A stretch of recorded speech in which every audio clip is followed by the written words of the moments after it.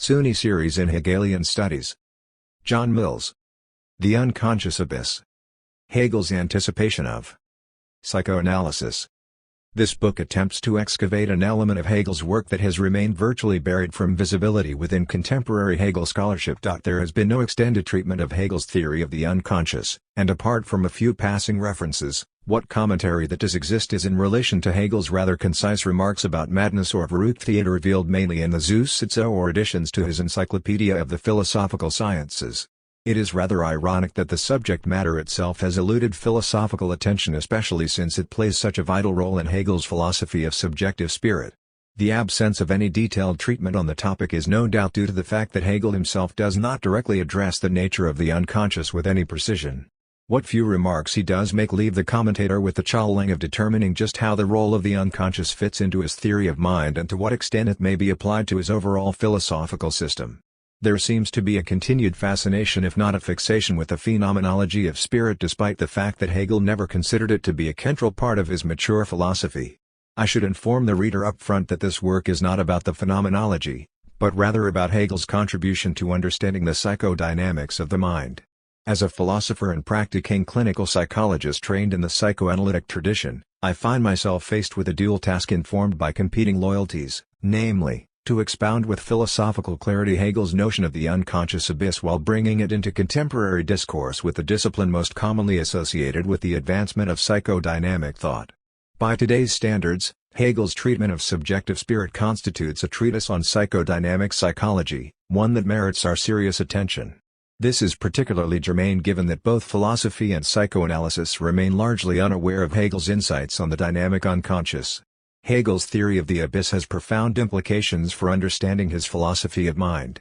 One aim of this project is to spark more general interest in Hegel's philosophy of spirit, and particularly on what I wish to refer to as his metapsychology, mainly represented by his anthropological and psychological treatment of subjective spirit, a subject area that still remains underappreciated by mainstream Hegel audiences. A secondary goal is to bring Hegel into dialogue with Freud and show that what Hegel has to say is of relevance for psychoanalysis today. One hope is to appeal to the psychoanalytic community to see the value of Hegel and how he enriches our theoretical conception of the nature and status of the unconscious.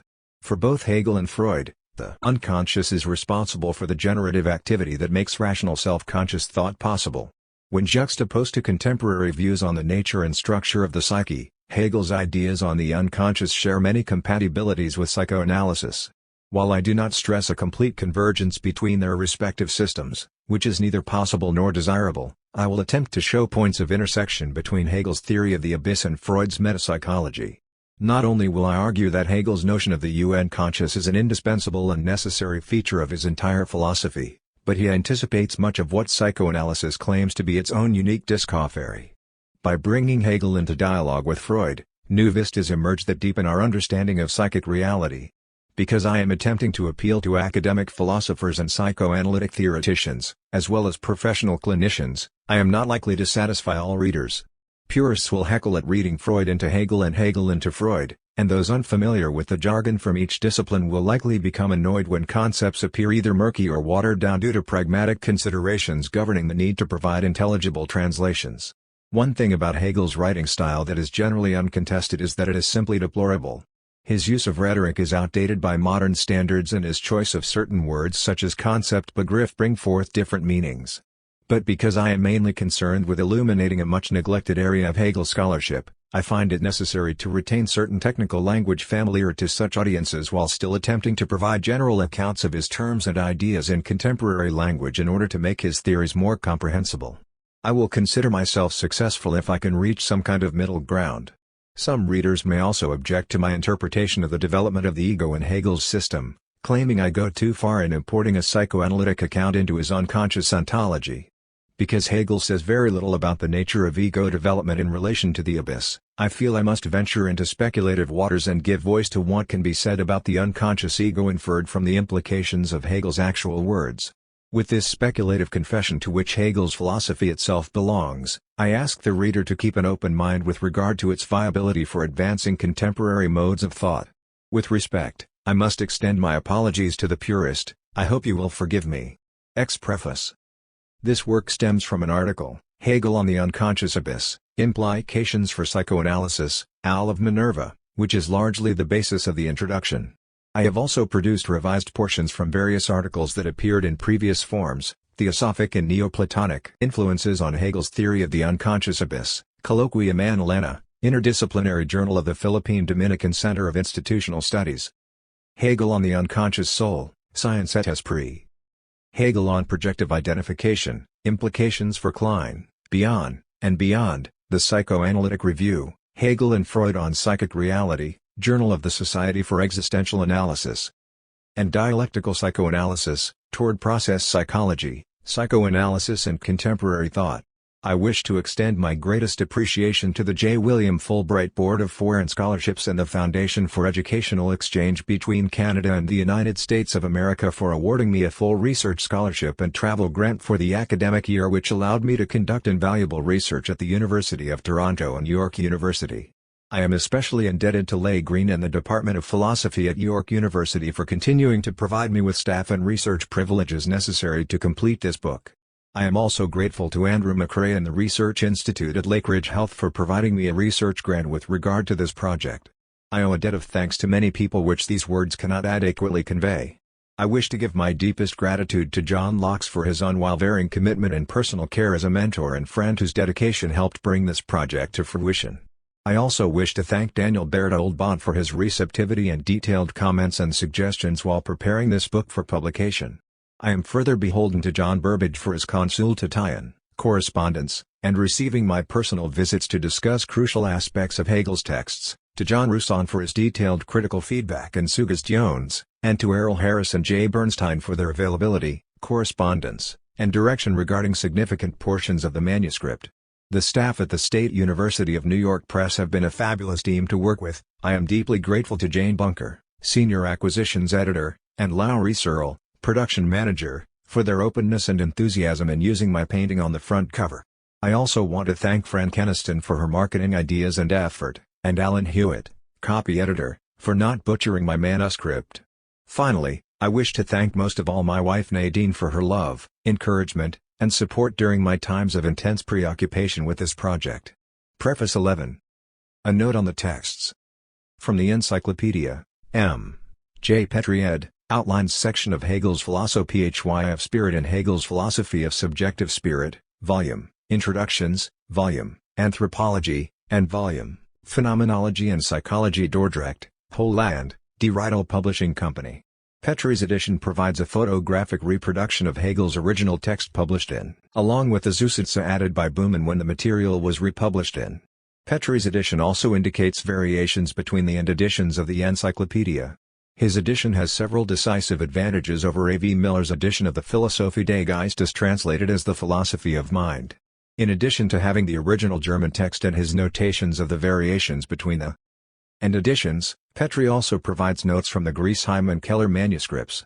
He further provides an accurate translation of the word unconscious Bewusstlos, whereas Miller refers to the subconscious. For these reasons Petrie's edition is a superior text to the Miller translation.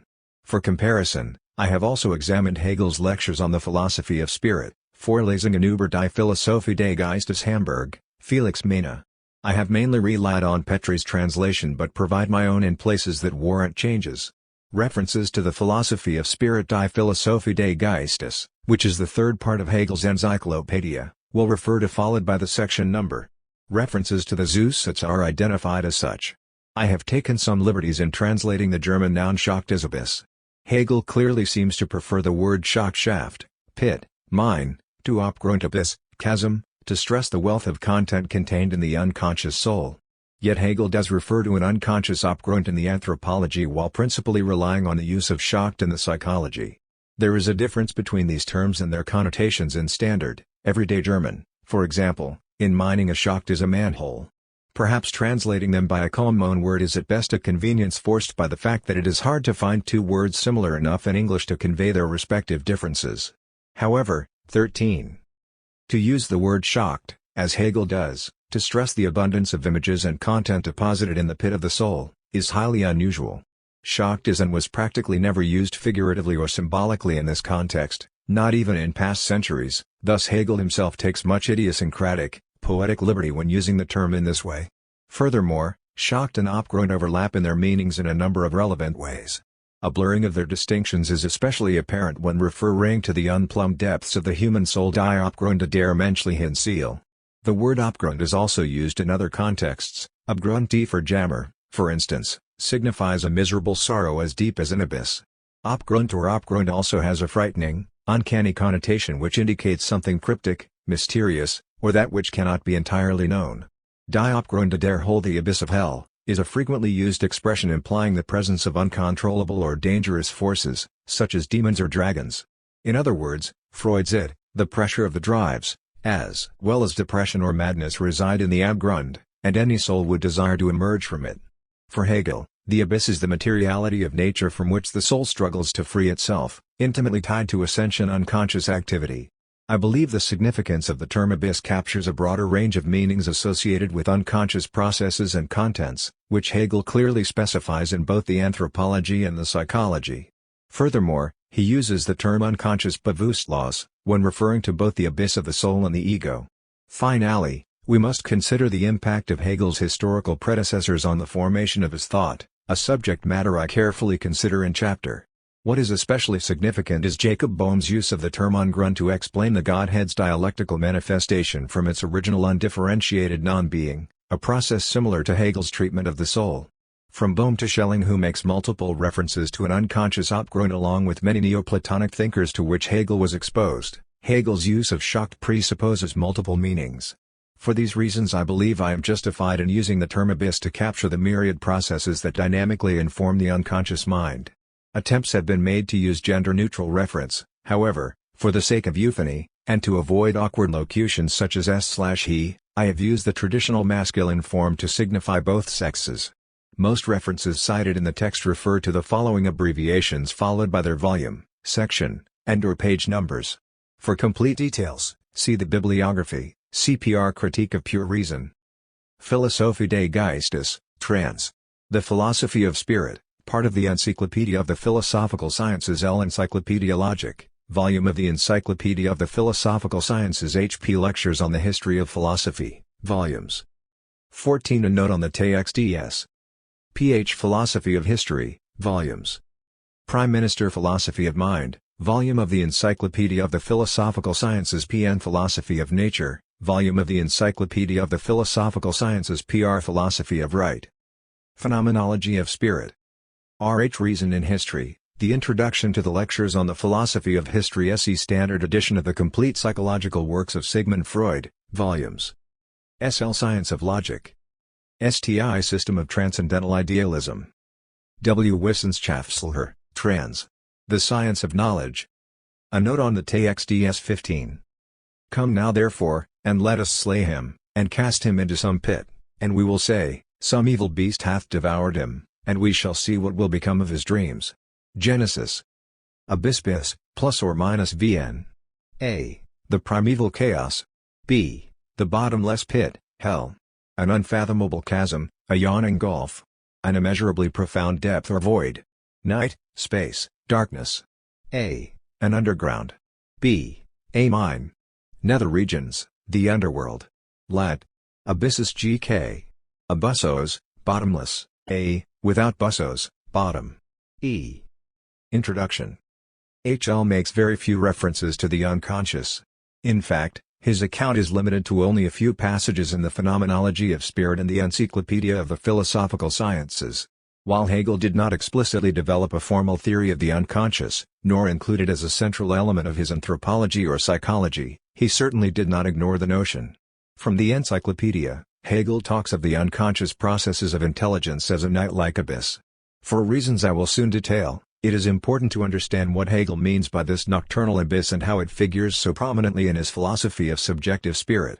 Despite a few noteworthy exceptions that focus on Hegel's theory of mental illness, Hegel's treatment of the unconscious has been largely overlooked. It will be the overall focus of this present work to give systematic voice to Hegel's rather terse view of the unconscious abyss, and through extrapolation, show how it is an indispensable aspect of his entire philosophy.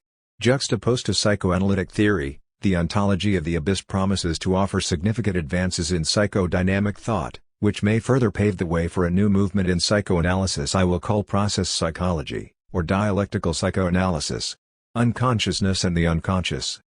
There are three primary ways of understanding and interpreting any thinker and the philosophical implications of his or her thought. Understanding Hegel, or any other philosopher for that matter, may be facilitated by examining a. the historical precursors that influenced his thinking, b. what he actually says in his texts, and c. the philosophical ideas that grew out of his thought. These three elements inform the purpose and overall structure of this project, showing how Hegel's notion of the unconscious draws on a number of historical figures, is revealed with depth and consistency in his own writings, and may be interpreted from the standpoint of contemporary theories of mind continuous with his postulations on unconscious mental life. Within this context, it becomes important to understand how Hegel's conceptual treatment of the unconscious was informed by his historical predecessors, including the influence of Neoplatonism, Theosophic Christianity, early German idealism, and natural philosophy, and how he theoretically appropriated this knowledge and made it part of his own philosophical system. Examining his likely precursors, and the similarities and differences that exist between their respective philosophies, prepares us to engage Hegel's texts with careful precision. Our understanding of Hegel's position and its implications becomes even broader if we interpret him through the psychoanalytic theories of Freud. While giving meticulous attention to Hegel's texts, I wish to show that the set of ideas among Hegel's successors increase our appreciation of the depth of his contributions to understanding the dynamic processes of the psyche. In providing a systematic and coherent account of Hegel's theory of the unconscious, I will argue throughout this book that he anticipated much of what psychoanalysis was later to make more intelligible. Because psychoanalysis comes out of the intellectual milieu that was prepared by Hegel, using Freud to read Hegel aids in our appreciation of how revolutionary both of these thinkers were in impacting the way in which we have come to understand the mind. It is in this manner that we can see how Hegel's ideas transcend his time, and how easily we can read Hegel informed by psychoanalytic perspectives. What becomes particularly germane to the question of applied Hegelian theory is whether or not it is able to withstand the scrutiny of contemporary interrogation and prove its relevance to our current understanding of human nature. For Hegel, as for psychoanalysis, the unconscious is a pivotal concept in our comprehension of Geist. The word Geist is customarily translated as spirit or mind, but the English equivalents do not capture the full meaning of the term in German. A person's Geist signifies the complex integration of his or her intellectual capacity, insight, depth, and personal maturity, and it is a term that always implies a measure of respect for its superiority. Hegel, for instance, and Freud, are grosse Geister, leader ally, big spirits. To say of someone that he is einen großen Geist is a great compliment and praise for his personality as a whole. A child or average person has einen kleinen Geist, a small spirit, meaning he is unable to have a deep insight into the complexities of life, is probably not very intelligent, and will likely fall prey to his petty desires and flaws. While all human beings are primarily equal in terms of their soul seal, individuals are very unequal in terms of the development and quality of their Geist. The term is used for God as well, der Heilige Geist, the Holy Ghost, and thus carries with it a further sense of exaltation. The English word mind is much more reductionistic in scope and pertains more to intellectual capacities and biological functioning. There is no corresponding term in German. Geist, however, truly combines mind and spirit and always implies a high level of awareness or self-consciousness. This is why for Hegel, spirit is the process and culmination of pure subjectivity, the coming into being of pure self-consciousness. Hegel employs the term unconscious Bewusstlos, in a few limited contexts, in which it carries a variety of meanings. In modern, ordinary German, Bewusstlos is used principally as a medical term, such as when a person is in a coma, while unconscious in Hegel's sense would be translated by today's standards as unbewusst, a usage adopted by the time of Freud. While not formally distinguished by Hegel, we may say there are 6 distinct usages of unconsciousness: that which lacks consciousness, such as the idea outside of itself instantiated in nature, thus, an unconsciousness that in principle cannot be made conscious; a state or condition of spirit is non or unself-consciousness.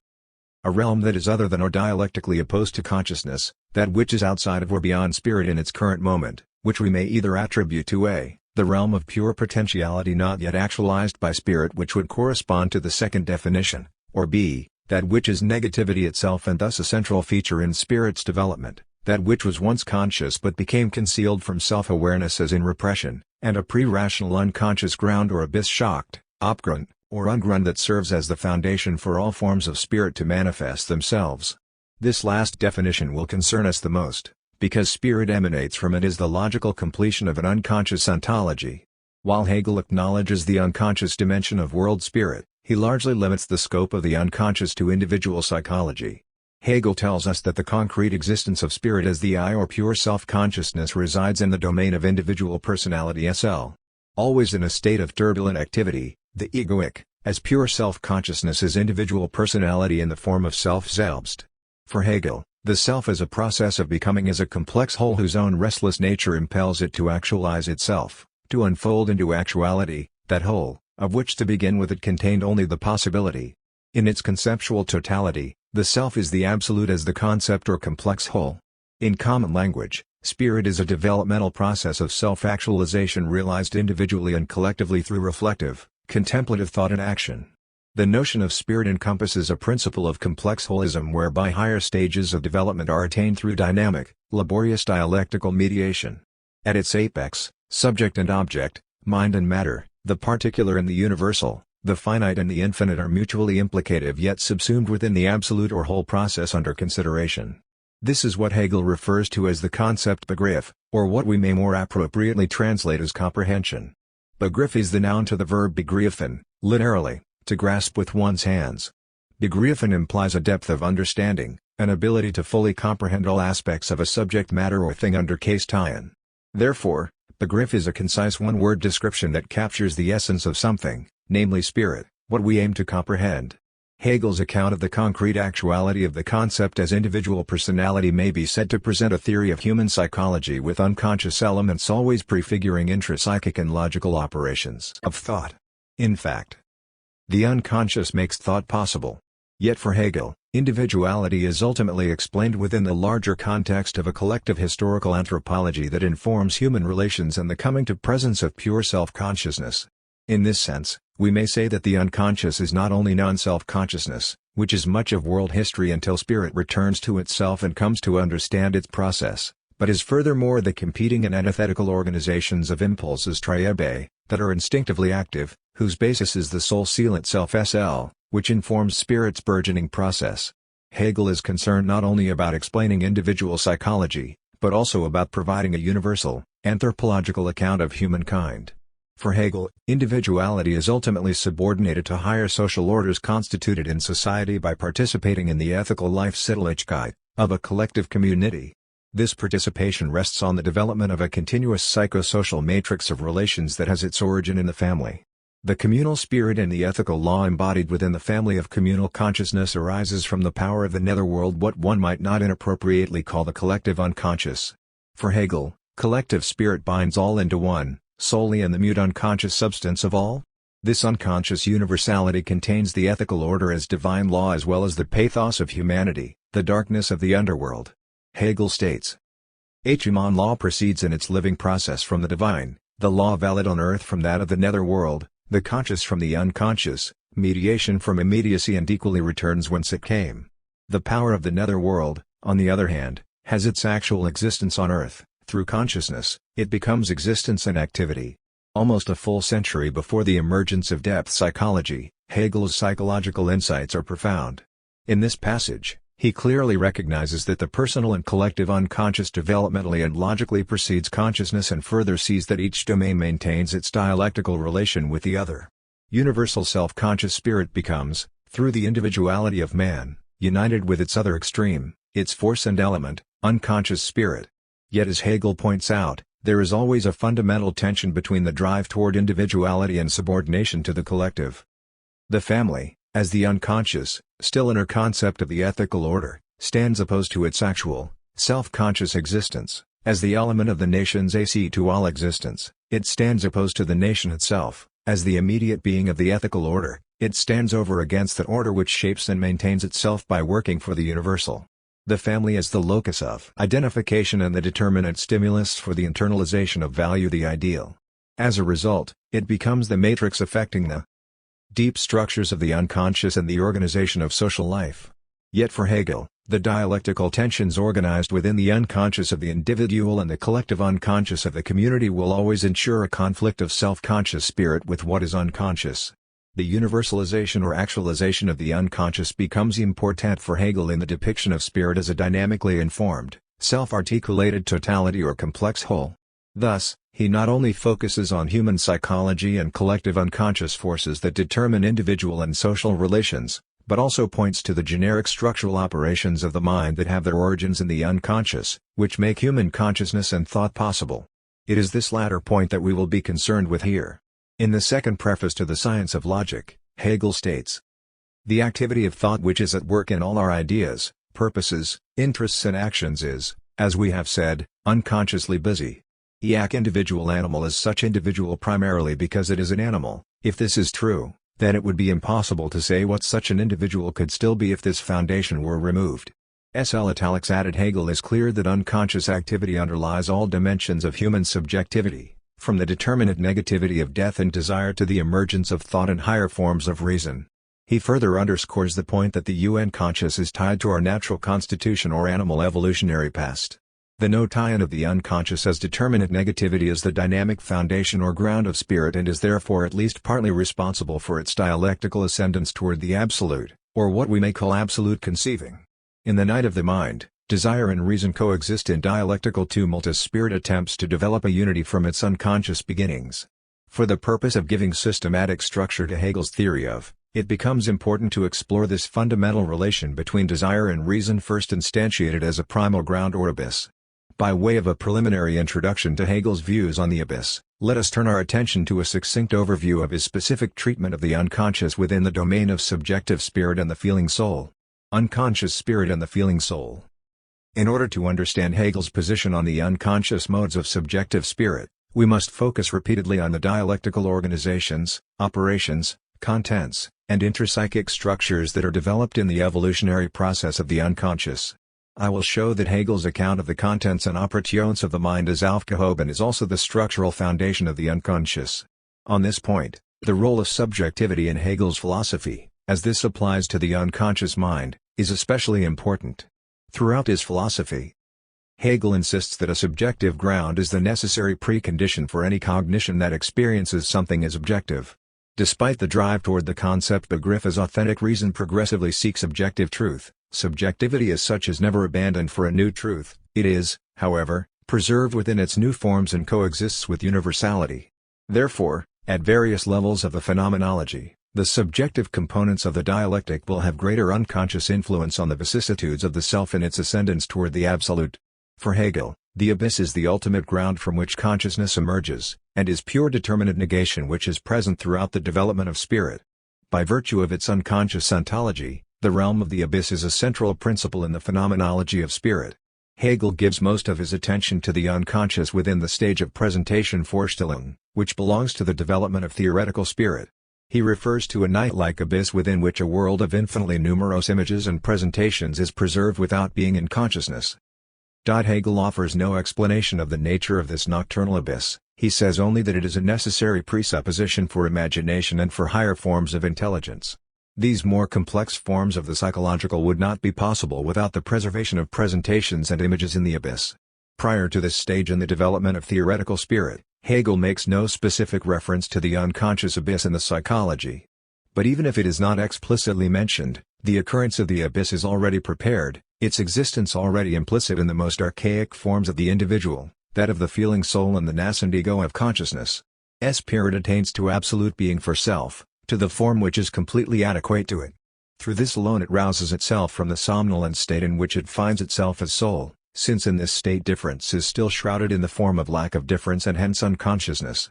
In the phenomenology, Hegel initially defines consciousness as the manifestation of the being of the world to a subject who is not self-conscious or reflectively aware of itself as self.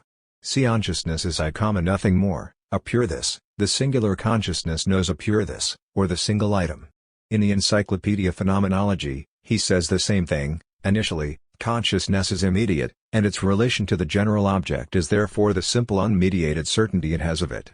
The presence of subjective spirit, particularly in its initial unfolding as soul and then as ego, is what I shall refer to as the primal domain of unconscious spirit. The movement of subjective spirit has its genesis in the unconscious, that is, spirit originally manifests itself as the unconscious. Without equivocation, the abyss is the birthplace of spirit.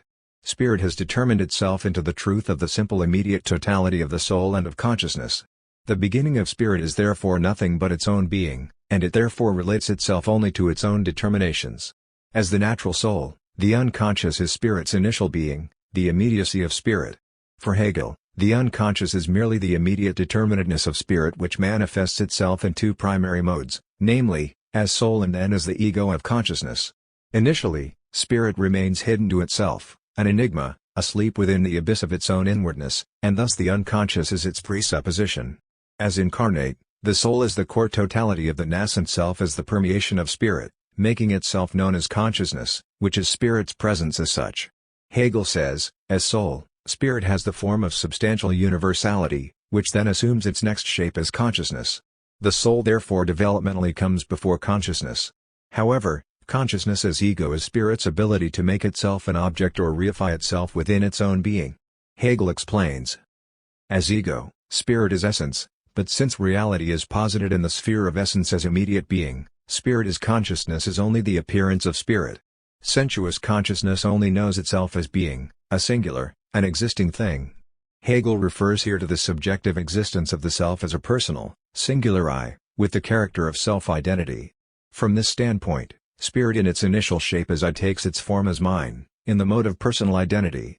Within this context, the unconscious is the subjective ground of the most primitive levels of individuality. This pure or original consciousness, the formal I, resides within the realm of the abyss, outside our immediate self-conscious awareness of such activity. The soul becomes the formal paradigm for the ego of consciousness because the soul is already implicitly ego insofar as it is subjectivity or selfhood. Although this immediate form of consciousness is not yet elevated to perceptive or understanding consciousness, it contains the primal content of feelings, which is the material of consciousness and what the soul is and finds in itself in the anthropological sphere. Hence, within the realm of the subject, resonates within the soul as feeling and ego. The feeling soul becomes the primary domain of the abyss. Not yet explicit or developed, lacking in articulation and structure, what remains is for it to become explicit in theoretical spirit. Hegel considers feeling in relation to three different stages in the evolution of subjective spirit. First, feeling belongs to the soul awakening from its self-enclosed natural life to discover within itself the content determinations of its sleeping nature. The soul comes to feel the totality of itself and awakens into consciousness as ego. Second, in consciousness, feeling becomes the material content of consciousness, distinct from the soul and appearing as an independent object. Third, feeling becomes the initial form assumed by spirit as such, which is the truth and unity of the soul and consciousness, Zusitz. Before spirit's final transition from feeling to reason, every content of consciousness originally exists and is preserved within the mode of feeling. Thus, for Hegel, the life of feeling is inextricably associated with the domain of the unconscious abyss in all its archaical shapes. On Hegel's account, the feeling soul unfolding dialectically is tantamount to the nascent self as unified in the soul and expressed as consciousness. Therefore, the natural soul is the heart of, intuiting itself as such, and feeling its own being. The unconscious awakening of spirit within its own internal slumbers, and thus the feeling of its totality as its essence in consciousness, unites the soul and spirit in the abyss of their own determinations. The intelligence of the abyss. Subjective spirit, in its theoretical modes, expresses itself as cognition actively concerned with finding reason within itself. As the stages of the forms of theoretical spirit unfold, the unconscious abyss appears to be the primary domain of this activity. Hegel points out that intelligence follows a formal course of development to cognition beginning with knowledge as a, intuition of an immediate object, to b, presentation, as a withdrawal into itself from the relationship to the singularity of the object and thus relating such object to a universal, leading to c, thought in which intelligence grasps the concrete universals of thinking and being as objectivity. In the stage of intuition as immediate cognizing, intelligence begins with the sensation of the immediate object, then alters itself into attention by fixing on the object while differentiating itself from it, and then posits the material as external to itself, or as self-external, which becomes intuition proper. The second main stage of intelligence as presentation is concerned with recollection, imagination, and memory, while the final stage in the unfolding of intelligence is thought, which has its content in understanding, judgment, and reason. As the dialectical forms of intelligence progress, posits intuition as its own inwardness, recollects itself within it, becomes present to itself, and thus by passing into itself raises itself to the stage of presentation. From the standpoint of presentation, the various forms of spirit manifest themselves as singularized and mutually independent powers or faculties. Within recollection, The unconscious content is involuntarily called forth. The presented content is that of intuition, not only intuited as being, but also recollected and posited as mine. This unconscious content of intuition is what Hegel calls image-built. In the sphere of imagination, the presented content enters into opposition with the intuited content, in which imagination works to gain for itself a content which is peculiar to it and thus seeks to universalize it. As presentation enters into the stage of memory, the unification of the subjective and the objective constitutes the transition to thought. Within its initial recollection, however, the image that becomes the focal point of intelligence is posited as feeling the inwardness of its own space and time. This is spirit taking up what has been put forth by intuition and positing it as spirit's own content. Intelligence is not, however, only the consciousness and the determinate being, but as such the subject and implicitness of its own determinations, recollected within it. The image is no longer existent, but is preserved unconsciously. Here, Hegel points to the concept of intelligence as the being for self, capable of presenting itself to itself as a determined object, and preserving such image within the most remote regions of the abyss. In another respect therefore, intelligence is this unconscious abyss. Unconscious spirit first becomes aware of its existence as feeling, it feels its very life and senses itself as such united in the most rudimentary forms of its intelligibility. Hegel continues. The image is mine, it belongs to me. Initially however, this is the full extent of its homogeneity with me, for it is still not thought, not raised to the form of rationality. And being not free but a relationship according to which I am merely the internality, while the image is something external to me. Initially, therefore, I still have an imperfect control of the images slumbering within the abyss of my inwardness, for I am unable to recall them at will. No one knows what an infinite host of images of the past slumbers within him. Although they certainly awaken by chance on various occasions, one cannot, as it is said, call them to mind. They are therefore only ours in a formal manner. Hegel's characterization of the unconscious life within the subject points to the activity of the unconscious which becomes unified in consciousness as the internality of the self, and yet is a distinct form of consciousness in which the subject does not control. More precisely, it is consciousness that is a modified form of unconscious structure, whereas the degree, content, and context of awareness become the critical factor that distinguishes the two. Hegel acknowledges the activity of the unconscious abyss, as limitless, infinite, and inaccessible to the conscious will. This conceptualization is similar to psychoanalytic accounts of the unconscious in which drives or impulses triebe, in the form of wishes as image, simultaneously press for expression, yet remain repressed within one's internality as the abyss of inwardness, unavailable to immediate introspective self-reflection. When theoretical spirit continues on its journey from intuition to thought, the role of imagination within presentation becomes important for understanding the influence of the abyss. For Hegel, as for Kant, imagination mediates between intuition and thought. Therefore, imagination belongs to spirit.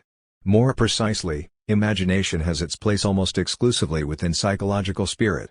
Within presentation, imagination is an intermediate faculty of spirit, surfacing between recollection and memory. As Hegel noted in Recollection, the content of intuition in its new form as image is preserved as unconsciousness. Therefore, images sleeping in the depths of the abyss can be called forth, related to an intuition, yet separated from both the abyss and intuition. Thereby, the birth of the image for us becomes the contents of imagination. From this standpoint, imagination determines images, first in reproductive imagination, as reproducing images called forth by intuition, second, in associative imagination, by elevating images as presentations to the level of universality, and third, in fantasy, as a determinate being in the forms of symbols and signs. Hegel ultimately sees imagination through to its end. Following a dialectical course, the image becomes surpassed and integrated into higher shapes of theoretical spirit. Hegel's account of spirit's movement within presentation ultimately ends with spirit discovering and sublating itself within fantasy as reason. Thus, for Hegel, imagination is subordinated to cognition as spirit recovers itself in the image. However, the transition from fantasy to reason poses a problem for spirit. Because imagination mediates between intuition and thought, it is susceptible to the powers of the unconscious. Due to the autonomy of unconscious forces and organizations, it is conceivable that the abyss resists the dialectical sublation of its own becoming. John Sallis raises the question, does fantasy exceed reason? Or, more generally, is imagination in excess of spirit? This question leads one to envision imagination as being out of the realm of the dialectic, on the periphery of spirit, not susceptible to its movement, transcending spirit's powers to determine the activity and content of the abyss. This has greater implications for understanding the potential faculties of the abyss, independent from spirit. This becomes a theme that will occupy us throughout this project. Is it possible that the nocturnal pit of images is beyond the call of spirit? Is it possible that the unconscious abyss can influence the very course of imagination and resist integration into spirit? And even if the abyss were to become subordinated to spirit, would not the pit bring with it its own material, its nightness that would be absorbed in spirit's universalization?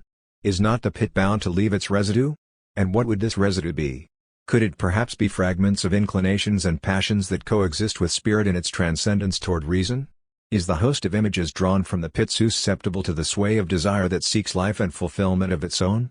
To what degree is spirit itself influenced by the psychological? As dialectically proceeds from consciousness to self-consciousness, desire begirda becomes its new shape as drive treep. Hegel states, desire still has no further determination than that of a drive, insofar as this drive, without being determined by thought, is directed toward an external object in which it seeks satisfaction. For Hegel, as for Nietzsche and Freud, the subjective nature of the unconscious, as unconscious spirit, is indissolubly linked to the body, nature, or instinct. Hegel anticipates Freud when he alludes to the instinctual motivations of the unconscious.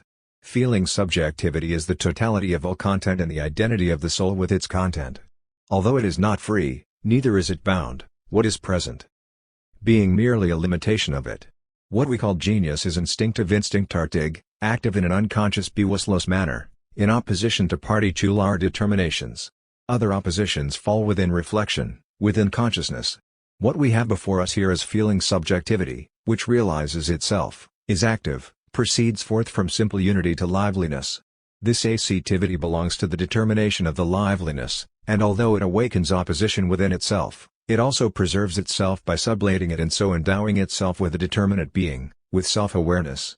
This activity is the expression of drive, of desire, its determination or content being drive, inclination, passion, or whatever form this content is given. Zusitz in this passage, Hegel points to the dialectical activity of the unconscious whereby it generates its own oppositions and transcends itself within itself as sublation, or what we might not inappropriately call sublimation. For Hegel, Sublatein Aufhebung is the driving process behind the elevation of spirit.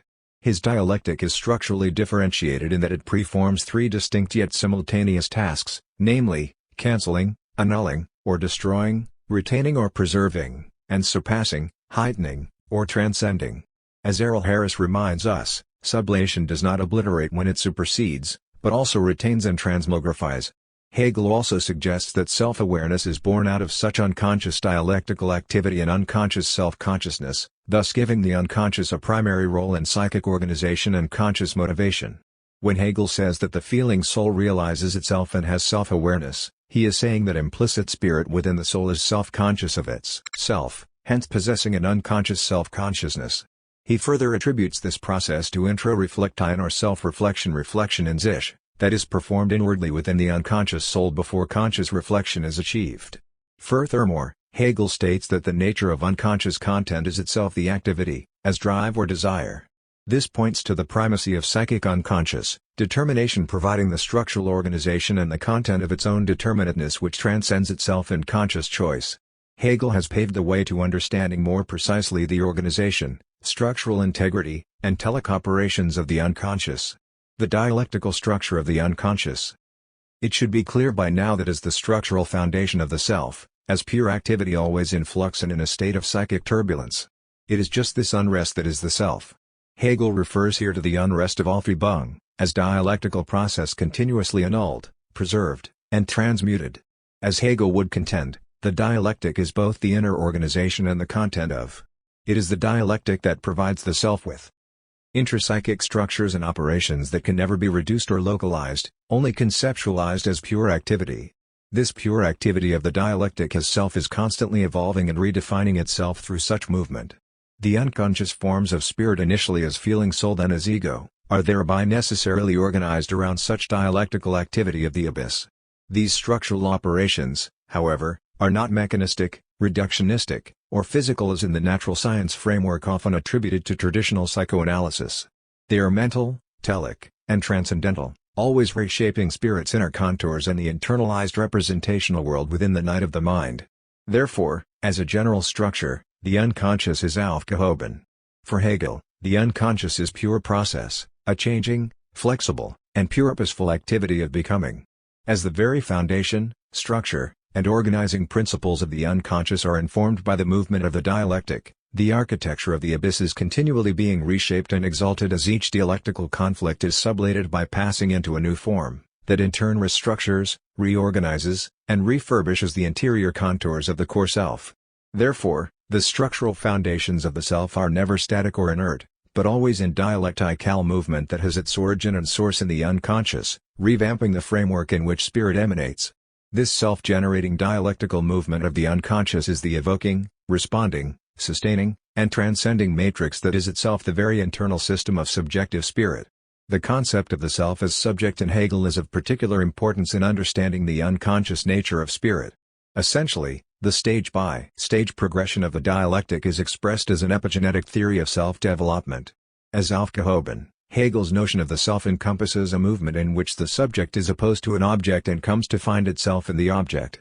During the dialectical movement of spirit, the subject recognizes or discovers itself in the object. This entails the mediation of its becoming other to itself, with the reflection into otherness returning back to itself.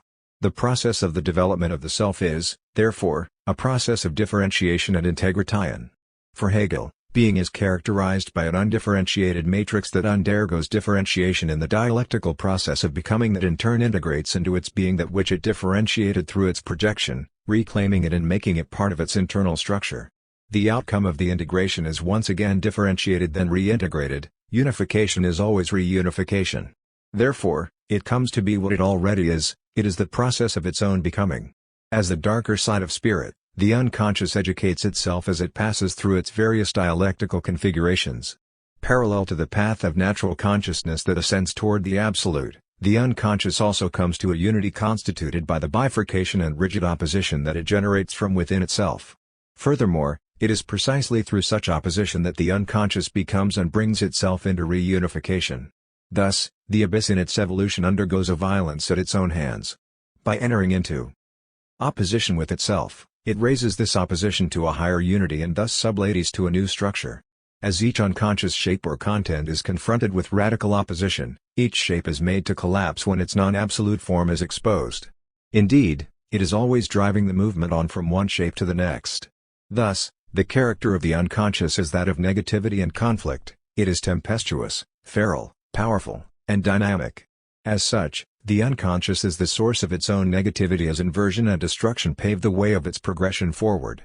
There is a necessity in the dialectic that informs the internal structures of the abyss, that is, there is a certain determination to negation. The operation of such determinate negativity comes about through the collapse of each shape. As the negation of a certain content takes place within the realm of the abyss, it derives a certain content from the negation. Therefore, it links shapes into a necessary progression as each form turns into a new one. However, as each form is surpassed, the experience of its alteration is that of death, its end. But for Hegel, death always leads to rebirth. The dialectic is therefore the oscillation between life and death, never separate from one another. Hegel elucidates this point. What is bound and is actual only in its context with others, should attain an existence of its own and a separate freedom. This is the tremendous power of the negative, it is the energy of thought, of the pure I. Death, if that is what we want to call this non-actuality, is of all things the most dreadful, and to hold fast what is dead requires the greatest strength. But the life of spirit is not the life that shrinks from death and keeps itself untouched by devastation, but rather the life that endures it and maintains itself in it. It wins its truth only when, in utter dismemberment, it finds itself. As determinate negativity, the unconscious vanquishes itself as it destroys itself. It kills itself as it gives itself life. As each shape alters, however, one assumes that the most primal region of, that of the feeling soul, experiences, retains, and preserves such destruction. It would follow that the abyss itself undergoes a loss of self, and as feeling soul it enters into despair over its death, a suffering it must endure and preserve, a mourning it perpetually encounters. Indeed, it destroys itself in the service of raising itself, albeit it remembers and feels its suffering. Yet, it is precisely through such negativity that there is progression. Perhaps it needs to hold on to its suffering, its death, in order to advance or take pleasure in its elevation. From this standpoint, We might say that the unconscious is masochistic, it must suffer in order to gain. Perhaps the double edge of the dialectic, as negativity resulting in higher unity, poses a dilemma even for spirit itself. Does spirit fight within itself such a process, thereby leading spirit to retreat back into the nocturnal pit, to withdraw itself from its suffering and return to the warm blanket of the abyss? Is this dilemma a natural inclination of spirit, or is it merely the result of disease, that of madness? Introduction. Hegel's theory of psychopathology. Perhaps the implicitness of the abyss has been made most clear in its relation to mental illness. In reference to the role of the unconscious, Hegel's theory of mental illness has received the most attention in the literature. For Hegel, the unconscious plays a central role in the development of insanity Wahnsinn, or more broadly conceived, mental derangement Zerstruthiet. Hegel explains. The spiritually deranged person himself has a lively feeling of the contradiction between his merely subjective presentation and objectivity. He is however unable to rid himself of this presentation, and is fully intent either on actualizing it or demolishing what is actual. Hegel explains madness in terms that modern psychiatry and psychology would label as thought disorder, the inability to distinguish between inner subjective states of psychic conflict and the objective reality of the external world. In madness, the person attempts to cling to the belief that his or her subjective presentation is objectively valid despite the evidence against it. Thus, the person is delusional. Hegel continues. The concept of madness just given implies that it need not stem from a vacant imagination, but that if an individual dwells so continually upon the past that he becomes incapable of adjusting to the present, feeling it to be both repulsive and restraining, it can easily be brought about by a stroke of great misfortune, by the derangement of a person's individual world, or by a violent upheaval which puts the world in general out of joint. Hegel comes remarkably close to Freud's general theory of neurosis as the unconscious fixation of conflicted impulses, feelings, and experiences from the past that are transferred onto the present. This projected conflict, therefore, ultimately attenuates ego capacities and precludes one from effectively adapting to one's objective environment. Hegel's notion of madness hinges on the dialectical tumult that ensues between desire and reason, emphasizing the struggle to gain mastery over the mind's experience of pain and suffering. Ironically, insanity is a regressive withdrawal back into the abyss. Rational consciousness reverted to the life of feeling as a therapeutic effort to ameliorate the wounds of spirit. For Hegel, the phenomenon of mental illness is primarily associated to the domains of the feeling soul, as the result of irreconcilable oppositions between the subjective and the objective. In the face of perpetual contradiction and disunity, engages in a retrogressive withdrawal to the primordial tranquility of the abyss, and thus projects a sense of unity from within itself. Bertolt Bond has labeled this phenomenon the second phase of desire, which constitutes a regression to an earlier nostalgia, a yearning calling consciousness back to the most archaic depths of its peacefulness. In madness, the archaic world of the unconscious draws the mind back to its original shape, subjective. Spirit is once again an undifferentiated oneness, as a return to the primitive merger within the symbiosis of its blissful inwardness. No longer driven by rational consciousness in its search for unity within the external world, spirit resorts back to its earlier form, projecting its desires within fantasy. Perhaps on the most primitive level, spirit seeks to go to sleep once again, to return to a tensionless state and recover its lost unity with the Absolute. Therefore, the fundamental striving for unity leading to the movement of withdrawal back into the abyss, is the basic structural dynamic of madness. From the abyss spirit emanates, and from the abyss madness is informed. Thus, the unconscious becomes the playing field in both mental health and psychopathology. Anticipating the abyss. Throughout this book, I will be primarily concerned with the ground, scope, and range of the unconscious abyss and its manifestations in subjective spirit. Hegel focuses his attention primarily on the role of the abyss in the recollectine stage of theoretical spirit. But by showing how it is anticipated in other parts of his philosophy, we will see that the unconscious plays a central role in his overall system. Throughout the evolution of spirit, there is unconscious spirit asleep within its nocturnal world only to be awakened from its internal slumbers to discover itself as soul, the life of feeling, an immediate, unconscious totality, and then it takes yet another shape as consciousness. As consciousness ascends toward the Absolute, every content of consciousness originally exists and is preserved unconsciously within the mode of feeling. Thus, the life of feeling is primordially associated with the domain of the abyss in all its archaic shapes. In its beginning, spirit originally manifests itself as the unconscious. As a general structure, the unconscious is aufgehoben, continually being annulled, preserved, and elevated. The unrest of the dialectic perennially provides and re-provides the intrapsychic structures, operations, and contents of the unconscious as it redefines and reconfigures itself through such movement. As a telic structure, intelligence as this unconscious abyss, is grounded in the subject. Thereby, the subjective ground of the abyss continually informs the dialectic throughout spirit's unfolding, transforming into new shapes in its drive toward unity and truth, preserving old ones within the domain of the psychological. Over the course of these preceding chapters, I will argue for several key theses. Hegel provides a coherent and surprisingly well-articulated theory of the unconscious which becomes a pivotal concept in his entire philosophy of spirit. The unconscious is the foundation for conscious spiritual life, that plays a role in both mental health and illness. Because all mental life has its genesis in unconscious processes, the abyss maintains an ontological and logical priority in the very constitution of spirit.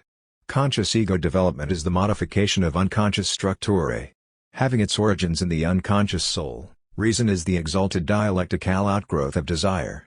Although the unconscious undergoes dialectical evolution, it is never fully sublated, remaining a repository where failed or diseased shapes of spirit return, and Hegel's theory of the unconscious anticipates and parallels Freud's discoveries in many remarkable ways, thus his theory is of significance for psychoanalysis today.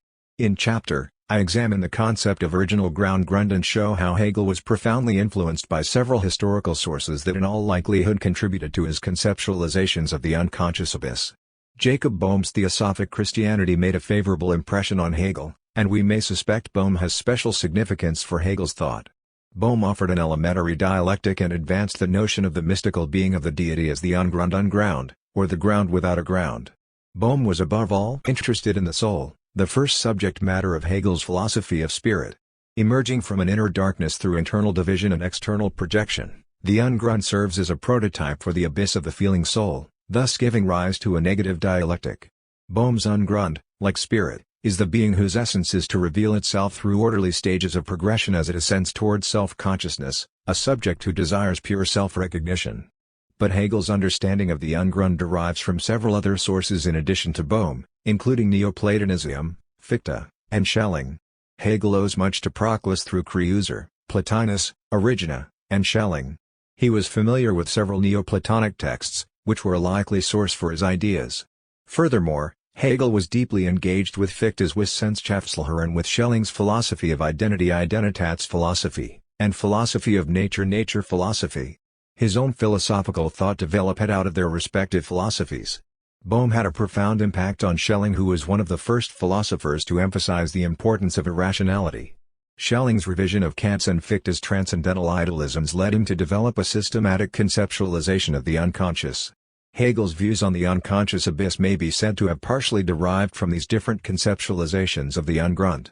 He was no doubt influenced by his historical predecessors, but as an independent thinker, his treatment of the abyss shows its own theoretical novelty. After examining the historical precursors that set the stage for understanding Hegel's unique position on the unconscious, we turn our attention to a careful exegesis of Hegel's texts. Chapter details Hegel's theory of unconscious spirit in the soul. Specific attention is given to key passages in the anthropology section of the encyclopedia outlining his references to the abyss and the unconscious processes of the soul's epigenetic development. Through a series of internal tensions, divisions, externalizations, and reincorporations, the dialectic becomes the logical model for the unconscious awakening and flourishing of the soul. The soul awakens to find itself immersed in nature and the life of desire and feeling, which it must overcome through a series of mediated dynamics resulting in the ego of consciousness.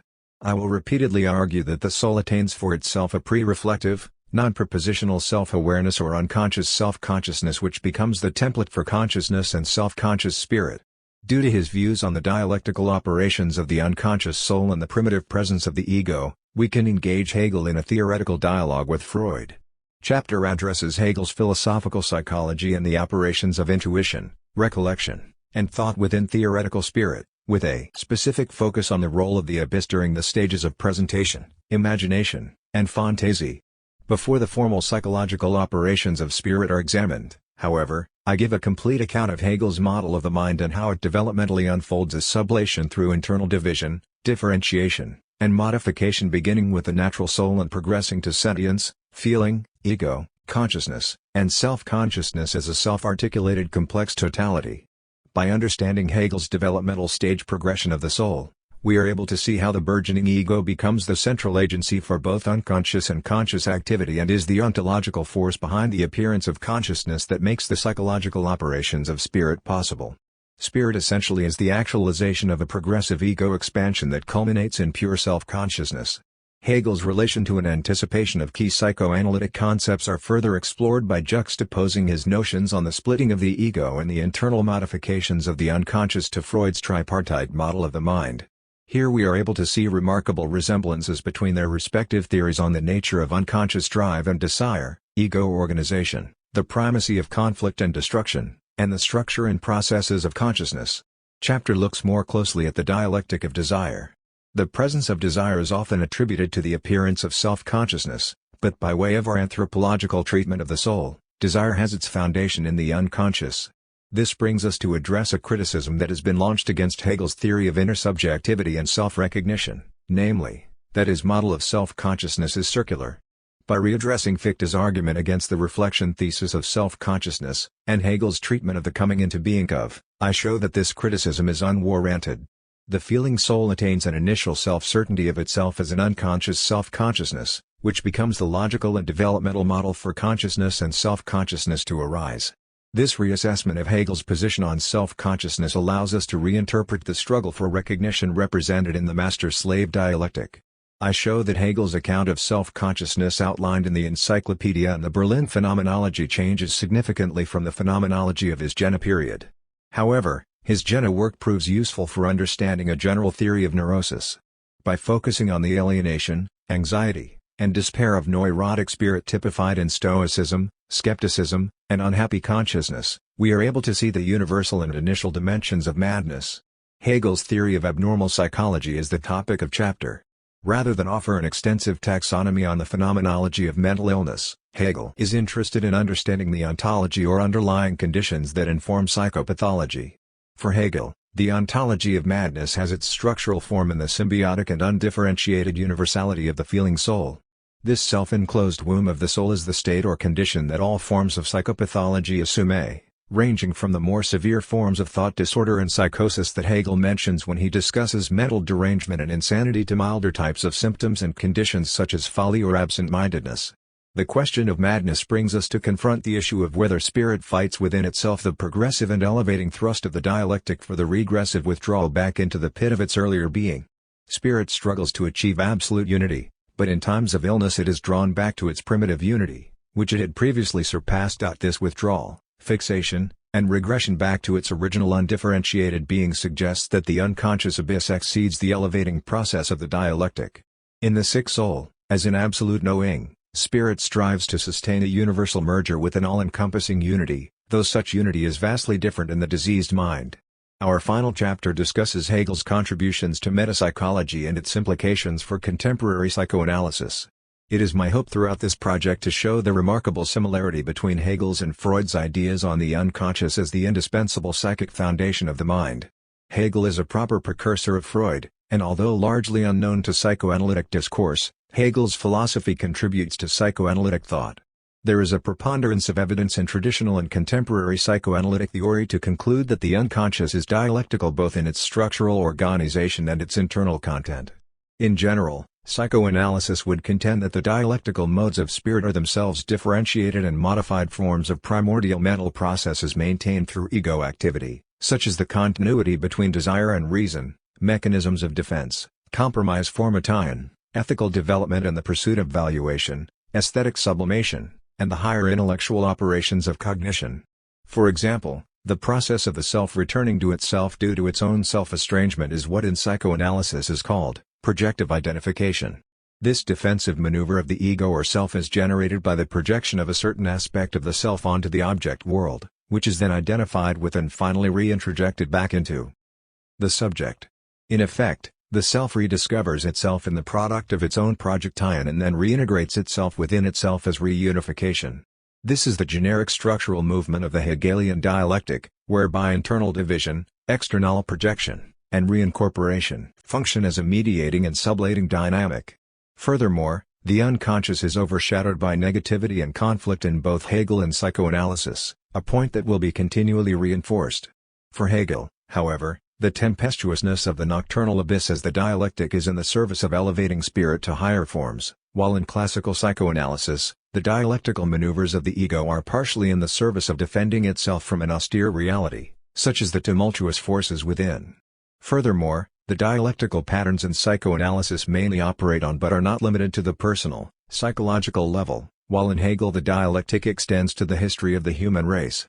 Despite differences in theory and method, Hegelian and psychoanalytic conceptualizations of the unconscious share many similarities, particularly in reference to the nature of desire and drive, ego development, madness and neurosis, and the role of the dialectic. While Freud's metapsychology has incurred criticism due to its problematic epistemology and natural science framework, a framework vilified by analytic philosophers as not being a science at all, there is much room for a reinterpretation of the unconscious that preserves the integrity of the self, and that of spirit, as a telic agent without resulting in a conceptual scheme of the unconscious that is lost in biological reductionism. Perhaps Hegelian and psychoanalytic theory can offer something to one another. While Hegel emphasizes the role of the universal, Freud emphasizes the particular, each having its respective truths in our understanding of what it means to be human. Hegel's philosophy, however, may be especially significant for the future of psychoanalysis. If we are to espouse Hegel's great insight that reality, including every intellectual discipline, is about process, evolution, transmogrification, and change, then his may bring about a new relation between wisdom and science. 1. Retracing the ungrund. Not I think, but it thinks in me. Nietzsche. Thought lives underground. What is the grund of human consciousness, of subjectivity, the very essence that makes thought, hence spirit, possible? Does such a ground exist, and if so, to whom does it belong, to the I, or to an it as Nietzsche suggests, or perhaps to nothing at all? If it is necessary to posit a sufficient reason, a ground for every mental event, then it must be the case that such a ground exists for every determination of thought, for every choice, perhaps even its own ground. For Hegel, ground is first, absolute ground, in which essence is SL, thought spirit itself grounds its own ground. As the grounding of its own ground, thought determines itself as the absolute foundation, a foundation it has forged by its own hands. If pure thinking is self-determining essence that determines itself as ground SL, then what is the ground of ground? Before thought, before consciousness, before the appearance of essence as ground, there is the unthought unconsciousness and ungrund. Before thought appears, it lives underground. For Hegel, as for psychoanalysis, the unconscious is the primordial ground of consciousness, an underground abyss that inhabits the psychic space between reason and desire, intuition and thought, between the I and the it. And it is such that this abyss within psychic space is itself a space, a pit that divides consciousness from what it is not, the known from the unknown. It is precisely this pit, this unknown, that organizes thought and defines its operations, and yet it is itself beyond thought, perhaps simply the UN thought. But the unthought that dwells underground hibernates in its pit, an eternal slumber. Such hibernation, however, is not the passive peacefulness of sleep, rather, it is an activity, an unrest of the soul. In Hegel's words, this activity of thought, as well as every intention, idea, desire, and action, is unconsciously busy. Thus, the activity of thought, that which is unthought taking place behind the back of consciousness, becomes the primordial ground of spirit. The abyss, the unground, is unthought thought, thinking and feeling itself may be said to even be a riddle to itself. For how can one think the unthought? From the Encyclopedia, Hegel talks of the unconscious processes of intelligence as a nocturnal abyss. Of all of Hegel's philosophical contributions to the understanding of human existence, his ideas on the unconscious abyss remain an under-recognized achievement. While largely overlooked even by himself, Hegel's notion of the abyss becomes a pivotal concept in his entire philosophical enterprise, for the abyss is the womb of spirit. The abyss, what we may compare to the ungrund, not only performs an indispensable function in the dialectical organization and production of spirit, it provides the logical foundation for his philosophical system, a system that is itself foundational. Hegel's system is both architectonic and developmental, that is, spirit grounds its own being in the process of its own becoming. Hence, spirit is a teleological, developmental accomplishment. Yet from the telic and more primordial nether regions of spirit, ground is always redefined underground, under the world of appearances. As the dialectic paves a progressive unity toward more mature shapes of consciousness, the abyss is never abandoned as such, for it always remains in the shadows, mocking its presence known as drive and desire, fueling the dialectic itself. As the appearance of unconscious essence, desire reveals the abyss, because for Hegel, essence must appear L, Whatever exists within must be made actual. And it is precisely within this underworld that spirit is born, thus consciousness becomes its spawn. The presence of the abyss is not only developmentally prior to the ratio null self-conscious subject, it maintains an ontological priority in the very constitution of spirit itself. In order to fully appreciate the role and priority of such unconscious activity that underlies the self-grounding nature of spirit, we will need to carefully examine the scope and range of the abyss in Hegel's system.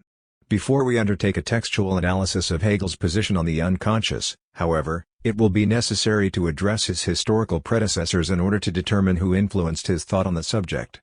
Retracing the origins of the Ungrund will prove to be useful when later offering a full exposition of Hegel's treatment of the unconscious, for we may be able to conceptually contrast what differentiates Hegel's unique contribution from other perspectives, which will further aid in our understanding of the role of the abyss in his system. The main focus of this chapter, therefore, will be to highlight some of Hegel's likely historical sources on the abyss that will serve to prepare us for a systematic treatment of his position, which is later to follow. This becomes significant because the metaphysical status of the Ungrund plays a central role in Hegel's overall philosophy of spirit, a comprehension of which may hold the secrets to the soul. Hegel himself did not originate the notion of the unconscious abyss. Rather, he took it over in large measure from Bohm, Neoplatonism, and Schelling. The concept of the abyss Ungrund derives from Bohm's Theosophic Christianity. Inspired by the study of Plotinus, Bohm radically reconceptualized God as the uns manifestativum sui, the being whose essence is to reveal itself. Bohm developed an elementary form of dialectic. In this dialectic, positive and negative polarities emerge out of the Godhead's original undifferentiated non-being das Nichts, and these unfold through orderly stages of manifestation as it ascends toward absolute self-consciousness.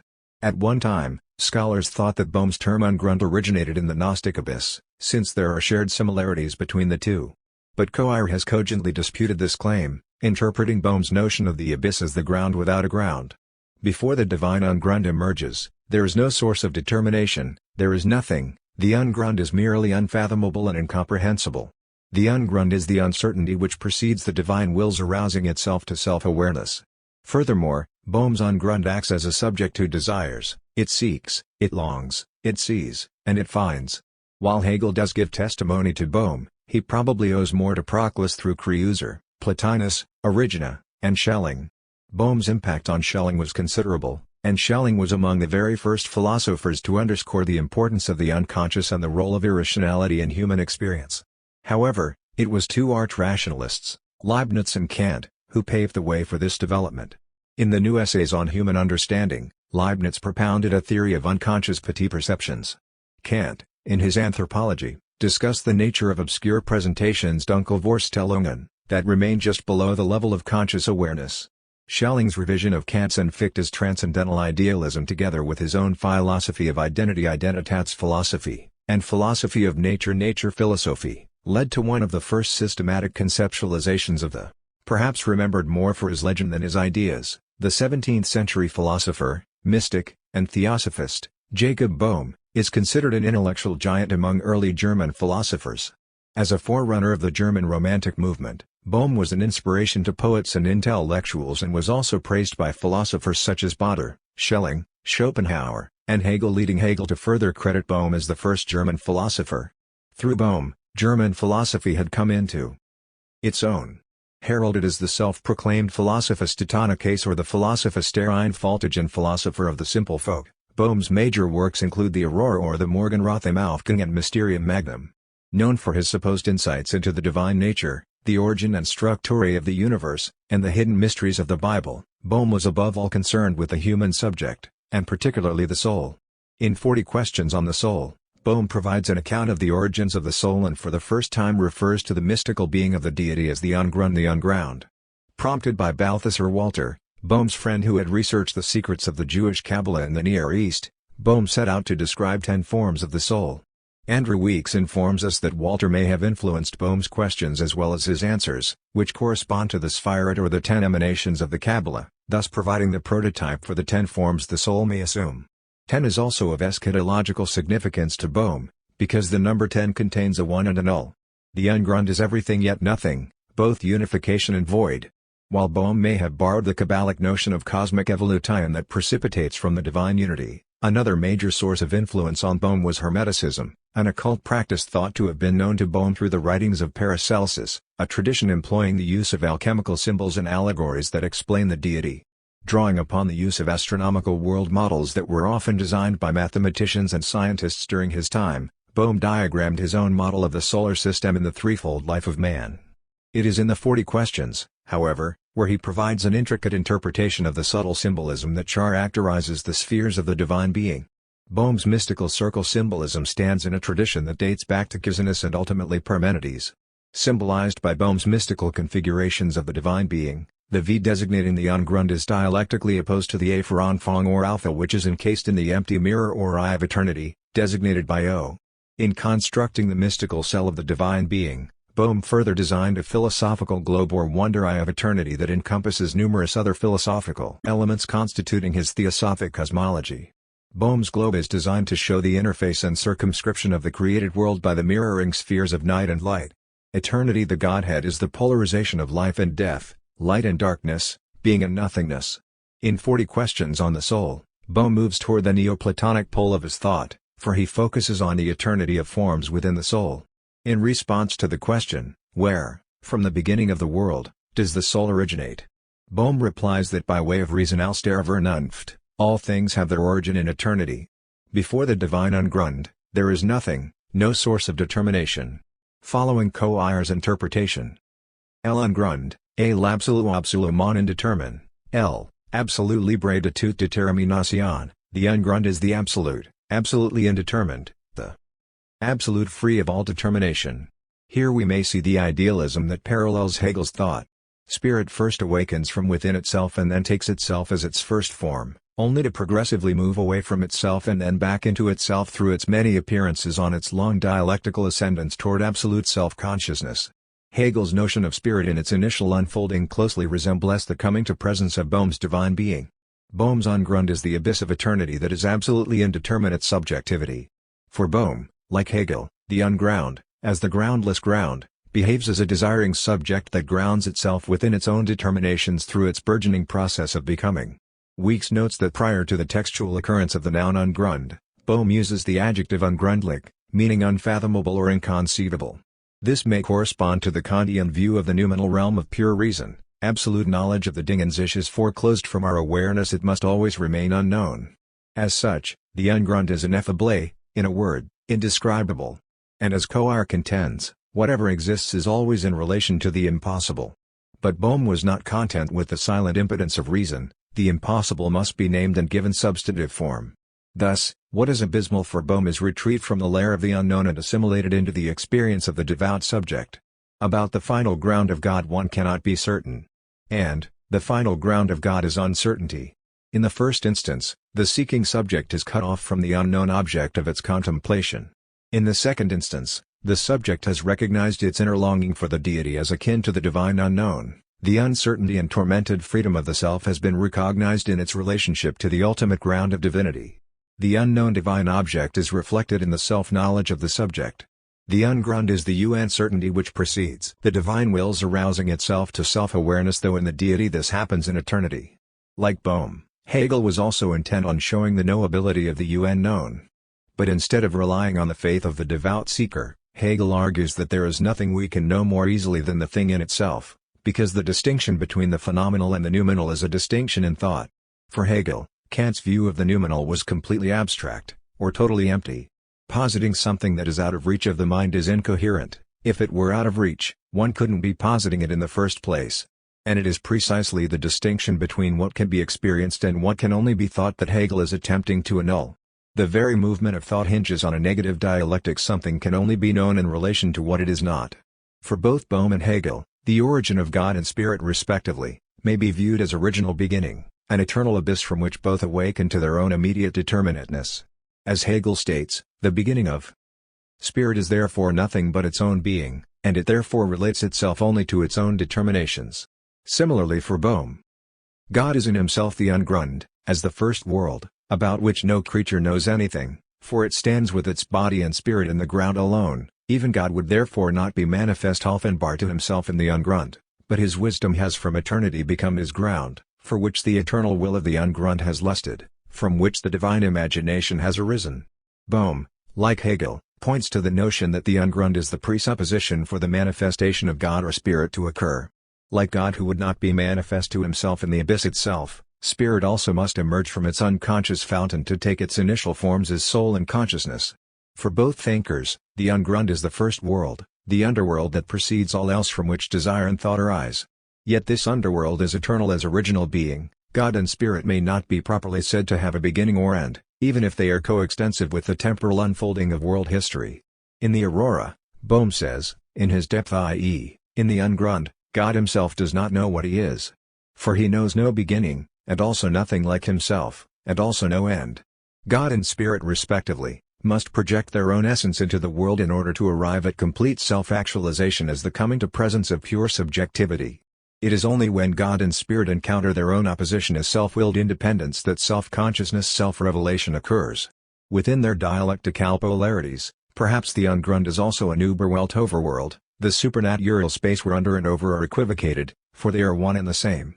For Spirit and the deity, they seek, they will, and they lust for wisdom, a longing to complete themselves. Here we may further see a symmetry between the Ungrund and Freud's tripartite notion of the soul seal. Reason mediated by Ich and higher levels of self-consciousness über Ich develop out of natural desire as from its primordial subjectivity. Furthermore, for Hegel and Bohm, Spirit is self-positing the deity may only manifest itself through an act of will. The mystical speculations of Bohm draw on the use of antithesis to explain the Ungrund. God's emergence out of pure oneness into differentiated acituality required a confrontation with opposition. It was out of this creative struggle that the sensible universe issued forth. God is a world beyond this world and beyond direct knowledge as such, yet the divine object is mirrored in the self-knowledge of the subject.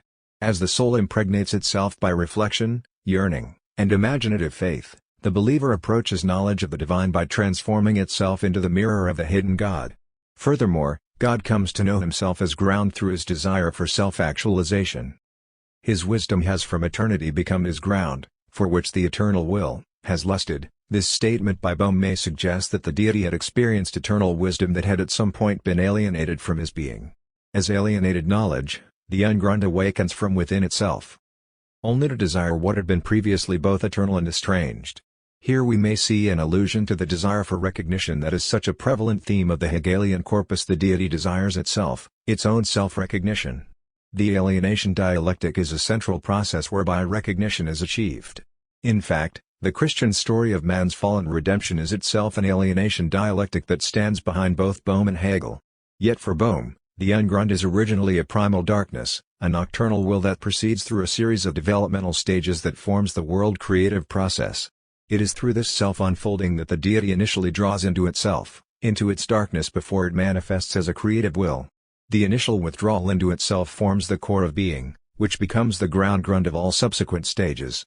The process of God's will toward manifestation as a spiritual hunger for wisdom may also be said to prefigure Hegel's account of that awakens from within its night-like abyss and intuits itself as feeling soul before it unfolds toward the concept as its absolute self-knowing. Both philosophers employ a dialectic that emerges from undifferentiated unity and passes through a process of differentiation and reunification, constituted in and through a dialectically self-articulated holism. It is Hegel, however, who places more emphasis on the dynamic circularity of the drive toward reason, while Bohm's dialectic is less rational and more volitional, thus becoming more attractive to Schelling's conceptualization of the divine will and the ontology of irrationality. At this point it becomes important to emphasize the essential metaphysical similarities and dissimilarities between Bohm's divine being and Hegel's concept of spirit. Like subjective spirit, Bohm's Ungrund is a desirous subject who seeks to become fully self-actualized. It is only through a self-imposed aspect of limitation that the Godhead can emerge and experience his epiphany in nature so he may become self-conscious. Edward Allen Beach explains this process. In the finite creature, God found his own revelation reflected as in a mirror. Bohm reasoned that because God desired to reveal himself to himself, and because revelation required a sensible i.e., experienceable embodiment, therefore God had to become sensible in order to satisfy his need for self-revelation. Thus, the dialectical drive towards self-awareness within God's originally inchoate will was what gave rise to the spiritual as well as the material universe. But unlike Bohm whose God is only known sensuously, Hegel's spirit is ultimately the embodiment of absolute totality. As pure self-consciousness, spirit transcends its corporeal, sensuous nature through reason, while at the same time it becomes instantiated within the concrete universals that comprise nature and culture. For Hegel, spirit moves beyond intuition to thought that belongs to its self-conception proper, viz., its non-sensuous self-actualization. Nature is only an intermediate step in the process for spirit to realize itself. Yet despite this divergence, the ontology of spirit and Bohm's Godhead emerge from a process of self-negation. There are remarkable similarities between the initial stages of spirit and the deities coming into being. Both emerge from an initial darkness, a nocturnal abyss that contains the potentiality of becoming actual and concrete. Both seek self-manifestation, a longing or desire to know itself. This necessarily gives rise to a negative dialectic. The darkness of the will conflicts with its will to manifest, which sparks the creative process, or in Hegelian terms, spirit moves from its initial intuition of itself as inner feeling to external sensuousness as consciousness and eventually self-consciousness through the process of negation. Moreover, the initial movement of drawing in upon itself is present in both concepts and forms the foundation or ground of all succeeding stages to transpire. Both spirit and the deity achieve self-recognition through the form of concrete self-alienation, and both seek to acquire or return to an original unity. The positive significance of the negative that informs the dialectic is unmistakably a central aspect of both systems. However, Hegel's dialectic is significantly distinct, and more rigorously articulated, from Bohm's, who relies on a firm antithesis between God's three distinct wills. Although Hegel's dialectic offers the theoretical sophistication of a formally logical system, Bohm's emphasis on conflict, self-destruction, and lack informs the very process of becoming, the driving force behind Hegel's articulation of Geist. For Bohm, the primal abyss of God undergoes a suffering due to the darkness that envelops his will, thus preventing him from becoming manifest to himself. Analogous to the indeterminate void in Buddhism or to the Ein Sof in the Kabbalah, the nothingness of God's undifferentiated unity underwent its initial differentiation through the experience of longing or hunger, a hunger to know itself, to become manifest, the craving to draw into itself die Zucht, in Sich zu ziehen. Bohm argued that there must be a transition from the unmanifest non-being Ungrund's need to become manifest to itself and the coming to presence of a manifest being that stands in opposition to itself. Like, the unmanifest Ungrund precedes all existence and is completely undifferentiated homogeneous, yet it paradoxically has the innate propensity to divide itself into contraries, and thus pass from an undifferentiated unity into a self-differentiated multiplicity. In the deity's initial inwardness, as inverted will as desire, Bohm reasoned that there must have been a prolonged longing that was incapable of being satisfied, and thus took its form as a fierce fire of chaos that burned internally without giving light. The inner blaze was the quality of the divine wrath or bitterness Grimmigkeit that turned on itself and consumed its own substance. Such self-consumption gave rise to a self-destruction that took the form of a painful anguish which the deity suffered. And after the divine bitterness turned its destructive drive toward itself, a dramatic reversal occurred. The anguish negation of free self-manifestation was itself negated. With a violent thunderclap, that harsh first principle overcame its own harshness, and a joyous light supervened. This symbolized the emergence of harmony and order out of original chaos. Bohm speculated that the polarization of the two wills was mediated by a third will that formed the creative impulse in which the universe evolved. The bifurcation of the positive and negative wills of the Godhead is the necessary condition that sustains the cosmos. Negativity and conflict form the very foundation for all subsequent stages to occur. The ontology of the Ungrund has important implications for Hegel's system, a system that feeds off its own circularity as spirit elevates itself to the pinnacle of self-actualization. The Ungrund becomes the primal ground of spirit, its original being, an edifice that always informs the shapes of spirit. While Bohm's reasoning was far from systematic or exacting, he nevertheless attempted to account for the emergence of existence out of possibility and multiplicity out of unity, a task Hegel's system specifies.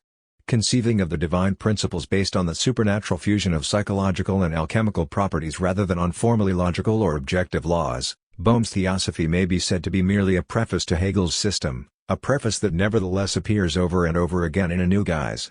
By emphasizing the experience of absence, craving, striving, and conflict that characterizes divinity and human consciousness, Bohm was a harbinger for modern philosophies of the will.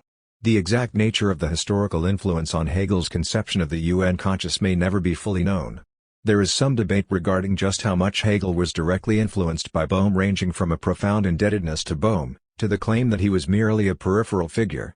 David Walsh argues that Bohm's impact on Hegel was considerable, which substantially influenced his conception and subsequent articulation of Geist.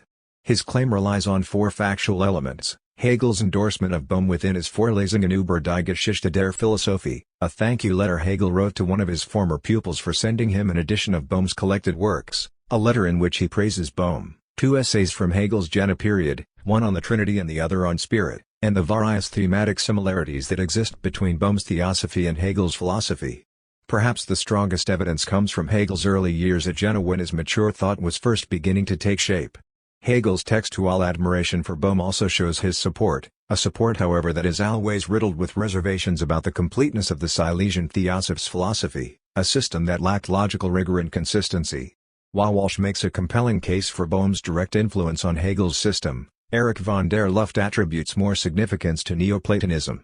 Despite Hegel's testimonial to Bohm and the striking similarities that exist between Hegel's treatment of the triplicity of trinities in the Jena fragment and Bohm's conception of the three principles constituting the Godhead, Hegel explicitly rejects Bohm's mystical treatment of religion as mythological pictorial thinking and grows increasingly more critical of Bohm's contributions as his thought matures. Because mythologized religion, theosophic religion, a religion of nature, tends to lose the individual in contemplation of an infinite or transcendent beyond, Hegel, for whom the rational individual is the ultimate locus of spirit, and especially of free spirit, has no choice but to reject such religion and to substitute for it a knowledge that both explains and includes the full richness of this individual developed from spirit as consciousness. While there are thematic similarities in Hegel that can be traced back to Bohm, such similarities may also be traced farther back to Neoplatonic thinkers such as Eckhart, Origena, Proclus, and Plotinus. Although Walsh places Bohm in a tradition that goes back as far as Gnosticism, due to his lack of formal education Bohm was probably not familiar with these systems of thought. It is not known whether Bohm had been exposed to the general ideas of Gnostic and Neoplatonic thought, but presumably he could have been, though perhaps not to the details. Given such ambiguity, Bohm may be said to have formulated his own tradition of natural mystical theosophy independently. Hegel, on the other hand, would have been familiar with the more classical, strictly philosophical Neoplatonic texts, which were a likely source for his ideas.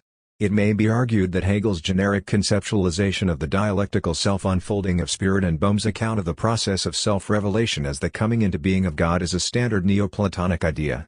Von der Luft points out that in the Elements of Theology, Proclus tells us that the one must give of itself or else lack fertility and honor prop, and that the one is equated with the good and must produce the manifold phenomena of nature in order to become complete prop.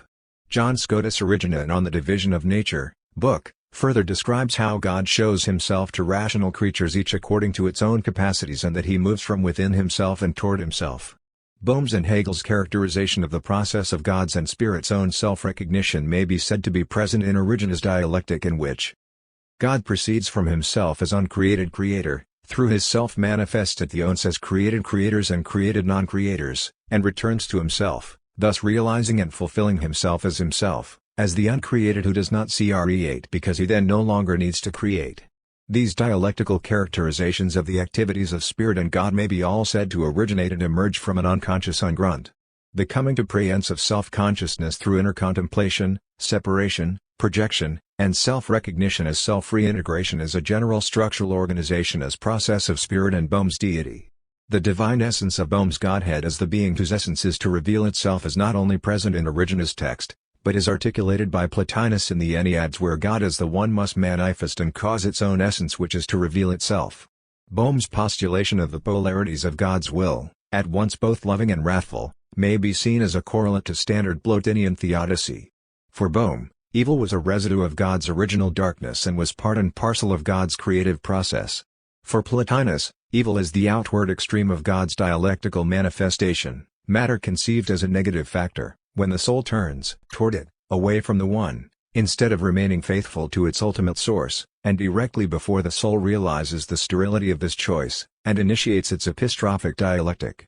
Von der Luft convincingly shows that Hegel's use of the positive significance of the negative cannot be primarily derived from Bohm's theosophic speculation and is more likely attributed to the cosmology of Proclus and Plotinus whom Hegel would know quite well since his friend and Heidelberg colleague, Georg Friedrich Kreuzer, prepared standard editions of both philosophers. Hegel was too broad and systematic a thinker to have borrowed concepts limited to only one or even a few sources. Because Hegel never offered a formal theory of the unconscious abyss, Allusions to Bohm and Neoplatonism are not surprising and may be seen as a product of Hegel's own dialectical assimilation of philosophical knowledge that had formed a sediment on his thinking. But as with any current of thought dealing with first principles, metaphysical turns of thought may be ultimately traced back to antiquity on some archaic or unrefined level. Yet Hegel was an independent thinker and his dialectic lives up to its name. Hegel's system surpasses his predecessors while simultaneously cancelling but preserving their insights. What is most interesting about the influence of the Ungrund that figures so prominently in Hegel's system, albeit unintended by him, is that it forms the foundation for spirit to manifest. Because the retentive element of the dialectic prefigures the self-unfolding of spirit in all its subsequent stages, the unconscious is always present in the most exalted forms of spirit, although in a preserved and subordinated mode. Drawing on the ontological speculations of Bohm and the Neoplatonists, Hegel could not elude the inclusion even unconsciously of an implicit theory of the unconscious that plays such a central role in the metaphysics of spirit. While Hegel's system is a formally articulated rational enterprise, the presence of the concept of the unconscious allows for an elaborate articulation of desire and irrationality which Schelling heavily emphasized, as well as a theory of abnormal psychology that Daniel Barrett-Oldbond has so brilliantly illuminated within Hegel's philosophy. Therefore, the unconscious is instrumental in the normative processes of cognition, emotion, and mental adjustment as well as in illness. Although Hegel was influenced by Theosophic and Neoplatonic thought, as we have seen, he shows greater affinity for Aristotle rather than Neoplatonism in regarding nouveauté as absolute and underived. In fact, Hegel maintains a clear allegiance to Aristotle with respects to the soul, the principle of internal teleology, the unification of form and matter, the process of the actualization of pure thought, and in elevating Sittlichkeit to the apex of human reality through self-realized freedom. Although I will not elaborate on these comparisons here, Hegel's reappropriation of Aristotelian teleology allows him, through his logic, to introduce an inner principle of self-derivation in which all particularization is developed from within the universal. This is why Hegel enlists Aristotle in his initial discussion of the soul. The soul in its implicitness is the sleep of spirit, the passive nous of Aristotle, a simple universality. As with Aristotle's De Anima, Hegel's depiction of the soul moves from immediate potentiality to mediated actualization through the modification and differentiation of its nascent corporeality.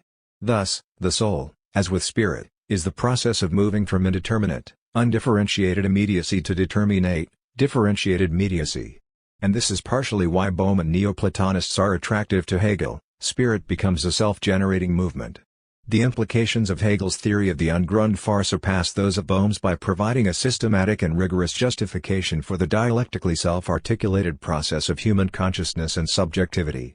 As a result, the unifying and synthetic nature of the dialectic finds its origins in an unconscious teleology that underscores the positive significance of negation as spirit elevates itself to its highest potentiality for being. The positive significance of the negative is a cardinal element in the organization of the Ungrund and subsequently the self-manifestation of spirit. This point opens potential vistas that merit careful exploration, a point that will be emphasized and examined over again throughout the scope of this project.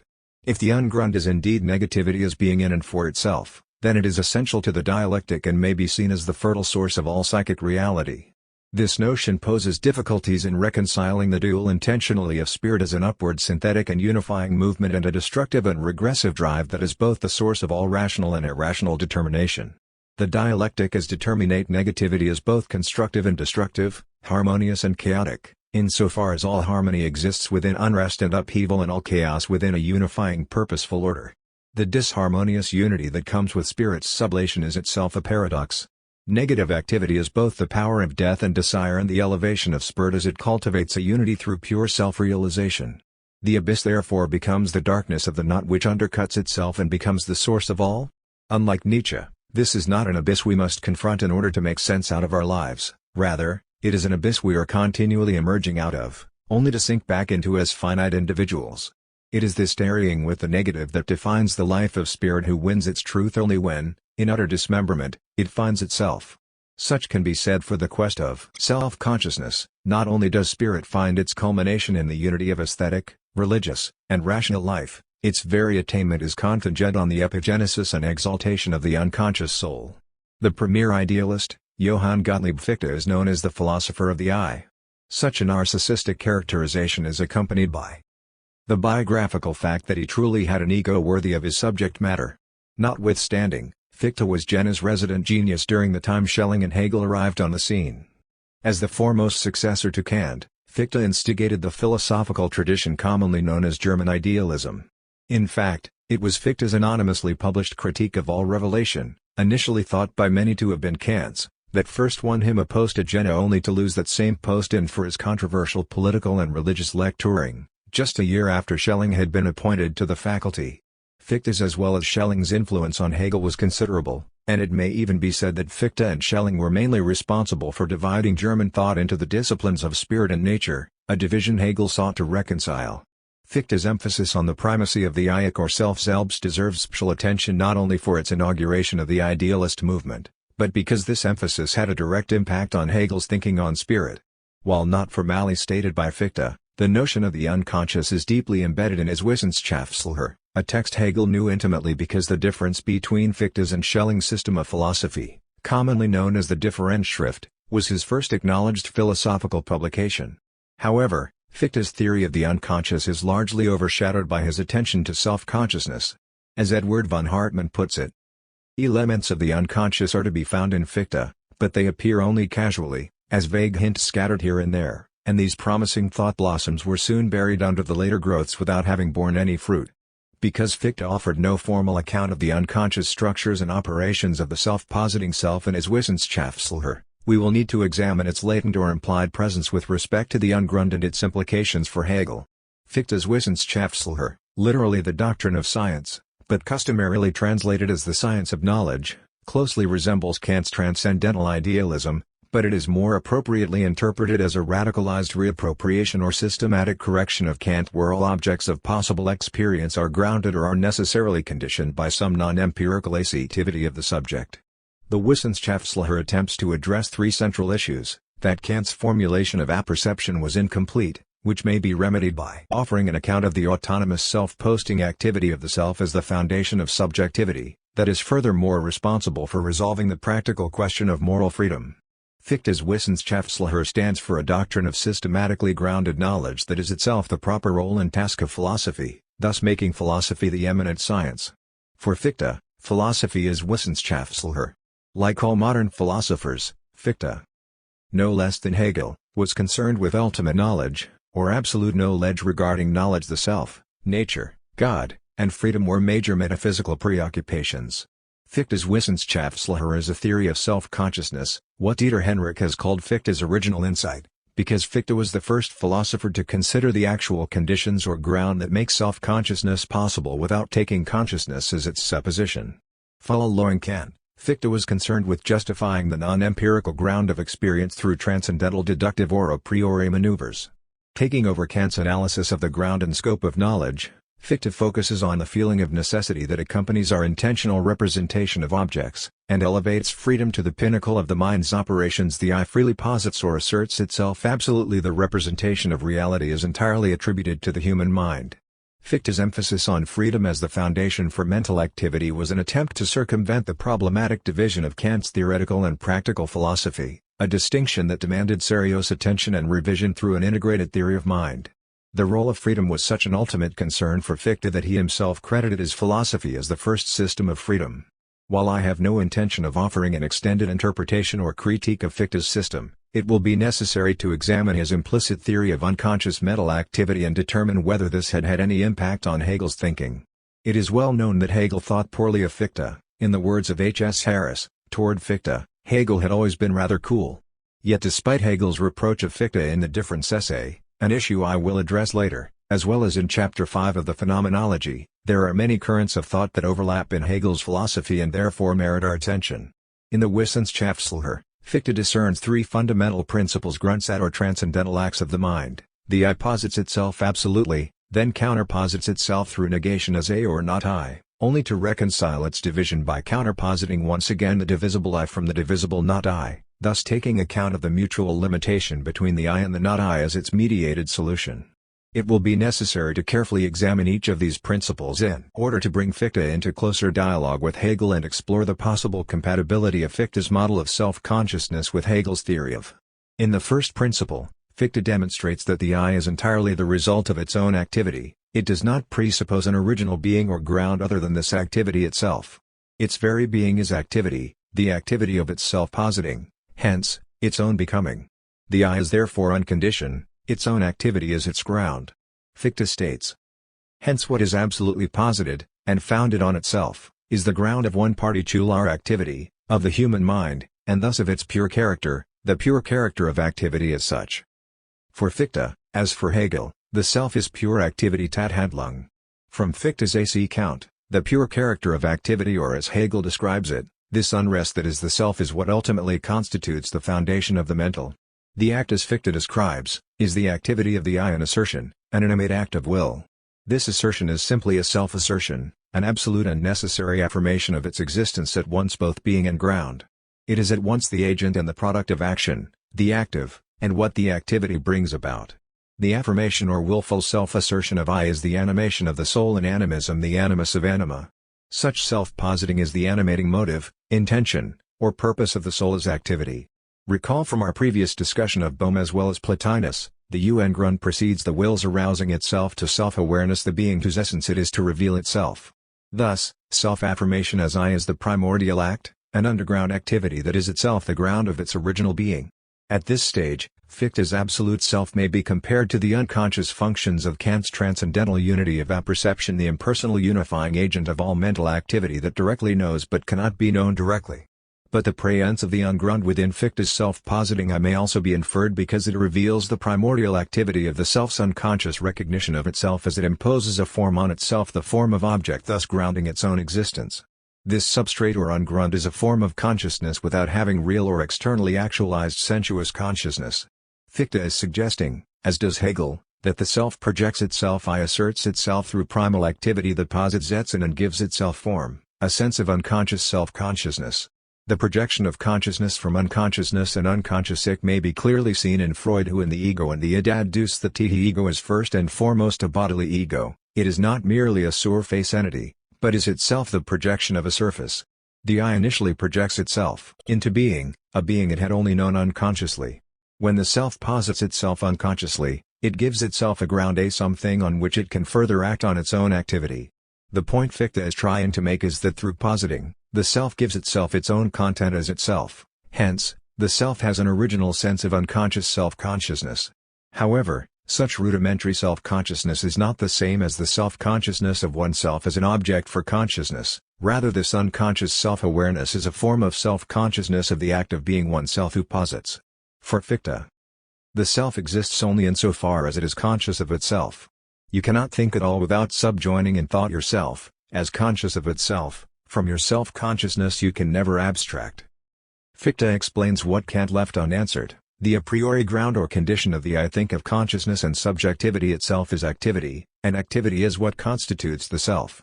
Being and doing are the same, insofar as the activity of positing is a doing. In Fichte's words, to posit and to be are perfectly identical. For Fichte, the mind does not merely project static or fixed categories onto experience as Kant suggests, rather, like Hegel's viewpoint, it actively structures experience, hence itself, through a fluid dynamic process of positing. Such positing initially takes place unconsciously, and the I is aware of such activity even if it is not fully self-conscious of itself as a subject who takes itself as a subject. This initial pre-familiarity of the absolute self as unconscious self-consciousness takes place within the realm of interiority before consciousness becomes externalized and assumes its regular course of development. The self exists for itself necessarily. It begins by an absolute positing of its own existence. But this begins as an eternal beginning of the self-asserting will that proclaims I am, or more aptly, I. At this level of self-assertion, an unrefined self-consciousness is already implicit in the act of positing, which becomes explicit once it is posited. There is an unconscious recognition that the I exists, which wants to express itself. This position is not unlike Hegel's notion of that emerges from the abyss of its own inwardness and internality only to intuit itself as soul that feels itself through its own activity. Fichte is particularly vague about the relationship between the absolute self having consciousness, let alone unconscious self-consciousness. Presumably, the absolute self is conscious and necessarily has to be, or it would not be a self.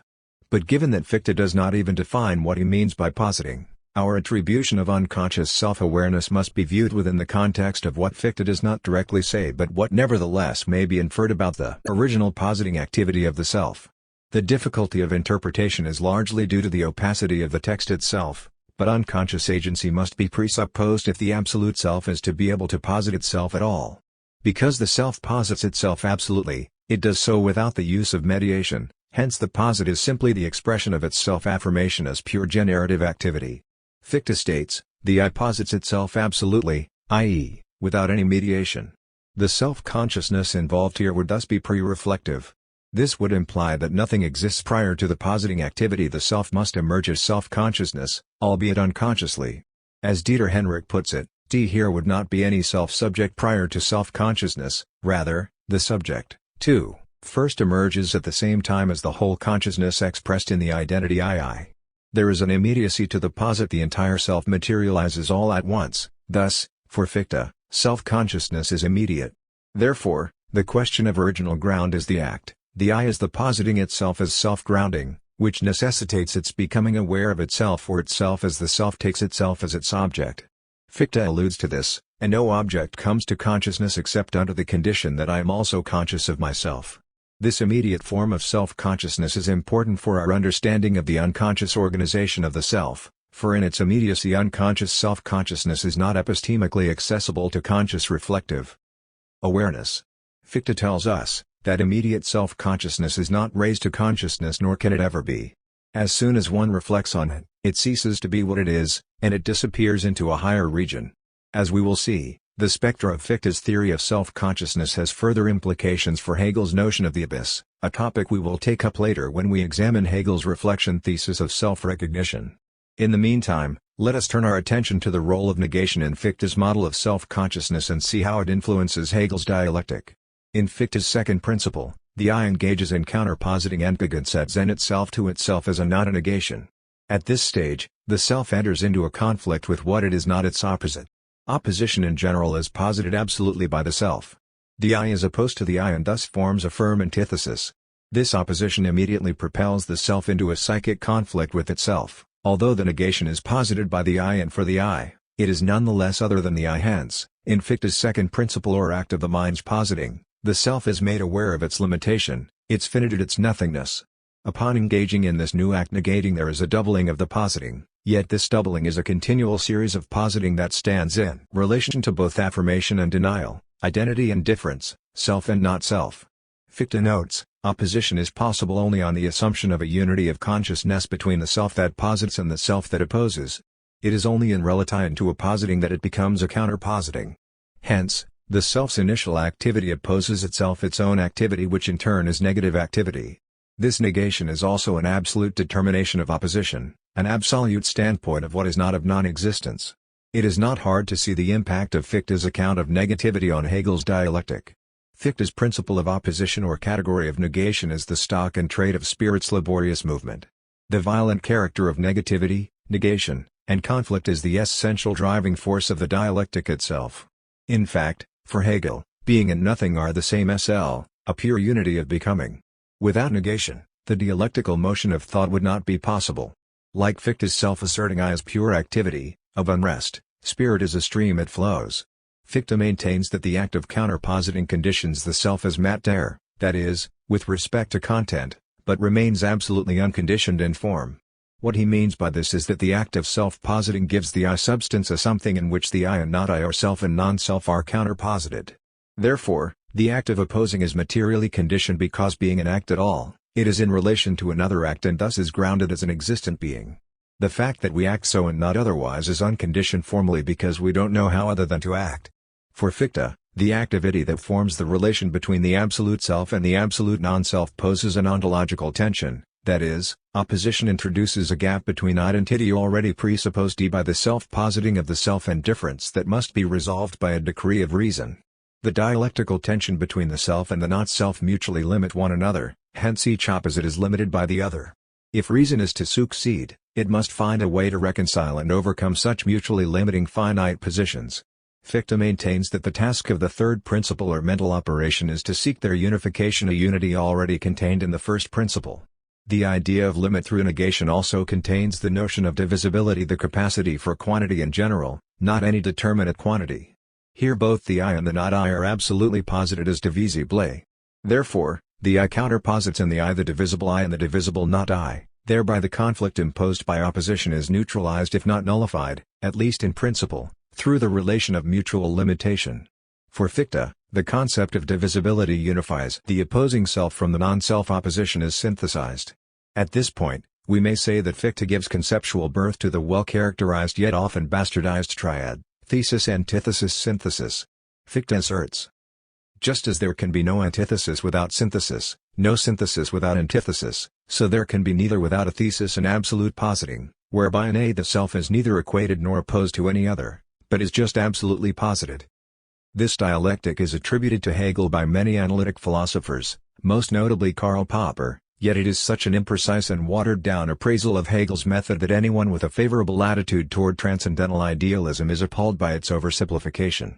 For Fichte, the synthetic process presupposes an opposition. The initial act is the generation of difference which demands reconciliation.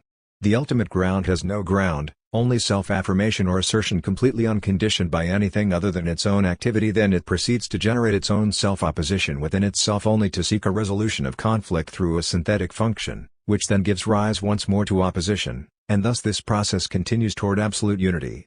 Fichte is ultimately concerned with the complete abolition of all contradiction, united in a single absolute unity of consciousness, a unity from which the self emerges and one in which it arrives through an onerous strife to terminate opposition. Fichte clearly anticipates Hegel's grand synthesis or complex holism. He declares, all syntheses established must be rooted in the highest synthesis which we have just effected, and be derivable therefrom. In the self and not self thus united, and to the extent that they are united thereby, we have therefore to seek out opposing characteristics that remain, and to unite them through a new ground of conjunction, which again must be contained in the highest conjunctive ground of all. And in the opposites united by this first synthesis, we again have to find new opposites, and to combine them by a new ground of conjunction, contained in that already derived. And this we must continue so far as we can, until we arrive at opposites which can no longer be altogether combined, and are thereby transported into the practical part of this work. Fichte ultimately characterizes the self as an infinite striving Streben. This is especially important for Fichte's practical or ethical philosophy, for such striving for an ideal unity of both theoretical knowledge and moral action is the goal. However, the infinite striving of the self rises out of its inability to complete itself in the world of knowing, which initiates its subsequent move to action where the conditions for satisfaction may come only in the infinite future. The self's infinite striving has implications for Fichte's theory of freedom. For Fichte, the self is ultimately free freedom, being the source of the self. But the self is not so perfect that it does not have to strive. We strive because we cannot achieve pure knowing, thus instituting the transition to the practical realm. Yet Fichte paradoxically views the self as infinitely free, but as self-determinatine. Freedom by itself is divine while striving is not. Fichte argues that the movement from indeterminacy or infinite freedom to empirical determination is necessary because the absolute self is nothing if it is merely itself. Thus begins the self-determination of the self initiated on the level of theoretical knowledge. This enterprise remains incomplete, however, which triggers the transition to Fichte's theory of action. But even before Fichte articulates his ethical theory, the conflict between freedom and limit is seen to be reconciled in theoretical knowledge through the powers of imagination.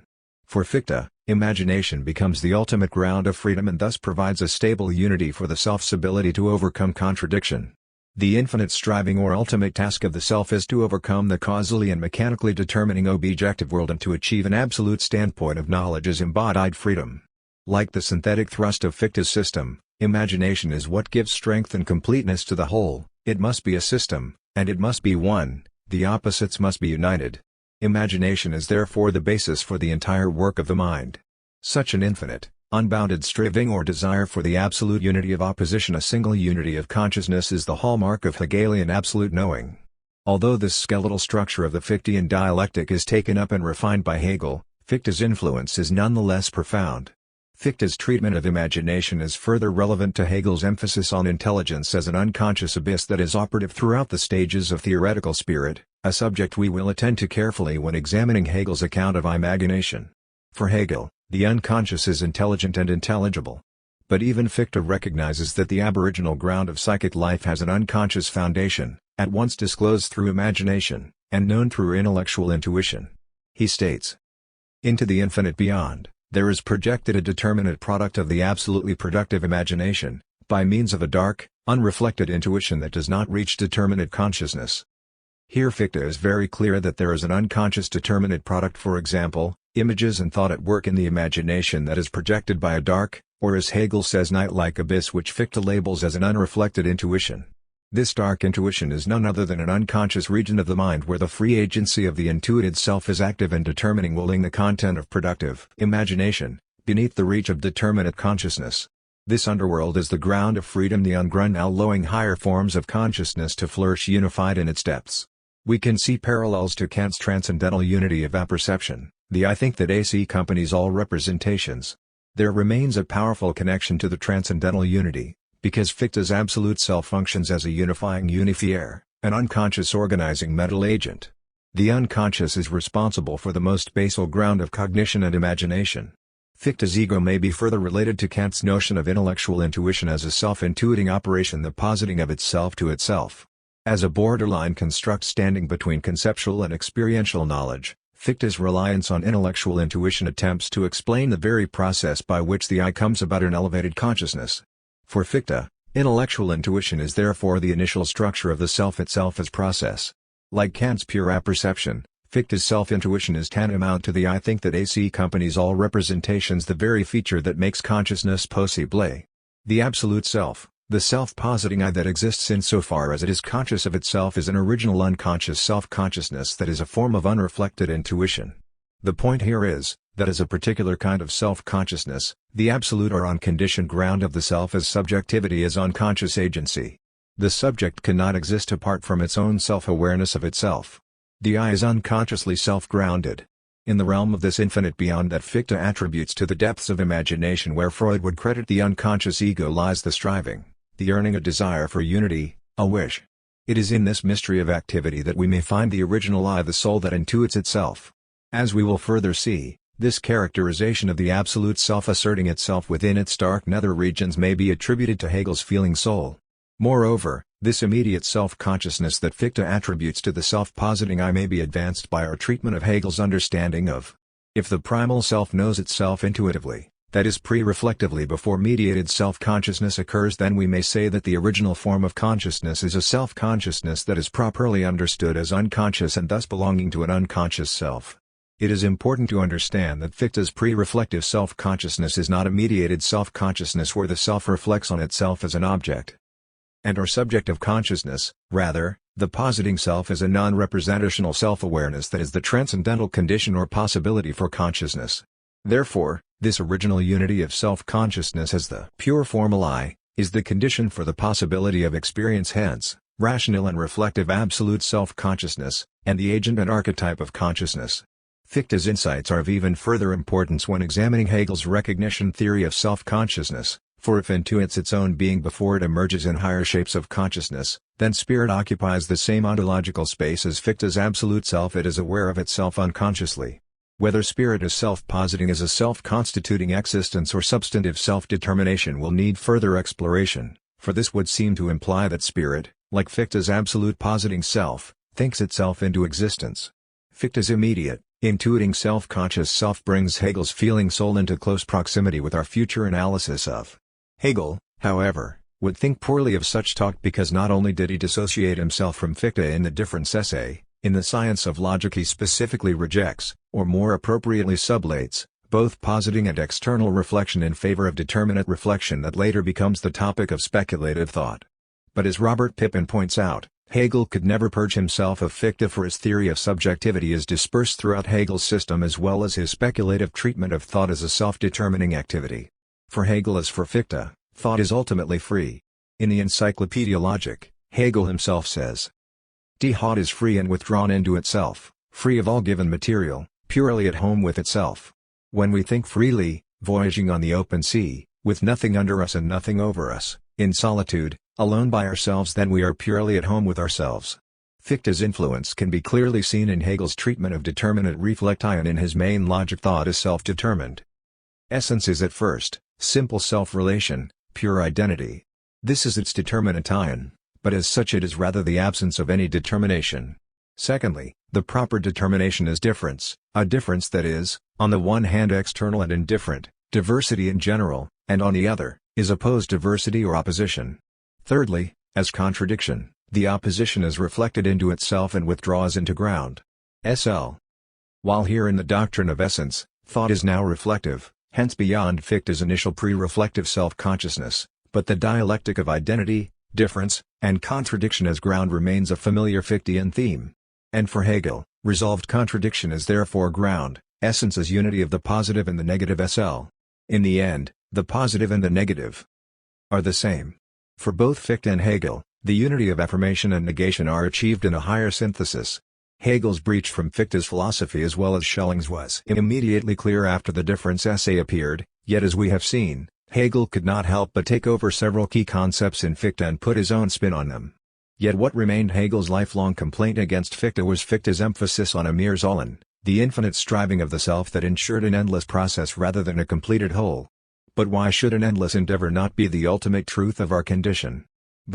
We do know that Hegel did have a preliminary philosophical position of his own that he sketched out in an essay of which only 1/20th of the whole remains, 2 sheets typically referred to as the system, fragmented document exceedingly difficult to interpret. But in those 2 pages, Hegel expressed that the task of philosophical reflection was to reconcile antinomies, which made it necessary for philosophy to pass over into a religious consciousness in order to complete this task. Fichte's theory of the absolute self was used as an example to illustrate his position. When Hegel's identification with Schelling's philosophy of identity became more apparent, Fichte's focus on subjectivity over the natural world lost its appeal. Hegel's treatment of Fichte in the difference piece may be interpreted as a critical, yet constructive evaluation of his philosophy, but by the time Hegel wrote Faith and Knowledge, his view of Fichte became more conceptually scathing to the point that it has been interpreted by many as a destructive polemic. At the heart of Hegel's reasoning for the rejection of Fichte lies the same problem he had with Kant, the epistemological insistence that we can never know reality completely, in itself. The Kantian Ding and Sich or the Fichtean Anstos is a steadfast limit, obstacle, or check. The mind is always precluded from absolute knowing. In Hegel's estimate, Fichte's Wissenschaftslehre then becomes a justification for rational faith.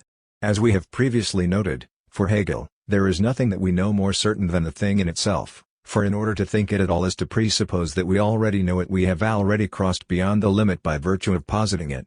For Fichte, reason is condemned to a bad infinite crusade that is never terminated, nor does it ever truly find itself. Reason must be suspended in favor of faith, a conceptual move that Hegel just can't buy. Unlike Fichte, Hegel sees spirit through to its end, to the completion of its coming to presence as pure self-consciousness, absolute knowing, or perhaps more appropriately, absolute conceiving. Another problem with Fichte is that his self-positing self does not account for the brute facticity of the world that confronts us with the unexpected complexities and dynamic relations that Hegel's dialectic of spirit takes into account. Fichte does not give reality or the givenness of the world its proper due. It is for these reasons that Schelling's theory of nature superseded the limitations inherent in Fichte's system. Yet despite the genuine problems in Fichte's critical idealism, Hegel is greatly indebted to him for providing some groundwork that Hegel himself later took up and refined in his own speculative science. Systematic differences aside, we can clearly see a number of parallels between Fichte's absolute ego and Hegel's notion of subjective spirit. Both are a pure activity of becoming in which their very being is activity. Both form their own ground through a process of self-grounding as self-determining agents. Both project themselves as a self-imposed form. Such projection is a self-affirmation or assertion of their being, whether conceived of as positing or intuiting. Both emerge from a state of internality and inwardness, from a dark or night-like mind of the mind, where they have sensibility as an unreflected intuition that acquires a substrate without having any real consciousness. Hegel's reliance on the negative activity of the dialectical evolution of spirit may also be partially informed by Fichte's triadic dialectic encompassing the synthetic unification of identity and difference, as well as his emphasis on the principle of opposition or category of negation. The self-imposed tension of limitation, finitude, and nothingness as negativity sets the stage for growth and provides the impetus for a synthetic movement that seeks reconciliation in the form of a higher unification. For Fichte, limitation through negation introduces divisibility into the internal structures of the ego. For Hegel, spirit disperses itself as a plurality within a dynamically informed self-articulated unity or complex whole. Both Fichte and Hegel are concerned with the complete abolition of all contradiction, united in a single absolute unity of consciousness. Ego and spirit emerge from within themselves as a spontaneous act of assertion or autonomy, a self-determining activity that is free. From this initial act, both generate opposition and labor arduously to end it, weathering a gauntlet until, in its quest, It broaches pure self-consciousness. But for Fichte, the self always remains an infinite striving, a longing, a yearning to complete itself. As we will see in Hegel, deep in the bowels of the abyss, spirit pines, it yearns. Just as negativity, internal upheaval, and violence become the driving brigade behind the dialectical progression of spirit, desire Bagirata becomes the general engine of history, forging the path of natural consciousness from its archaic infancy, becoming more intimately aware of itself as process. Because Fichte offers no textual references to the unconscious, which may only be inferred, my general comparison of the absolute self and the abyss must be viewed with caution. While the pure activity of the self-positing I shares similarities with the burgeoning process of becoming, Hegel is careful to situate the process of the coming into being of the soul within his anthropological treatment of spirit, and thus addresses the role of the abyss more directly from the standpoint of his logic. Through the methodological consistency of the internal unfolding of the soul, Hegel is able to articulate with more clarity the logical model by which his doctrine of spirit rests. Once the architectonic functions of spirit are systematically prepared, Hegel is furthermore able to explicate the psychological operations of thought and desire that necessitate the active inclusion of the abyss, a central feature of mind Fichte's Wissenschaftslehre leaves unanswered. This will become evident in our next chapter when Hegel describes the soul's initial transition from indeterminate to determinate being. Enter Schelling. By the time Friedrich Wilhelm Joseph von Schelling was 23, he had been given a professorship at Jena, thereby earning himself the well-deserved title prodigy for the rest of his life. Close friends with Hegel while he was a theology student at Tübingen, Schelling was influential in helping Hegel initiate his academic career. In fact, it was Schelling who invited Hegel to come to Jena to prepare himself before applying for a teaching license, and soon Hegel was known as his disciple and coadjutor, a partnership that led to their collaboration as co-editors of the Critical Journal of Philosophy. Schelling's system of transcendental idealism of and Hegel's phenomenology of may be said to be parallel attempts to overcome Aufheben the traditional oppositions of subject and object, sensuality and reason, consciousness and nature. Schelling's system attempts to present a history of human consciousness by retracing the origins of the self-construction of reason, a preliminary and abortive attempt to capture the all-embracing vision that Hegel's phenomenology claims to provide, viz., absolute knowing. For Schelling, the pure pose of his system was to enlarge transcendental idealism into what it really should be, namely a system of all knowledge culminating in the identity of subject and object in aesthetic consciousness, a thesis he developed in his philosophy of identity Identitas philosophy and philosophy of nature philosophy. Schelling was among the first to dissolve the subject-object dichotomy, calling for a philosophy of identity between absolute subjectivity and absolute objectivity. Nature-mind were identical. Following Fichte, Schelling's system is an attempt to reconcile the dualism inherent in Kant's distinction between the phenomenal and noumenal realms of reality by replacing them with a single ontological, transcendental psychic agency that actively creates both subjective and objective poles of experience. This alleged unitary, productive activity, however, does not appear in our empirical experience. Rather, consciousness finds itself confronted with a recalcitrant incongruity, contradiction, or gap between the mental and the object world, between subjective and objective being, which in turn creates intractable limitations to the power and range of knowledge. In order for the primordial psychical agency to achieve unlimited knowledge of itself as infinite, it must first confront its limitations and surpass them. As Edward Allen Beach informs us, only in the experience of an infinite becoming, a perpetual going beyond and overcoming of limits, can the implicit infinitude of the generative activity be realized. Hence the original unity has to become a temporal duality in order ultimately to return to itself as a higher unity.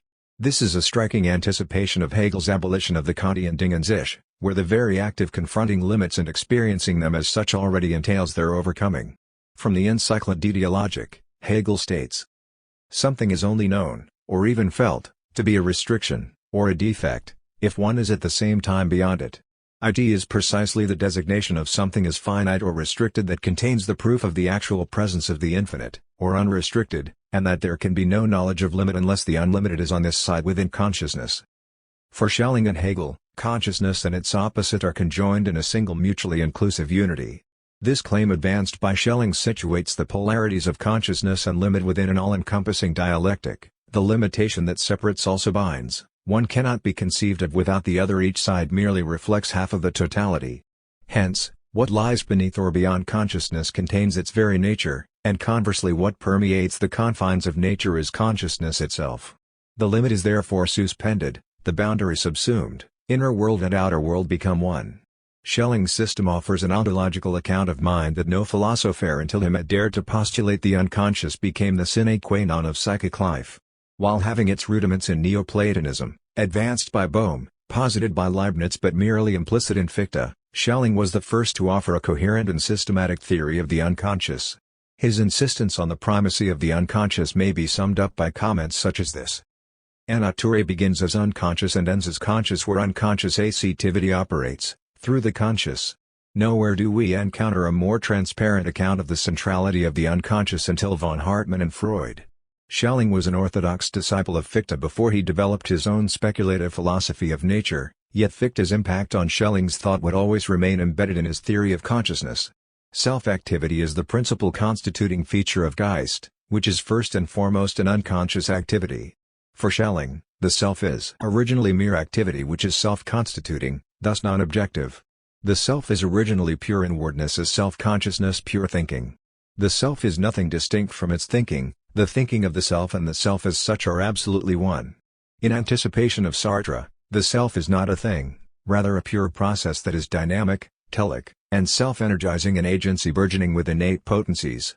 Following Fichte, Schelling envisioned the self as self-consciousness, an original unconscious unity of being as thought self-enacted through intellectual intuition, the embryonic moment that initiates the productive process toward an objective or synthetic unity of conscious and unconscious activity in aesthetic intuition. Initially the self intuits itself, it feels itself as thought through its own activity. Just as Fichte's absolute ego may be said to be derived from Kant's concept of intellectual intuition advanced into the critique of judgment, Schelling makes self-consciousness an original condition of knowledge that is unconscious pre-reflective awareness. The self is such an intuition, since it is through the self's own knowledge of itself that the very self, the object, first comes into being. For since the self as object is nothing else but the very knowledge of itself, it arises simply out of the fact that it knows of itself. The self itself is thus a knowing that simultaneously produces itself as object. Thus, the self is originally an inner sense that is self-producing original knowledge. Michael Vader points out how this paradoxical concept is not properly a cognitive state, for it bears no relation to empirical consciousness, nor is it a faculty or activity in the subject, rather it is the subject. This original knowledge is what Kant would call intellectus archetypus, an archetypal knowing that creates or produces as it cognizes. For Schelling, the unconscious is the proper domain of mental activity, the self is pure internality, everything is produced inside. Schelling was deeply engaged with the problem of beginning, original grunt. While Hegel elaboratively attends to the problem of ground in the science of logic, Schelling is concerned with that which precedes beginning, an eternal unconsciously impelled to seek itself, a self-sufficient will that produces itself in eternity. Unlike Fichte, Schelling notes that before the ego, there is a non-ego, a preceding unconscious ground.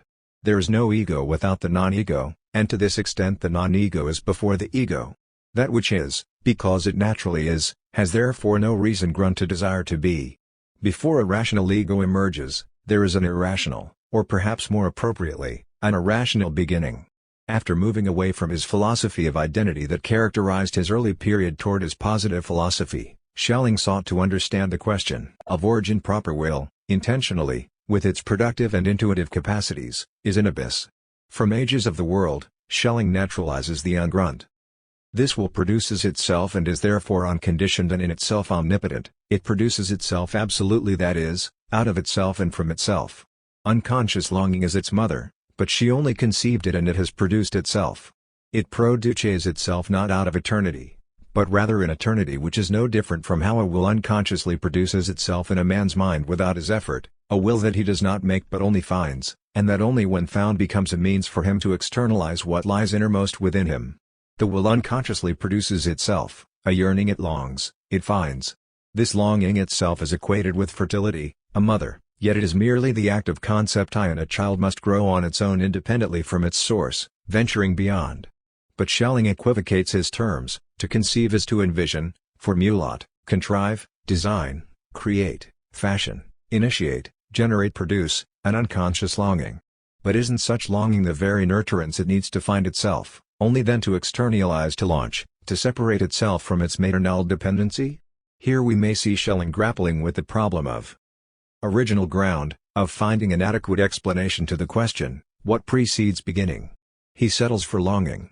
Longing is a hunger, a voracity, it craves, pines, covets, thus desires. This unconscious mother desires to produce itself, thus end the lack, fill the hole in its being.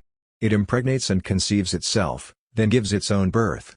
The pure activity of the primal self, the soul, is itself desire, being in relation to lack. From Schelling to Sartre and Lacan, desire may be said to animate the life of spirit, to which darkness falls.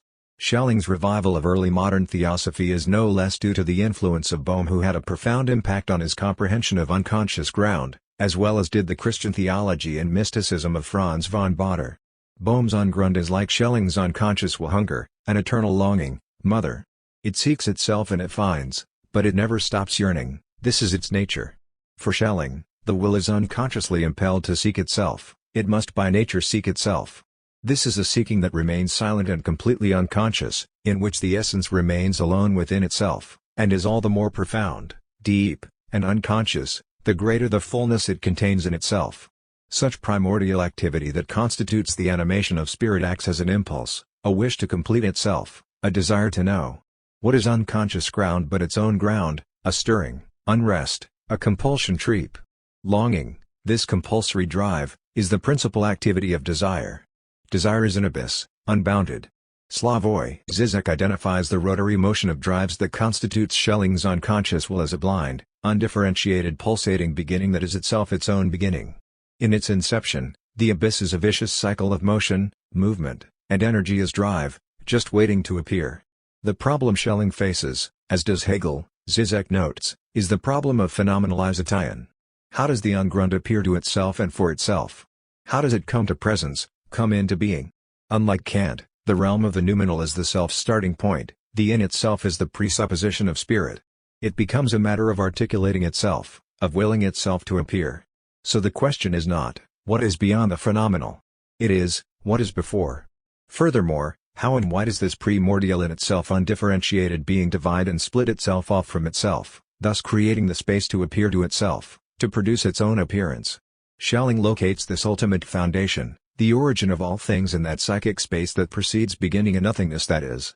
It is this vortex of drives where Žižek also places primacy, a chaotic psychotic universe of longing. The real psychical reality is, however, the primordial vortex of drives not the ultimate ground that nothing can precede? Schelling would entirely agree with that, adding only that the point in question is precisely the exact status of this nothing. Prior to Grund, there can only be an abyss on Grund, that is, far from being a mere nihil privativum. This nothing that precedes ground stands for the absolute indifference, qua the abyss of pure freedom that is not yet the predicate property of some subject but rather designates a pure impersonal willing one that wills nothing. And it is precisely in this act of decision where you find freedom, a mad freedom, a freedom of the not. Schelling says that the unconscious will does not make itself, it only finds. Therefore, will does not emerge ex nihilo, it is already there, eternal.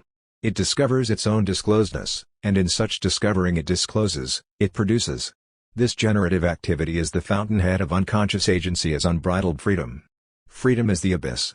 If unconscious will or spirit precedes all and is thus the ground of its own ground, we must then redirect Schelling's question about the proper status of this ungrund. Is the abyss an entity, an agent in and for itself of its own free being, or is it merely psychic space, a cavern of the mind where thoughts, images, intentions, and conflicts are warehoused? This is a central issue we will take up with Hegel, because his anthropological treatment of the feeling soul must be contrasted with his psychological analysis of theoretical spirit, thus accounting for several kinds of unconsciousness. For Schelling and Hegel, the ungrund is not the Gnostic abyss Lacan attributes to desire as the ineffable, where the symbol each cannot breach that which is indescribable, thus remaining unspeakable, to which silence hushes our only resort. Nor is the abyss out there, disembodied, but rather it is internality itself, pure inwardness. Schelling, like Hegel, naturalizes the unconscious as corporeal and historical. Nature is an abyss outgrown of what is past, but the oldest thing in it is still the deepest, what remains even if everything accidental and acquired is taken away. And like Freud, the ungrund has a relationship to its past. Repression is the deepest content struggling to either remain buried or return. It wants to surface, to appear, to relieve its tension. And for Schelling, all consciousness has what is unconscious as ground, and, just in coming to be conscious, this unconscious is posited as past by that which becomes conscious of itself. Freud also echoes this sentiment. The repressed past is the prototype of the unconscious. We can come to know even the ukes only by making it conscious. The primacy of negation, disorder, and tempestuous activity characterizes the inner world of spirit and is thus the catalytic might behind its appearances. Such force may be known as destruction, death, suffering, and disease, mental anguish characterized by striving, longing, and lack. Yet it is this very core character of suffering and lack that propels the ungrund to transcend itself, a desire to move beyond fragmentation, chaos, and despair to a comprehensive unity of self-awareness where the promise of the wish for solace resides. Hence, through the power of its own hand, it transforms its ground while living underground. Schelling. The true original and primary power of everything corporeal is the attracting essence which gives it form, limits it in position, and gives body to something that is in itself spiritual and intangible. To be sure, this latter continually contradicts the corporeal and makes itself known as a volatilizing, spiritualizing essence which is hostile to all limitations. But it appears everywhere only as something issuing from the original negation, and, on the other hand, that attracting power appears as its mainstay, its real ground. The attracting power of negation is real ground, a volatile essence that is itself the positive significance of the negative. Unconscious spirit is therefore a dynamic activity of becoming, a spiritualizing materializing of essence's appearance, a point Hegel makes emphatically in his Logic. Perhaps psychic space, this abyss, may be conceived by itself, as Schelling suggests, that is, the abyss conceives itself, it generates and produces its space, expands its yawning gulf, to which Hegel would most certainly agree. If the essence of the abyss is to will itself, to affirm or posit, to produce itself, to appear, this would suggest that it also fuels its own lack, an inner chaos, and the gap widens. In this sense we may say that the abyss is not necessarily a lack of being, but rather a relation to lack, a relation it has to itself which it generates from within and seeks to resolve, to fill. The unconscious is not merely a porthole to consciousness, nor is it only a receptacle of consciousness, it is both. Therefore, the abyss is both an agency and a store, the container and the contained, both substance and void, its own cosmos. From the ungrund to the abyss. Throughout this chapter we have seen the historical role the ungrund has assumed in the archaeology of understanding human consciousness. Whether we refer to the inner mind and its psychic activities as spirit, will, self, ego, apperception, or soul, each being assigned diverse facets by different philosophical traditions, we have unequivocally seen the explanatory force of the concept of the unconscious. From Neoplatonism, to Bohm, Fichte, and Schelling, we have witnessed the rise of modern philosophies of the will that eventually led Freud to elevate the unconscious not only as the provenance, but as the pinnacle of mind-true psychical reality. Hegel remained deeply engaged in Fichte and Schelling throughout his life, an engagement that preoccupied his own thinking, leaving a lasting residue on his philosophical system. Their influence is not only evident from Hegel's early writings and their role in his lectures on the history of philosophy, but their thoughts also linger in Hegel's own treatment of, which, although ambiguous, he takes up and makes his own. Perhaps Hegel's sparse references to the unconscious were quite deliberate. He wanted to distance himself from Schelling's system, one Hegel found to be overly romantic, labile, and lacking in logical rigor, where Schelling's identity thesis was merely an empty formalism and his absolute night in which all cows are black. Furthermore, Schelling used the word unconscious excessively, whereas Hegel used it carefully and methodically, with the sustained patience of philosophical discipline. But perhaps Hegel didn't quite see its value, how it serves an indispensable architectonic function. Hegel was a committed rationalist. How could irrationality be a driving force behind reason? After preparing the historical context for Hegel's understanding of unconscious mental activity, the relationship between the ungrund and the abyss may now be taken up within Hegel's system, which is the focus of our next chapter. Bohm's emphasis on the ungrund as original ground plays an important role in Hegel's treatment of the abyss, yet one that surpasses Bohm's theosophic attributions. For Hegel, the abyss is not only original ground, it also signifies the depth features of psychic topography, the primordial cognizing functions of the mind, and an unconscious agency that is responsible for the operations of thought, feeling, imagination, and the higher capacities of spirit. But in the historical overview we examined, philosophy of the abyss prefigures Hegel's thinking on the subject, theories he knew well because he studied them with precision. These antecedent models greatly impacted his own intellectual development, a fact that not even the most loyal Hegelian can ignore. Yet what Hegel does with these concepts in his own texts despite the fact that they were advanced by his predecessors is another matter and deserves our close inspection.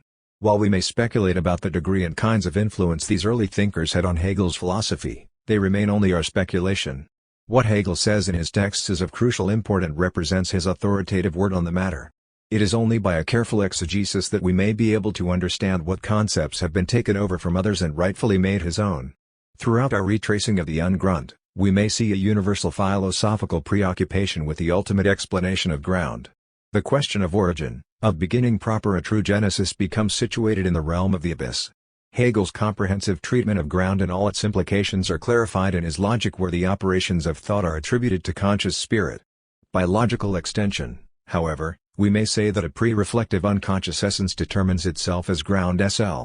Hegel takes immediate consciousness as his starting point for the analysis of ground, yet by his own epigenetic treatment of spirit, that is, his structural and dynamic elaboration of spirit's development, consciousness must have certain ontological preconditions that make the appearance of consciousness possible, a necessity claim that Hegel himself would concede. By his own account, spirit first experiences an unconscious intuition of itself as the life of feeling, and in this experience affirms its very being. The free activity of consciousness therefore presupposes the activity of unconscious constitution. In determining its own ground, unconscious essence proceeds only from itself, thus becoming an affirmative being seen as the identity of essence with itself as ground SL. The ultimate ground has no ground, only its self-affirmation, which is the grounding of its own ground. The will or self-affirmation that posit in its initial act becomes a negative flow, the animation of the not.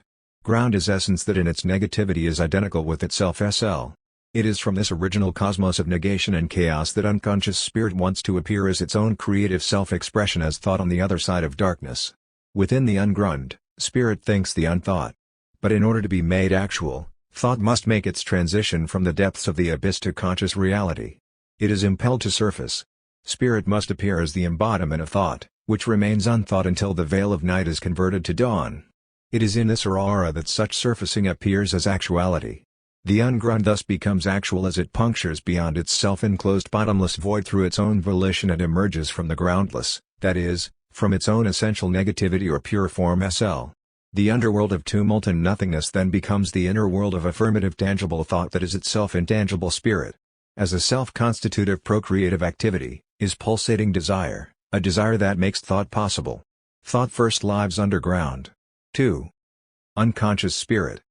Hegel never uses the term ungrund to refer to the unconscious, although he was very familiar with its significance in Bohm and Schelling, as we have seen. It is surprising that Hegel did not directly mention the ungrund in his treatment of Bohm in his lectures on the history of philosophy. When he summarizes Bohm's position on God's self-revelation, he specifically refers to knowledge of the being or selfhoodics of self-consciousness within the spirit as opposed to nothingness nichts, but he does not address Bohm's further treatment of the ungrund, even though he relied on Bohm's texts where it specifically appears. But Bohm also uses the term Abgrundverbis, to designate the divine omnipresence of the deity, a term Hegel himself uses to characterize the unconscious mind. While the ungrund has a specific explanatory force for Bohm, its significance for understanding the problem of original ground is germane to our application to Hegel. It is important to note, however, that the abyss serves several functions for Hegel, disclosing different forms of unconsciousness, the notion of original ground bearing only one meaning. Hegel uses the German nouns Schacht pit, mine, or shaft, and Abgrund to refer to the unconscious abyss in several key passages in his psychological treatment of theoretical spirit, each carrying with it different meanings, but most of the time he simply uses the word unconscious Bewusstlos. Petri informs us that Hegel may have taken over the reference to an unconscious abyss from the works of J. F. Herbart, a contemporary whose work Hegel was familiar with. However, as we have seen, the introduction of the abyss may be properly said to have been motivated by multiple philosophical sources, and thus its sole attribution to Herbart seems unlikely. When Hegel does mention the word abyss, he is often referring to psychic space, a place where images are preserved unconsciously in the bowels of the mind.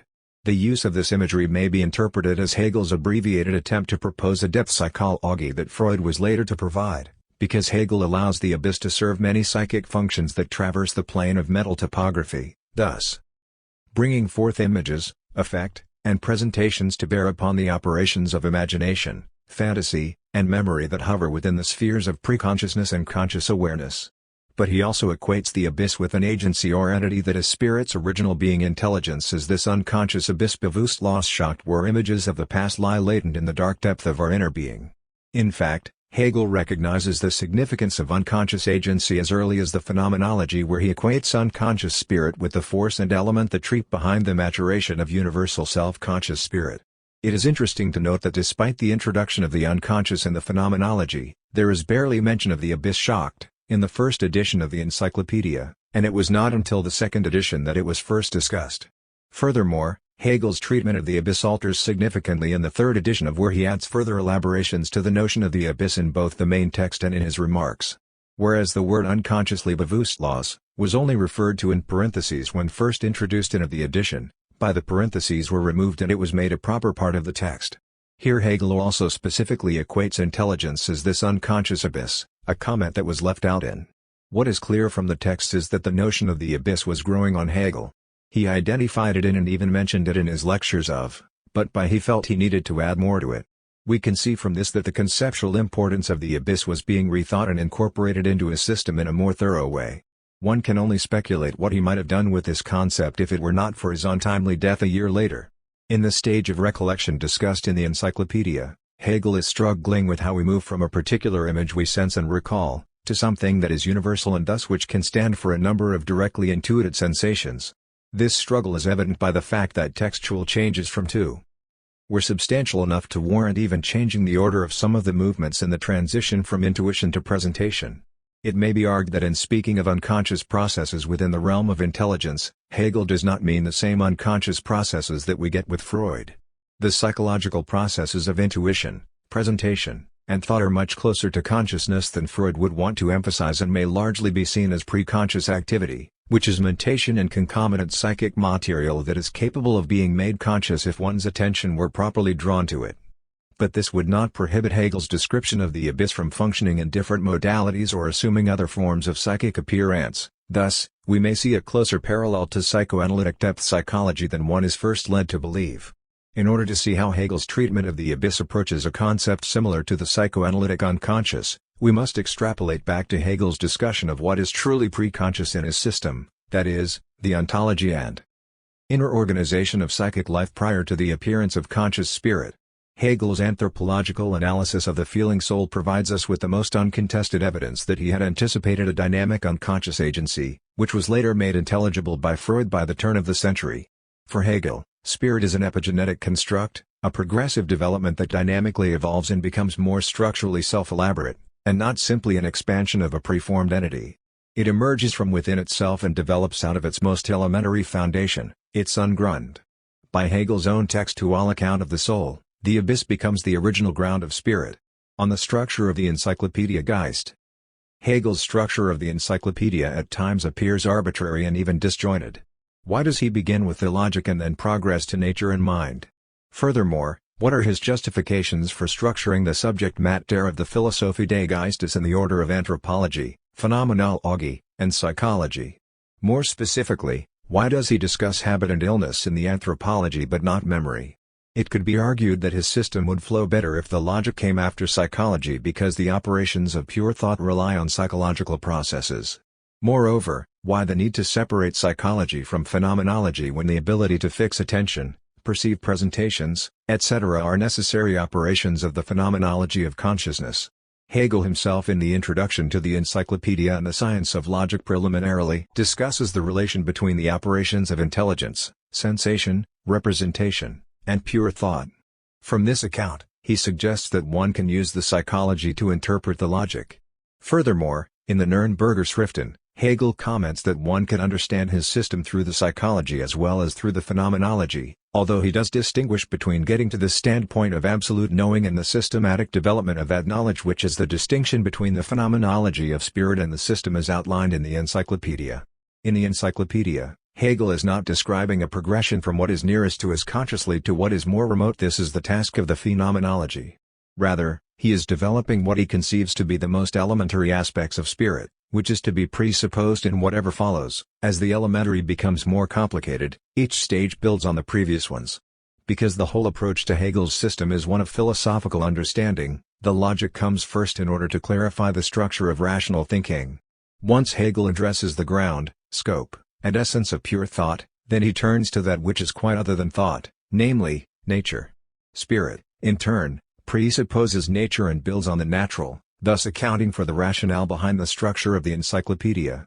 In the philosophy of spirit, Hegel appears to follow the same strategy that informs the schema of his overall system, Anthropology examines the immediate inchoate self as soul. Phenomenology looks at consciousness where there is a distinction between the self and what it is conscious of, and finally psychology examines those structures and operations of the self whereby the self and object are integrated into the framework of thinking and willing. Hegel needed to start with the anthropology because it elucidates the formal conditions for consciousness and higher modes of spirit.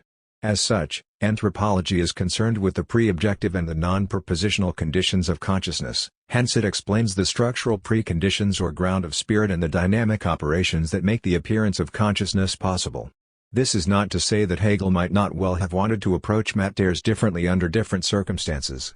In his lectures he wanted to follow the schema he had set out in the encyclopedia. But certainly he was prepared to revise his organizational structure as he became aware of more detailed information, thus accounting for the changes appearing in his En Revue Science. One can see him doing that in the lectures on religion, where he did not have the straitjacket of the encyclopedia theses to structure his course. Furthermore, Hegel's system is a circle and hence can be entered at any point. It may simply be a matter of personal choice where he starts the exposition in any given case. This implies that everything is a necessary condition of everything else measured by their mediational differences. It also implies that there are intimate connections between elements of the system, and no one element can stand alone as the single source of any other. There is clearly a logic to the organization of the encyclopedia and its important subdivision, the Philosophie des Geistes, despite the fact that there may well be other ways of structuring his system. But one does need to distinguish between moving from what is nearest to us in experience to what is farthest, and working from the conceptually most simple to the more sophisticated and complex, only then to recognize the pattern that Hegel takes to be universal, moving from a simple immediacy to considering how it appears when that immediacy breaks apart, and then on to what happens when the two sides are integrated. This latter element is essential to his understanding of a scientific approach to the subject matter. While Hegel explicates the process and organization of thought in his logic, he is acutely aware that he must account for the ground that makes thought possible. This is the central aim of his anthropology. Hegel states, "Philosophy lacks the advantage, which the other sciences enjoy, of being able to presuppose its objects as given immediately by representation. And, with regard to its beginning and advance, it cannot presuppose the method of cognition as one that is already accepted. In an attempt to advance the method of cognition that he justifies in the logic, Hegel must deal with the notion of its origin. This is why he turns his attention to anthropology in the final part of his system. But as early as, Hegel was occupied with the place of the soul in his philosophy. An introduction to philosophy has to consider above all the different constitutions and activities of spirit through which it passes in order to arrive at a science. The theory of spirit considers spirit according to the different species of its consciousness and according to the different species of its ascitivity. The former can be called the theory of consciousness, the latter the theory of the soul. In the anthropology, Hegel addresses the activities of the soul, which further paves the way for understanding the higher phenomenological and psychological activities of spirit. The epigenesis of unconscious spirit. Hegel's anthropology begins with a detailed analysis of natural spirit or the emergence of the soul, hence the anthropology becomes an engagement with the question of nature. Here Hegel is concerned with the problem of beginning, the immediacy of spirit, spirit that is involved in nature, related to its corporeality. This foundation of humanity is the general object of anthropology. This foundation that Hegel is concerned with imports a universal ontological claim. Spirit is first and foremost an unconscious embodiment. Spirit is originally fused with its material nature, which it seeks to overcome as an immaterial, hence spiritual embodiment. This initial instantiation of spirit has the character of negativity and conflict, for spirit is confined to the form of nature. In fact, the question of the meaning of nature for Hegel is central to our understanding of the abyss. The implications of spirit's natural foundation are significant for understanding the general negative organization of the dialectical drive toward vanquishing opposition, as well as providing a conceptual framework for a theory of abnormal psychology. Hegel explains, out of this immediate union with its naturality, the soul enters into opposition and conflict with it. It is here that the conditions of derangement and somnambulism belong. This follows from the triumph of the soul over its corporeity. Unconscious spirit is at first a bodily ego that enters into opposition with its immediate symbiotic unity as nature. Its task is to become immaterial to itself, that is, materiality is sublated, hence surpassed yet retained in its higher structure, but this result is a labored achievement. In fact, the cardinal purpose of the soul's development is to liberate itself from its corporeal chains. As Murray Green informs us, the portrait of the soul's development may be best characterized as a liberation struggle Befreiungskampf. But Hegel's dialectical narrative of the soul's fight to free itself from the confines of nature is also a saga of the unconscious struggling to free itself as consciousness. In its initial natural state, soul is not yet spirit, it has to mature, yet it is spirit implicit, thus presupposed. It is only by achieving immateriality that the soul passes over into spirit as concrete subjectivity. Hegel outlines the soul's progression from its natural embodiment to b, feeling its individuality with its immediate being where it is merely for itself abstractly to see, an actuality where its immediate being is formed within it as corporeality. Therefore, the natural soul, feeling soul, and actual soul, are three moments of spirit's genesis. Initially, the unconscious soul is the sleep of spirit, a passive nu as the possibility of all things which is a singular substance or the particularizing of spirit. Yet this passivity is itself immediately active as spirit rouses itself from the somnolent state in which it finds itself as soul, since in this state difference is still shrouded in the form of lack of difference and hence unconsciousness. It is in this initial state of indifference that Hegel situates the generic condition for both health and madness which hinges on spirit's ability to manage opposition and conflict, as well as its relation to external reality. Spirit awakens to find itself as the life of nature enthroned within its unconscious corporeality. Here Hegel recognizes a base materialism. Spirit is thrown into the brute givenness of the body, a facticity spirit cannot deny but only surpass. Spirit is at first a complete unity or totality that lacks difference. It is an entirely universal, self-enclosed autistic immersion in nature which is the immediate substance of spirit as a pulsation, the mere inner stirring of the soul. At this stage there is no positing of difference or individuality that is opposed to the natural and hence is not determined nor determinate nor is it a particular or actual being. This requires to move from a state of undifferentiation to differentiation. Just as being must pass over into determinate being in the logic, the natural soul must pass over from indeterminateness to a determinateness. This initial form of determinateness is itself naturality, but it is merely a transitory condition, spirit asleep. Sleeping spirit is not in a totally passive or peaceful state, however, there is an internal stirring that gives rise to a natural awakening, to the opening out of the soul. Hegel explains that this awakening is not the activity that fills waking consciousness, but rather it is merely the natural condition of the soul being awake. Hegel's metaphorical use of sleep and awakening allows him to account for the soul as a restless activity. In its sleeping nature, the soul is simply unconscious not awake, but sleep does not imply there is no mental activity. Spirit is always active even when it is only implicit to itself it thinks, senses, and feels while it dreams. Thinking remains the basis of spirit in all its forms. Zusatz. Its restlessness compels itself to awake because it cannot rest, its nature is activity as such. In some ways is like an anxious insomniac who is never able to sleep peacefully for it is plagued by a profound negativity. It is precisely this negativity that impels spirit to surface from its depths, a hibernation from within which its night thoughts take flight. The awakened soul eventually comes to feel itself as life, as a sensuous AC to all being. This progression involves a series of sublated movements that constitute the coming into being of subjective spirit as an intuiting, self-determining ego. This unconscious ego as determinate being for self is a thinking being and subject, FN, which precedes its transition to consciousness. In this transition to consciousness, however, the ego forges an even wider gap, an expansive abyss between its unconscious life and its now newly experienced conscious sensuousness. Unconscious spirit is never abandoned for consciousness, but rather is coextensive with consciousness as both realms influence the activity of the other. This is evident from Hegel's understanding of recollection, where images, thoughts, and effects are retrieved from the dark cellar of the abyss, as well as his conception of psychopathology, and the law of the heart which informs our actions and character. But as I will show, assumes a primacy in Hegel's system. The unconscious as original ground informs and paves the shapes of consciousness toward a higher unity, a unity it fights within itself.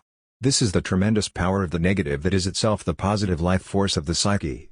In order to provide a systematic account of Hegel's architectonic theory of and its indispensable role in his system, it will be necessary to closely examine how the abyss dynamically informs the dialectical unfolding of the soul. The anthropological abyss. The first textual reference to the abyss occurs, not in the psychology, but in the anthropology section of the encyclopedia.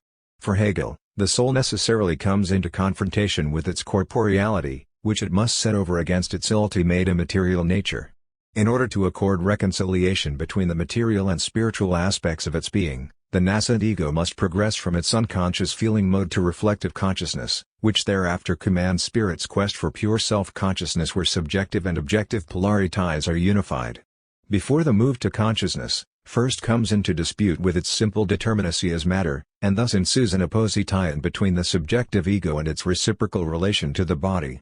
Hegel informs us that, the ego, this abyss abgründe of all presentations, as what is thoroughly simple, as singleness, is set in absolutely stark opposition to matter, i.e. to the many, to what is composite. Here Hegel equates the abyss with the unconscious ego, which is a singularity set against its material instantiation.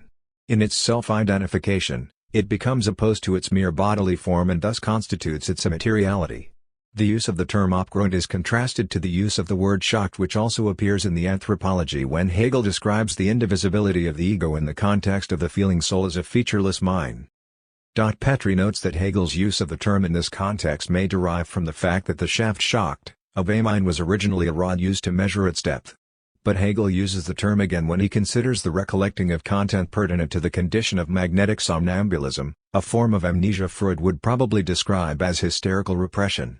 Hegel refers to this as a form of disease in which the soul is aware of a content it has long since forgotten, and which when awake it is no longer able to recall consciously. While this psychical condition is discussed in a context that presumes subjective spirit's transition to conscious awareness, Hegel notes that this type of forgetting is the result of deposited knowledge into the abyss Schacht of our inner being, which we have no power over nor are we in possession of. These repressed contents have gone to sleep in our inner being and often come forth during illness. All of these references to the abyss involve spatial images that presume an unconscious agent and not merely a storage facility for our experiences.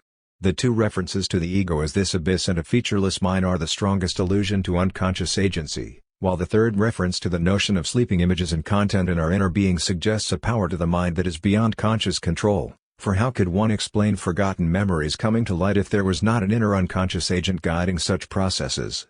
The fourth and final reference to the abyss in the Anthropology comes in Hegel's discussion of mental derangement.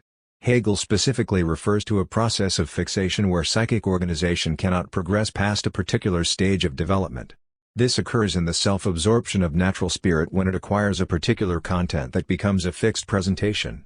This fixation takes place when spirit, which is not yet in full control of itself, becomes as absorbed in this content as it is in itself, in the abyss of its indeterminateness. Zusatz. Here we may see how Hegel has anticipated several key psychoanalytic concepts such as the self-absorption of primary narcissism, the fixation of the drives, and psychotic regression to a symbiotic and undifferentiated indeterminateness of the natural soul. In On Narcissism, an introduction, Freud tells us, the development of the ego consists in a departure from primary narcissism and gives rise to a vigorous attempt to recover that state, when desire has been withdrawn from the external world and has been directed to the ego. Reminiscent of Fichte's absolute self, before the ego directs its psychic investment toward a particular attachment to the object world, the ego is originally a self-absorbed narcissistically enveloped unity that takes itself as its own object. Freud similarly notes that a particularly close attachment of the instinct trieb to its object is distinguished by the term fixation, which puts an end to its mobility. This is truncated spirit, self-enclosed in its own narcissistic cocoon where it only takes itself as its object. Hegel's reference to spirit's self-absorption in the abyss Abgrund of its indeterminateness refers to the earliest condition of the natural soul's undifferentiation from its corporeality. While we will discuss Hegel's theory of psychopathology in a later chapter, it is important to note how this original undifferentiated oneness or unity serves as the stepping stone for the inception of the unconscious ego. Spirit's immediate shape is the natural soul, its material embodiment, yet this embodiment is itself a mental ascetivity of sleeping spirit, which we may say is the seed of ego. While Hegel does not directly say this, such implications may be inferred.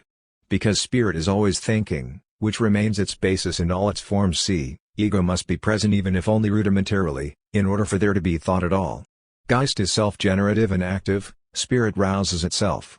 Thus, for Hegel, the beginning of spirit is therefore nothing but its own being, and it therefore relates itself only to its own determinations. As a self-relating soul, presupposed spirit is already a presupposed inchoate ego with an inchoate idea of itself as the object of its self-relation. It intuits itself and feels its own being, an ego activity that is already constituted in the soul, for spirit exists first as activity itself. It is merely the task of spirit to awaken as ego and mature. Hegel's self-articulated progression of the soul may be compared to Freud's developmental model. The ego cannot exist in the individual from the start, the ego has to be developed. The instincts triabe, however, are there from the very first. Spirit exists first as activity, an essence as force or drive, an impulse to arouse itself as ego, which becomes its essential form, a self-determining desire. Though the soul progresses from its material to its immaterial embodiment as ego, its dialectical configurations become more complex and dynamically constituted, thus expanding the range and power of spirit's self-determining activity. My equation of the self-absorption of the natural soul's undifferentiated unity with primary narcissism is further described by Freud as constituting the conditions for the oceanic feeling, the unbounded, limitless bond with the universal. Indeed, the symbiotic union of the ego within its abyss may be compared to an ocean. An ocean is a vast and expansive encompassing body with a seemingly endless surface, below which opens into an underworld of colossal configurations, a dark and interminable void. There are many beautiful things in the sea that coexist in a shared unity, as well as the most frightful creatures. The abyss, like the ocean, is an aesthetic creation engendering countless images, emotions, urges, and thoughts that invade the pleasure centers of our imagination, wishes, and most cherished ideals. But it is also the primary source of our suffering, at once containing both the monstrous and the sublime. Some sufferings that one seeks to expel turn out to be inseparable from the ego in virtue of their internal origin. In its dark side, there is a real horror to the unconscious, for you can never get away from the thing. Hegel's anthropological references to the abyss provide us with textual evidence for original unconscious ground, the driving force behind the appearance of spirit. With the exception of one direct textual reference to the abyss shocked, in the context of the feeling soul, most references in the anthropology section come from the Zusitze or additions to lectures Hegel gave while teaching at Heidelberg and Berlin, while his psychological references to the abyss, on the other hand, do not. Many notable scholars find the Zusitze to be very trustworthy and reliable records of Hegel's lectures and are thus invaluable sources for understanding his thought. Yet it may be argued that the editions have been manipulated or conflated by Hegel loyalists and that they do not match the intellectual sophistication of his proper philosophical text. Despite the general consensus that his lecture material is valid, we may do better by staying with his psychological treatment of theoretical spirit, thus providing us with his clearest ideas on the abyss.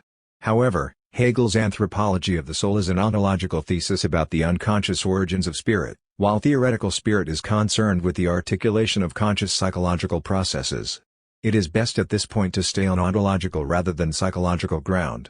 Whatever position the reader may adopt toward the Zusitze, we will need to examine Hegel's ontological treatment of the soul and observe how it provides the preconditions and architectonic function for theoretical spirit to emerge. Naturalized spirit. Hegel's project may be said to be an attempt to trace and articulate the dynamic movement of spirit ascending toward increased freedom. As such, he must show how spirit emerges from its natural immediacy and supersedes it in thought and action. Thus, Hegel acknowledges the prehistory of reason and nature and specifically the pre-objective form of the subjective soul. The question of nature is important for Hegel because he must show how spirit is dependent on nature yet is free. At first the soul is a complete simple, natural totality that must free itself from its mere corporeality, but freedom is not the renunciation of nature, only its sublation. In fact, feeling remains a central organization of spirit, which is why Hegel desires to include our natural selves within his overall conception of reason and spirit. For Hegel, freedom is among other things freedom from natural determination. We are free but we are natural beings, thus, freedom is the process of transcending nature while incorporating it in its spiritual embodiment. Having attained freedom from its mere natural, necessarily determined corporeality, spirit is actively free to determine itself as a dynamic, intelligible self-articulated complex whole. In its natural embodiment, the soul is the immediate substance of spirit, which is an entirely universal immediate singularity, a subjective being with natural determinatenesses. The universal soul is to be grasped as a totality, as being a likeness of the concept. Here Hegel is referring to the soul as it would be present in all self-conscious beings, but he must first take this generality and describe the way in which it comes into being as particularized souls before it may achieve a complex totality. His method is to try to elucidate the developmental unfolding of how the soul comes to understand the world and show how its conceptual understanding becomes progressively sophisticated. Therefore, we need to conceive of the soul first in its most general aspects and determine how that stage of mind develops. Hegel informs us that initially the universal soul is not fixed as world soul, hence as if it were an absolute subject that incorporates the whole world, but rather as a singular solipsistic unity that only knows its natural or a given immediacy. Since Hegel is making his transition from the final stages of the philosophy of nature, the simple determinations of nature such as climate and geography are at this stage idealized by the soul.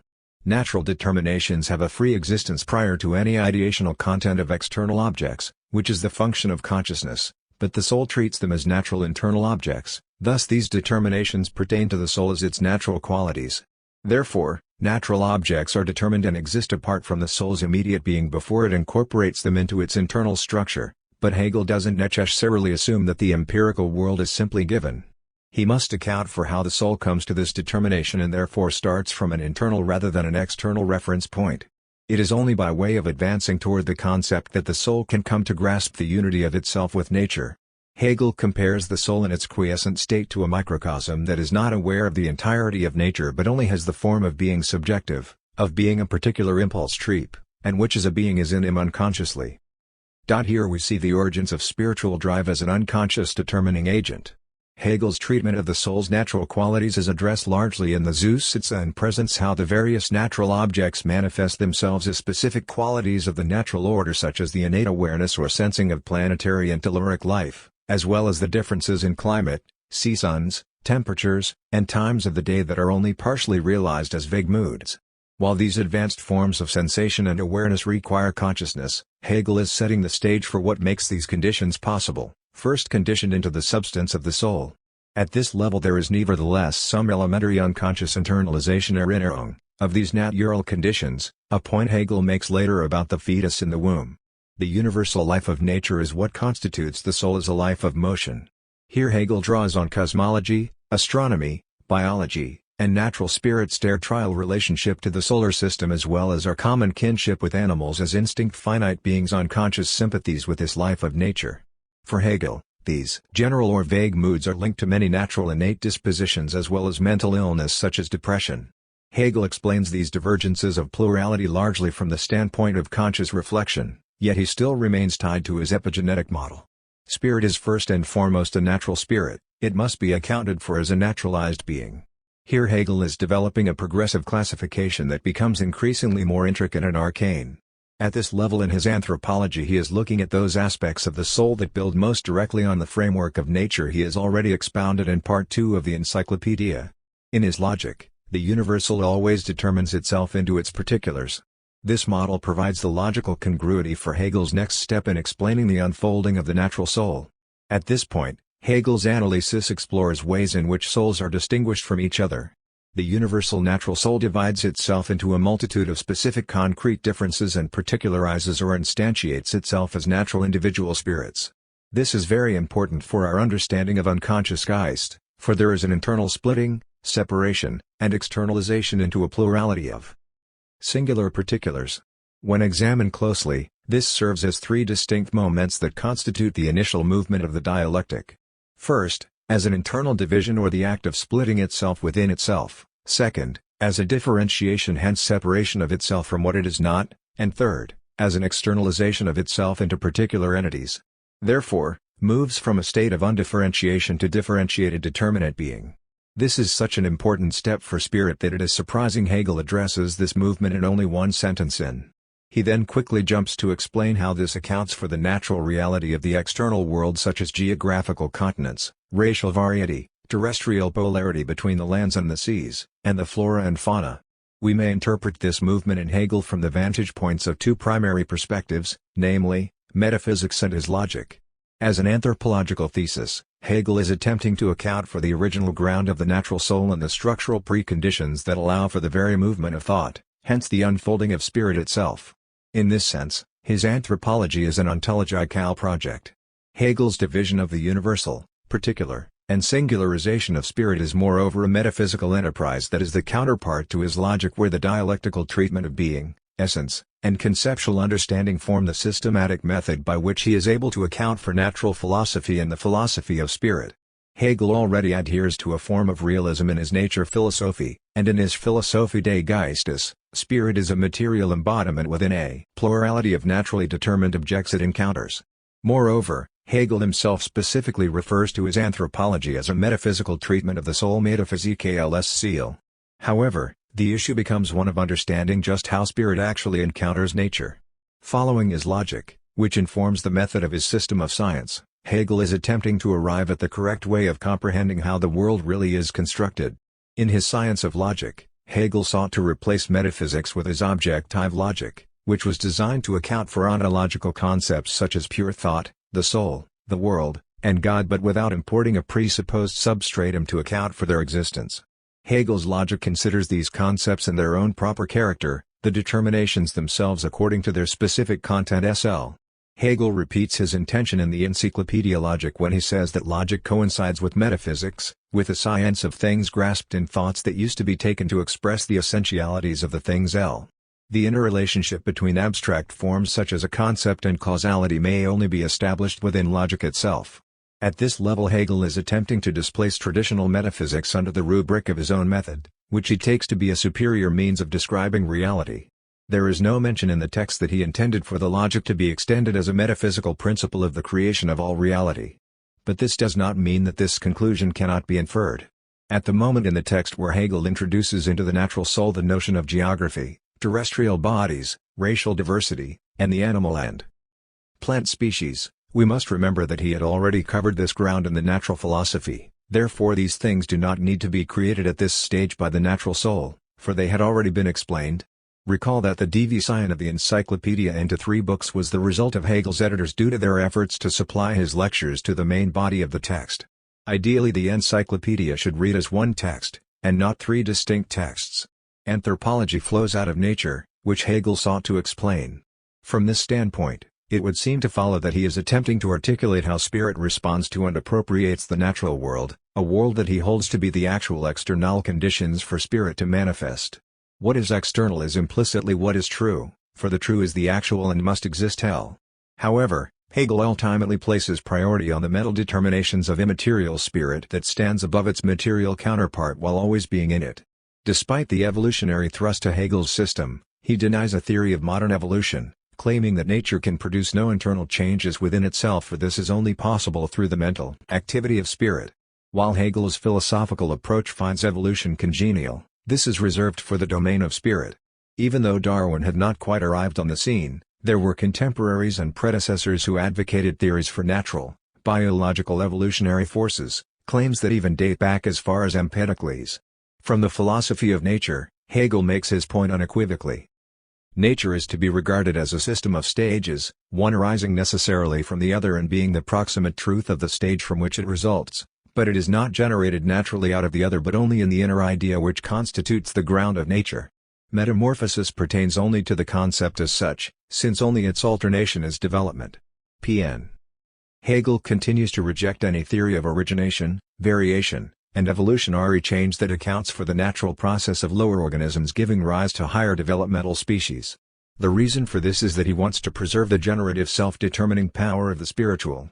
From this account, Hegel's metaphysical position of spirit animating nature applies to the natural soul. But if we interpret his logic as a surrogate for metaphysics, then we would do best by showing how Hegel's method accounts for a coherent comprehension of the world. Hegel is not necessarily describing the generation of the universe in the encyclopedia. It may be argued, however, that when it comes to cosmic questions, Hegel becomes rather Christian. The logic is God before creation, the expulsion of pure thought into externality is the initiation of nature, while spirit then develops out of nature. Hegel is ultimately a monist with the recognition that nature and spirit represent different levels of qualitative complexification. Spirit is self-conscious life while nature is material life. Spirit ultimately overreaches nature while incorporating it into its internal structure as a self-directed activity. When Hegel introduces the mechanism by which implicit spirit moves from an undifferentiated immediacy to a differentiated determinate being for self, he is applying his logical analysis of how a universal applies to a particular. We must understand how vital this initial activity of the natural soul is for Hegel. Following his logical method, he is attempting to isolate the most primitive features that define humankind and particularly how internality finds expression before consciousness emerges. In this movement of the natural soul, Hegel attempts to show how multiplicity, variation, and singularization flow from a monistic universal undifferentiated unity. Because spirit may only emerge from the initial standpoint of its natural internality, it is a self-contained simple totality, albeit lacking complete totality, which is its task to fulfill. By dividing itself and externalizing its being into a complex multiplicity of singular instantiations, Hegel is able to show how particulars derive from a universal essence. At this point we may ask, why didn't Hegel start with the brute facticity of the plurality of the world and show how unity evolves out of multiplicity?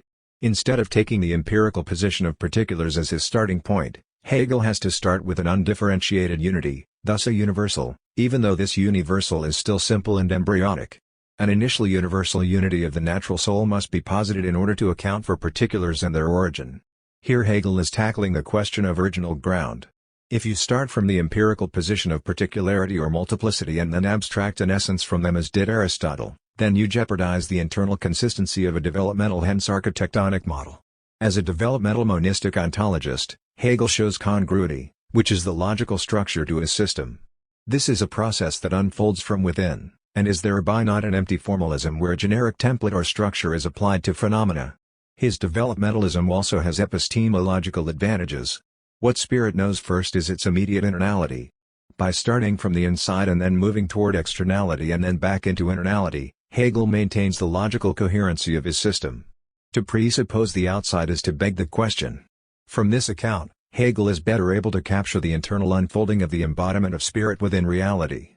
Thus, nature is originally passive spiritual activity or motion that is actively self-awakening, which then divides or differentiates itself into infinite particulars that it alienates or externalizes, which it then seeks to reincorporate back into its inner being. Ultimately, Hegel sees spirit through to its end. The natural soul is sublated as materiality is subsumed within immaterial spirit, thus becoming more complex, variegated, and holistic in its return to its original unity, a process of re-ingesting its singular manifestations or plurality into a totality that is now mature, robust, and all-encompassing. But this is a long excursion. Natural spirit has a lot of work to do. After spirit awakens from its internal slumbers as a subjective naturalized activity, it projects its universal particularizations or qualities and discharges itself into concrete being as actual nature. Hegel is very clear that the universal soul is a productive self-defining activity. Just as light disperses into an infinite multitude of stars, so the universal soul of nature disperses into an infinite multitude of individual souls, the only difference being that whereas light appears to have a subsistence independent of stars, it is only in individual souls that the universal soul of nature attains actuality. It is through the activity of individual subjectivity that the initial fragmented unity of natural spirit is taken back up into the unity of individual human souls. We must caution, however, that subjectivity at the level of the natural soul is very hollow and lacks articulation. It is more appropriate to say that the soul has an internality that has the potential of becoming a subject to itself but is not yet fully realized as such. Hegel explains in his introduction to the philosophy of spirit that the way in which implicit spirit or the logical idea originally determines itself is revealed in spirit's move from its internal immediacy to its externalized determinate being, which is the coming into being of nature itself. Technically, the idea or its comprehension is estranged from itself at this juncture. It now becomes spirit subjective to incorporate nature back into itself, thereby elevating itself to a higher unity. Hegel explains. The externality, individuation and immediacy of nature is therefore sublated by the idea, by the spirit implicit and dormant in nature, which creates for itself a determinate being corresponding to its internality and universality, and so becomes the intro-reflected being for self of self-consciousness and awakened spirit, i.e. spirit as such. In these passages we have been exploring, Hegel is attempting to formulate the most archaic way in which spirit begins to idealize nature by taking it into its own life, not the brute given of reality, but as something to be integrated into some kind of whole or unity. Mind implicit, slumbering within nature, overcomes its externality by making an existence conformable to its inwardness and universality p.m. It is through the move from internality to externalization that spirit emerges as a self-determining, self-conscious being for self in the face of unconscious nature, which conceals as much as it reveals of it. This is the point where nature is made a general object for spirit, with the externality of nature then brought back into the internality of spirit as its own self-awakening. It makes this a general object, reflects upon it, takes back into its internality the externality of nature, idealizes nature, and so gains being for self in its general object. We can see that spirit at this stage has already attained for itself a form of unconscious self-awareness, an intro-reflected or pre-reflective self-consciousness whereby it takes itself as its own object in nature as a being for self.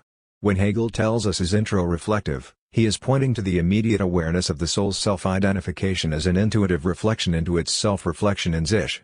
Here lies an introduction of the faculty by which the processes of mediation and reflection are constituted. This is the initial pre-familiarity the soul has with itself, but being only an abstract immediacy, spirit is far from being an absolute unity. This initial pre-familiarity or self-relation the soul has with itself is a paradoxical construct for Hegel. At once, implicit spirit opposes itself to unconscious nature, which also manifests spirit. Thus, while it overcomes its mere implicitness and makes itself a determinate being, it is nevertheless still unconscious.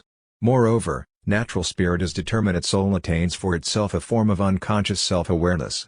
Hegel himself calls this awareness self-consciousness despite the fact that spirit remains unconscious, Zusitz. We may say that this is justified on the grounds that self-relation precedes object relation insofar as awareness of opposition is contingent upon awareness of self in order to differentiate between self and otherness. If identity is determined in opposition to difference, then spirit must at least have a prior self-familiarity or quasi-awareness of itself before determinate difference is established. But this awareness is far from being a sentient self-consciousness that belongs to a reflective mind. It is a pre-reflective, hence non-positional and non-propositional self-consciousness that takes place underground. This form of unconscious self-consciousness points to the fact that Hegel is carving out a foundation which is the most primeval and uncultivated conditions that make the later development of self-consciousness possible. This originally comes about from the ways in which spirit overreaches nature and molds the most basic feelings of the soul. The awakened spirit at this point does not know its unity with nature or with the implicit spirit within nature and thus stands in opposition to its externality. There is still a division between the inner and the outer, the other of nature as contrasted with the internality of spirit. While the natural soul attains an elementary form of self-consciousness through intro-reflectiveness, this innate unity subsists in nature in an external, empty, superficial manner, that at the same time there is also a falling apart of the two terms. Spirit in its being with itself is also not with itself but with the other its natural counterpart, insofar as this unity of implicit spirit and the other has not yet attained its own being for self. Spirit then posits nature as its world, an intro-reflectedness, and thus denies nature's form as distinct from itself, thereby turning that which is opposed into that which posits. Hegel further explains, however, that this positing of nature by what it takes to be itself is actually its presupposition, and hence nature remains independent of spirit as an immediate presence. As such, nature is therefore a becoming posited which precedes reflecting thought. From this standpoint, nature's being posited by spirit is therefore still not absolute, since it merely takes place in reflecting consciousness, Zusitz. At this level, spirit is still limited by nature, hence finite, because it has not yet grasped that nature is only part of the infinite spirit that created it by means of which nature subsists. Spirit has still not grasped its unity with its counterpart. Only in its long transition to absolute knowing will natural spirit be sublated into the infinite. The desirous soul. Nature for Hegel is a complex organization of interrelated parts and processes. From physical to chemical and biological configurations, nature is the conglomeration of interdependent material entities that reflect a complex whole. In spirit's externalization of itself as particularizations, nature only appears as individuated parts that are subjective self-expressions. At this level of the soul's development, the unity of interdependence is only implicit. It is not until this unity becomes more progressively complete that it is more fully introjected into each entity, which gradually becomes more responsive to its environment and the external events that comprise world activity. However, the process of internalization is already underway, which moves the organism more toward sensibility. At the level of sensuous organization, there is more of an intense self-relation the organism has with its own internal unification, and the process of reincorporation of its self-externalization into the profusion of nature has begun. We have already seen how the soul senses and relates to changes in its environment such as climate, temperature, time, and seasonal variations, and this takes place in all animate creatures, thus affecting their internal states. Yet it is through individual minds that the soul feels. Once awake, the universal natural spirit disperses its qualities into external id only to have them shaped by the natural changes of individual subjects that inevitably occur throughout the stages of life. These stages are largely the product of social relations, the idiosyncrasies of individual interests, temperament, mood, disposition, and personality, and intellectual and ethical character. By this stage of development, consciousness and self-consciousness are presupposed. However, the form or maturity of self-conscious spirit is in question here. The soul is still connected to its natural states and alterations and has not yet achieved a full spiritual liberation that we may properly call objective. The soul is singularized into individual and familial or collective subjectivity as natural determinations that account for particular physical and mental differences, which are further influenced by life experiences. The individual soul enters into opposition with itself as the other, which naturally leads subjective spirit to seek and find itself in a sexual relationship with the other. For Hegel, the sex relationship is at once both a natural difference of subjectivity and activity and a universal that achieves union through passion and love, which further acquires ethical significance as the family. The individual soul remains at one with itself and its sensation with the other and its universal relation to the opposition of the external world. Sex distinctions institute both a firm antithesis due to the natural qualities of difference as well as a simple unity formed in the identification with the genus. In the stages that characterize the drama of life and the process of aging, change is a constant enterprise with nothing remaining fixed or stagnant. As the individual subject persists through the course of life experiences, everything is fluid. The sex relationship, on the other hand, is set in firm difference, the first being a simple unity, the second being a firm opposition. We may see that the dialectic unfolds continuously through all these appearances, becoming more mature at each stage. At this point there is division and opposition but as mutually interdependent and contrasted aspects of psychic reality. Hegel extends this contrast to the states of waking and sleeping. Individuality constitutes the awakening of the natural soul as a being for itself by means of confronting its natural determinateness, namely its self-absorbed life of sleep. Waking is the primary component of the singular soul, for it distinguishes itself from its original undifferentiated universality. Just as sleep replenishes conscious functioning, it does so negatively. Rest is a withdrawal from the determinateness of the world of singularities to the indeterminateness of the universal essence of subjectivity, which constitutes the substance and the absolute power of these determinatenesses. Hegel is very clear that the absolute power of determination lies in that unconscious region of the mind, the abyss of indeterminateness, where the latent activity of the natural soul, which is spirit implicit, rouses itself from its immediate determinate corporeality. We can see how Hegel recognizes the contradiction inherent in the notion of determinism. Spirit is both naturally constituted and free. At once spirit finds itself as material embodiment but is already activity in its implicitness that is capable of confronting its own confined original natural state and emerging in opposition as a determinate being. What is the primary component is the impulse to wake, to express itself as a free agent. As in social and sex relations, the awakened soul relates itself not to a simple unity but rather through the mediation of opposition. And with each mediation, there emerges a new immediate. Dialectical rigidity falls away through mediation but always reinstantiates itself in the new immediacies or contingencies it both encounters and generates. In the sleep of the soul, spirit is inherent but has not yet achieved determinate being. It is only through its own self-affirmation that spirit emerges. But what constitutes the need to awake, what drives spirit to reveal itself? Is perhaps need itself desire, the gestation of spiritual activity, at once both natural corporeality and the inherent immaterial possibility to become other to itself? Spirit hungers, it wants to be fed to feed itself. In the instance before spirit awakens, it experiences an impulse, it yearns to surface, a desire to be. Like Bohm's Ungrund, spirit undergoes an extreme tension, a primeval chaos, lack. In Instincts and Their Vicissitudes, Freud describes four principal features of a trip, namely, its A, pressure, B, aim, C, object, and D, source. The pressure or force strong, corresponds to its urge or wish, which Freud identifies as its very essence Wesen. Every drive is a piece of activity. The aim zeal, of a drive is unwaveringly to achieve satisfaction, the fulfillment of which results in a reduction in the amount of tension it experiences. The object is anything that is capable of being used through which its aim may be achieved, and it is the most fluid or variable aspect to a drive, while the source is somatic processes or any part of the body and whose stimulus is represented in mental life by a drive.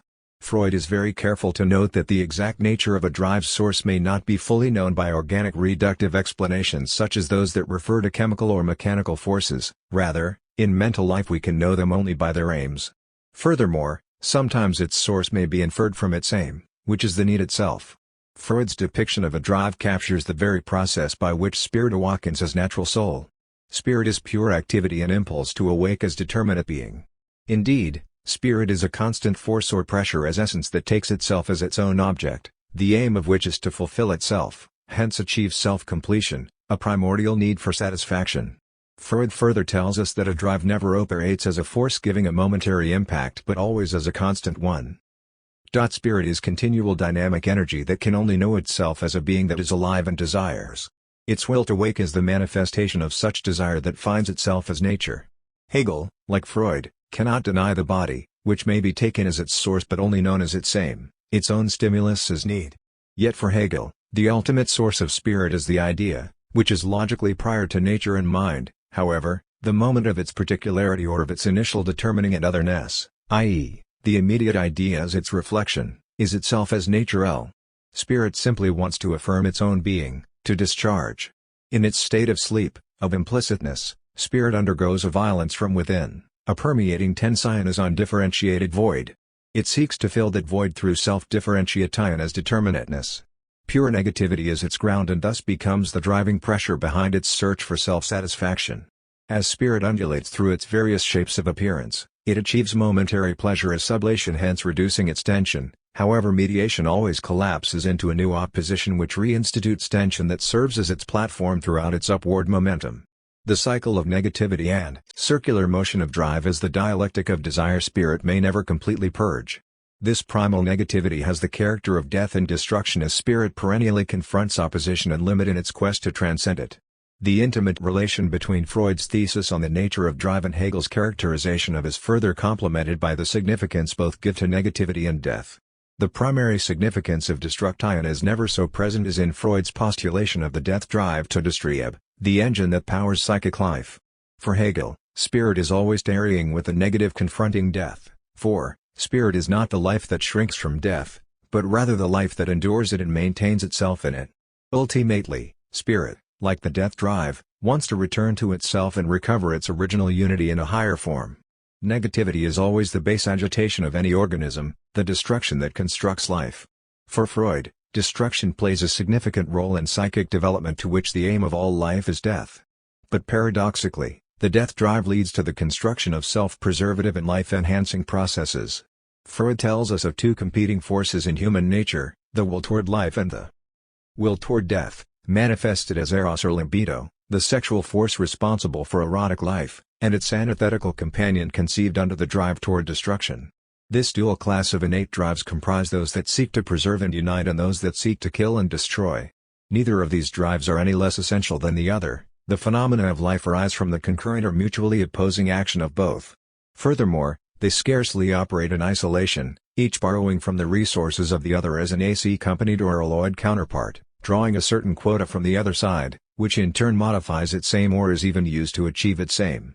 This union between life and death is the ontological fabric of the human mind to which all other dialectical polarities arise, including the universality of love and hate. Self-preservation is clearly an erotic impulse, but it must have aggression at its disposal in order to accomplish its task. Just as in love, the aggressive drive is utilized in order to gain mastery and possession over an object, which the attachment to it brings about. While the self-preservative drives stand in stark opposition to destructive ones, the two are dialectical complementarities that affect their confluence. These dual forces may be compared to the structural dynamic of the Hegelian dialectic, with negativity begetting progression in the service of achieving higher aims. Just as being is in opposition to nothing, so is life to death, two sides of a symmetrical relation, their necessary unity. In Beyond the Pleasure Principle, references to ego instincts and death instincts are used almost interchangeably. For Freud, the ego is characterized by its comportment to libido in the service of the pleasure principle as well as its comportment to the death drive in response to the primal anxiety it generates, which imperils the integrity of the organism. In contrast to Hegel's monistic posture, Freud postulates two distinct sources that the ego assumes bipolar positions toward. While there is a dialectical separation between the two classes that stand in antithesis to one another, the ego may adopt a dual identification with the two drives that may be preserved in violent opposition depending upon which class is most operative at any given moment, or may become merged through an ego-mediated confluence, for example, sexual sadism. While offering no formal commitment in his initial introduction to the death drive postulate, Freud surmises that the compulsion to repeat is beyond the pleasure motives of libido and is situated in the organism's proclivity toward death, that is, to return to its quiescent and organic state of tranquility. In fact, the death drive presumably exists before the pleasure principle. Preceded by a careful disclaimer under the title of speculation, Freud ventures to hypothesize that the death drive may be developmentally prior to libido, therefore the pleasure principle, and that the early stages of egogenesis are formed in response to the conservative needs of the organism to regress to its inanimate beginning. From this standpoint, the origin of the death drive appears to be a defensive maneuver characterized by its tendency to orient itself back to its tensionless nativity. Freud conjectures, the tension which then arose in what had hitherto been an inanimate substance endeavored to cancel itself out. As living organisms became more complex evolutionary systems, the influence of external demands forced the organism to adopt more circuitous routes to its own death. Freud asserts, for a long time, perhaps, living substance was thus being constantly created afresh and easily dying, till decisive external influences altered in such a way as to oblige the still surviving substance to diverge ever more widely from its original course of life and to make more complicated detours before reaching its aim toward death. From this passage it follows that external reality itself impinges upon the organism's primordial motivation and forces it to ward off any possible ways of returning to an organic existence other than those which are immanent in the organism itself. Such tendency to respond to extrinsic threats with its own self-preservative impulses in the service of securing its own path toward death at its own hands suggests the rudimentary structures of ego development that are dialectically constructed to serve aims of both life and death. Thus, the ego wishes to live and die by its own fashion. These guardians of life, too, were originally the myrmidons of death, hence, the paradoxical situate hien of the organism's own propensity toward death is interrupted by an external source of danger that threatens its blissful rest, namely, life itself, which it responds to with its own impulse toward life's self-preservation, which is phenomenologically experienced as the binding of psychic energy to the pleasure principle. While the death drive only appears bound, the question remains whether on the topographic and ontological level there are indeed two classes of drives that abide in dialectical conflict with one another, or whether they are merely two appearances of the same drive. Following Hegel's progressive unfolding of spirit, the appearances of life and death would flow from a monistic source. Freud, however, maintains rigid bifurcation between the two classes due to the exclusivity of the sexual drives, which are oriented toward pleasure. The death drive, on the other hand, produces anxiety, not pleasure, and the ego's response to such anxiety is in service of binding the psyche in order to safeguard against dangers or external threats that jeopardize its homeostatic placidity. Neurotic repetitions and trauma dreams, for example, are for the sake of inducing anxiety, not pleasure, so that the wounds of the psyche may be bound. What binds the psyche is anxiety. What makes the ego a sufficient shield against stimulation from libidinal forces is a ready charge of anxiety against pleasure. Within this context, the ego is a defense against pleasure, whereas repetition and trauma are in response to death drive derivatives. The death drive is not a stimulus to the pleasure ego, rather, a breaching of the ego. Therefore, the death drive is a stimulus to anxiety, whereas anxiety is understood as central to the ego's formation. Without the death drive, there would be no ego. Freud conjectures that life itself is a disturbance in the quiescent state of inorganic matter, which must have emerged from some charge that aroused it from its somnolent rest. The origin or essence of such disturbance, however, remains unknown. He states, the attributes of life were at some time evoked in inanimate matter by the action of a force of whose nature we can form no conception. Freud suggests this force was an external event rather than an internal motive, linking the rise of the preservative drives to a fortification against threat from an encroaching environment. Is it possible, however, that such a psychic event be an internal one, thus the origin of its own arousal? This would certainly be Hegel's view. This would require not merely an ego's developmental response to the id, but rather their equiprimordial existence. While Freud's death drive has been largely rejected on biological grounds, it does not mean that the destructive and regressive inclinations of the psyche are not present equiprimordially as ego, ontically positioned alongside libidinal forces. If the self-preservative drives can be looked at as nothing but the organism's own path to its self-determined death, then life is organized as the refusal to die by exogenous forces, for external reality would deprive it of its own pleasure. At first glance, the self-preservative drives emerge in very complicated organisms out of the death drive, and in effect are merely its defensive response to external danger, which eventually take on their own life principles extricated from the death drive and bound to libido, and which are instantiated, sustained, and mediated by the ego. This assumes that libido is originally the defensive creation of the drive toward death that mutates and takes on its own being as higher complexities of organic life loom.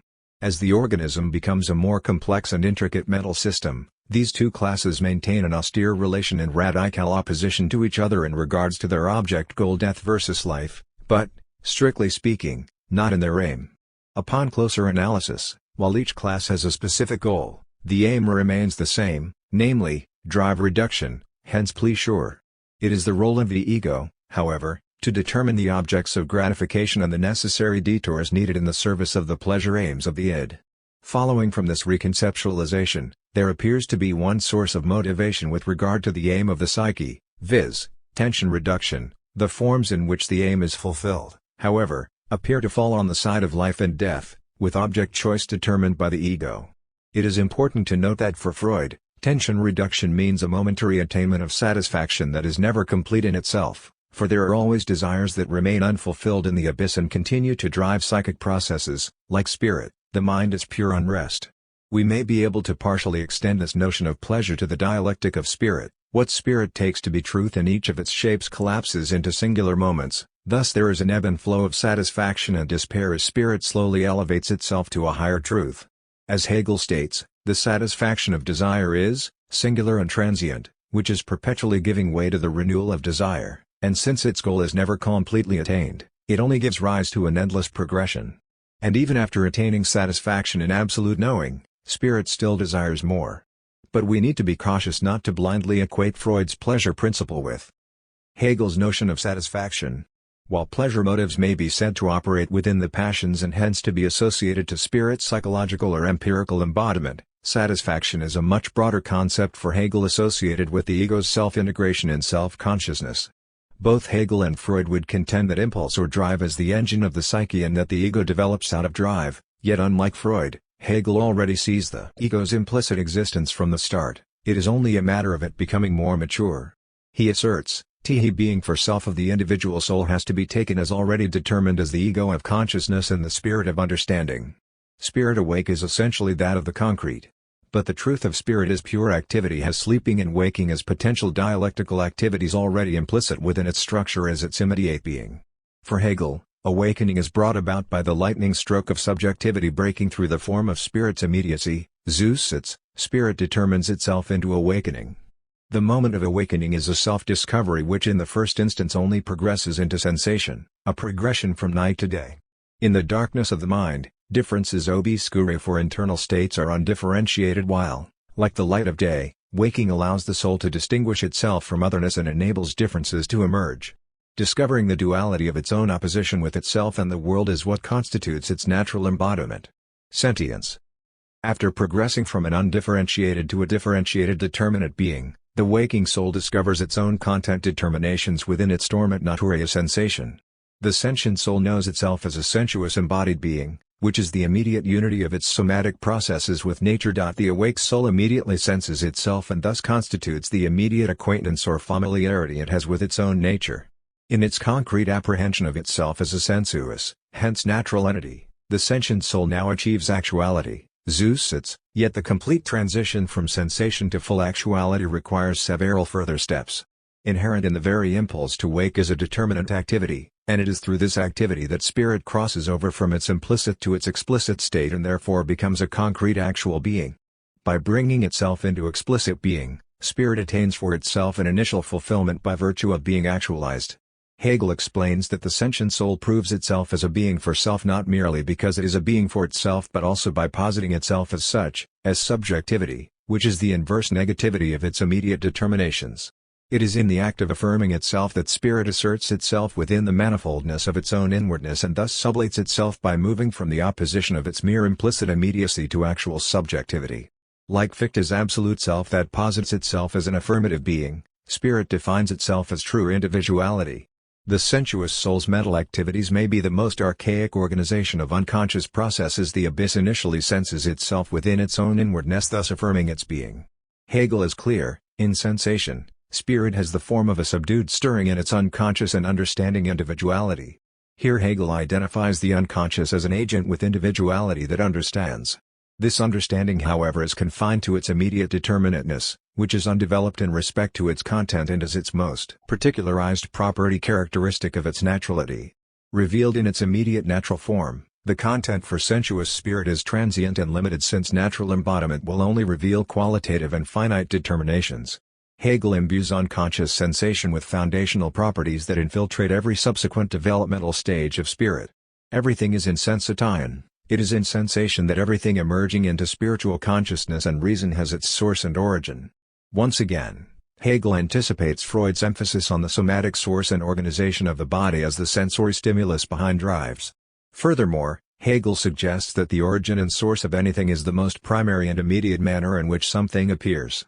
In its externalization, spirit appears as its aim, its purposefulness or desire to appear as a differentiated determinate being for self that actively posits and affirms its own being, hence obtaining fulfillment.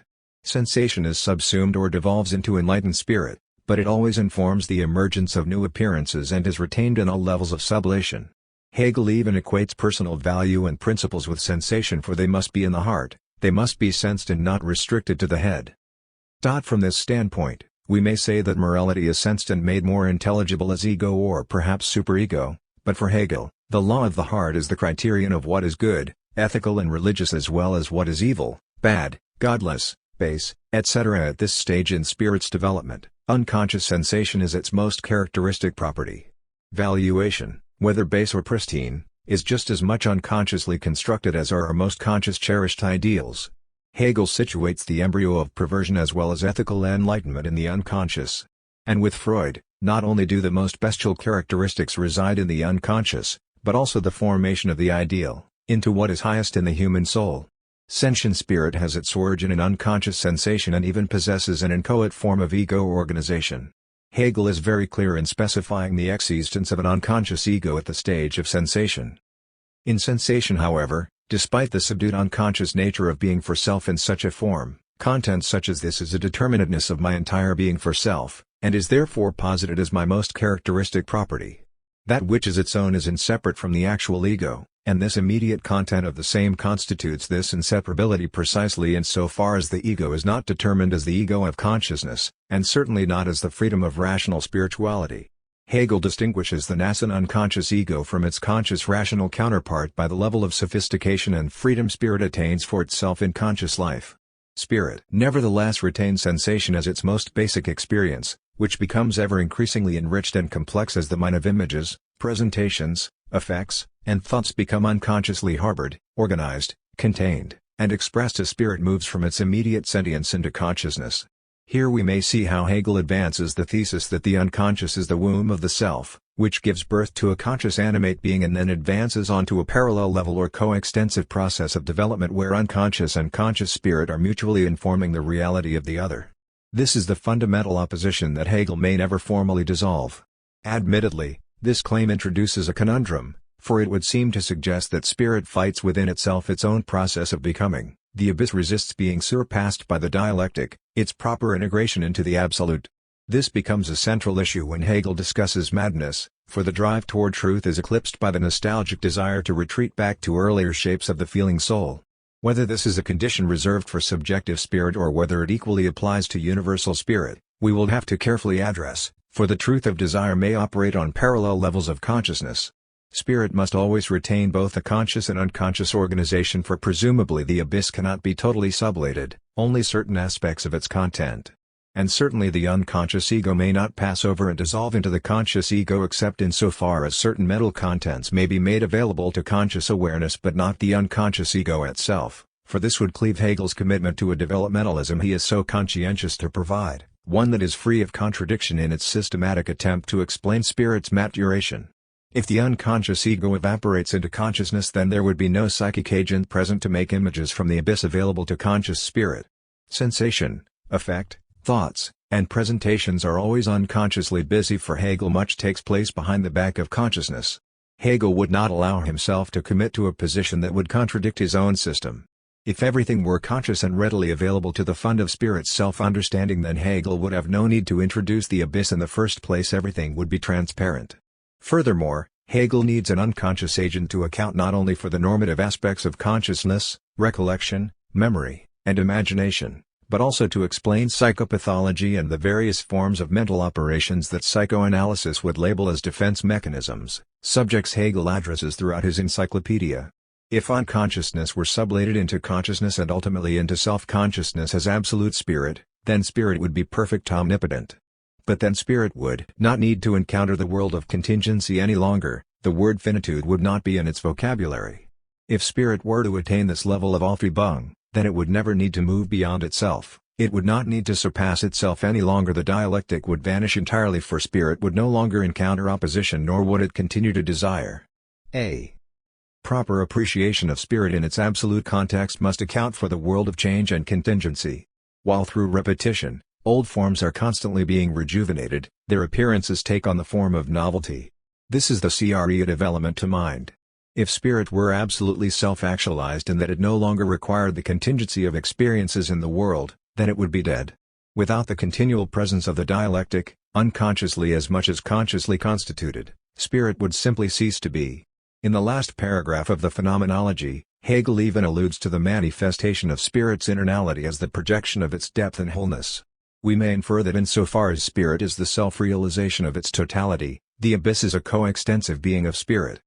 Their goal, absolute knowing, is the revelation of the depth of spirit, and this is the absolute concept. This revelation is, therefore, the raising up of its depth, or its extension, the negativity of this withdrawn I, a negativity which is its externalization or its substance, and this revelation is also the concept's time, in that this externalization is in its own self externalized, and just as it is in its extension, so it is equally in its depth, in the self. Spirit seeks to reveal itself from its depth as it appears in pure self-consciousness, but this realization and externalization of its interior from its abyss is not the termination of its internality, only its extension that is equally in its depth, namely. With respect to its inceptive ego, the sensing soul also has more fundamentally the animal characteristics that we may properly call drive or instinct, meaning that which is innate and naturally given. Drive cannot be dissociated from spirit at any level, only sublated, or in Freudian terms, sublimated. Freud saw Sublimationen as a vicissitude Schicksale, or fate of the drives, but he also saw it as a specific defensive process against the drives.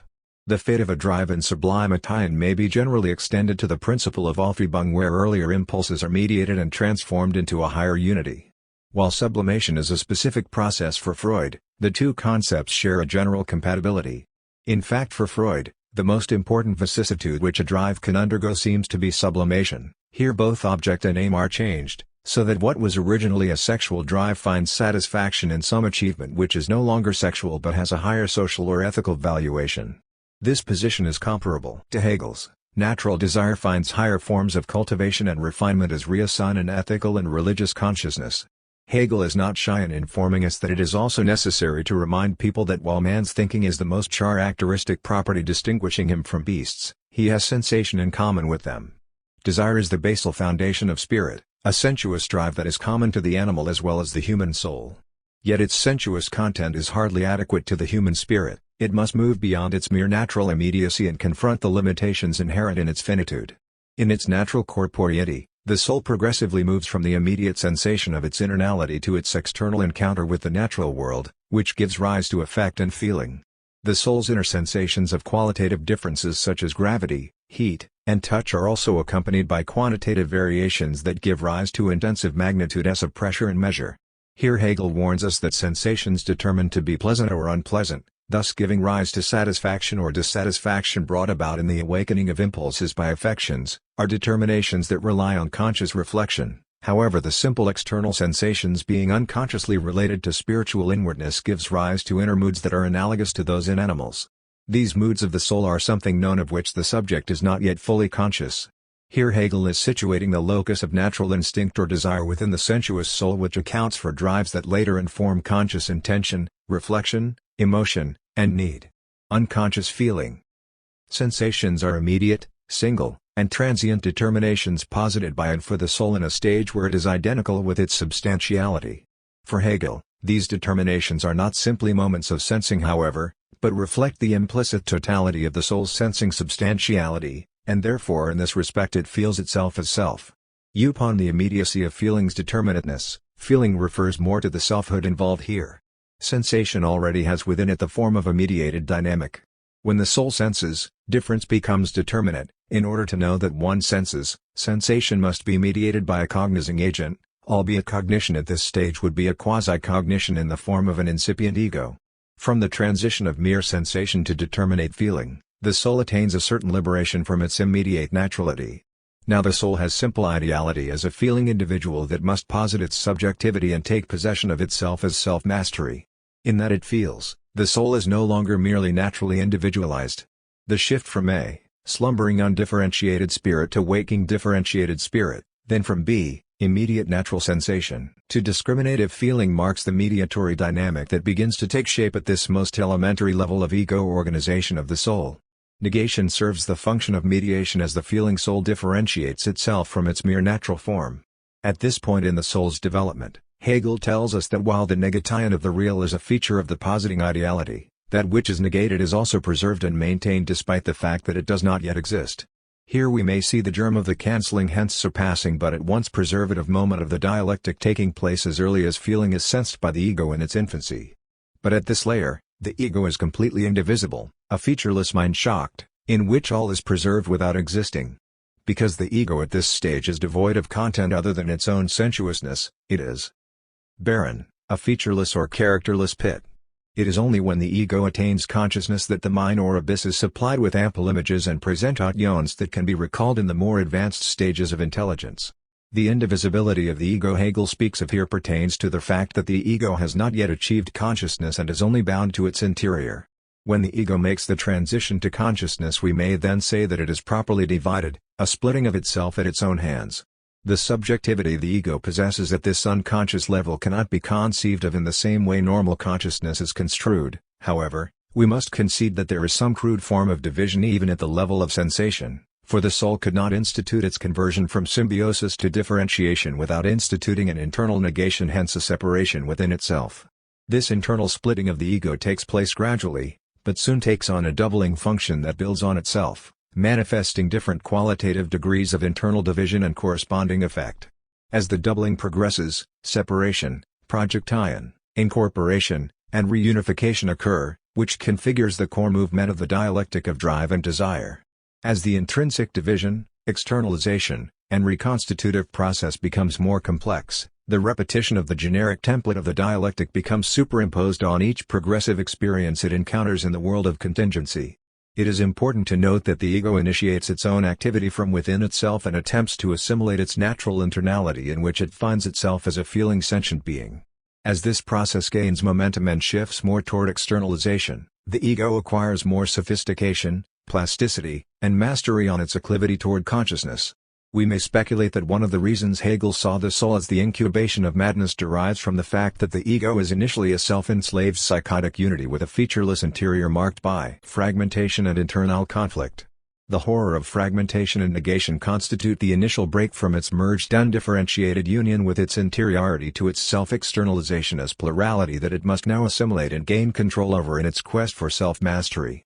It is this initial thrust from symbiosis to multiplicity and then back into reunification that constitutes the initial formation of the dialectic that the unconscious ego initiates through its own self-directing activity. The inward division and chasm the ego is eventually able to create and maintain in its break into consciousness signifies the remarkable ability the ego has at forging and sustaining two realms of psychic reality that are based on fundamental opposition. The inner and outer is a firm antithesis that may only broach a unity under special circumstances such as sleep or psychopathology. The dreaming soul is a case in point, where Hegel suggests that it attains to a profound and powerful feeling of the entirety of its individual nature, of the complete compass of its past, present and future.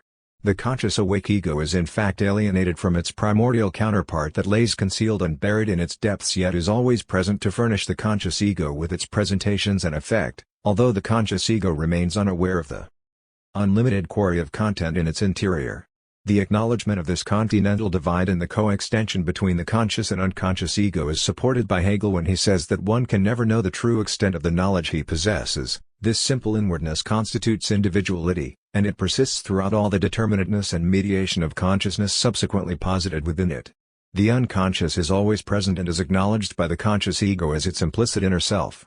During the inception of the individual feeling soul, it is entirely exclusive, and posits difference within itself. What is differentiated is not yet an external object as in consciousness but rather the internal object of its substance as a sentient totality. In this basic division, it feels itself as a monad and takes its own being as its content. Hegel refers to this stage as the darkness of spirit, for its determinations have no conscious or understandable content apart from its merely formal nature. The soul has being only as abstract form but appears to itself as a state, one that developed spirit may relapse back to during times of illness, a regressed wish to return to its original symbiotic unity. Hegel situates this original unity of soul in the symbiotic psychic relationship of the unborn child in its mother's womb, who is the soul surrogate self as concrete subjectivity. Here in this unity is the being of this germ of feeling which, in its enveloping simplicity, contains not only what is in itself unconscious, natural disposition, temperament etc., but also maintains, through habit, all further bonds and essential relationships, fates, principles, everything that pertains to character, and in the elaboration of which self-conscious activity has played its most important role, italics added. Hegel shows how the feeling soul is the seat of spirit's natural dispositions and the reservoir of spirit's future experiences that become maintained through habit. Feeling constitutes the inner determination of the soul and what we call disposition or heart. Here we may see another application of Hegel's reference to the abyss. Not only is it the psychic depths of the soul where images and presentations are stored, but all of life's experiences and essential relationships, including the fabric of character and principles and most importantly unconscious feeling. This may be illustrated by referring to one of Hegel's examples. In the relationship of parents with their grown-up children, however, something that is undoubtedly magical has revealed itself insofar as children and parents who had been long separated and did not know each other, have unconsciously felt an attraction for one another. Here it may be said that Hegel is attempting to account for features of unconscious activity Freud was later to describe as transference. The abyss becomes the reservoir of all our essential relationships, which may become activated unconsciously when the ego encounters a certain stimulus. And for Freud, this produces what might be described as a stereotype plate or several such, which is constantly repeated, constantly reprinted afresh in the course of the person's life, which we project onto every individual we encounter. Hegel's assessment of the feeling soul further anticipates unconscious attributes that Freud had arrived at only after his repeated theoretical speculations had been challenged in the face of new clinical evidence. Hegel sees feeling states, moral character, and ethical principles already constituted in the sensuous soul as a logical inclusion, hence its potential, while Freud's metapsychological postulations of the superego and unconscious emotion were the result of mature theoretical revision. In his essay The Unconscious, Freud specifically rejects the idea of unconscious emotions, but by the time he wrote Civilization and its Discontents, unconscious feeling is of major importance. This is somewhat surprising since he was fully content to grant the mind the presence of unconscious ideas and advanced ego capacity, yet saw feelings as conscious constructs. He did however view affect as a somatic organization tied to sensuousness, as did Hegel. But what is clear from Freud's notion of unconscious ideas is that he views them as a cognizing activity, a position that aligns with Hegel's. Furthermore, ego ideas are mental representations of drives. Drives become the content for the unconscious self as ideas. Freud states, a drive can never become an object of consciousness, only the idea that represents the drive can. Even in the unconscious, moreover, a drive cannot be represented otherwise than by an idea. If the drive did not attach itself to an idea or manifest itself as an affective state, we could know nothing about it. Following Hegel and Freud, drives or impulses must instantiate themselves first as sensation or effect and then as concrete ego states, the ego already implicit in sensation. Affect and ideas are unconscious transformations or mutations resulting from the internal divisibility and externalization of drive activity. Hence Hegel and Freud would be in agreement that in order for thought to be made actual it has to appear as essence, essence being its logical idea. But unlike Freud, who maintains that a drive cannot be an object for consciousness, thus employing something that looks like a ding and zish, Hegel shows how drive appears as essence, for nothing could exist unless it is made actual. For Hegel, appearance is essence, essence must appear, since the essence is what exists, existence is appearance L. As early as the Phenomenology, Hegel shows that the coming into being of higher forms of subjectivity are mediated by its previous appearances. The inner world, or supersensible beyond, has come into being. It comes from the world of appearance which has mediated it. In other words, appearance is its essence and, in fact, its filling. Drive appears as ego, hence a mediation, and as essence, ego is its sublated shape. The abyss is the original locus of an ego that feels, whose next step is to divide itself internally only to awaken through its initial inner split by virtue of the fact that it possesses particular feelings. This is an important advance for the feeling soul because as individuality, it is a subject that posits its feeling determinations as singular sensations while at the same time it amalgamates them as a unity. It is at this point that the feeling soul constitutes an unconscious self-awareness. Hegel clearly states that the soul is immersed in this particularity of sensations, and at the same time, through the ideality of what is particular, combines with itself in them as a subjective unity. It is in this way that it constitutes self-awareness, and at the same time, it does so only in the particular feeling. The feeling soul attains for itself an immediate form of unconscious self-consciousness of a particular feeling state. Again, we may see how the burgeoning soul as the incipient ego gradually acquires more familiarity with itself as an unconscious agent. Hegel imbues the feeling soul with a sense of self that approximates some neonatal form of awareness, although such awareness cannot be compared to conscious self-realization and is only confined to the realm of sensation. Hegel is confronted with the immense difficulty of superimposing language that is intrinsic and common to our conscious understanding on an inner self that is implicitly there but has not yet achieved conscious actuality. Yet this inward non-actualized self exists by virtue of its sentience and determinate activity. His only recourse is to explain the primitiveness of the mind by inferring a parallel process of mentation that approximates consciousness as if it were in possession of such faculties. This quasi-self-awareness is indeed an unconscious pre-reflective self-consciousness, yet it is not a reflective agent.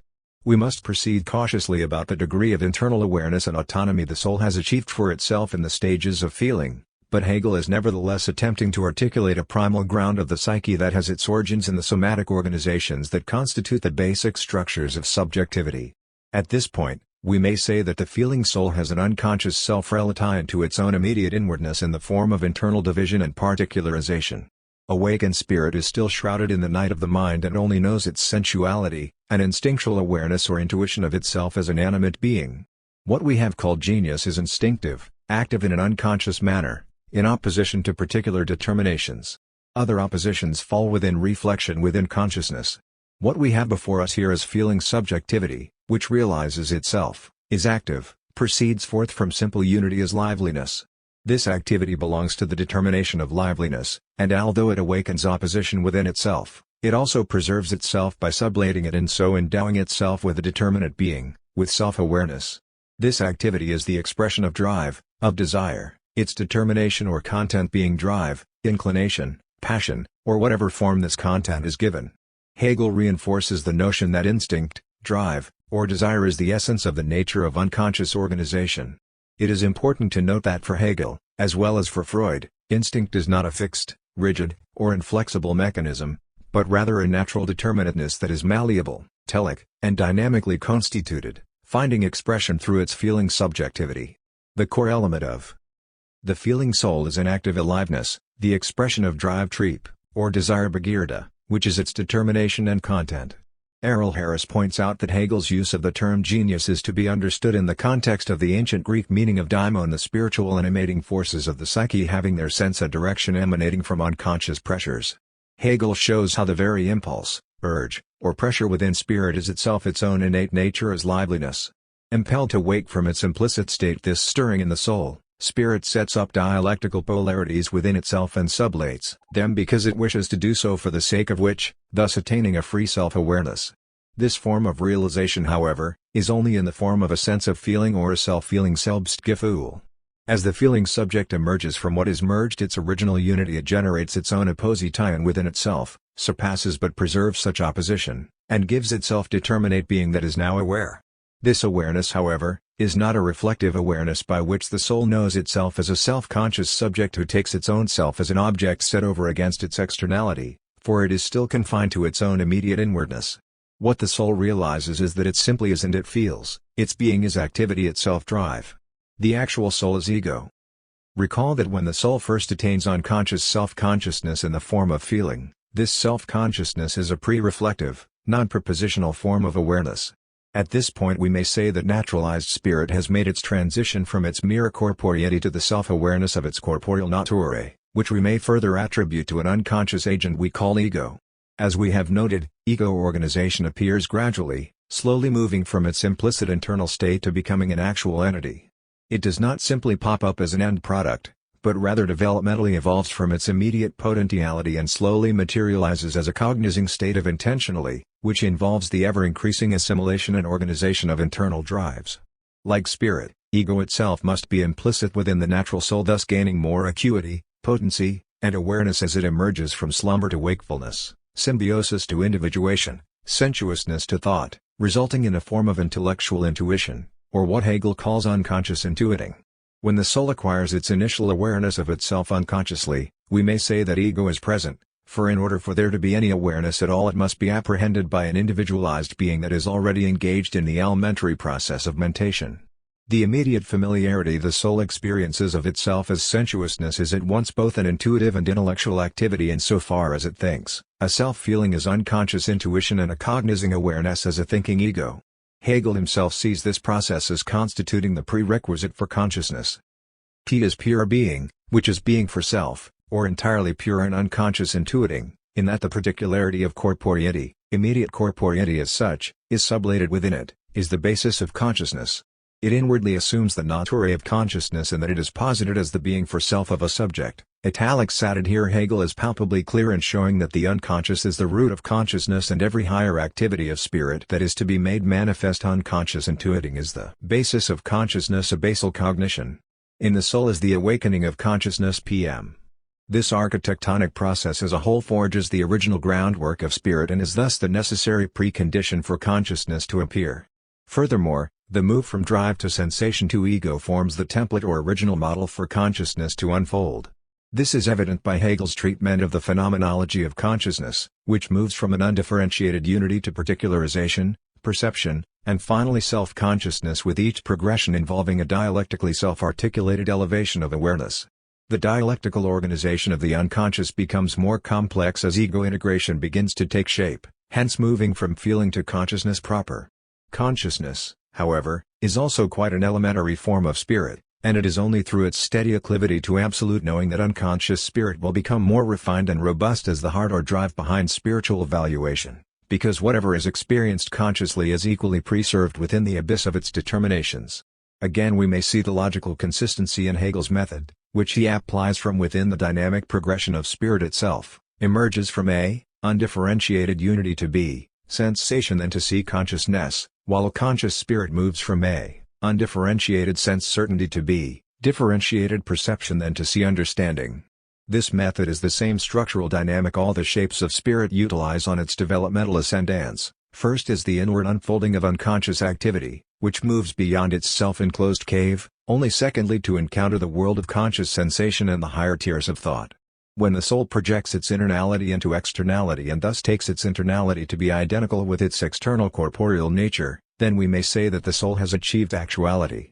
We have seen that this process requires three successive movements with several intermediate steps, beginning with, the soul is initially mere being, unseparated from its natural immediacy, only to awaken as sensation and thus make its transition into feeling, which requires the soul to separate itself out from its immediate undifferentiated unity and hence determine itself for itself in an abstract manner, in which it develops out of this separation into a mediated unity with its corporeal nature and is now for itself as a concretely existing ego. Here the actual soul attains concrete self-awareness in its higher awakening as ego and is now a being for self as abstract universality and a thinking subject. As thought and subject, the soul or ego is specifically the subject of its judgment, in which it now excludes itself from its natural totality of the external world and thus relates itself to this totality, which is reflected within its being. It is at this stage of reflection that the soul now attains consciousness. Recall that the epigenesis of the ego appears in incremental stages, gaining fuller presence and elaboration as the soul begins to engage in active mediation. Within its body, the soul as organic retains a limitation, which constitutes a withdrawal of its power. In recognizing the limitation of its power, the soul reflects itself into itself and thus divides itself from its corporeality, which it expels and sees as alien to itself. It is through this intro-reflection that spirit completes its liberation from the form of being, gives itself that of essence, and becomes ego. Here Hegel is following the same analytic sequence he outlines in his Logic. The developmental character of the ego is evident in that the ego is already implicit in the act of intro-reflection as a pre-reflective self-consciousness. Hegel himself states that the soul is already implicitly ego insofar as it is subjectivity or selfhood. The pre-reflective activity of the soul clearly marks the emergence of the unconscious ego, which becomes the prototype of the mediated reflective activity the shapes of consciousness are to assume later in the course of spirit's development. By tracing the emergence of the ego situated within the dynamic unfolding of the soul, hence the anthropological sphere of spirit, We may see how the unconscious becomes an indispensable entity for Hegel, which serves as the original ground for spirit to appear. It is only when spirit surfaces from its corporeity as ego that its essence appears, and thus the ego becomes a general object for itself as an actual concretely existing being. Hegel's articulation of the soul's development from its immediate naturality to be, feeling then to see actuality anticipates Freud's epigenetic treatment of the ego. For both Hegel and Freud, the inchoate ego is originally encased in a unity and is therefore modally undifferentiated from external forces. The inner and outer are fused in a symbiotic organization. From civilization and its discontents, Freud informs us. Originally the ego includes everything, later it separates off an external world from itself. Our present ego feeling is, therefore, only a shrunken residue of a much more inclusive, indeed, an all-embracing feeling which corresponded to a more intimate bond between the ego and the world about it. Just as the natural soul moves from an undifferentiated unity to a differentiated determinate being, ego boundaries gradually become more contrasted, constructed, and consolidated throughout its burgeoning activity. Freud notes that originally an infant is unable to distinguish between its own ego and the external world as the source of stimulation and sensation. But eventually the organism comes to discern its own internal sources of excitation, such as its bodily organs or somatic processes, from external sources of sensation, for example, mother's touch, breast, etc., which become set apart and integrated within ego organization. It is not until this stage in ego formation that an object is set over against the ego as an existent entity that is outside of itself. The ability to distinguish inner from outer reality requires the appropriate ion of mediational capacities from the ego that perform the function of judgments. By the time the soul becomes a concrete actuality, according to Hegel, the ego is the subject of its judgment. For Hegel, the affirmative function of a judgment hinges on the determinate power of negation. This is further echoed in Freud's discussion of an ego judgment that affirms or disaffirms the posse scion by a thing of a particular attribute, and it asserts or disputes that a praesentation has an existence in reality, but before judgments are consciously formed, inner and outer are one. What is alien to the ego and what is external are, to begin with, identical. The antithesis between subjective and objective does not exist from the first. The act of negation is itself a projection of an inner state, an expulsion of the inner into the outer. The soul's expulsion of its corporeity is the affirmation of its spiritual being for self as free universality is seen by Hegel to be the decisive act of the ego's determinate judgment, although at this stage it is confined to an unrefined level of thought. It is important to note that when Hegel and Freud speak of the ego they use the same German word ich. As a personal pronoun, the I as ego is viewed by both as a personal subjective agent. Hegel, as does Freud, shows the ego's progression from its immediate unconscious unity to its internal division, projection, and introjection as the ego punctures through to conscious awareness. It is through these architectonic movements that the ego differentiates between what is internal to itself and thus truly belongs to itself from what is truly external to itself as experienced through its newly acquired consciousness, namely, the plurality of objects that emanate from the external world, a world that is still the self's own. But before the phenomenology of objects is made available to consciousness, Hegel shows how the ego slowly cultivates a steady progressive organization of mental capacities that make consciousness possible. The activity of differentiation constitutes the turning point in the formation of a determinate psychic agency. While inner drive, impulse, or desire commences the awakening of the soul from within itself, drive being its very essence and thus equated with the dialectic itself, the act of division or individuation from its immediate unity becomes the initial teleological function of a cognizing agent that, while still enveloped within its sensuousness, is still nevertheless a deliberate and determinate will or affirmative being. It is in this intermediate stage of differentiation, already a mediation, that the inceptive ego gradually takes on the nucleus of its core dialectical structure of negation in the service of affirmation, a process of sublation it sees through to the awakening of consciousness.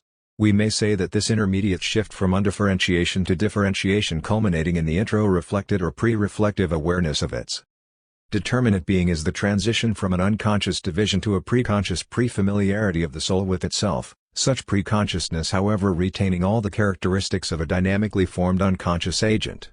Dynamically, spirit is still unconscious at this stage, with consciousness constituting its logical antithesis. Descriptively, however, we may say that spirit has advanced to the intermediate arena of making itself a cognizing sentient subject in which preconsciousness, its prior form, is its appropriate shape. For Freud, the preconscious is distinguished from the unconscious only in a descriptive manner. In the dynamic sense they remain undifferentiated.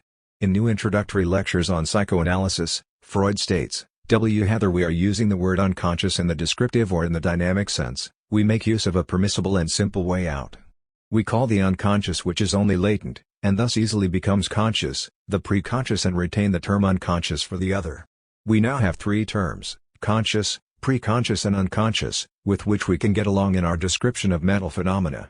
Freud's distinction may be applied to Hegel's development of spirit, for as we have seen, within the ego's unconscious formatain it gradually and inwardly assumes the nature of consciousness. Prior to consciousness proper, begins to acquire the essential features of consciousness as thought, mediation, and intentionally become more crystallized.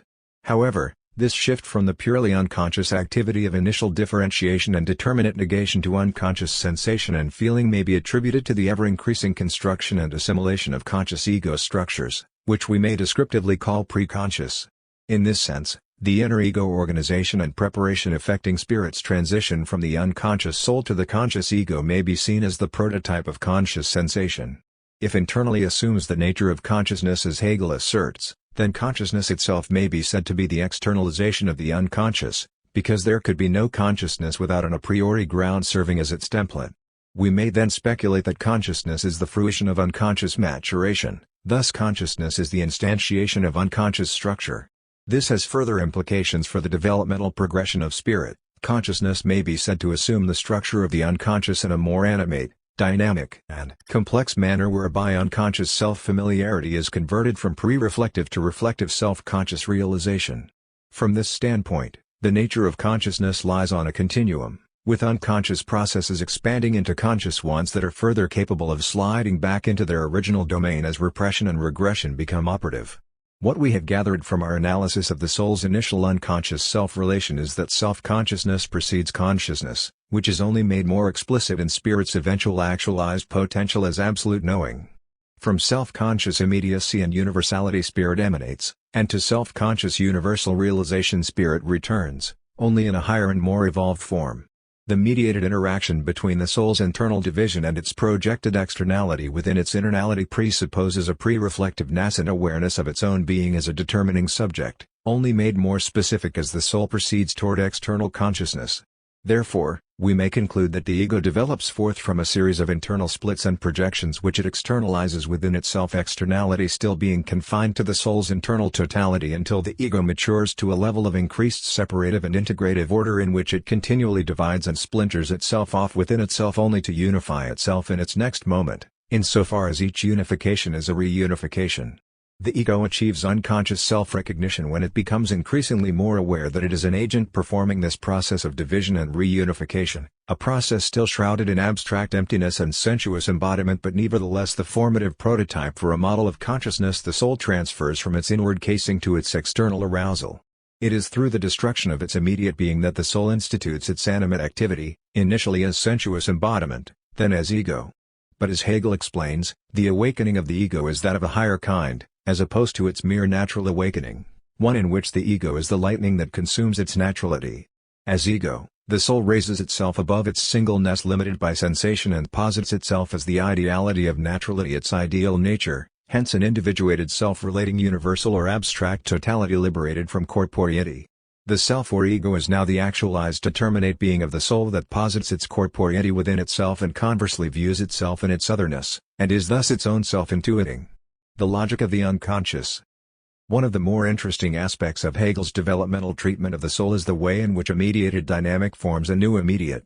This process not only informs the basic structure of his logic, which may further be attributed to the general principle of Aufhebung, but this process also provides the logical basis to account for the role of the unconscious. The process by which mediation collapses into a new immediate provides us with the logical model we can clearly glean from the soul's transitions from nature to feeling, then to actualized ego. And it is precisely this logical model that provides the internal consistency to its specific instantiation within. As an architectonic process, spirit invigorates itself and breathes its own life unconsciously as a self-determining generative will that forms the edifice for all else to unfold. It is this internal consistency that provides us with a coherent account of the circular motion of the progressive drive toward higher manifestations of psychical development. Unconscious spirit builds upon its successive shapes and layers and constructs its own monolith. Hegel allows for many distinctions to be made between the different forms and levels of unconscious activity in the anthropology, phenomenology, and psychology of spirit, ranging from the standpoint of unawareness in general, to psychic space, to the telic functions of an unconscious ego with determinate being. It is the last that is the most significant in our understanding of the abyss, for not only does reside within the nocturnal ungrun, it remains the nucleus or dynamic agent that guides the dialectical functions of desire, thought, and reason, thus cancelling opposition while simultaneously transcending yet preserving its immediate forms through sustained mediated syntheses.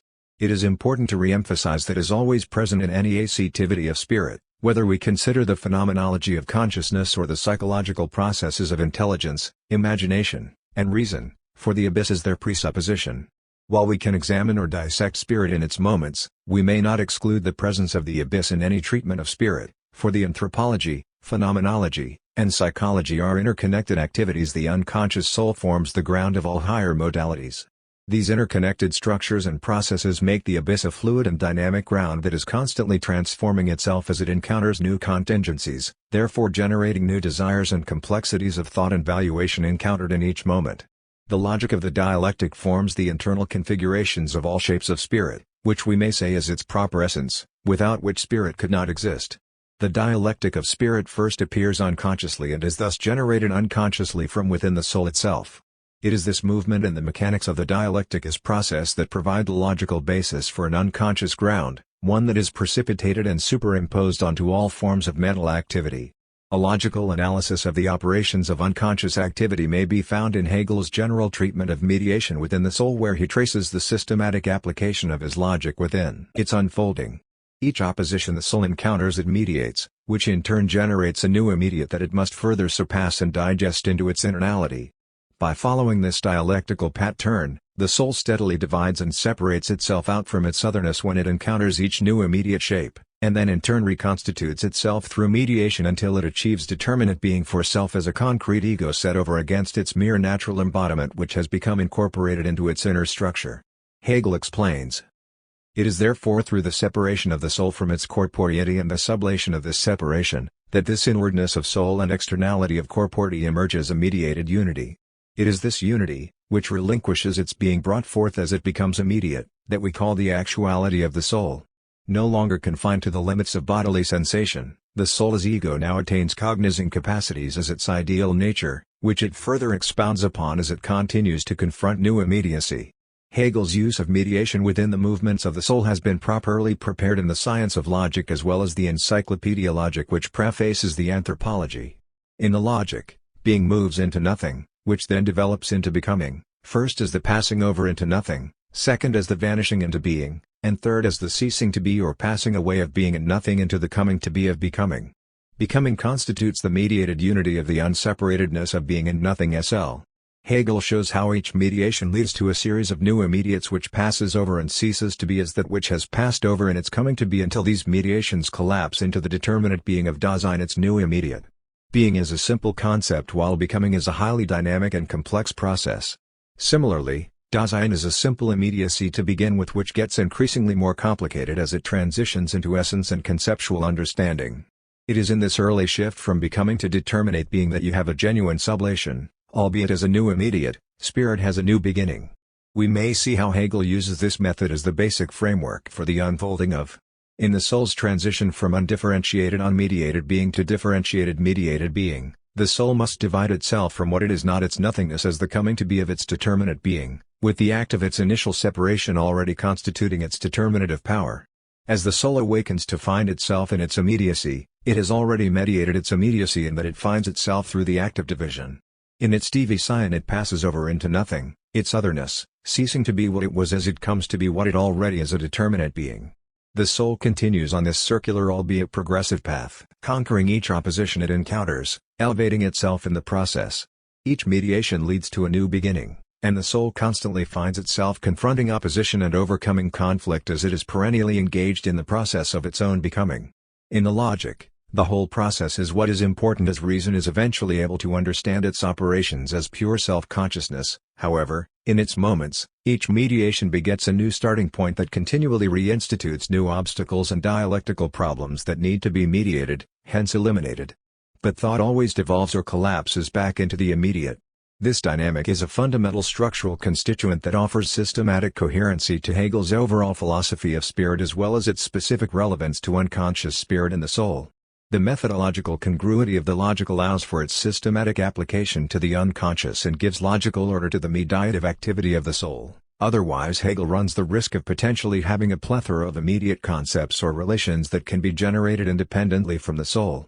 It is not merely that concepts mediate each new immediate, but rather that mediation attempts to resolve earlier problems onto which new immediacy emerges. Mediation is therefore an activity performed from within the soul and not engineered by extrinsic forces that in turn make new experience possible. Hegel's logical analysis of spirit perpetually engaged in the process of mediation begetting new immediacy as the same structure in the phenomenology where consciousness first encounters sense certainty before perception is achieved as a mediated unity, where reason is effected as the sublation of self-consciousness. In the natural progression of the soul, as with the phenomenology of consciousness, educates itself as it passes through its various stages, preserving its experiences within the nocturnal abyss of the mind. The soul brings its collective retained history to bear on each successive shape, and while practically barren at this early embryonic level, it nevertheless starts to amass its experiences, thus reorganizing its interior cupboards, and the abyss begins to fill. Hegel sees this general structural dynamic throughout all contexts of spirit, giving the movement of spirit its logical substance. What is happening in each mediatory shift of spirit is that in each new immediate encounter it faces, it brings forth within it unconsciously all of its past mediation that has already taken place, thus forming the backdrop onto which spirit interprets and resolves its new reality. Each immediacy has a new kind of claim that tests spirit's past shapes, which in turn must be put into practice in the novel experience it confronts. Spirit is faced with the tussle of having to take each new immediate and integrate it within its pre-existing internal structure, thus incorporating each novelty within its subsisting mediatory faculties. This structural dynamic takes into account the ubiquitous nature of contingency, for spirit is not simply extending a part of itself as mediation that is already there, it has to incessantly vanquish each new experience it encounters in all of its freshly discovered and unacquainted future environments. The ongoing process of confrontation is the leviathan of spirit's journey, with each encounter signaling a spewing forth from the well of what it has already incorporated from its past, thus defining the context for each new stage, which also defines what confronts spirit as unexpected reality. This model holds true for that has to take each experience of novelty and assimilate it into its psyche, its personality. And here we may see Hegel once again in the company of Freud. There is always an element of our history that informs our relation to novelty and influences the way in which reality impacts us, that is, how we respond to it. The dynamics of wish and defense, transference, and character formation are the collection of our unconscious histories. Hegel's treatment of the soul accounts for an unconscious teleology that is free, what psychoanalysis would call psychic determinism, not as a materialist interpretation of mind naturally determined by mechanical causal laws, but rather one that freely takes into account the unexpected in its appropriation of its past experiences. The psychic determinism of spirit is therefore the freely determining power of the ego. There is a degree of choice unconscious spirit assumes as it becomes more mature, a teleology defined, not as a preordained goal, but one that finds novel ways of incorporating novel encounters into itself. In this sense there is no absolute fixed endpoint that has been pre-designed or pre-programmed into spirit, for spirit defines its intentions and purposes in each moment. It is through the interaction of each mediated immediacy that choice is defined, whether existing in spirit or in nature. For as Hegel says, the true teleological method in this is the highest consists, therefore, in the method of regarding nature as free in her own peculiar vital activity (PN). The soul, being part of nature, is free vital activity that becomes more convoluted and circuitous as it becomes increasingly more permeated by the spiritual. And as John Findlay points out, Hegel's teleology of spirit as the self-conscious ideal is the ultimate meaning of everything. A meaning however that does not lie at the beginning of thought and being nor at a presupposed end, for the end is a transformed achievement, the logical and ontological alpha of the cosmos, but only after it has first emerged as its logical and ontological omega. William de Vries also affirms that spirit is what is self-determined, a self-productive activity. Hegel's teleology is all-inclusive, equally stressing the beginning, the process, and the end. Product of spirit's unactualized potential moves through a process of actualizing the potential to the emergent actuality itself, all one, equally necessary and reflective totality. Through the interaction of mediated immediacy, teleology becomes defined in each moment, with each immediate being only a moment in the process of its development. As passes into new stages, it takes on new forms as the self expands and incorporates larger aspects of its experience into its inner being, preparing itself for its next confrontation, guaranteeing there will always be a new stage. In Hegel's discussion on determinate being in the logic, the escalating shift from mediation to immediacy ultimately carries spirit into dialectical engagement with the finite and the infinite, a combat with the ficti and ought in which there is always a beyond. Hegel cannot accept this mere Sollen of the ego as an endless endeavor, for spirit must get beyond the ought, a beyond that is itself finite, for in the ought, the limitation is equally implied SL. Yet this finite position is equally beyond or in opposition to that which is free from limitation, which marks the shift to the infinite, which is the affirmative determination as negation of the finite. However, as Hegel points out, this shifting back and forth from finite to infinite determinations is merely alterations or moments of the one-sided infinite and is not self-sublated until it is viewed as a single process. This is the true or genuine infinite SL. Hegel shows that the progression to infinity is like the ought, the expression of a contradiction which is itself put forward as the final solution SL. But rather than get ensnared in infinite progresses of infinite regresses, thought moves back and examines the process. What we see as an infinite pattern: first, the finite moves over into the infinite; second, the infinite becomes finite; and third, the finite slides once again over into infinitude. However, it is this pattern itself that contains both finitude and infinity as contrary moments of each merging into the other. This pattern is genuinely infinite, for it is a self-maintaining process. Each alteration collapses into a new moment, which is its being for self in its immediacy. By standing back and seeing the recurrent pattern as a new dimension, spirit is enabled to effect the transition to a new immediate that is truly sublated. Despite the fact that spirit attains an appreciation of genuine infinity, this does not mean that the contingency of finitude vanishes. Spirit is always faced with the relative novelty of each new shape. But it approaches each new opposition not as a static antinomy doomed to a stalemate, rather as a self-contained pattern. The infinite generates new finites as a fundamental repetition of itself, a self-maintaining process that generates its own process. While unconscious spirit is not aware at this stage of its infinite fundamental pattern within its finitude, the procreative movement of the dialectic informs the relation between immediated immediacy as an internally self-generating dynamically articulated process. Because consciousness is the self-sublation of unconscious activity, the logic of the dialectic of consciousness provides us with the prototype for understanding the underlying functions of the abyss. Toward psychological spirit. Hegel's dialectical articulation of how mediation forms new immediacy provides us with the logical model for understanding the activity of.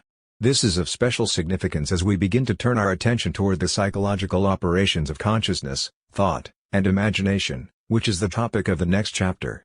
The logical and phenomenal description of the unconscious represented in the anthropology provides us with the necessary ontological ground that makes all subsequent shapes and the higher activities of spirit possible. As in the logic, immediate being becomes determinate being, and so the unconscious soul moves from undifferentiation to differentiation, implicitness to explicitness, immediacy to mediacy as determinate being. As implicit spirit in its immediacy, being transitions into nothing its negative and therefore divides itself and separates itself out from its other, which is also being that is in relation to what it is not, and hence the soul becomes a determinate being for self as the affirmation of the negative, which is spirit made explicit. The positive significance of the negative is the process of its own becoming as wakes into free determinacy. Also in the logic, the universal always determines itself into particulars, just as the soul awakens from its simple unity and disperses its being into particularities, only to incorporate its plurality back into its internal structure. Hegel sees the dynamic of mediatory immediacy throughout all progressions of, each stage becoming more intricate and labyrinthine as the soul moves from sensuousness to thought. Spirit is first and foremost an unconscious embodiment that must subjugate its corporeality and emerge as subjective thought. Negativity comprises its original unity, for implicit spirit is first of all a stirring pulsation, simply restless vital activity. Spirit must raise itself from its conflictual implicitness to actual feeling ego, internal tension being the very instrument of progression. The negative character of drive sets the soul to engage in an internal division. There is a primordial hostility to the negative, a discord responsible for spiritual health as well as psychopathology. The ability to contain, mediate, and utilize conflict in its abyss is the power of the spiritual harnessing the unconscious soul has in its initial moments of life. Because spirit exists first as activity, its essential force as drive, spirit has within it the self-determining desire to rouse itself into wakefulness and thus pass over from indeterminateness to determinateness. in its initial division and externality, already has the seat of an inchoate ego that thinks even at the stage of sensuous feeling. As Hegel himself reminds us, thinking remains the basis of spirit in all its forms. The very activity of internal division requires the presence of ego, even if at this stage it is merely a simple composite, because differentiation necessitates an agency performing such functions, and if there were no agency, separation and individuation could not be possible, let alone made actual. The real issue for Hegel becomes showing how the primitive features of mind gain sophistication through a cognizing activity. We may say that the real question of differentiation involves distinguishing between drive and ego. If drive or desire is internal impulse, force, or pressure is pure activity, then ego must assume its form, because, as Hegel carefully takes means to prepare, spirit is an epigenetic achievement with each shape evolving out of lower ones. Desire is, first, natural desire in the bodily form of sensations, affect, and feeling, but in order to perform an internal division and project itself into externality to begin with, the soul must have a preliminary psychic organization, which we may call ego. In order to successfully make the conversion from undifferentiated symbiosis to differentiated subjective being, a crude subjective ego must already exist so to act at all, let alone acquire a provisional understanding of itself as a determinate being. Perhaps we should call this crude mental organization the pre-ego, for it is only a matter of making the ego more actual and cognizant that is Hegel's task. However, this is a gray area for Hegel because he situates these primal telic operations within the heart of darkness, within the pit of under the name soul. Presumably the soul at this level is a quasi-agent as the unifying unifier. It is not until the ego appears that spirit attains true personality. However, the natural soul already possesses individuality as subjectivity, an agent teeming with quiescent potentiality, thus unconscious ego is its presupposition. In this sense we may advance the claim that drive and ego are equiprimordial constructs within the abyss of the soul and ontologically undifferentiated. In its transformation to feeling and concrete ego, the abyss swells and expands until it is divided into a firm and irreversible polarity brought on by a second awakening, the bursting forth of consciousness proper. Consciousness becomes the day while the unconscious remains the night, alternating moments of mental life each slipping into one another, each the dawn of a newfound horizon.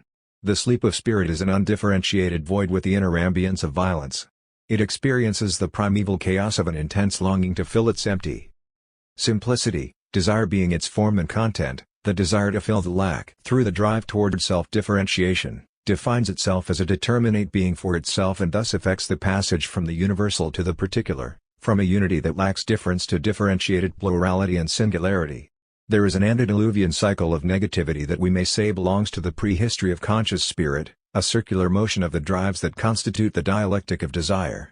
Awakening as sensation from its nocturnal slumber, the feeling soul remains the birthplace of what is the substance of the heart, for the abyss is its original home. Ego is unconsciously present within the sentient feeling soul and is already a neonatal form of self-awareness. Both a sensuous and cognizing agent, unconscious spirit intuits itself as an intro-reflected or pre-reflective self-conscious being, intro-reflection being the process or mechanism of immediate self-awareness and self-identification.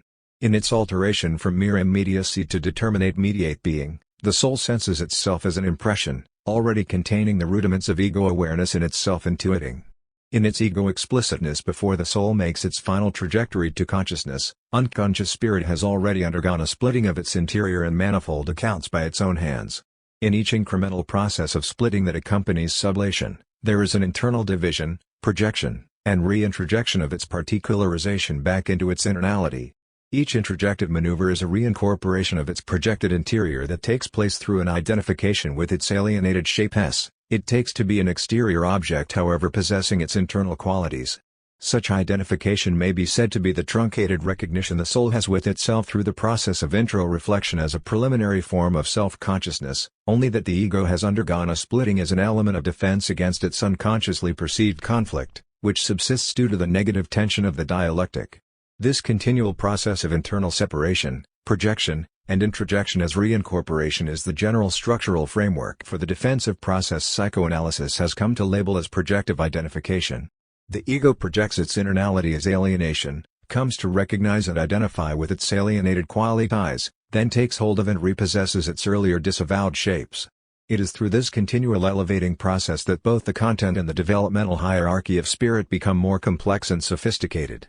Unconscious spirit comes to take itself as its own object through intro-reflection. Once it projects its interior as its exterior, then reflects upon it, takes back into its internality the externality of nature, idealizes nature, and thus effects a transition back into reunification.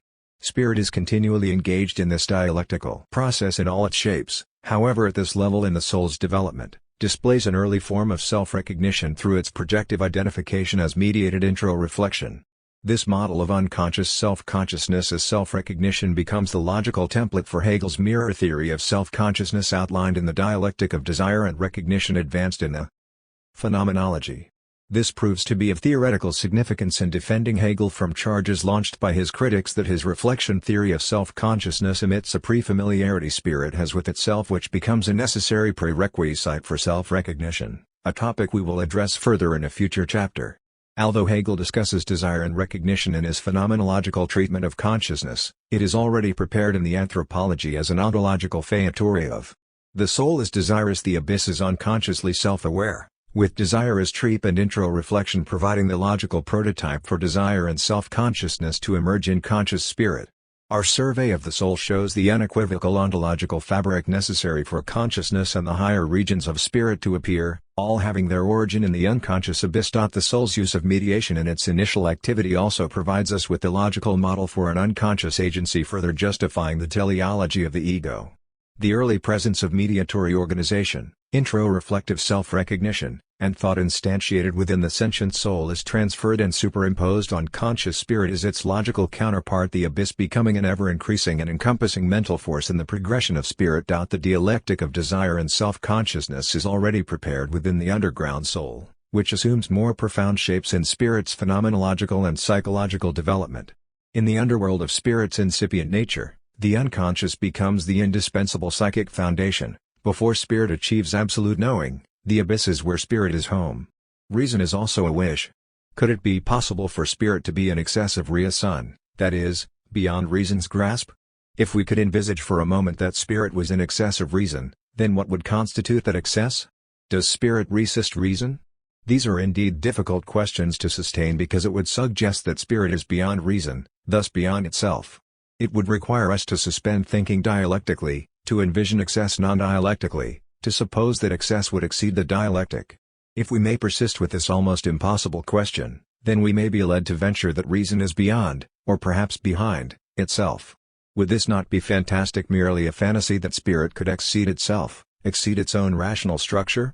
But if we could imagine spirit in excess of reason, then perhaps we would conclude that spirit would indeed have some imagination, because for Hegel, fantasy is reason.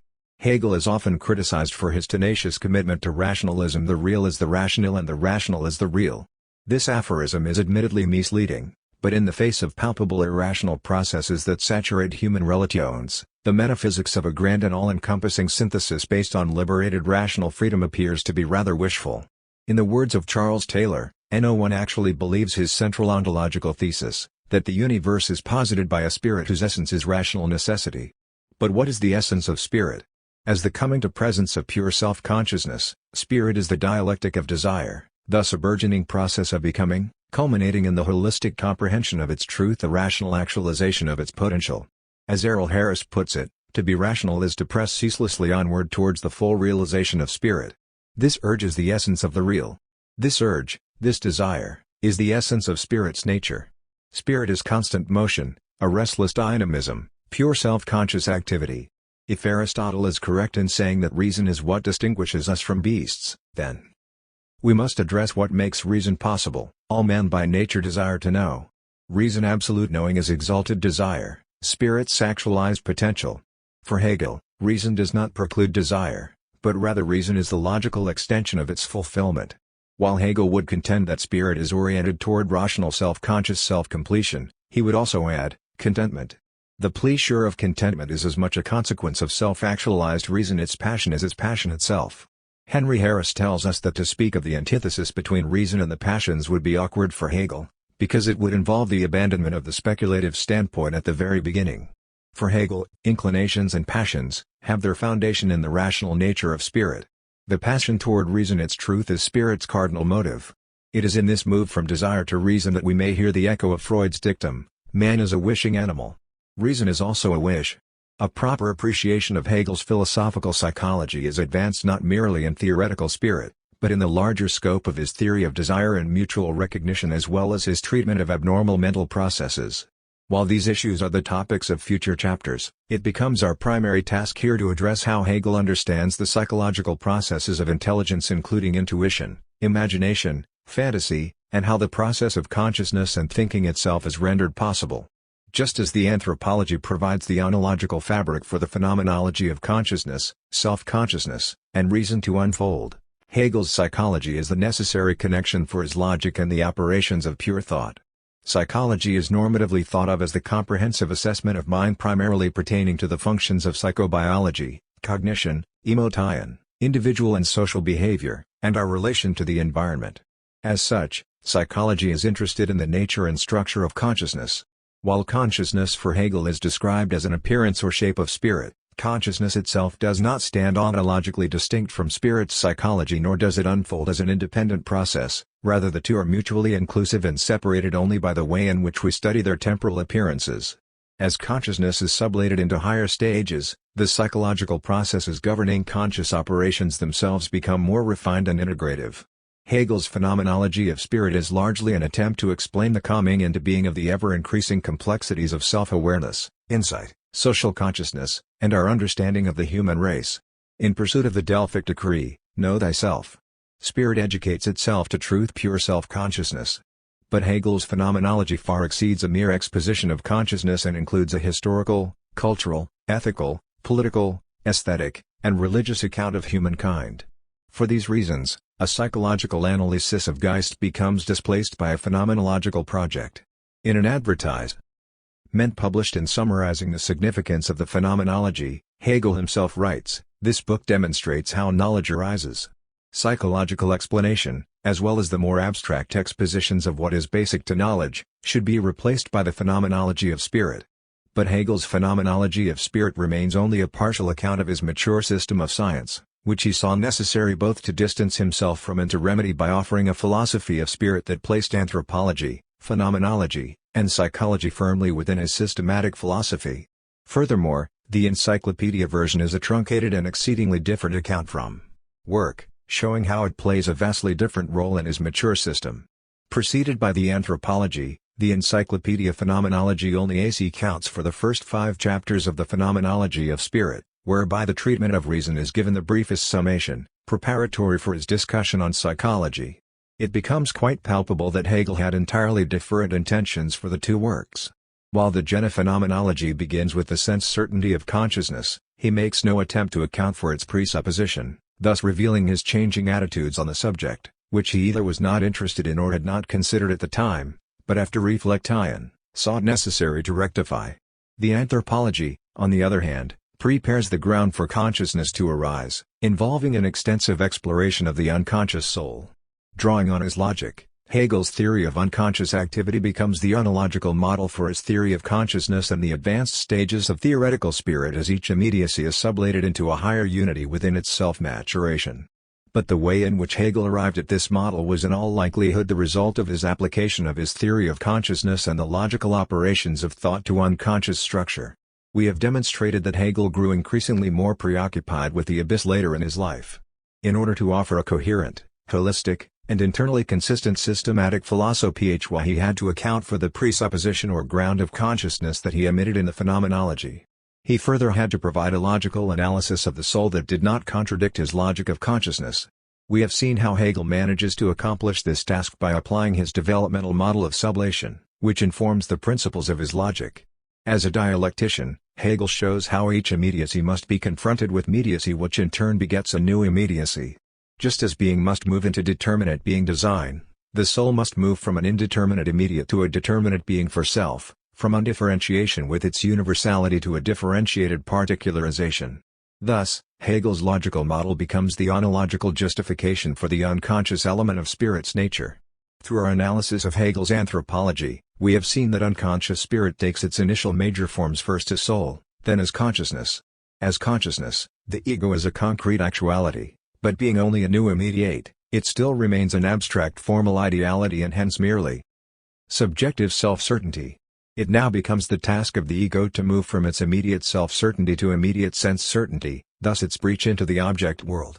It is important to note that at this point of breaching into external sensuousness, a gap is forged between the now two existing parallel realms of mental activity, namely, unconscious and conscious spirit. While Hegel does not inform us of this directly, these ramifications may be drawn. This conceptual endeavor broaches the question of the degree to which the abyss resists integration into the dialectic.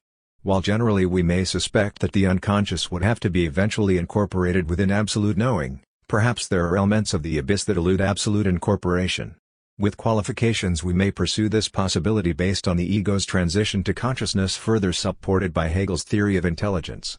Through Hegel's treatment of theoretical spirit, we may see his fullest appreciation of the unconscious mind and its indispensable necessity in the anatomy of spirit. If consciousness as awareness lies on a continuum, then we may speculate that each realm is operative within its own psychic topography, divided by two different mediums, one of pure inwardness, and the other by its added relation to external reality. While consciousness is the medium oriented toward absolute knowing, the abyss remains the inner eye of spirit. Until now, I have attempted to show that Hegel provides an account of the unconscious dimensions of spirit that are implied throughout various sections of his texts. But it now requires us to move beyond simply giving expository voice to what Hegel says to addressing what he could have said more directly. While I will remain faithful to what Hegel actually says in the text, it will be necessary to extrapolate what can be further inferred from his terse comments about unconscious processes. What is implied needs to be stated more cogently and systematically, thus giving structure to what remains unsaid by Hegel but is nevertheless warranted by his overall comments on the abyss. This will require us to investigate the psychic division of consciousness and determine the degree to which the unconscious remains a dynamic organization throughout all shapes of spirit. In order to advance this thesis, we must examine more closely Hegel's developmental paradigm of the ego and its relation to consciousness, as well as his psychology, and determine how unconscious forces continue to operate within conscious processes, a functional dynamic that brings him in closer dialogue with Freud. The structure of mind. Having provided a critical evaluation of Hegel's anthropology, we are now able to examine more broadly his view of the structure of the mind. What becomes initially important in our discussion is to understand the role of ego development and its relation to conscious and unconscious processes. The ego becomes the central issue in understanding the functions of mind and remains the locus of spirit's activities. What is particularly significant is how the ego operates as both a conscious and unconscious transcendental agent. This requires a critical analysis of how the phenomenon of consciousness arises in the egoic and how unconscious processes assume a parallel organization within psychic topography that continues to operate and influence conscious processes. The splitting of consciousness into two bipolar regions within a unified model of spirit may be understood from the standpoint of the ego's breach into consciousness. We must first determine how the ego dislodges itself from the soul and thus becomes an independent functional agent capable of ascending toward pure self-consciousness. What is the film, so to speak, separating ego from soul? From Hegel's account, this would appear to be consciousness itself. In its move from self-certainty to sense-certainty, spirit fashions a new world, and this very breach into consciousness forges a gap between the interior of soul and the exterior of ego. Yet just precisely how is this process accomplished? Perhaps our clue is to be found in the notion of introreflection. In Hegel's discussion of the ego's actual emergence from its natural embodiment as soul, the ego has to confront its corporeal confinement and inwardness. He states it is through this reflection in sich that spirit completes its liberation from the form of being, gives itself that of essence, and becomes ego. Introreflection or reflection into self is a process that is further revealed throughout spirit's advanced cognitive activity, such as in understanding consciousness and self-consciousness, the internality which is for itself and a universal. Then why does it show up as an unconscious process, which Hegel directly states in the Anthropology? It appears that the process or operation of introreflection is nothing other than inward self-reflection, spirit's reflecting itself into itself, die subjective reflection in sich. In the soul, self-reflection takes place unconsciously. This is a mediatory process, the template for conscious self-reflection that spirit engages in within the soul, only to become more variegated and robust in later development. Initially, this involves the soul's recognition of self-identity or self-identification with itself, an internal verification or affirmation through negativity that it exists as thought thinking itself, albeit implicitly. It is for these reasons that it supersedes its material nature and is ego-I. As Hegel says, the soul reflects itself into itself and expels the corporeity as something that is alien to it. The soul knows that it is more than just its materiality and thus moves beyond itself as ego, to become a freely thinking being. This requires the soul to alienate itself from its natural state and opt for a higher instantiation. In fact, the soul instantiates itself as ego, it defines itself under different terms and psychic conditions and thus gives itself a new existence. We need to precisely understand how Hegel prepares the ground that initiates consciousness, that is, the conditions for sense certainty. The soul becomes a conscious ego. But how? We know that the ego expels the corporeity that limits the soul, which it wins over its self-confinement, but it is the breach into consciousness itself that constitutes a significant advance the ego gains over itself, the sublation of the soul. While not yet at formal self-consciousness, consciousness is implicitly aware of itself as conscious in the way the soul is not. This breach is generated by reflection. In Hegel's discussion of reflection in the science of logic, reflection is external to what it considers, but it thereby determines what is essential. There is already a kind of negativity or distancing relative to what it is examining. Essence is reflection, the movement of becoming and transition that remains internal to it, in which the differentiated moment is determined simply as that which in itself is only negative SL. It relates negatively to its own negativity, for negativity is its very nature. In this sense, there is a doubling function of the self. The self reflects and the self is reflected upon. Absolute reflection or reflection as such starts as a simple immediacy, nothing which is posited as presupposed something, set over itself as an external, hence negated, then sublated determining reflection. Burbage says at first reflection starts from that which is nothing in itself, a nonentity, and by dissolving its illusory character posits as its conclusion what the premise is not. Then it presupposes an independent, immediately given being, which, as essential, is to be distinguished from inessential thought. Now it determines its own starting point. Essentially, reflection is the ability to make distinctions, an activity the soul undergoes as early as its move from undifferentiated universality to differentiated determinate sentience. Intro-reflection comprises a unique maneuver or mechanism, not as a fixed or rigid causal law but as a dynamic and fluid determinate activity. Hegel's model of reflective consciousness is prepared by the ontology of unconscious intro-reflective processes, the structural form that is superimposed upon, that is, operating within conscious reflective processes. Hegel's logical model in all its forms follows a generic process. First there is immediacy, followed by mediacy, which begets new immediacy. This process is developmental and ascending in that each new mediated immediacy affords itself a higher elevation of determinate freedom and self-understanding. As we have seen in the anthropology, spirit is initially asleep, implicit, yet it is activity itself, agency, a self-assertion that rouses itself from sleep in which it discovers itself as soul. What is the agent responsible for the activity itself, the self-arousal of the soul? In that the soul arouses itself, it must undergo this initial primitive process of the intro-reflection of itself into itself in order for there to be a shift from the immediate to the mediate form of soul. Soul is the self-identity or the self-certainty it has of itself and is the assertion of its identity. While soul is the initial product, the externalization of implicit spirit, the rousing is the initial act due to the inner stirring of the soul. So here we have the germ of the dialectic. Immediacy reflects into itself as mediacy, creating a new immediate. As each mediated immediacy gains increased complexity, awareness, and determinate freedom, the soul moves toward the parameters of consciousness. Hegel's developmental sequence of the soul provides us with a clear outline of his unconscious ontology that makes consciousness and self-consciousness possible. There are four main movements constituting the soul's epigenesis that may be viewed as shapes or phases of spirit's maturation: natural soul, sentience, feeling soul, and ego as actual soul, culminating in consciousness, and finally self-conscious spirit. The first four movements constitute, while the last two comprise conscious spirit. Taken together, they form spirit's holistic totality. See figure. In its awakened natural embodiment, the soul proceeds to divide, project, and re-internalize itself through a series of increased capacities and operations of intro-reflection within the dialectical thrust that constitutes its activity. Each respective phase of the soul's burgeoning structure is merely a transitory condition, progressing from its corporeity into sentient being, the sensing of itself, embodying particularization, to the life of feeling, then to concrete actuality as ego, the template of consciousness and self-conscious realization. Higher stages are the result of the expansion of the core, levitating the soul from its psychic physiology to spiritual liberating consciousness. Consciousness itself is now a new opposition, a polarity unto which arose. Now being an external sensuous being, consciousness becomes a new frontier for spirit, leaving the inner world of darkness to abide in an abyss that it fills with presentations and images of its newfound life. As spirit expands in its experience and self-understanding, so does its interior, which becomes the reservoir of all its deposits. This process of expansion is a dynamic self-articulated complex holism that encompasses the totality of spirit, hence Hegel's thesis is an ontological treatise on the nature of mind. Spirit is all-encompassing.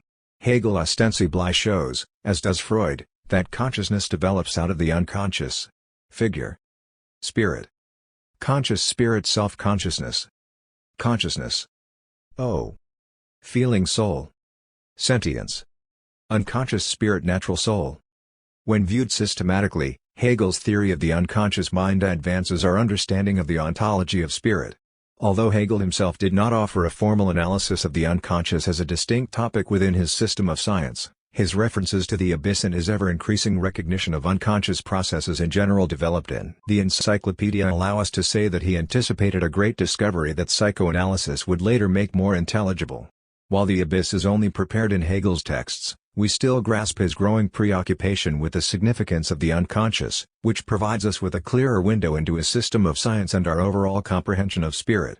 As a speculative science, Hegel's philosophy is enriched by his inclusion of the unconscious, for in the words of Alfred North Whitehead, speculative philosophy is the endeavor to frame a coherent, logical, necessary system of general ideas in terms of which every element of our experience can be interpreted. For Hegel to offer such a detailed, logical analysis of the soul that is both coherent and necessary to his system is to at least account for every possible element of our experience even though they all may not be fully addressed. For both Hegel and Freud, the mechanism as process by which mediation occurs is through the agency of the ego. As we have previously seen, Hegel situates agency within the soul from the start. The very activity of implicit spirit rousing itself to wakefulness is an ego function. While this is merely the undifferentiated inchoate ego merged with its natural immediacy, the move from indeterminate symbiosis to determinate differentiated being for self is a mediated achievement no matter how primitive it may be at this stage. This preliminary psychic organization would correspond to a crude subjective ego feeling and flourishing as cognizing activity. Hegel himself tells us as early as his discussion of the natural soul that the individual soul seal has to be taken as already determined as the egoic of consciousness and the spirit of understanding. Elsewhere, Hegel states it is true that the soul is already implicitly ego insofar as it is subjectivity or selfhood. As the soul winds its way through its various upward dialectical configurations toward consciousness, its inner reality gains determinate strength through self-assertion and negation of opposition until the soul actualizes itself as I. The actualized soul is ego, now broaching consciousness in a form proper to it. As Hegel tells us, unconscious intuiting is the basis of consciousness. We now have a model of ego development that may be juxtaposed to Hegel's stage progression of the soul. The coming to presence of the ego is analogous to one big internal expansion into determinate external consciousness. Spirit is a steady ego expansion that eventually becomes, as it were, a big I, seeing and understanding everything, most of all itself pure self-consciousness. But the eye of spirit doesn't see the seeing, there remains an inner eye behind the veil of consciousness. The core expands, spiraling outwardly, boring into consciousness as the projection of its interiority, yet at the same time a portion of itself remains within the abyss. See figure. Figure. Conscious spirit. Unconscious spirit. Yet this process may also be paradoxically represented as an inner digging into itself through internal division, negation, and intro-reflection, an inwardizing that is itself externalizing both a vortex and an eruption. The ego must carve intricate configurations in its splitting, slipping in and out of itself within itself, forging layers of determinate negation as a circular upward grinding motion, incorporating more and more, until it achieves victory as sensuous consciousness, a second awakening, rebirth. Spirit becomes a profound self-elaboration as ego moving from its affections and psychic physiology to determinate free thought.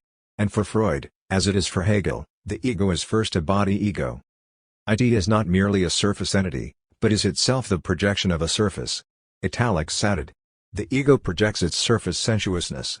Freud is in agreement with Hegel when he further says, the actual ego is turned towards the external world, it is the medium for the perceptions arising thence, and during its functioning the phenomenon of consciousness arises in it.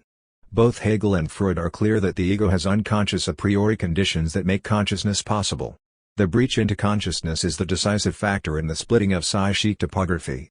Spirit now attains two realms of consciousness with different modes of perception, thus two different psychical realities within one encompassing structure. The reawakening of the soul as ego into consciousness is the concrete self-awareness of subjective thought insofar as the ego separates itself from the object world through reflective judgment. For Hegel, the soul posits its being over against itself as ego, and excludes from itself the natural totality of its determinations as an object or world external to it. As too for Freud, the ego is setting itself over against the rest. The soul's birth into awakened consciousness is the expanding of its psychic universe, forging an even wider valley inside its abyss. Conscious spirit becomes an ever-increasing incorporation of the outside, which it engulfs and digests, and in this process its inside grows. Spirit's self-expansion as the epigenetic process of its structural evolution is not merely the enlarging of a preformed interior, but instead a steady ego progression of determinate and purposeful freedom. The shapes or stages of the soul, as Hegel refers to them, are not rigid categorical stages that operate by fixed causal laws determined by nature, but rather they are dynamic, flexible, and adaptable processes of self-expression. This brings us once again to the question of the ego's relation to the abyss. Is the ego the incarnation of the abyss? Is the abyss the unbounded void of the ego's creation? Can they be both? If the abyss is the product of the ego, then this would challenge Freud's conviction that the ego develops out of the id. However, if the abyss is to be seen as belonging to the soul in all its modalities, then we may be justified in saying that the ego becomes more modified and differentiated in its development and indeed grows out of natural desire, something analogous to the id. Yet another line of inquiry may indeed equivocate the ontological distinction between the ego and the abyss. Is it possible that the ego can initially emerge as natural desire but become modified in later forms that transcend its materiality? Here Hegel would likely agree ego being implicit in the natural soul already presupposes its being. Recall what Hegel says: the soul is already implicitly ego. When the soul becomes actual, the ego transcends its naturality. What is the ego and what is the abyss are merely moments within spirit's developmental temporal sequence, thus the ego's relation to the abyss may be the relation to its previous form that is preserved within itself. This previous form, however, remains alienated from conscious spirit, while unconsciously the ego is merged within its night-like unity. This is to say that the unconscious ego is something quite different from our waking conscious ego, yet it remains behind the back of consciousness, internally operating as a synthesizing agent or process. The distinction between the abyss and the ego may then be in one of its aspects a distinction between nature and unconscious determinate will. The ego can hardly deny its material embodiment and the impulses arising within it, but through sublation it moves beyond mere materiality to spiritual affirmation, thus desire becomes transmogrified as subjective volition. The relation between the ego and the abyss may be further addressed by examining the notion of drive. While not a particularly Hegelian question, it becomes interesting and important to locate the locus of drive. Do drives themselves spring forth from the ego, or does the ego emerge from the drives? Perhaps it is fair to say that the ego emerges as drive, ontologically equiprimordial with drive yet differentiated by its appearance. Our inquiry into beginning may lead us no further than Bohm's on Grund, but we are obliged to pursue it. Unconscious spirit is a groundless activity that can be readily seen as being its own ground. If drive as activity and process is inseparable from agency, hence from the ego, and the ego is at bottom pure activity, then perhaps we are justified in saying that drive and ego are identical, or at least that ego becomes the modified portion of drive. This makes the two ontologically identical. Drive requires ego organization in order to have any potency, and the ego expresses itself as drive or desire, and ultimately rational desire. Following this account, perhaps the unconscious ego and the abyss may be conceptualized as the same intrapsychic space that the soul inhabits at this early primitive stage of spirit's being. If it is essentially the budding life of the ego, then would it not be more proper for us to refer to the abyss within the ego, the abyss within ourself? The real ontological question is, when does the ego actually exist? It can't simply pop up as the actual soul without having gone through its own prenatal development. If spirit is implicit in the soul, then the ego is its presupposition. In this sense, the unconscious ego and the abyss would be identical at a certain stage in development. Yet for Hegel, identity always involves difference. For descriptive purposes, it is important to distinguish between the ego and the abyss and maintain their equiprimordial status, reserving the designation abyss to encompass all unconscious states, including drives that may be discerned to exist apart from the unconscious ego, such as natural desire, as well as material alienated or repressed from the conscious ego. But if desire is originally said to belong to the natural soul in the form of bodily impulses or urges that are constitutionally determined, desire may only appear through the mediation of the nascent ego as soul, which it apprehends as sentience and feeling. If ego organization is the necessary condition for the experience of desire, and the ego is both the medium and expression of desire, then the ego and the abyss may be said to be originally merged, only to later undergo differentiation from their original symbiotic unity. The eye of the abyss is spirit's original primitive unity, only to reawaken as conscious ego. Insofar as spirit is a holistic activity of the self-understanding of its determinate totality, we are led to the belief of the inseparability of the ego and our sense of self from all domains of mental life. Even when content is banished to the abyss, it is not so completely alien that it does not come back to us in some form, which Freud so meticulously chronicled. Even in the case of the ambiguity surrounding the proper origin of the drives, which are envisioned by Freud to be completely alien to the ego is the medium for the drives, hence they could not appear without such mediation.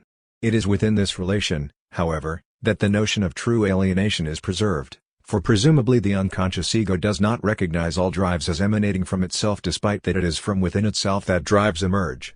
The same may be said for repression. Alienated content, affect, impulses, wishes, or conflict may be banished as something foreign or menacing, thus tossed into the lair and critically checked or censored. We may speculate that during such determinations, the ego is beyond its earlier shape of animality or natural drive, hence it is a more evolved agent that sets itself over against its immediate corporeity, and when confronted with foreign impulses arising from its previous sublated shape, it does its best to incorporate and modify them in order to make its inner reality more properly organized and transmuted within its own structure. It is precisely because the ego has evolved as a spiritual rather than a material entity that it no longer sees its natural impulses or striving as the determinations of its own will. If the ego could speak to itself through intro-reflection, perhaps it would say, "I am no longer that, but it is now me." The ego is obliged to acknowledge what it once was that still yearns within it. Ego is nature, but it is more than that. Ego is a spiritual being capable of transmuting nature as its own. As sublated nature, desire becomes mediated. Unbound and unmediated desire may only appear bound.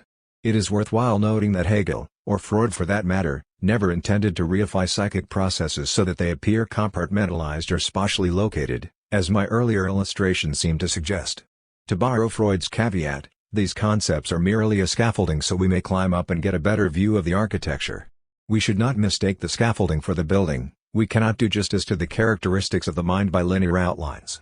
We must allow what we have separated to merge together once more. You must not judge too harshly a first attempt at giving a pictorial representation of something so intangible as psychical processes. Here we may be reminded of Hegel's strictures on picture thinking. Furthermore, we should not reify these concepts as actual spatial entities, or for that matter, as entities at all. While it is true that desire occupies a certain mental space, its trajectory spans throughout all psychic topography. It is important to keep in mind that mental topography metaphorically represents the domains of desire. While desire is characterized by its spatial relations, in actuality, desire in all its modalities are temporal processes. Thus, the self is the unity of the processes that constitute psychic life. Our analysis and extrapolation of Hegel's general model of the mind and ego processes in particular prepare us for a careful evaluation of his philosophical psychology. Although perhaps not intended by Hegel, I am not under the persuasion that the ego is equivalent with consciousness, nor that the ego and consciousness are coordinate and therefore must arise together. Making the ego tantamount to consciousness does not account for the myriad unconscious processes that infiltrate the ego, which Hegel carefully explicates in his Psychology, nor does it do justice to the ego's prior evolutionary life. Consciousness must be preceded by an unconscious agent that experiences, thus providing a necessary albeit not sufficient a priori ground for the phenomenon of consciousness to arise. Hence, Hegel's narrative of the soul accounts for the coming to presence of unconscious subjectivity realized as ego. The ego becomes the vehicle or mental process in which the phenomenon of consciousness arises, thus accounting for the ego's relation to the external world. As the operations of consciousness become more intricate and elaborate, spirit's psychological organizations do as well. As Hegel shows, the abyss becomes even more apparent in the operations of intelligence, recollection, imagination, and fantasy. But before we delve into the psychological processes of the so-called faculties of spirit, it is necessary to offer a preparatory study of Hegel's theory of consciousness in order to appreciate the diverse intellectual operations of theoretical spirit. Hegel's theory of consciousness. As I have mentioned, there is a great deal of scholarly debate over the role and differences between the Jena and later versions of the phenomenology. M. J. Petri, among others, argues that the Encyclopedia Phenomenology represents Hegel's Motore theory of consciousness. This is further echoed in the Berlin Phenomenology, which is an exposition of the encyclopedia version Hegel delivered in the summer term of. In these accounts, it may be argued that Hegel provides a more analytical and rigorous inspection of the unfolding of consciousness and self-consciousness, with the Jena phenomenology having been selectively reappropriated into his mature system. The beginning framework of his revised program may be seen as early as, in which many main features of his later theory of consciousness were apparent in the syllabus he drafted for his pupils at Nuremberg. Notwithstanding the value of the Jena work, taken together, the Encyclopedia Phenomenology and the Berlin Phenomenology provide an equally if not more comprehensive elaboration of Hegel's doctrine of consciousness. For the prefatory purpose of examining Hegel's psychology, it becomes important to provide a brief account of Hegel's theory of consciousness offered in the encyclopedia. For Hegel, consciousness Bewusstsein is distinct from the soul seal and the unconscious Unbewusst, yet as we have seen, consciousness is an outgrowth of the unconscious soul and is hence the soul's appearance as ego. Consciousness constitutes spirit at the stage of reflection or relationship, that is as appearance, ego is consciousness. But as self-certainty, the ego is an immediate being or subject that must confront its otherness, namely, its object. In the first instance the ego is only the wholly abstract subjective being of simply formal, contentless self-differentiation. Consequently, the actual difference, the determinate content, finds itself outside the ego, belonging entirely to the general objects. Before sense certainty, the ego's object is the natural soul itself, what the ego was but no longer is in its presently evolved shape. Recall that the ego is the sublation of the soul. Hegel states the ego, the reflection of the soul into itself, separates this material from itself, and in the first instance gives it the determination of being. By confronting the natural soul and denying its suffocating restriction to the corporeal, the ego attains its own independence, no longer belonging to the soul but to itself. That is why Hegel compares the ego to light which manifests another as well as itself. In the sense that the ego reveals itself to itself, its other is also revealed to itself as an independent shape, its dark counterpart. Because the ego thinks in a form that is now proper to it, its determinations are no longer of the soul but are determinations of consciousness. For these reasons, Hegel attaches greater potency to the conscious ego, which now has the capacity to confront the manifold of objects while the natural soul remains entombed within its childlike unity of internality. What is clear is that the ego graduates from its natural determinacy to determinate freedom, but being only a simple formal individuality, it has a long trek till it achieves its truth. Hegel states in the Encyclopedia that the goal of spirit as consciousness is to raise its self-certainty to truth. Like the soul's progressive unfolding, this requires spirit to advance through a series of shapes beginning with a consciousness as such, where sense, perception, and understanding have a general external object, then be self-consciousness, where desire, self-recognition, and universal self-consciousness have the ego as its general object, culminating in reason as the unity of consciousness and self-consciousness determined in and for itself the concept of spirit. Like the natural soul's initial apprehension of its immediacy, Hegel consistently views the initiation of consciousness as the manifestation of the sheer being of a thing to a subject that only knows its simple and immediate sense certainty. From the phenomenology, Hegel shows that sense certainty is nothing more than the immediate experience of an empty or abstract yet concrete content as knowledge of the immediate or of what simply is. As an immediate connection, consciousness is I, nothing more, a pure this is single item. In the encyclopedia, Hegel says virtually the same thing initially, consciousness is immediate, having being, as immediately singular. And in the Berlin Phenomenology, he tells us, we are conscious of something, of a general object, of immediate general objects i.e. of the sensuous being of general objects pp. Consciousness as such is sensuous consciousness of a presence or impression with spatial and temporal singularity, simply the here and now. But as Hegel continues to describe this process, strictly speaking this belongs to intuition. Here we may see the inextricable interrelatedness between consciousness and the psychological operations of theoretical spirit that preoccupies Hegel's later psychological analysis of the ego. The ego senses that something is external to it by reflecting into itself, thus separating the material from itself and thereby giving it the determination of being. Hegel sees three primary stages of consciousness: a sensuous, b perceptive, and c understanding, with consciousness itself being the first of three developmental stages of the phenomenological unfolding of spirit resulting in self-consciousness and reason respectively. In immediate sensuousness, the empty or abstract recognition of being, consciousness then proceeds to grasp the essence of the object, which it accomplishes through perception, The essence becomes the general object of perceptive consciousness where singularity is referred to universality. There is in fact a multiplicity of relations, reflectional determinations, and range of objects with their many properties that perceptive consciousness apprehends, discerns, and brings into acuity. Having mediated the immediacy of sense certainty, sensuous thought determinations are brought into relation with concrete connections to universals, which constitutes knowledge. This linking of singulars to universals is what Hegel calls a mixture that contains their mutual contradictions. Because singularity at this juncture is fused with universality, contradictions are superseded in understanding consciousness. Understanding consciousness is the unity of the singular and the universal in which the general object is now raised to the appearance of being for the ego. In the next stage, self-consciousness arises where the ego takes itself as its own object, and the process continues until spirit wins its truth in pure reason.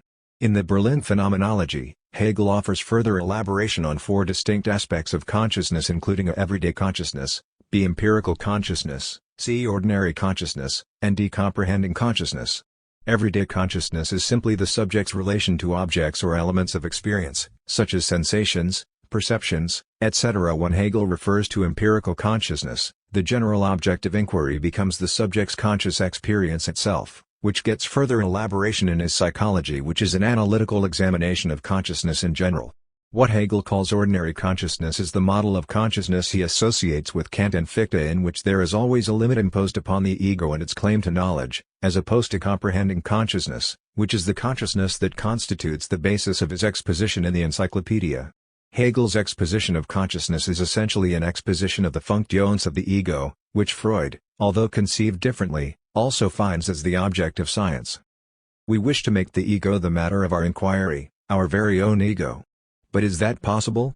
After all, the ego is in its very essence a subject. How can it be made into an object? Well, there is no doubt that it can be.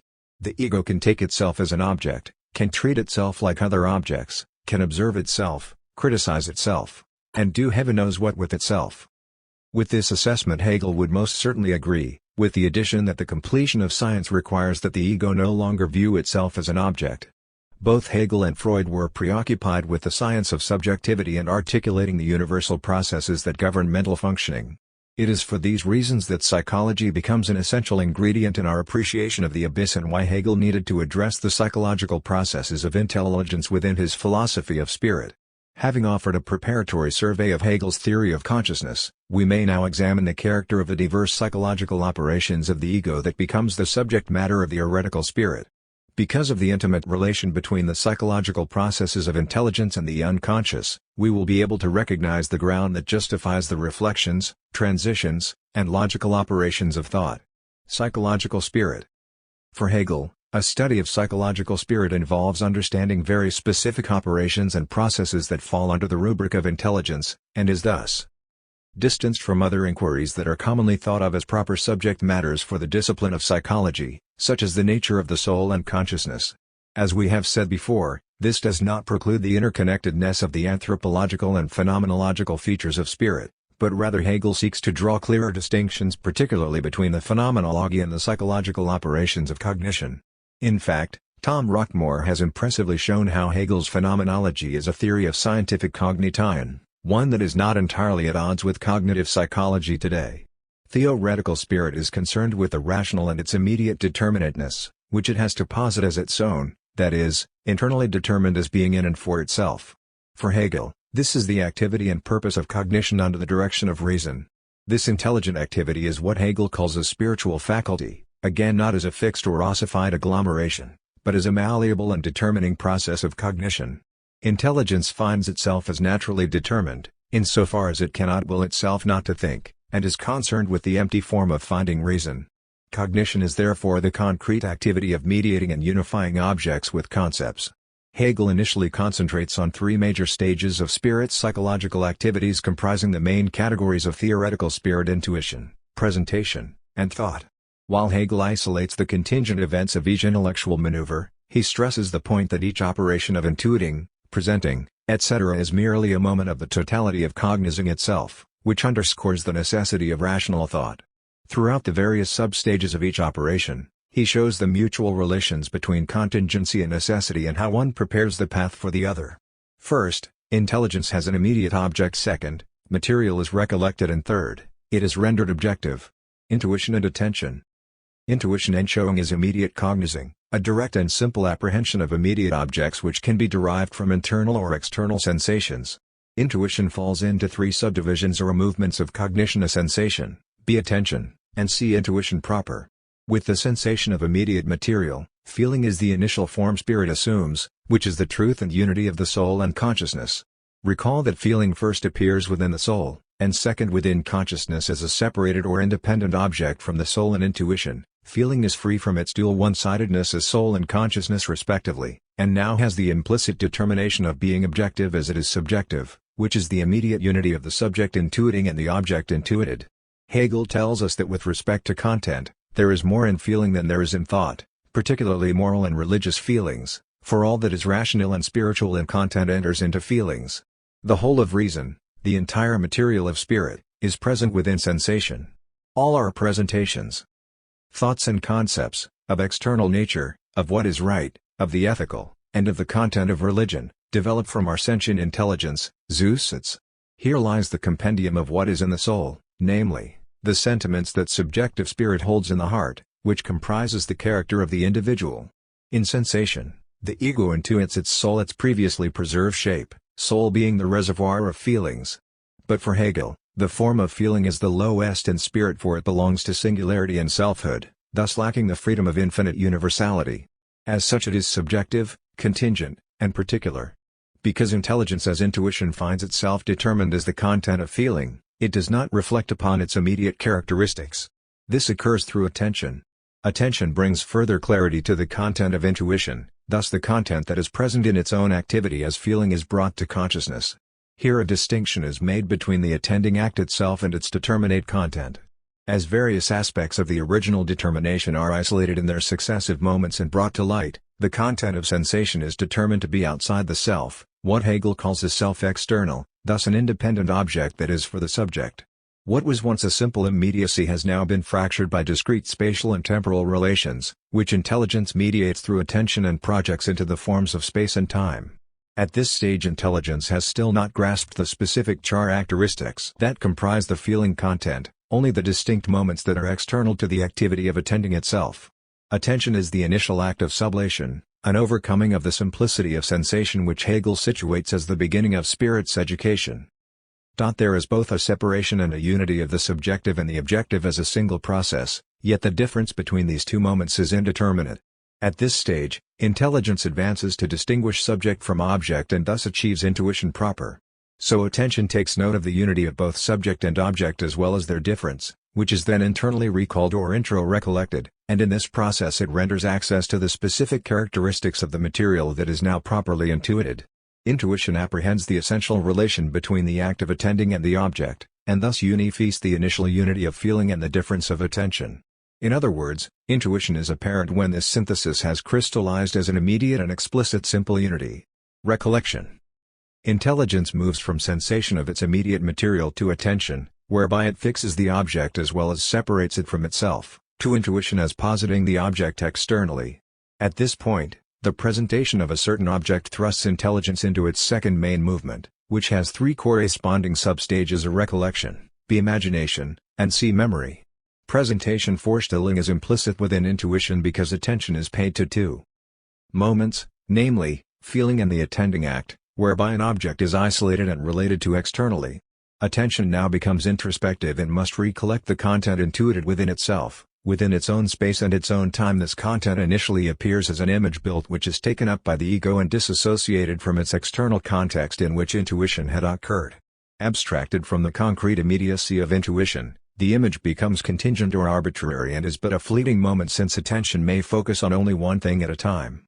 Essentially, the ego internalizes its presented content by gathering up and separating the external image or impression and then making it part of its internal structure, but being only a transient impression, it vanishes quickly from consciousness. Intelligence is not, however, only the consciousness and the determinate being. Recollected within it, the image is no longer existent, but is preserved unconsciously. Here Hegel points to the underworld of spirit. Intelligence is not only consciousness but is a nocturnal abyss, nächtlichen Schacht, within which a world of infinitely numerous images and presentations is preserved without being in consciousness.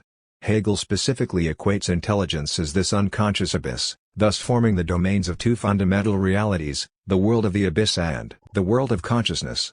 This is the first textual mention of the abyss within the psychology, thus pointing to its relationship to consciousness. Hegel explains how unconscious presentations are preserved within certain fibers and localities of the abyss, recalcitrant, as they were, to the tangibility of conscious processes, subsisting as intrinsically concrete yet simple universals. Intelligence has imperfect control of the images slumbering within the abyss that as of yet cannot be recalled at will.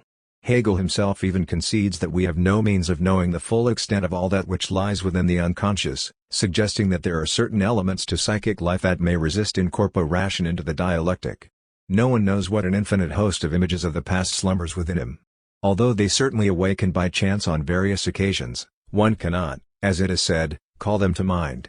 This concession on Hegel's part points to the inner autonomy of unconscious processes and organizations, presumably belonging to the soul, the unconscious ego, and how, from the standpoint of consciousness, they share a divided existence within spirit, thus resisting complete integration into absolute knowing.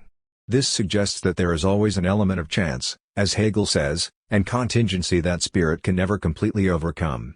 At this point, we need to distinguish between subjective spirit and absolute spirit. Presumably, unconscious forces within subjective spirit may potentially stultify sublation, thereby leading to an incomplete integration into the dialectic. Generally, we may say that the transition from intuition to imagination to thought is a process whereby the natural content of the feeling soul is taken up and conceptualized, thus lending more order to the abyss. Through representational concept formation, there is an increased taming of the unconscious forces, which appear to enjoy an autonomy all of their own. But there is a limitation to conscious recollection that Hegel himself acknowledges at any given moment. Not all material is accessible to conscious self-reflection. Does this mean that the abyss resists the thrust of sublation?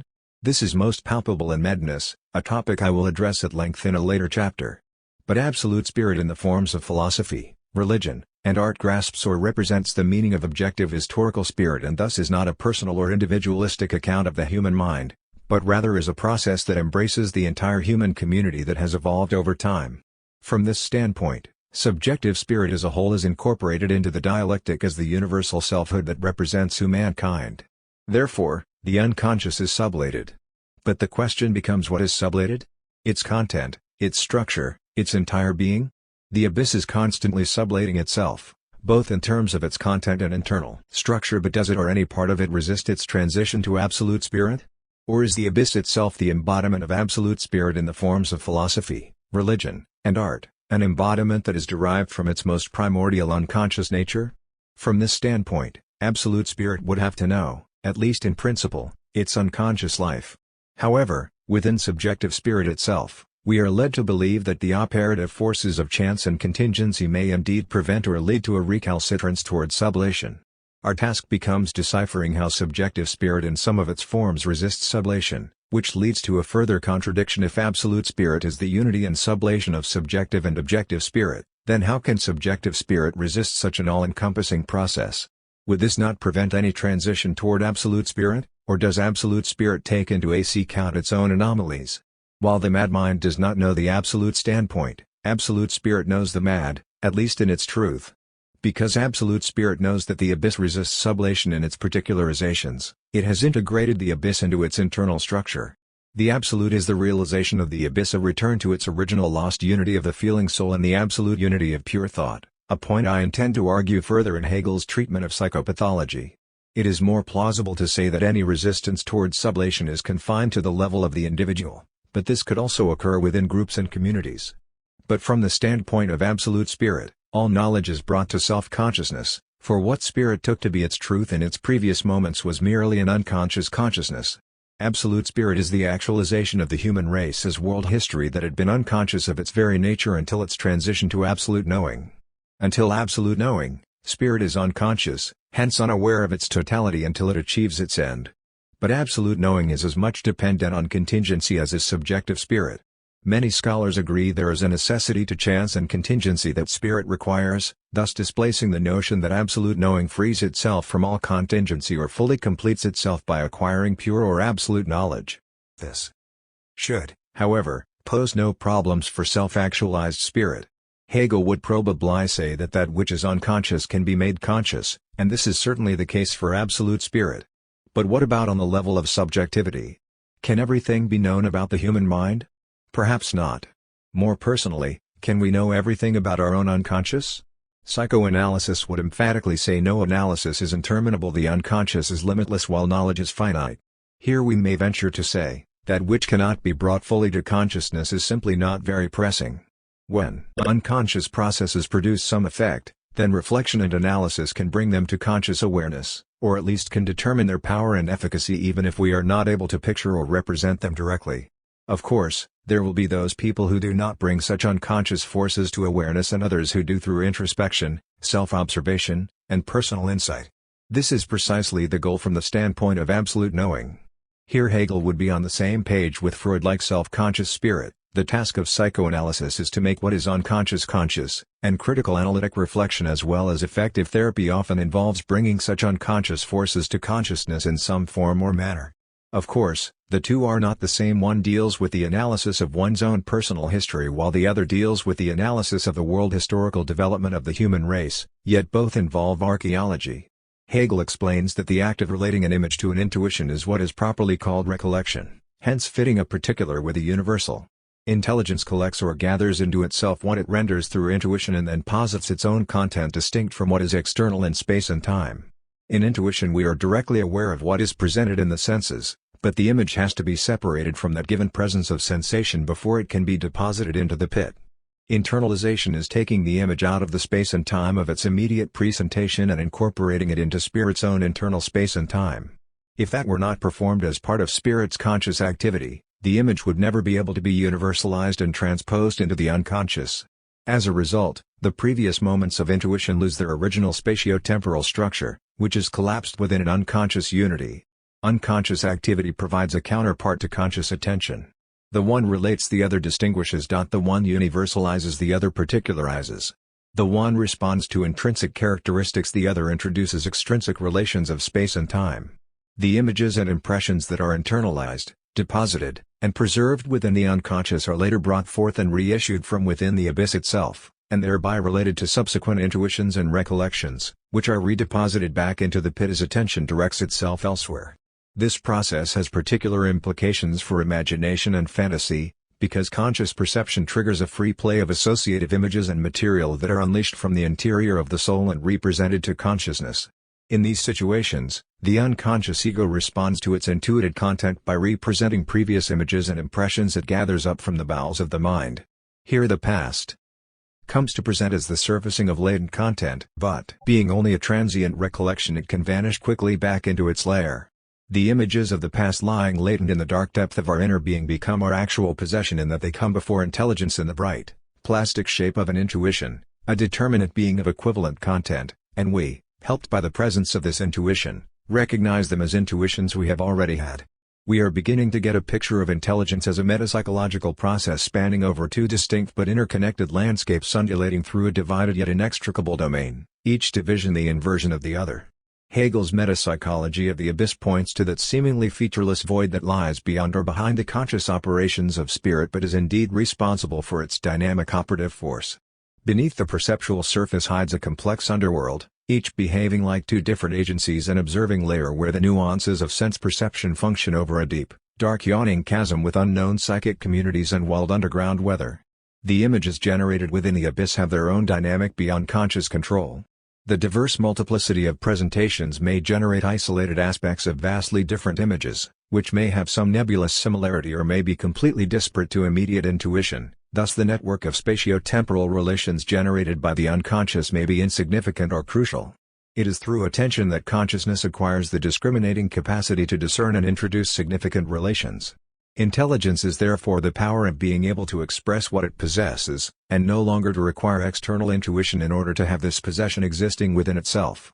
As Hegel says, the image is mine, it belongs to me while first immersed in the night, it is now distinguished as recollected content.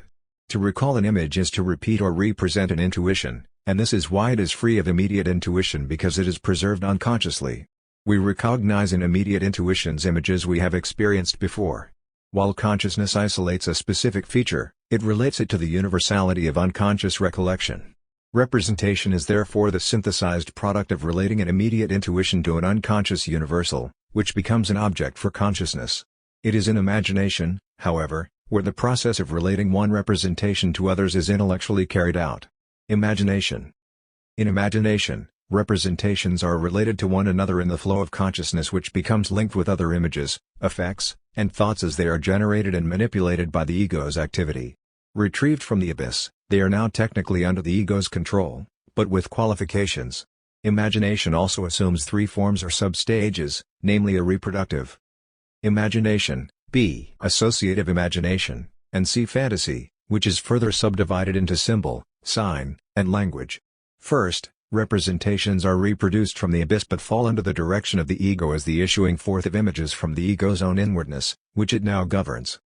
The line of demarcation that divides the unconscious ego from the conscious ego is now breached. Images are not only retrieved but issued forth from the ego itself, assuming that unconscious material is externalized into conscious apprehension, or as Hegel puts it, excogitated, from the generality of the abyss. This process immediately initiates an association of variegated images and features that are related to further presentations which may be either abstract or concrete and varying in content and form. Thereby the range of intellectual connections expands. Within this multiplicity of associations, the synthetic functions of intelligence are already operative as thought implicit within intelligence. Imagination in general determines images. As a formal activity, the reproduction of images occurs voluntarily and does not require the aid of an immediate intuition to effect this process, as in the case of recollection, which is dependent upon the presence of an intuition. Distinguished from recollection, intelligence is now self-activating.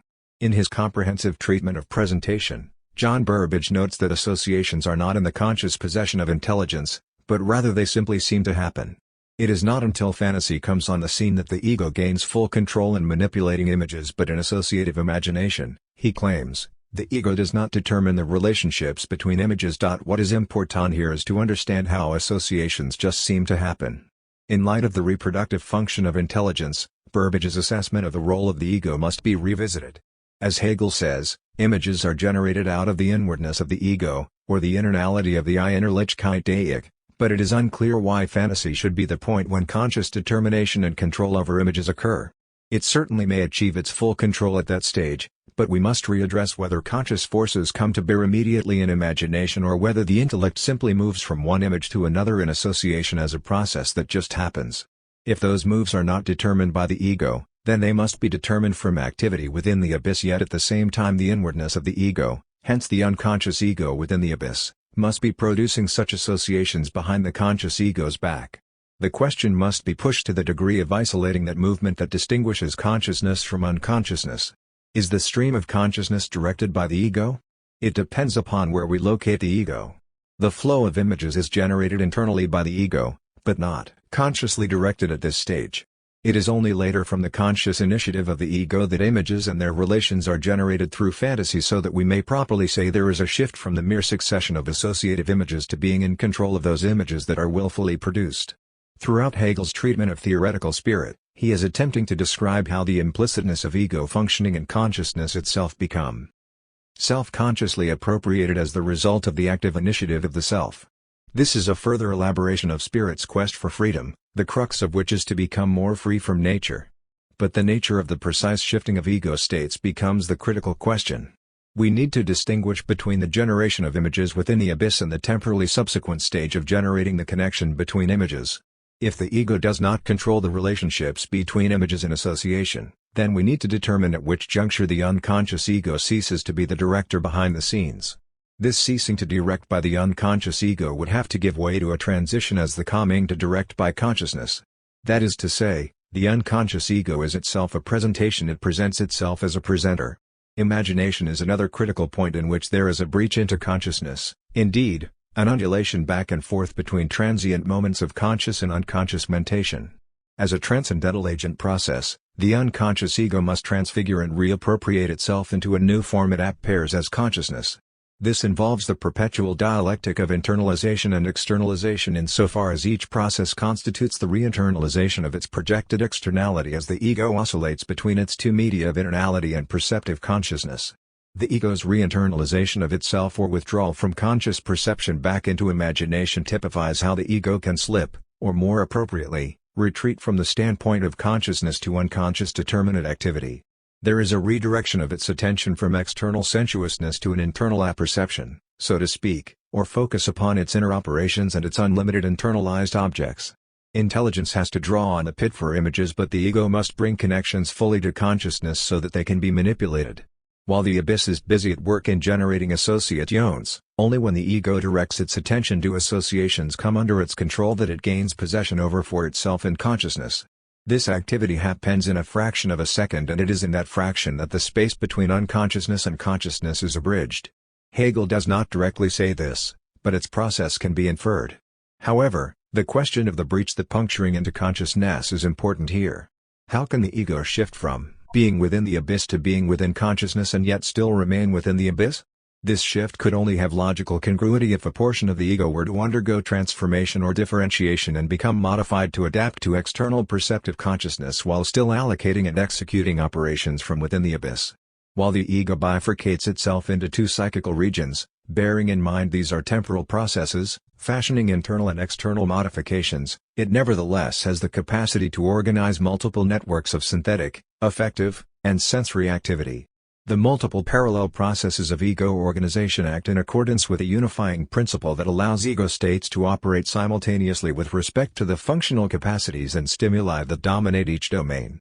Conscious and unconscious processes not only operate on parallel levels of complexity, they interpenetrate one another. Because the conscious ego is an assignment, allocation, or modification from its unconscious counterpart, consciousness becomes the extended periphery of the ego's expanded structure.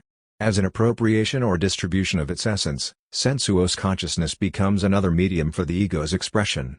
Each domain of the ego could scarcely operate in isolation, because both borrow resources from the other as an accompanied or alloyed counterpart. Yet it is during the phenomenon of imagination that the boundary separating the inner from the outer becomes relaxed. As our detailed analysis of the soul has shown, ego formation does not just pop up at the end as consciousness, but rather it is prepared, it has a prenatal life, what Hegel subsumes under the term implicit. But it is more explicit as an unconscious agency than Hegel wants to say. Therefore, it is fair to suppose that the ego is present to some degree during reproductive and associative imagination but is more fully governing in fantasy. The ego, the inner I, finds expression in consciousness. The critical issue is how things immediately present in sensation become appropriated by the self in such a way that the self can begin to enjoy them on its own terms. This involves the development of a hierarchy of functions. Only gradually will the self become self-consciously aware of what it is doing. In the stream of consciousness, images saturate our mind from many directions, triggering associations that may be trivial or imbued with residual meaning. We are not consciously constructing, determining, or willing the spate of images, they are merely presented in the theater of the mind as though they were being generated by a film projector. But associative imagination involves interrelating images and is as such a higher activity of intelligence, which goes beyond their mere reproduction to actually positing them and relating images to one another. The ego slips in and out of consciousness when attention wanes. It withdraws back into its interior as if it were lost in its own muse, only to resurface in another form.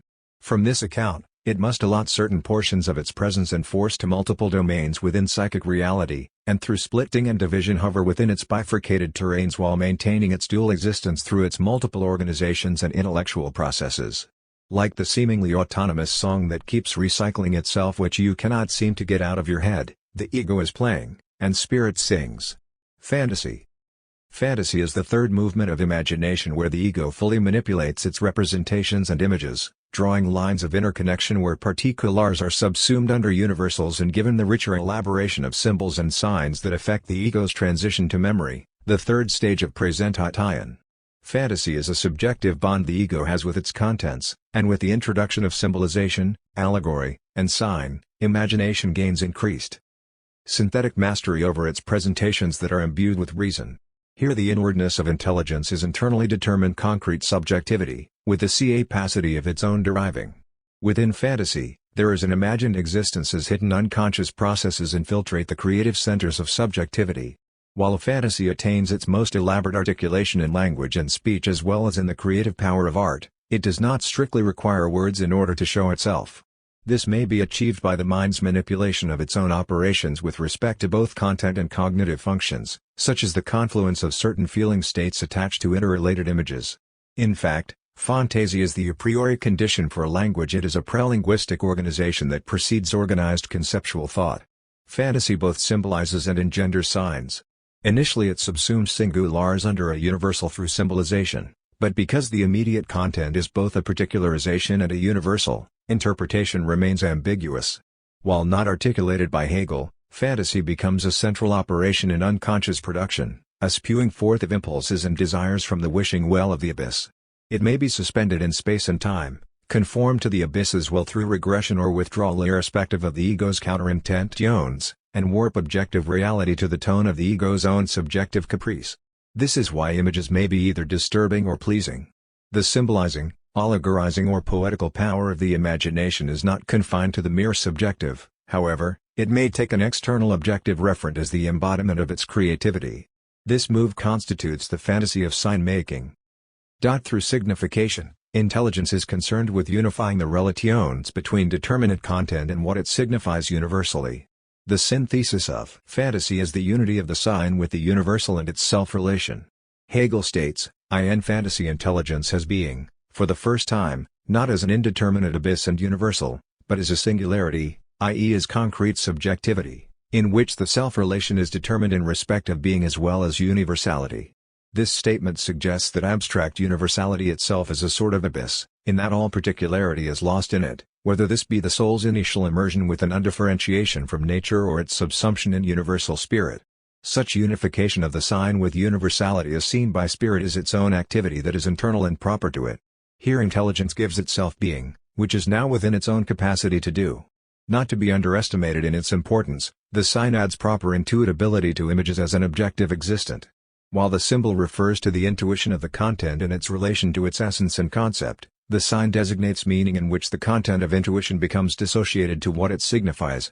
In symbolic fantasy, intelligence pays attention to the given content of images, but in sign fantasy it replaces imagined universality with objective affirmation. The presented universal is liberated from the content of images. Hegel tells us, the sign is a certain immediate intuition, presenting a content which is wholly distinct from that which it has for itself. It is the pyramid in which the alien soul is ensconced and preserved. Hence, intelligence proceeds from the pit to the pyramid, the soul sublated as intelligence gains more mastery over its self-designating operations. The content of intuition becomes irrelevant to what it signifies. Spirit may now focus on the signified universal rather than on the particular features of its intuited content. But before its final transition to memory, imagination must cancel its subjectivity, its internality, and give itself objective being.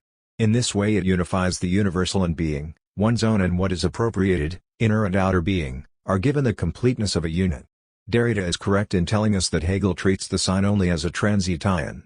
In fact, imagination accomplishes the transition from merely abstract universals to concrete universality as expressed, for example, in art, religion, and philosophy, and this is why Hegel accords it with the status of nominal or formal reason, formelle Vernunft. Intelligence goes beyond the sign to understanding its meaning. With each new immediate intuition, intelligence moves from unconscious determinateness, which transforms intuitions into images, images into representations, representations into associations, and is thus raised to the level of objective existence and self-determining being as sublatedness. Intelligence is now presented as presenting itself with a tone from the unconscious soul, which intelligence furnishes from the anthropological resources of its own naturalness, the fulfillment of the expressiveness by which inwardness makes itself known. Sound instantiates itself further in speech, which is the interrelations of words in a system of language that endows the sensations, intuitions, and representations with a second determinate being, sublates the immediacy of the first. Spirit no longer needs the constant presence of external signs when they vanish as ephemeral phenomena. Intelligence draws upon its inner meaning and inner symbolism as it generates and relates to its own processes. Intelligence remains active, it confers meaning through sounds and words and as such becomes a sublated intuition for itself. Networks of meaningful relations are externalized as signs, and when they disappear spirit must reconstitute their significance through its own self-relating activity. Imagination first makes visible unconscious processes in the form of images, then manipulates their relations through fantasy, conferring symbolization and assigning meaning the name, a word. When the name vanishes, imagination either must create a new name for its set of relations, or it must recollect a previous name and its meaning and attach it to new associations. This requires memory. Intelligence has moved from its initial task of internalizing intuitions, to its externalization of the abyss through imagination, to which it takes its next shape as memory, the task of which is to integrate its previous two movements. While intelligence gains greater dynamic unity in verbal, reproductive, and mechanical memory, Hegel sees theoretical spirit through to its end, viz., to thought as understanding, judgment, and formal reason. Thought knows itself, it recognizes itself, which achieves its fullest logical elaboration as pure thinking thought thinking about itself and its operations. While these are the greater faculties of spirit, they need not concern us here. We have seen the overwhelming presence and indispensable function of the nocturnal abyss throughout the stage of presentation, the necessary precondition for higher activities of spirit to become manifest. Presentations are fleeting and much of memory fades, but it becomes imprinted within the soul and wells up from imagination. Hegel explains. The power of memory is replaced by an unchanging tableau of a series of images fixed in the imagination. Not only is spirit put to the torment of being pestered with a deranged subject matter, but whatever is learnt by rote in this manner is as a matter of course soon forgotten again. What is mnemonically imprinted is as it were read off from the tableau of the imagination and so really brought forth from within, rehearsed from the deep abyss of the ego. As Hegel reminds us once again, intelligence is unconsciously constituted as ego. There can be no doubt about the importance of imagination, and its relation to the abyss spirit is as much dependent on imagination, especially fantasy, as it is on reason. In fact, their relationship is so intimate that it leads Hegel to say, even with stipulations, that fantasy is reason. Imagination recuperates, expresses, and lends order to the implicit concrete universality of the soul's natural content. Imagination fantasy is the medium of desire only to flower as rationality. Before intelligence makes its formal transition to reason, imagination becomes the locus of the powers of the mind. Comparisons with psychoanalysis. Hegel's treatment of the unconscious processes of theoretical spirit brings us in closer dialogue with Freud. Like Hegel, Freud was concerned about offering an integrative and coherent theory of Geist, what Hegel called subjective spirit, Freud called soul seal. Led astray by inaccurate translations of the German term seal rendered as mental apparatus, mental organization, or mind in English, Freud's humanistic commitments are often eclipsed by a cold and detached scientific lexicon, thus misrepresenting his original text. Like Hegel in his attempt to capture all the complex psychological processes of spirit, Freud spoke of the structure of the soul, die Struktur des Seele, and the organization of the soul, die Seelische Organisation.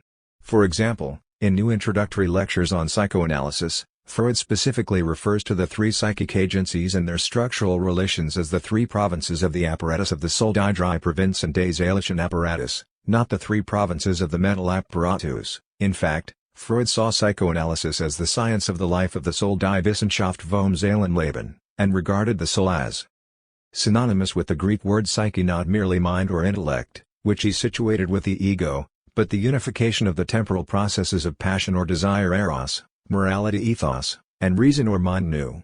Although more robust and intricately defined, Freud's notion of the soul mirrors the Platonic notion, with one exceptionally important added feature: the unconscious. It may be said that Hegel offers his own version of the psyche as spirit, whereas Freud used the term soul to describe the complex structures and operations that correspond to spirit's activity. Built on the unconscious features of the soul, Hegel's theory of spirit shows remarkable similarity with Freud's tripartite structural model of the mind.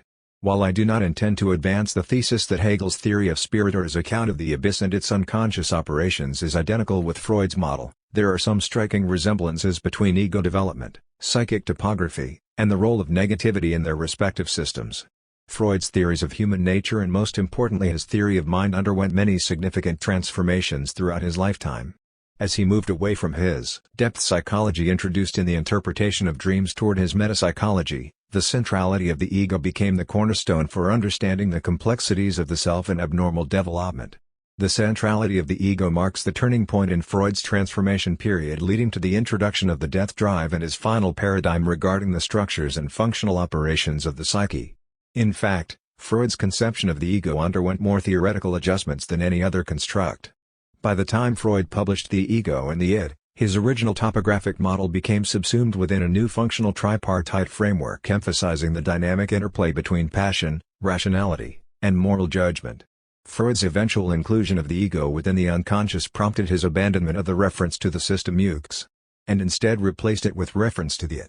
Adopted from Nietzsche's usage and following the suggestion of Georg Grodek, a German physician who was attracted to Freud's ideas. The it was designated as that region of the mind that is completely unknowable in itself and alienated from the ego. The German word es was rendered id in Latin, which is the ordinary word for it.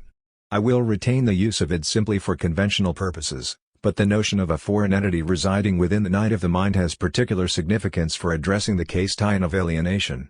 In new introductory lectures, Freud himself says this impersonal pronoun seems particularly well suited for expressing the main characteristic of this province of the mind, the fact of its being alien to the ego. As we have seen, Hegel situates the ego within the unconscious soul and conscious spirit, thus sharing a common theoretical bond with Freud, but concerning the abyss being alienated from the ego, Hegel says no thing.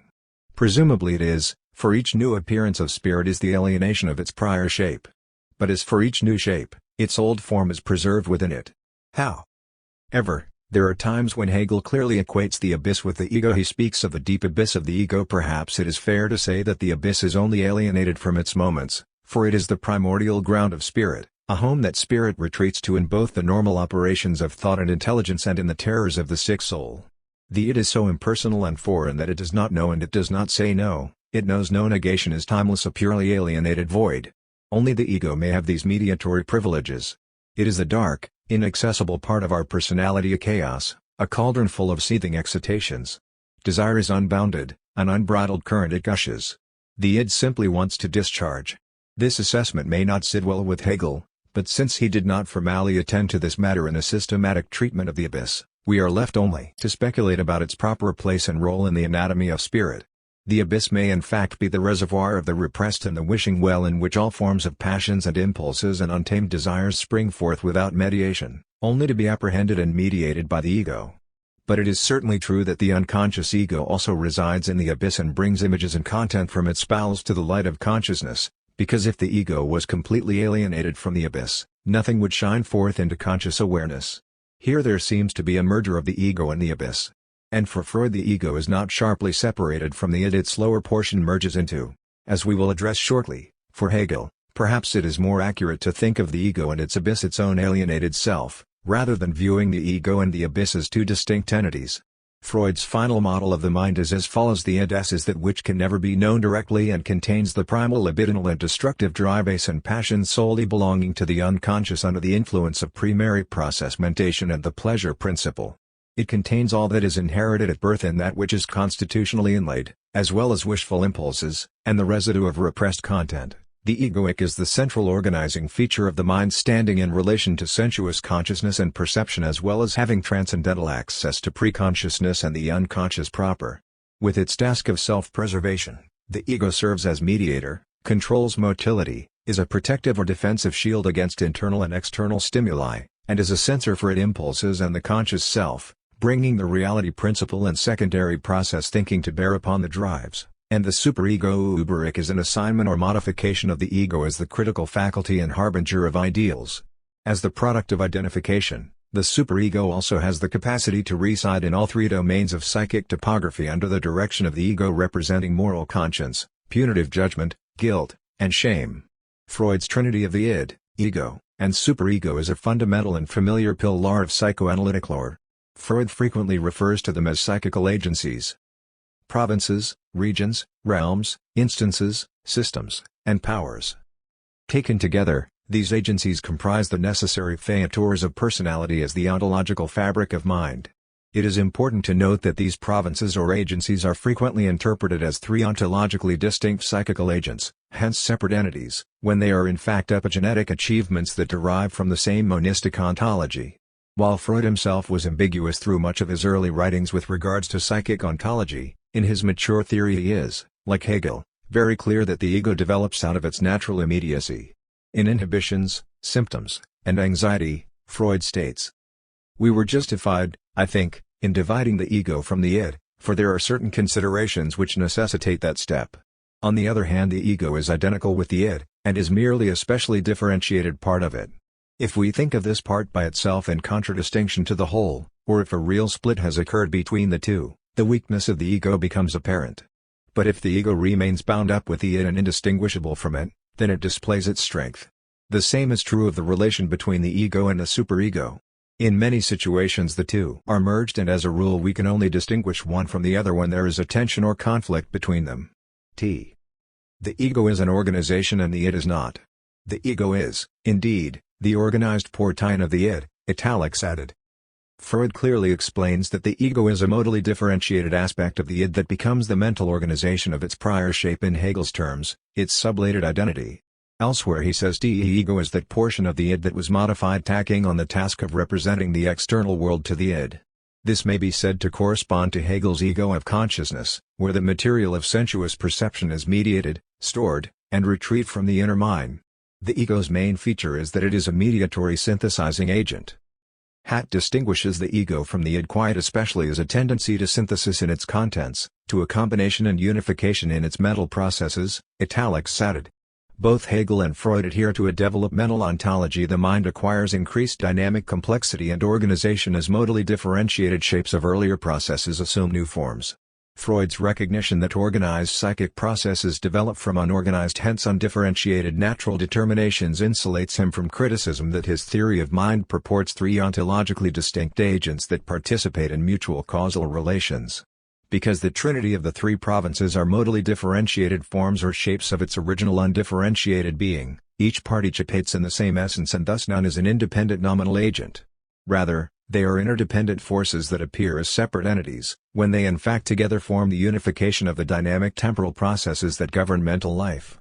While Freud's theoretical model was crafted and repeatedly recast based on clinical case evidence falling under the constraint of empirical observation, his theory of mind also has a logical coherency that may in part be compared to Hegel's developmental treatment of the soul.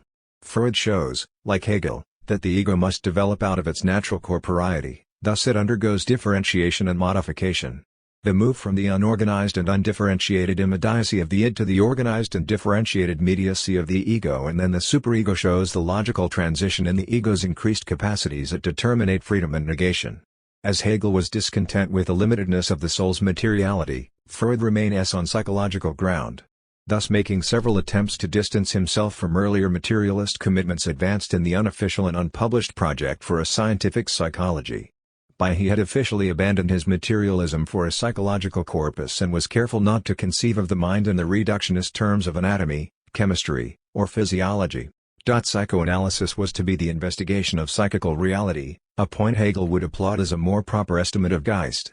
To what degree is all that which corresponds in Hegel to Freud's merely alienated forms of, therefore disassociated ego states cast into the shaft of the soul? What theoretical relation does the abyss have toward the id? It would appear that the two are identical: the repressed most certainly, as well as the stockpile of life experiences, images, presentations, and memories that survive decay, but also conflicted psychic states, especially those belonging to the tormented soul. But whether we may attribute an impersonal agency to the abyss that remains alienated from spirit, Hegel would probably say no. Following the logic of the dialectic, the abyss must be subsumed within spirit, it devolves into absolute knowing. Yet Freud always maintained an epistemological boundary surrounding the nature of absolute knowledge claims. In an outline of Psychoanalysis, one of his final publications, he avouched the limitations to the powers of human consciousness with elegant simplicity: reality will always remain unknowable. This could have been Kant speaking. Hegel would have frowned upon this. The unconscious is known by virtue of the fact that we posit it. Freud repeatedly informs us of the unknowability of the unconscious, which he maintained from the start. The unconscious is the true psychical reality in its innermost nature. It is as much unknown to us as the reality of the external world, yet what we know is that it appears and also presumably how it appears, which is on common ground with Hegel. The unconscious abyss, the soul, appears as ego, to which Freud's famous epigram echoes: where it was, there ego shall be. A more appropriate translation of Freud's wo es war, Zolic word and is where it was, there I shall become. Here Freud points to the significance of the transformation of the relation the ego has with its instinctual life, a mediated differentiation that restructures intrapsychic relations, the task of psychoanalytic treatment itself. This process of the coming to presence of the I constitutes the self-liberating dynamic of the mind. Like Hegel, who describes spirit as the self-articulated determinate freedom over its natural immediacy. The task of ego development for Freud is to achieve freedom over the alien forces harbored within its instinctual nature. While Hegel saw the soul as being the most elementary aspect of spirit, for him the soul always remains the deeply hidden dimension of our common humanity, the deep abyss, what Freud thought was largely unconscious. It is important to note that both Hegel and Freud, while offering differing accounts, provide closely similar conceptualizations of the role of the unconscious in mental life and the structures and processes of human subjectivity. It is not my intention to provide an exclusive comparison between Hegel's psychological account of theoretical spirit and Freud's treatment of the soul, but there are some further remarkable resemblances between Freud's understanding of perceptual processes and Hegel's description of presentation. In Chapter 7 of The Interpretation of Dreams, Freud offers his first formalized theory of the organization of the soul and its conscious-unconscious relations. Referring to consciousness and the unconscious as two distinct instances in stanzen or systems, he specifies that they need not stand in such a relationship to one another as one would expect if they were arranged in some spatial order. But the excitation passes through the systems in a particular temporal sequence. Thus, the soul has a sense or direction in that all psychical activity starts from stimuli whether internal or external and ends in innervations or a process tended toward discharge. For Freud, the soul is an apparatus comprised of two poles, with sensory capacities on one end and motor activity on the other. As sensations and perceptions enter the systems, they impinge upon the psychical apparatus, which leaves a memory trace before traveling to the motor end, which activates physical activity. Psychical processes advance in general from the perceptual end to the motor end in which a trace is left in our psychical apparatus of the perceptions which impinge upon it.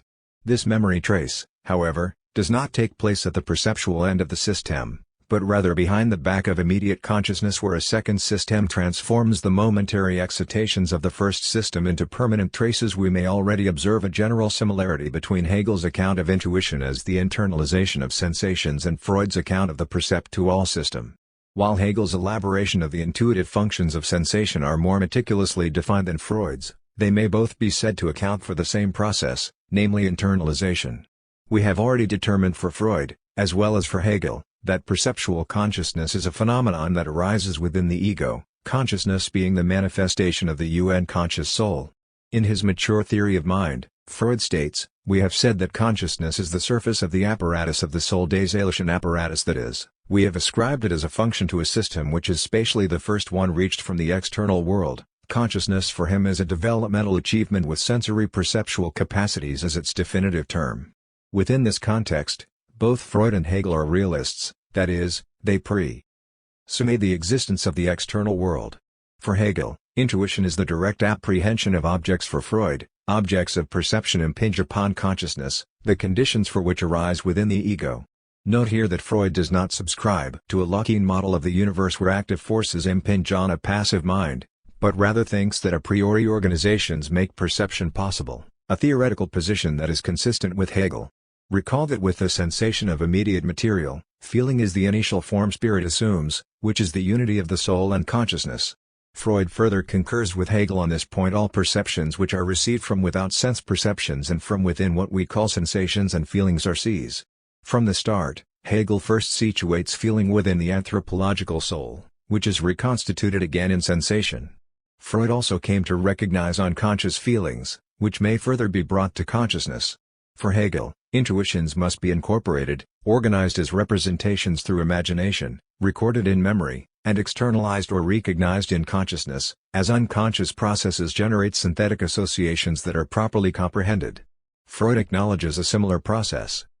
Our perceptions are linked with one another in our memory first and foremost according to simultaneity of occurrence. We speak of this fact as association. We must therefore assume the basis of association lies in the mnemic systems. For Freud and Hegel, the perceptual system has no capacity for memory, and it is only through the mediation of another system, imagination, that associative traces are retained. While Freud does not speak of imagination, association is the result of excitations being transmitted from certain mnemonic points to others that open facilitating pathways toward more unconscious processes. It would of course be a waste of time to try to put the psychical significance of a system of this kind into words. Its character would lie in the intimate details of its relations to the different elements of the raw material of memory. Freud uses association in terms of denoting the relations between various images and memory traces that may be further imbued with word presentations, symbols, signs, and ideational and emotive derivatives such as wishes. While the perceptual system is without memory capacities, thus freeing sensuous consciousness to attend to the multitude of sensory qualities, the associative elements are processed, retained, leaving a variety of permanent records, and are in themselves unconscious. While they can be made conscious, there can be no doubt that they can produce all their effects while in an unconscious condition, Hegel and Freud both underscore the mediating activities of the unconscious underlying the encoding processes of sensations, associations, and memory. In his early depth psychology, Freud simply refers to this activity within the system UX. Hegel, on the other hand, locates this activity within imagination, thus unconsciously producing all their effects. Recall what is mnemonically imprinted is read off from the tableau of the imagination and brought forth from within, rehearsed from the deep abyss of the ego. For Hegel, the actual ego-individuated soul is the birthplace of consciousness endowed with the capacities for receiving sensations and perceptions. Perceptual consciousness for Freud is also attributed to the ego's activities by its relation to the system PCPT. C's. Sense perception, which he tells us is the outermost superficial portion of the apparatus of the soul. This position may be compared to Hegel's on two accounts. First, the actual ego is an individuated or modified portion of the soul, and second, sense perception is an elementary, hence superficial aspect of spirit's mental structure. Sense perception is directed toward the external world, perception arising within the ego itself. As we addressed earlier, the ego is the modified portion of the id adapted to receive stimuli as well as to defend against stimuli. The relation to the external world has become the decisive factor for the ego. It has taken on the task of representing the external world to the id. Here again we may see two parallel streams of thought overlap with Hegel's conception of the abyss. First, the ego emerges out of the abyss id into consciousness while a portion of it remains buried within the night of the mind, and second, the liberated ego represents external images, impressions, and experiences within its deep inwardness, therefore it relates externality to its own internality. The dawn of decay. Throughout this chapter we have examined the intelligence of the abyss and its relation to ego development, consciousness, and psychological spirit. From its natural determinacy the soul awakens as a steady ego progression, breaching into consciousness and thus raising its intelligence through intuition, presentation, and thought. Unconscious spirit constitutes the burgeoning life of the ego, which severs its domains through its puncturing into consciousness, leaving an aperture in the inner vortex of the soul. As a steady ego expansion, spirit attains two worlds within one. Consciousness is the decisive point of psychic fracture, the splitting of psychic topography.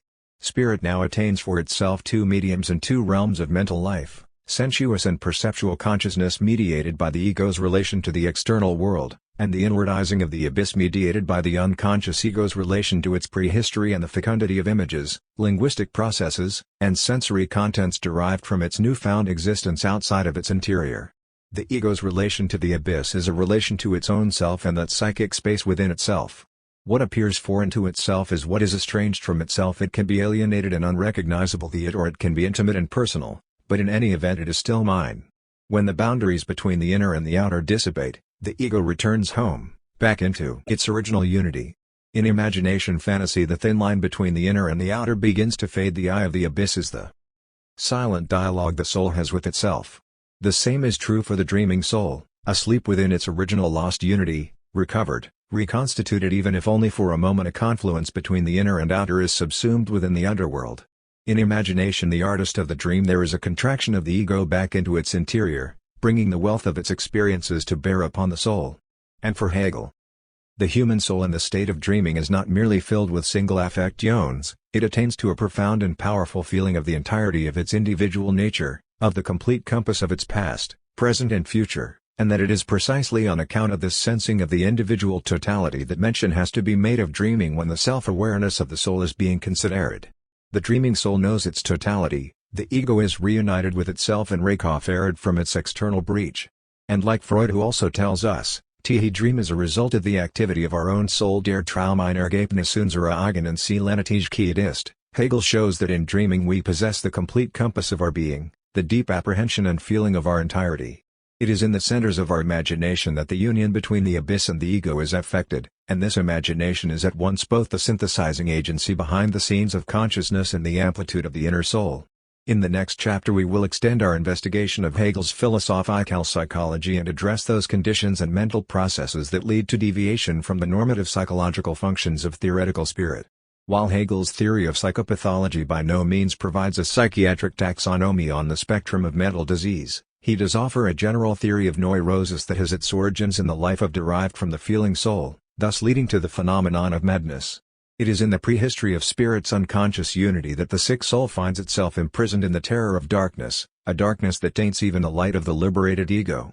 It is also here that the dialectic of desire shows its double edge, struggling to overcome the antithetical forces that propel spirit toward both progression and regression, transcendence and withdrawal back into its pit. The intimate relation between desire and reason is bridged by imagination, hovering like a dove in the realm of fantasy where passion becomes imbued with intelligence. There is a real intelligence to the unconscious, one that conforms to the logical structure of spirit and even in the throes of insanity irrationality has its reasons.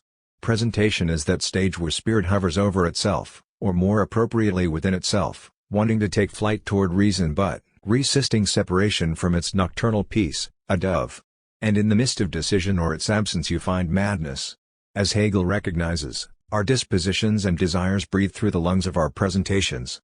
All presentation, and to an even greater extent the passions, derive a particular affiliation in respect of the various dispositional determinations such as gaiety and gloominess. Imagination has no boundaries, no fixed endpoints, it merely oscillates between oppositions, summoning desire aimed toward fulfillment, the fulfillment of a wish, and when it is frustrated, it lapses into fantasy in both happiness and psychic pain. In the pun, Hegel tells us, the deepest passion can indulge in such play, a point with which Freud would certainly concur, for a great mind knows how to set everything which confronts it in relation to its passion. Here I am reminded of Freud's doctrine of transference. The libidinal eye is vigilant toward everything it confronts, especially when it is not entirely satisfied by reality. The sick soul, imprisoned, unable to confront reality, is held hostage by its own archaic pain, its archetypal chaos negation. If negation is the central ingredient that holds the soul imprisoned, then we are all sick. When imagination is not subjugated by the horrors of the abyss, spirit moves beyond its confinement to discover its truth from the pit to the pyramid. Fantasy is reason, a wish. 4. The dialectic of desire. In The Uncanny, Freud tells us a personal anecdote of when he once encountered an unsavory old man on a train, until he realized that he was staring at his image in a full-length mirror at the end of his compartment. This experience of misrecognition points to the uncanny powers of projection and personal alienation, a theme that preoccupies spirit's self-estrangement lost in the inner subjective field of the other. For Hegel, self-consciousness initially does not recognize itself in the face of the other. It is only through the struggle for recognition that spirit eventually comes to identify with its alienated structure and properly reclaim its desire as its own. But as Hegel informs us, even in alienation, the self-conscious subject knows itself to be implicitly identical with the general object external to it. As alienated desire, self-conscious spirit is aware of its own liberated ego even if such awareness is unconscious. From this standpoint, there is a real uncanniness to self-consciousness, for there is a familiar unfamiliarity with its primordial lost self-certainty manifest within the gaze of the other. Alienation is thus the appearance of absence, of lack, a repetition as the return of its original pre-familiarity with its unconscious nature, a return of the repressed. The problem of alienation and spirit's struggle for recognition has received overwhelming attention in the Hegel literature, influencing the rise of Marxism and critical theory, French phenomenology, and the psychoanalytic movement initiated by Lacan. Within this context, there has been almost an exclusive fixation on the master-slave dialectic introduced in the phenomenology. It is interesting to note that Hegel's treatment of desire and recognition is contrasted differently in the Encyclopedia Phenomenology and the Berlin Phenomenology from that of his Jena period. The most notable difference in his later writings is his scant discussion of self-consciousness in comparison to his original work, and that his famous section on freedom of self-consciousness, thereby explicating stoicism, skepticism, and unhappy consciousness, has been entirely purged.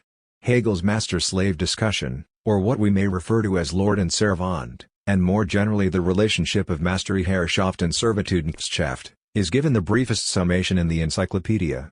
This is undoubtedly why almost all interpretations of desire and recognition rely exclusively on the Jena phenomenology. It is interesting to note that the terms master and slave may be translated differently, although most scholars agree that the actual arguments in the two books appear to be essentially compatible. Herrschaft is customary translated as lordship, although supreme rule, reign, and governorship are the main implications. Der Herr means lord, also God, but today it is used as a polite address for any male, thus, Mr. At Hegel's time, however, Herr was reserved for wealthy landowners, sometimes of nobility, not for the average man.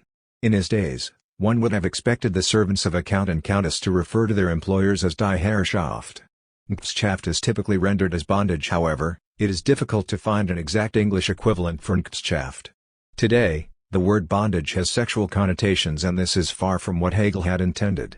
Knecht means farmhand, but it is often translated as servant, serf, or slave. A knecht is someone who works the land without owning it, but who is a free man, not a slave, although poor.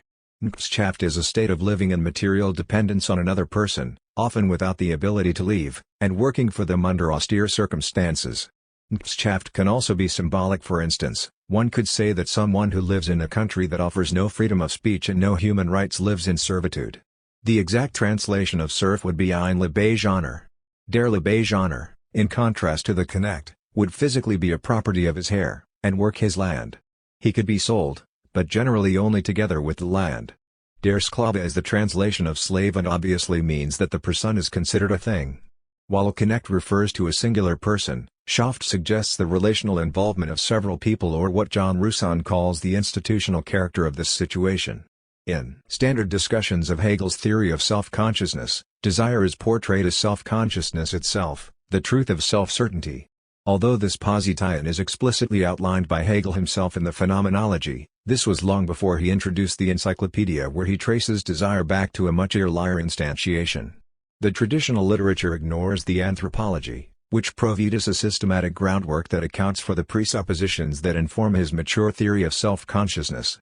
If one were only to concentrate on the Phenomenology, desire is viewed as exclusively occurring during the stage of self-consciousness when it is in fact prepared in the soul. Thus, its appearance in self-consciousness is a resurfacing of its earlier shapes. Hegel uses desire in a very specific context in the Phenomenology of Spirit, but by way of our previous analysis, desire suffuses the very unconscious configurations that comprise the soul. Therefore, it may be said that desire is the proper essence of spirit, with reason being its exalted outgrowth. Reason is the night of desire. While desire appears in its multiple and variegated forms, reason and desire are ontologically identical. Self-consciousness revisited. Hegel has been criticized by contemporaries such as Dieter Henrich, Manfred Frank, and Roger Freire for his model of subjectivity, which relies on the reflective medium of the other for self-recognition. In Hegel's early position, the condition of the possibility for the attainment of self-consciousness is constituted by the relation to the other. He maintains that in order to experience self-consciousness, consciousness must first recognize the consciousness of the other in a process of mutual recognition. This is problematic, for self-consciousness is not the result of the dynamic of reflection, as he suggests in the Phenomenology. However, this AC count precedes Hegel's mature system, which thereafter affords us the ground or precondition of consciousness, and thus allows for a different interpretation of self-consciousness and intersubjectivity altogether. But before we revisit Hegel's theory of mutual recognition, it is necessary to revive a previous issue that was introduced by Fichte. Fichte understood that self-consciousness cannot be adequately explained by a reflection thesis whereby the self reflects upon itself, for the reflection model is inherently circular. This is because there is no necessary criterion for identification that allows self-consciousness to recognize its own image in the mirror reflection of the other. The reflection model of cognition presupposes what it sets out to explain. For Fichte, self-consciousness is given in a spontaneous act of positing and thus escapes circularity. According to Manfred Frank, self-consciousness presents itself from the very beginning as a relation that comes about only on the precondition of a grounding identity that escapes the play of all relations. The very condition for the possibility of self-conscious reflection and recognition is that the self must already be familiar with its own self. As Fichte demonstrates, consciousness must have some prior pre-familiarity with itself in order for it to recognize itself in the mirror reflection of the other. Without such a pre-reflective, pre-familiar association with itself, it would not be in a position to recognize or know itself. As Freire puts it, if this were not the case, there would be no way of knowing that the reflection of myself in the other is in fact my own consciousness. If I did not know my own consciousness, how would I be able to recognize another as myself in my otherness? Following Fichte, consciousness must already be familiar with itself before reflection into the other. Reflection of myself into another can only identify that which is already familiar. Fichte's formula, the self posits itself, is the manifestation of immediate self-consciousness as consciousness of an act. As consciousness encounters itself in the other as exemplified in the master-slave dialectic, it may only know that the other is like itself through having some rudimentary self-knowledge of itself. Hence, recognition of the self in the interpersonal realm must presuppose a prior form of self-consciousness. Thus, self-acquaintance precedes intersubjective relation. Despite this alleged shortcoming typified in the Phenomenology, Hegel's notion of the unconscious soul provides us with a solution to this criticism. Given the centrality of the abyss, self-awareness is born out of unconscious activity and is not the exclusive product of the mirror recognition of self-consciousness. In fact, spirit initially emerges from within the feeling soul and intuits itself as such, only to take its next form as sensuous consciousness. Therefore, there is an elementary form of self-recognition prior to the appearance of consciousness and self-consciousness proper. Such unconscious self-consciousness is the self-certainty of the soul as a determinate being for self, which constitutes the basis for spirit to dialectically unfold, and thus be able to recognize its own consciousness in the consciousness of another. While intersubjectivity enriches spirit's dialectical growth, the abyss of subjective spirit originally provides the touchstone for self-reference and differentiation. From this standpoint, unconscious self-familiarity, no matter how archaic and unrefined, precedes self-conscious spirit and is the precondition for thought to occur. Hegel's explicit account of the coming into being of the soul may be said to be compatible with Fichte's absolute self, with one exception: Fichte's account is thoroughly undialectical. The initial act is that of positing, while Hegel's account is thoroughly dialectical. Unconscious spirit first rouses itself from its sleeping nature due to the inner stirring of the soul, Zusatz. This original act of arousal is the self-manifestation of its self-certainty. The awakening of soul is the assertion and particularization of its self-identity, defined in its movement from undifferentiated indeterminate unity to differentiated determinate being. Unconscious spirit is a self-generative activity instantiated in a self-relating soul. This is why Hegel tells us that the beginning of spirit is therefore nothing but its own being, and it therefore relates itself only to its own determinations. Similarly, Fichte tells us, he self exists and posits its own existence by virtue of merely existing I. Both assume the primordial being of the soul or the self as a subjective agent. As pure self-relation, the soul is self-consciously aware of itself in its unconscious milieu. For Fichte, the self-posit is a spontaneous act of self-assertion, the original unity of actuality and freedom. For Hegel, implicit spirit undergoes a stirring or a pulsation. This restlessness is the pre-activity before unconscious spirit actively asserts itself as soul. We may infer that Hegel points to the tremendous negativity that saturates spirit even in its implicitness. This reminds us again of Bohm's Ungrund, the primeval chaos. The negative is the self. In Hegel's discussion of evil in practical spirit, he refers to Bohm. In life, and to an even greater extent in spirit, there enters an ought to be, negativity, subjectivity, ego, freedom, constituting the principles of evil and pain. Jacob Bohm conceived of egoity as agony and torment, and as the source of nature and of spirit. This pre-activity, the agony and torment of spirit, may be said to be that which lies before the spontaneity of Fichte's self-positing act, because in its negativity is nothing other than pure activity, the primordial, absolutely unconditioned first principle I. Unconscious spirit as soul asserts itself as deliberate determinate being. Why does spirit pulsate? Why does it stir? Because it desires, it lacks. It is important for us not to conflate Hegel and Fichte, but merely to point out the pre-activity of unconscious life that exists in their respective philosophies. We must keep in mind that Hegel always thinks in relational terms, while Fichte initially does not. There is no better example of this difference than acknowledging the way in which Fichte conceives of the self-contained self-positing of the self. For Hegel, any such activity must be constructed out of the oppositions of fluid processes.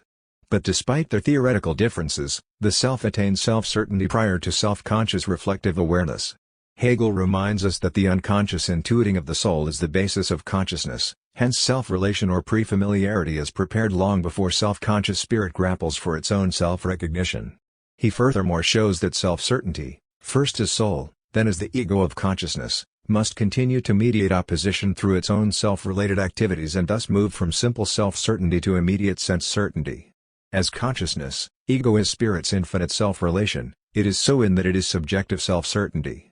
Self-relation as negativity remains the form for each mediated dynamic to be affected. Also recall that recognition occurs during presentation within the imaginative functions of theoretical spirit. Spirit recognizes prior shapes that are internalized through intuition and projected from within its abyss, including affective states that are deposits of the feeling soul. Therefore, the quest for mutual recognition has an unconscious prehistory as desire is transposed and infused within self-conscious spirit. With Hegel's elaboration of the unconscious soul, criticism of his reflection model of self-consciousness becomes inconsequential.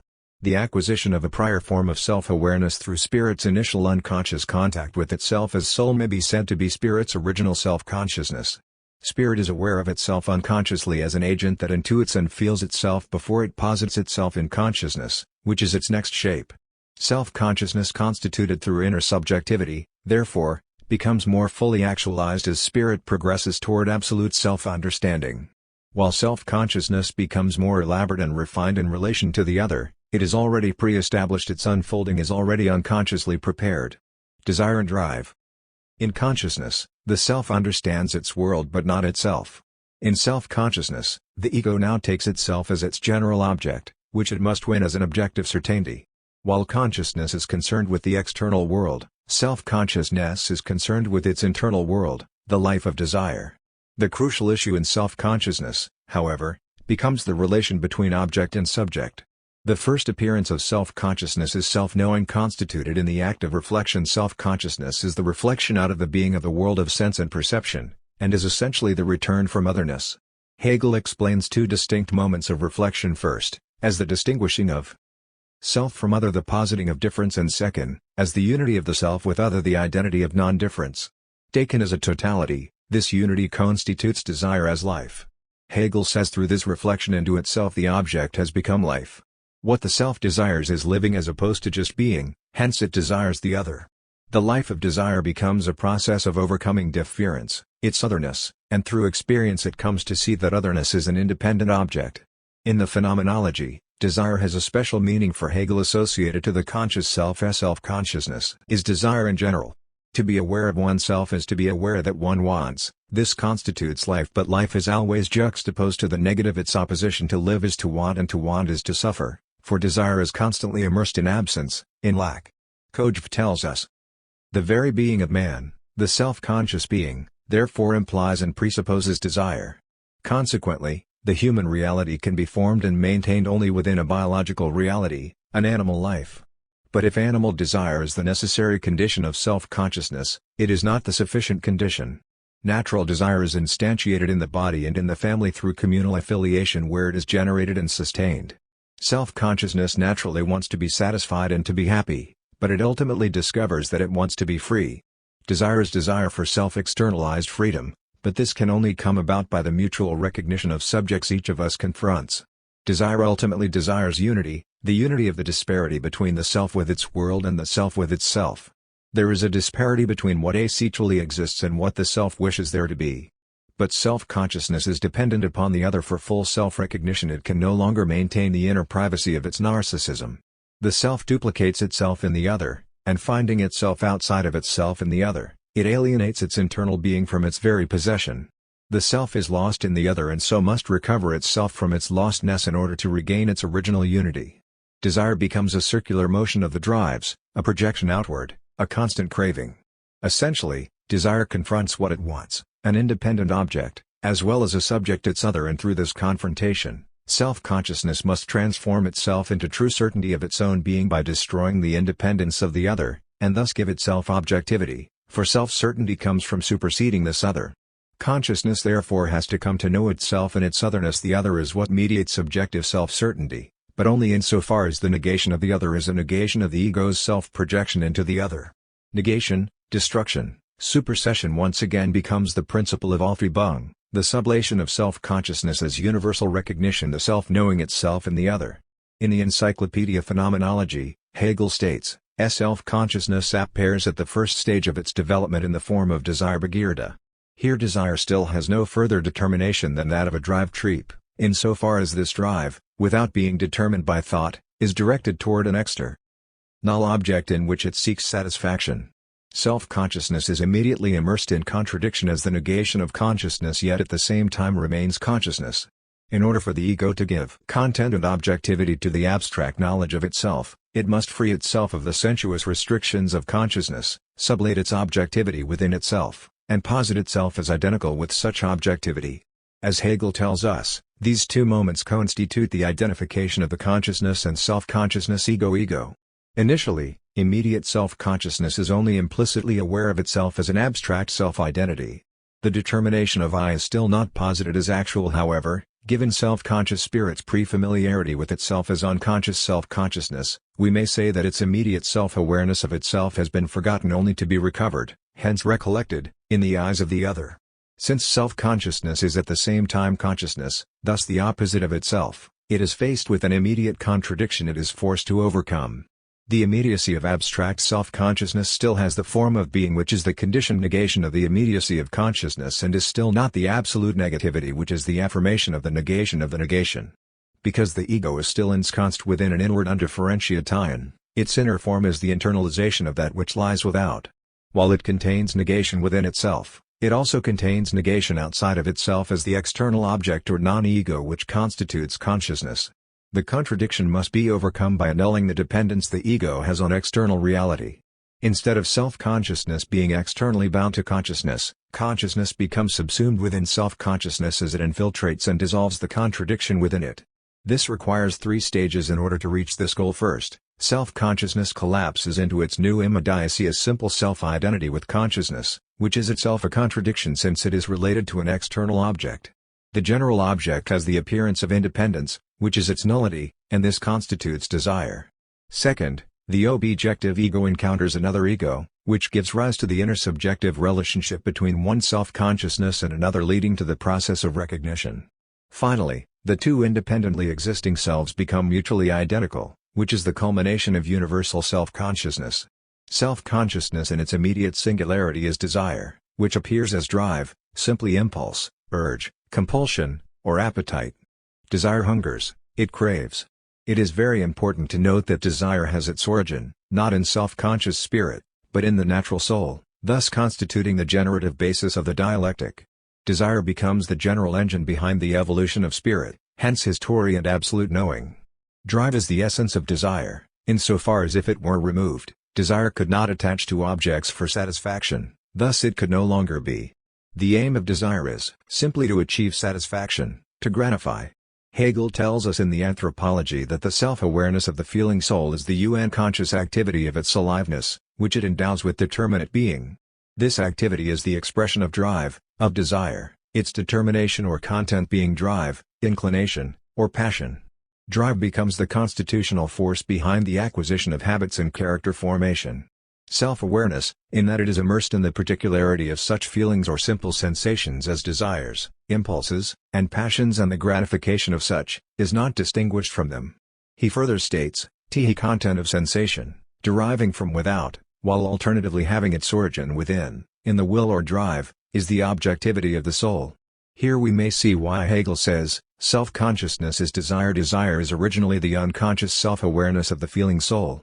However, Hegel does make an attempt to draw a distinction between desire and drive. While desire is something simple and seeks only to satisfy a particular momentary impulse, drive has a general holistic process as determinate will. Hegel says, desire is something single, and only seeks what is single, for a single, momentary satisfaction. Drive, on the contrary, since it is a form of volitional intelligence, goes forth from the sublated opposition of what is subjective and what is objective, and as it embraces a series of satisfactions, is something of a whole, a universal. While desire is the manifestation of immediate craving, Trieb is the general force behind the generation of spirit, the drive to know. Hegel's distinction lies in the immediate preoccupation of satisfying a particular desire versus the general thrust of spirit as attending to a series of impulses that want fulfillment. Because desire can only achieve fulfillment in its singular moment, it is transient, which gives rise to further desire. For Hegel, there is always a renewal of desire.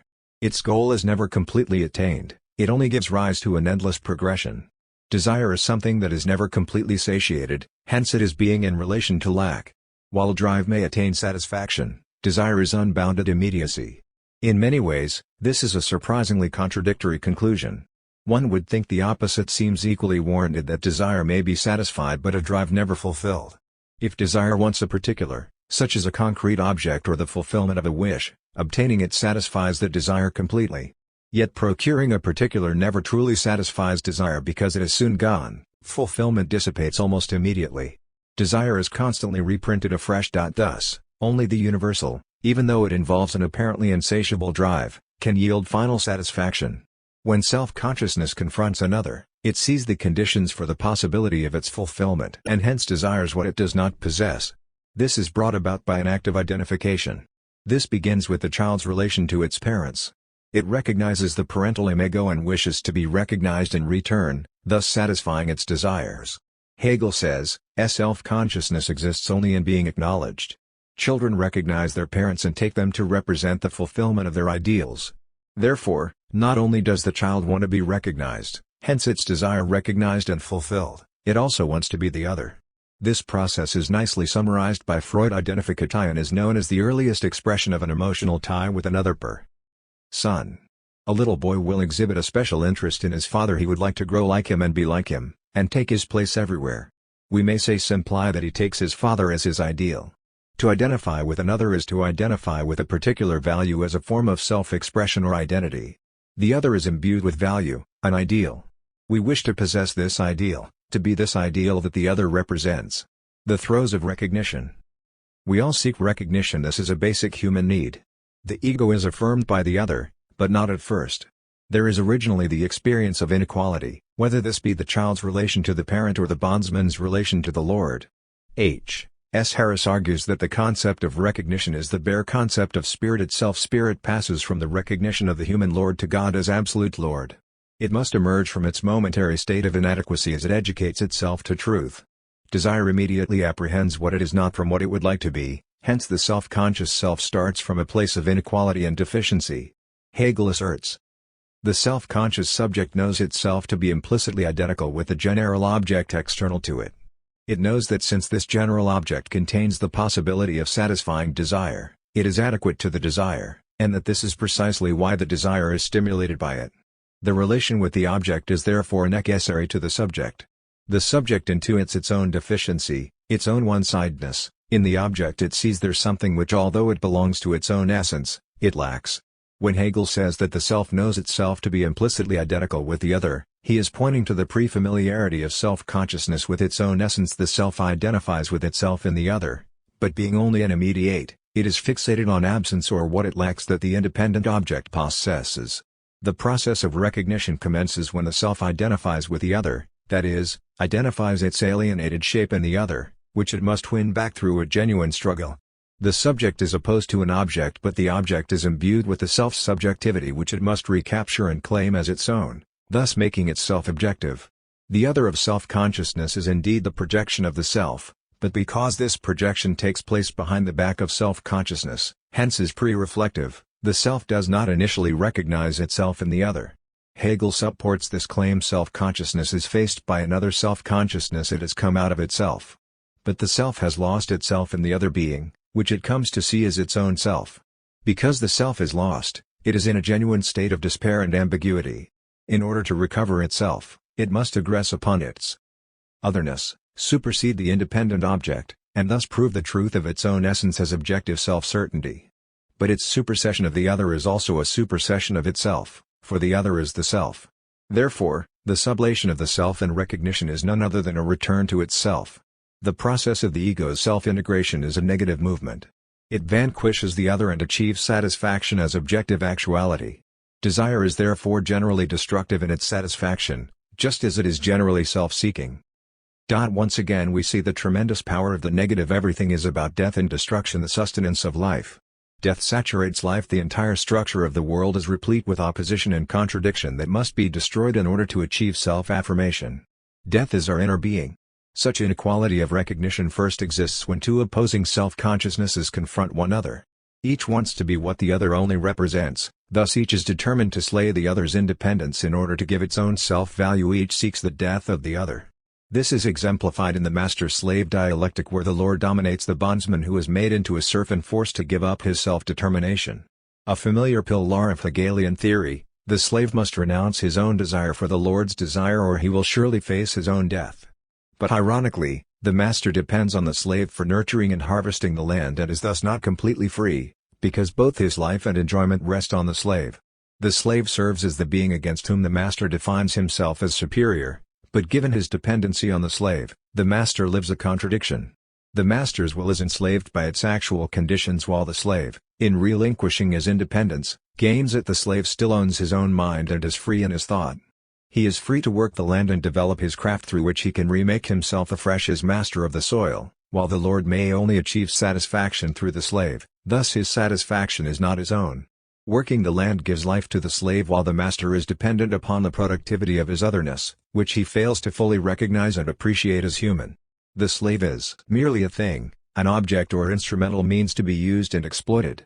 But despite the fact that the master can always beat the slave, his power of mastery is illusory because the slave has grown indifferent to threats of pain and death and is beyond the master's manipulation of his mind, having escaped into stoic indifference. Because the other is not fully recognized for its own worth and its own value, the self remains alienated from its truth. It is important to re-emphasize that Hegel's treatment of self-consciousness and the struggle for recognition in the Phenomenology is presented differently in the Encyclopedia and the Berlin Phenomenology. The most noticeable distinction is the brevity of the latter works. In the Encyclopedia, the discussion from Recognition to universal self-consciousness is contained in only 6 paragraphs and 1 remark, excluding the additions, and little additional elaboration is offered in the Berlin manuscript. Furthermore, all references to Stoicism, skepticism, and unhappy consciousness are eliminated. This terse account suggests that perhaps Hegel wanted to distance himself from his earlier commitments outlined in the Phenomenology, or else that he thought he had treated the subjects adequately beforehand. Despite the fact that the Phenomenology stands on its own as a major philosophical treatise, we should use caution when inferring from Hegel's early work his mature system speaks a slightly different tongue. Yet despite Hegel's later texts, it will be necessary to examine the Phenomenology along with the Encyclopedia version. The Phenomenology proves to be especially instructive when examining the extreme despair and spiritual unhappiness self-consciousness endures, for it is in Hegel's treatment of Stoicism, skepticism, and unhappy consciousness that we find a general theory of neurosis, a topic I will shortly address. For Hegel, the subjection of the other to the domination of desire is a thoroughly selfish destructiveness that is only concerned with its immediate satisfaction. In the Encyclopedia, self-consciousness first posits itself as an ego in its otherness that stands in opposition to itself. Secondly, it places itself over against the ego of otherness as its own distinct ego and thus raises itself from the selfish destructiveness of immediate desire. Recognitive self-consciousness is the immediate confrontation of two egos, each extending itself into the other. During this moment, the self has an immediate intuition of itself as well as the recognition of an absolutely opposed and independently distinct object. Hegel is very clear that the self projects its own ego into the other and recognizes its own self as well as the opposing ego. This leads us to offer a comforting reinterpretation of his original position espoused in the Phenomenology, where some interpreters have attributed to the other the causal powers of self-conscious recognition. This claim has been inferred from statements such as these. Self-consciousness exists for another, it exists only in being recognized. For the other is equally independent and self-contained, and there is nothing in it of which it is not itself the origin. However, Hegel also says that consciousness comes out of itself, at the same time remains within itself, is for itself, and is aware that it at once is, while the self outside it, is for it. There is a double movement to self-consciousness where each sees the other do as it does, thus appearing as the same action. But before the recognition of an independently existing ego is determined by each subject, the ego of otherness is projected from the ego of each self-consciousness. While the other is a necessary condition that brings about self-recognition, it is not a sufficient condition. This rests on the activity of the ego. Recall that the ego already is aware of itself, first as the unconscious self-acquaintance of the soul, and second as the ego of consciousness, even if such awareness is still not raised to its truth of pure reason. But nevertheless, the soul initially moves from indeterminate unity to determinate being for self, then to self-certainty as the actual ego, only to have consciousness move from self-certainty to sense-certainty. Self-certainty is a condition of every stage of the development of spirit. Self-certainty is the early phase of any emergent condition of consciousness, a stage of primary narcissism, when it thinks it is the world and sees nothing beyond itself. It is through opposition and bitter experience that it turns from this self-enclosed stage to eventually attain its truth, which is at once its demise. When Hegel speaks of the self losing itself in the other, it has already lost itself and recovered itself many times as each mediated dynamic forms new immediate relations. Intersubjective self-recognition is the ripening of self-consciousness, and hence is the formal extension of the sublation of the ego. While desire is the first proper stage of self-consciousness, recognition is its second. The immediacy of desire is sublated with recognition, but desire does not disappear as such, rather it is an endless progression. Desire will always be operative within the self and materialize in response to certain interests, inclinations, or passions, but it also evolves as a more general thrust of spirit, what Hegel locates as drive, for self-consciousness acquires the drive to display itself as the free self, and to be there as such for the other. The process of recognition is saturated with conflict. Two selves oppose the independence of the other and in so doing assert their independence. As each overcomes the immediacy of the other, each self gives determinate being to its freedom so it may be recognized as an immediacy. Put simply, two mutually confronting selves appear as physical things to each other that act independently hence freely, which both recognize as being before the other. But freedom is something that must be fought for, it must be achieved or proven. This is why Hegel sees the tussles of recognition as an altercation, a struggle, for it is a matter of life or death. Each self-consciousness throws itself into the perils of death where each is equally exposed to annihilation. Each is willing to risk its own life in order to be recognized by the other in order to receive validation. And when we encounter opposition and invalidation, we simply wish the other would vanish. But self-consciousness is also motivated by self-preservation and weighs its odds before directly engaging in conflict. Hegel discusses the crude negation of the other through annihilation, such as hand-to-hand combat, but this can be easily extended from any raw display of violence to the intellectual realm of conceptual argumentation. We all know when to pick our battles. Here we are reminded of Freud's distinction between the self-preservative drives of the ego having their origin in eros and the destructive derivatives of the death drive. In self-preservation as in aggressivity, both converge upon one another borrowing resources from the other side. For Hegel, the self is equally committed to the preservation of its life, the existence of its freedom. But the absolute proof of freedom is found in death. One self-consciousness is left standing while the other has perished. Yet this too poses a great contradiction, for the self has effaced the very conditions for recognition while it demonstrates its superiority. Its existence cannot be recognized by its dead antagonist, therefore it is a vacuous freedom. Because often one of the contestants prefers life to death, he will show deference in order to preserve his own self-consciousness. As a one-sided negation, this is the initial appearance of inequality. One self recognizes and submits to the superiority of the other. Hegel characterizes this process as the relationship of mastery Herrschaft and servitude Knechtschaft. The servant relinquishes his own self-will for the will of the lords. The lord remains only self-conscious of his own needs and not the needs or free independence of the servant. We may say that the lord, in his denial of the other's needs, is enveloped in a primary narcissism where he only takes himself, hence his own ego, as his object. This selfishness of self-consciousness may be compared to the Kierkegaardian aesthete who has not yet contemplated the ethical. The servant is not recognized as the ratio null self-consciousness of the universal ego that has the right to be free.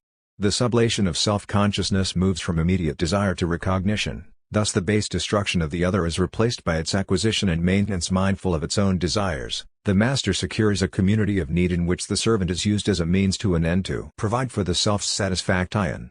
Yet here, independence and dependency unite themselves. But it is due to the unique position of the servant that self-consciousness advances itself. The master is only concerned about his fulfillment. The servant, on the other hand, while forced to acquiesce to the lord, gives up the immediacy of his desire and hence sublates it. Thus begins the transition to universal self-consciousness. Because the servant is no longer confined to the immediate shape of self-serving desire, his desire expands to include that of the other's desire and thereby he raises himself above the selfish singularity of his natural will. For Hegel, this is the beginning of wisdom and the beginning of true freedom. While Hegel's master-slave dialectic is a direct allusion to the historical contingencies of man alienated from his true self only to emerge as a more civilized being with the abolition of the institution of slavery, the depiction has symbolic implications for any institutionalized practices of oppression and domination, such as the patriarchal and androcentric infrastructures that govern interpersonal relations between the sexes and socio-political policies that contribute to the subjugation of disadvantaged groups. Within the psychological realm of social development, the dialectic of mastery and servitude is a natural and necessary process of psychic growth. As each of us progresses through the life cycle, the quest for mastery becomes a lifelong pursuit.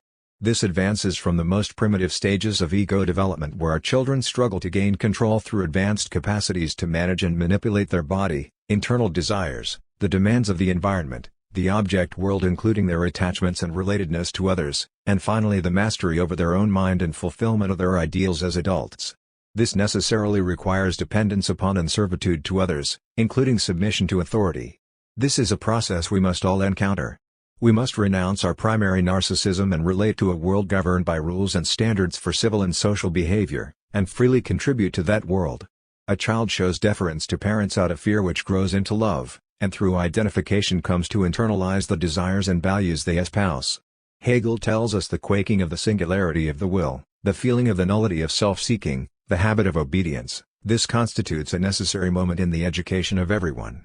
A child learns discipline and self-control first through the axillary ego of the parent. Reality itself is prohibitive. Then, through identification, the child develops its own ego organizations at mastering its internal impulses, physical and psychomotor development, and the environmental demands of external reality. Through this process, freedom becomes more actualized. Hegel vouches in order to be free, in order to be capable of self-control, all peoples have therefore had first to undergo the strict discipline of subjection to a master. Obedience is only the beginning of freedom, where submission takes place not to a universal, rational will, but to the particular and contingent will of another subject. This constitutes the first movement of freedom, a negative relation to the singular self-seeking desire of another. The positive relation occurs when the servile self-consciousness frees itself from both its own singularity and the master's will and hence grasps the universal will of self-consciousness that is in and for itself. Universal self-consciousness is affirmative. One knows oneself in the other and does not differentiate oneself from the other. Being both universal and objective, each recognizes the freedom of the other, and through reciprocity, each knows itself to be free. Recognition is a mutual enterprise of equality, the intersubjective sublation of the self within the other as an objective unity. If self-consciousness truly sees itself in another, then it would not want the other self to die or be enslaved when the other is actualized within the self. Recognition is the sublation of desire, it is an identification with an ideal and perhaps even an empathy for the autonomy of mutually existing selves. We recognize in others what we do ourselves, that is, we act freely. This involves relinquishing the other as a tool for our own self-recognition and thus sublating our oppression and objectification of the other as a thing to that of a freely determinate being for self. In this way we recognize that each recognizes the freedom of the other. Freedom belongs to all. The process of emancipation is never simple. The master's release of the servant constitutes the completion of his freedom. Seeing that he, while separate and independent, is identical with the servant, he can no longer enslave the other and his own self within the other. The other is raised to the standpoint of human equality and as freedom is valued for itself. Subjectivity becomes subsumed within objectivity as a unity constituting the universal. The freeing of the other is concomitantly the freeing of the self, which is ultimately the substance of what is ethical. It is here that self-consciousness makes its transition to reason as the being in and for self of the unity of the subjectivity of the concept with its objectivity and universality. Opposition is united. Hegel's treatment of desire and recognition advances our understanding of psychic development. The deficiency, inequality, and supersession of self-consciousness is a normative process of self-development.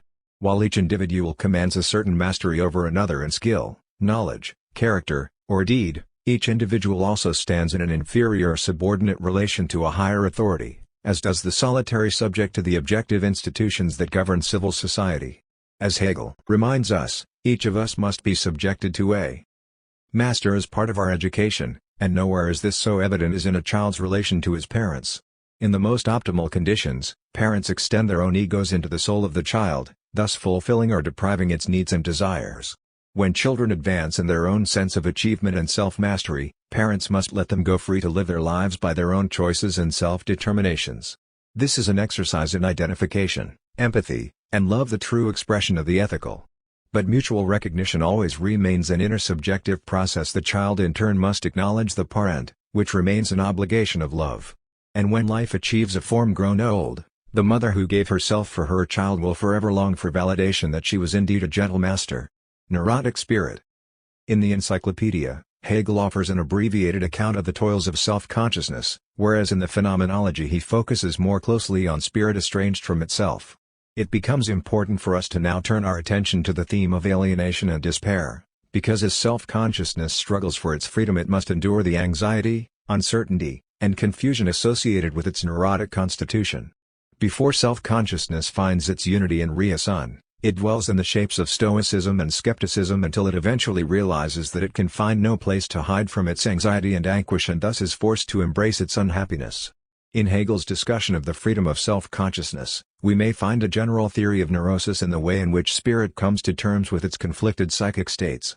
From a psychoanalytic perspective, spirit's forms of self-alienation may be construed to be products of defense, and personality being the constellation of defense and desire is expressed primarily through the ways in which it copes with its inner conflicts and the actual reality of a hostile environment.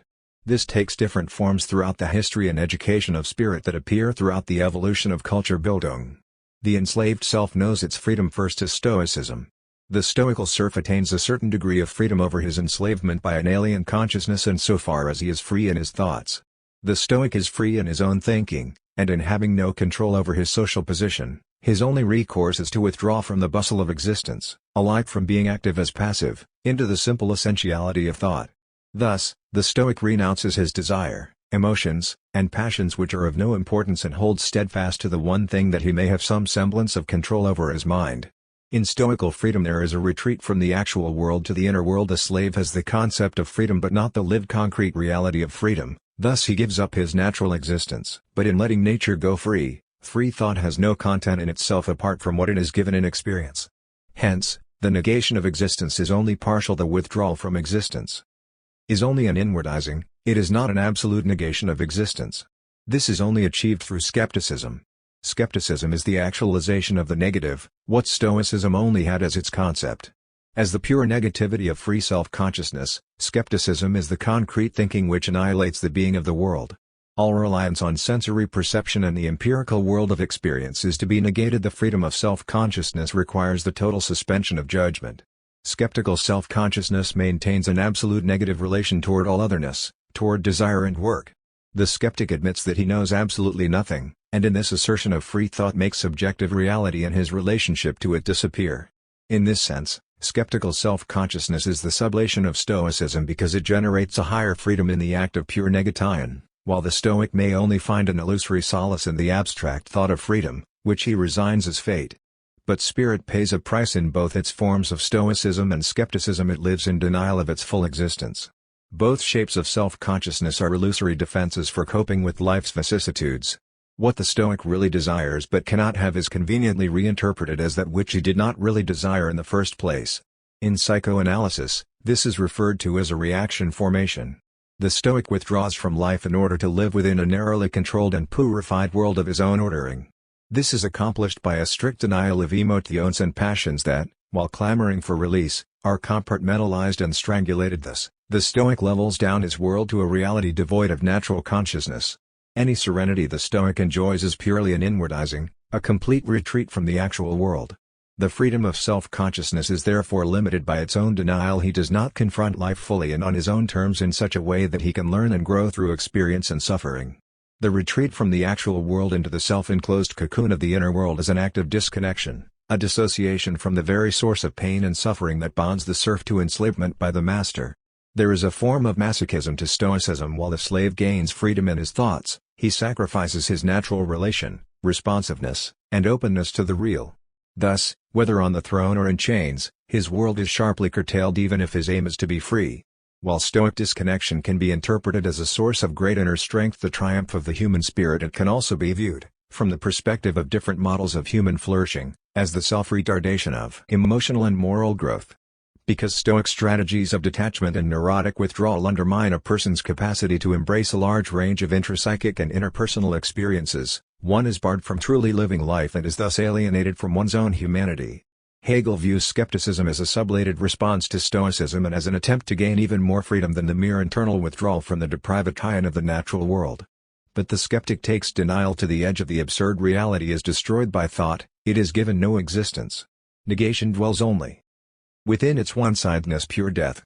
Nothing can be known except nothingness. What is certain is uncertainty itself. Hegel himself sees this as a self-generated, self-sustained thought disorder. Skeptical consciousness is a confused medley, the dizziness of a perpetually self-engendered disorder. It is itself aware of this, for itself maintains and creates this restless confusion.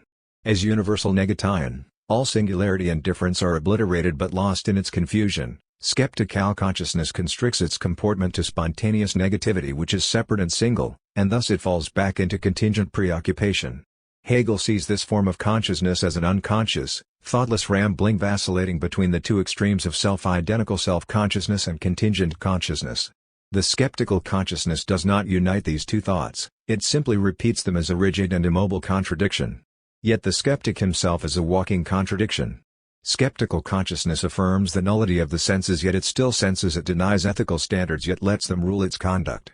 It applies its negative attitude toward everything when identity is highlighted, it points to difference when difference is determined, it sinks into disavowal. The skeptic lives a lie by violating and contradicting his own self-imposed and perverted order of the universe. But this is skeptical consciousness' attempt to assert its independence and self-expression, what Hegel labels as a child's squabble where the only pleasure gained is in contradicting the other. If skepticism is taken seriously by the subject and is not merely a mental game one plays with oneself for amusement, then this form of alienation and self-deception is bound to break down under the weight of its own denial. Reality can be repressed only so much before it snaps and makes itself felt. When this happens, melancholia sets in, for denial is rendered a useless passion. The skeptic has to eventually face up to its bad faith, its lie. The skeptic is a person who lives in a fragmented inner universe based on a fixed oscillation, a repetitine compulsion attempting to gain mastery over the very source of its suffering, namely, the daimon of desire and irrational passions on the one side, and the reality of social oppression, fear, and bondage on the other. In this state, consciousness is truly on the edge of madness, for if it maintains itself in skepticism for long, all boundaries lose their demarcation and thought plummets into the bowels of decay. Skeptical consciousness lives in inner contradiction and thus all reference points are blurred with negation. It is forced to attempt to resolve its contradictory nature or face insanity, and in the face of that decision it finds madness. At the extreme, skepticism is a delusion, it violates all objective evidence to the contrary. While psychosis is one possibility, Hegel outlines its neurotic trend, the path of unhappy consciousness. As a self-inflicted symptom, skepticism is no better off than stoicism. Both live in the illusory haven of denial, hence a state of wish fulfillment. For the Stoic, the self is purged of its own naturality, and for the skeptic, the actual is not allowed to exist. Although Stoic consciousness denies its emotional life its suffering in an attempt to control its suffering, the skeptic needs to hold on to its suffering, its chaotic existence. But skeptical consciousness undergoes a deep despair. Once it reflects on its condition, it becomes aware of its self-contradictory nature. Self-consciousness duplicates itself as a duality. What was formerly divided between lordship and bondage is now seen as one. But this is still not yet an actual unity, for the unhappy consciousness must sit with its contradictory duality. The unhappy consciousness is not at peace with itself because it remains a divided self, an inwardly disrupted split entity. As Hegel puts it, unhappy consciousness itself is the gazing of one self-consciousness into another, and itself is both. Initially, unhappy consciousness sees only opposition, the two self-consciousnesses are alien. But because it is both and is aware of its own self-contradiction, it lingers in agony.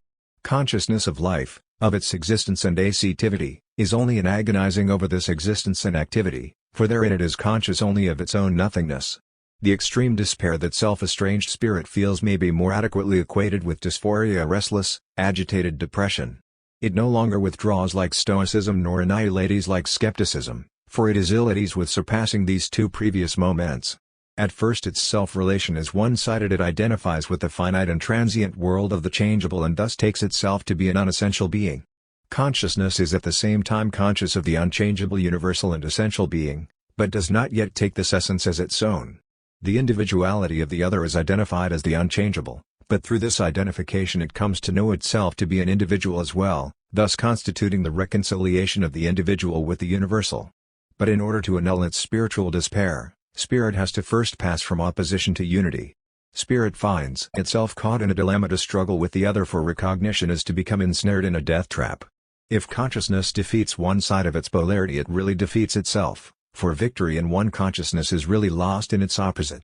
The goal of the unhappy consciousness is to transform the unchangeable alien reality to a relation in which it becomes one with it. Unhappy consciousness resides in an intermediate space between the abstract ion of pure thinking and the concrete actuality of individuality, and it knows itself to be this thinking individuality. But what it does not know is that it is merged with the unchangeable essence of the universal within its individuality. It does not know this as pure thought, for it is only a movement toward pure thinking. What it knows is only what it senses in its heart. It feels in the pure heart what the mind only knows as a chaotic jingling of bells. It has still not grasped the concept. The pure inner feeling of the heart knows itself to be identical with the infinite, but does not rationally comprehend it as such. The object appears alien to it.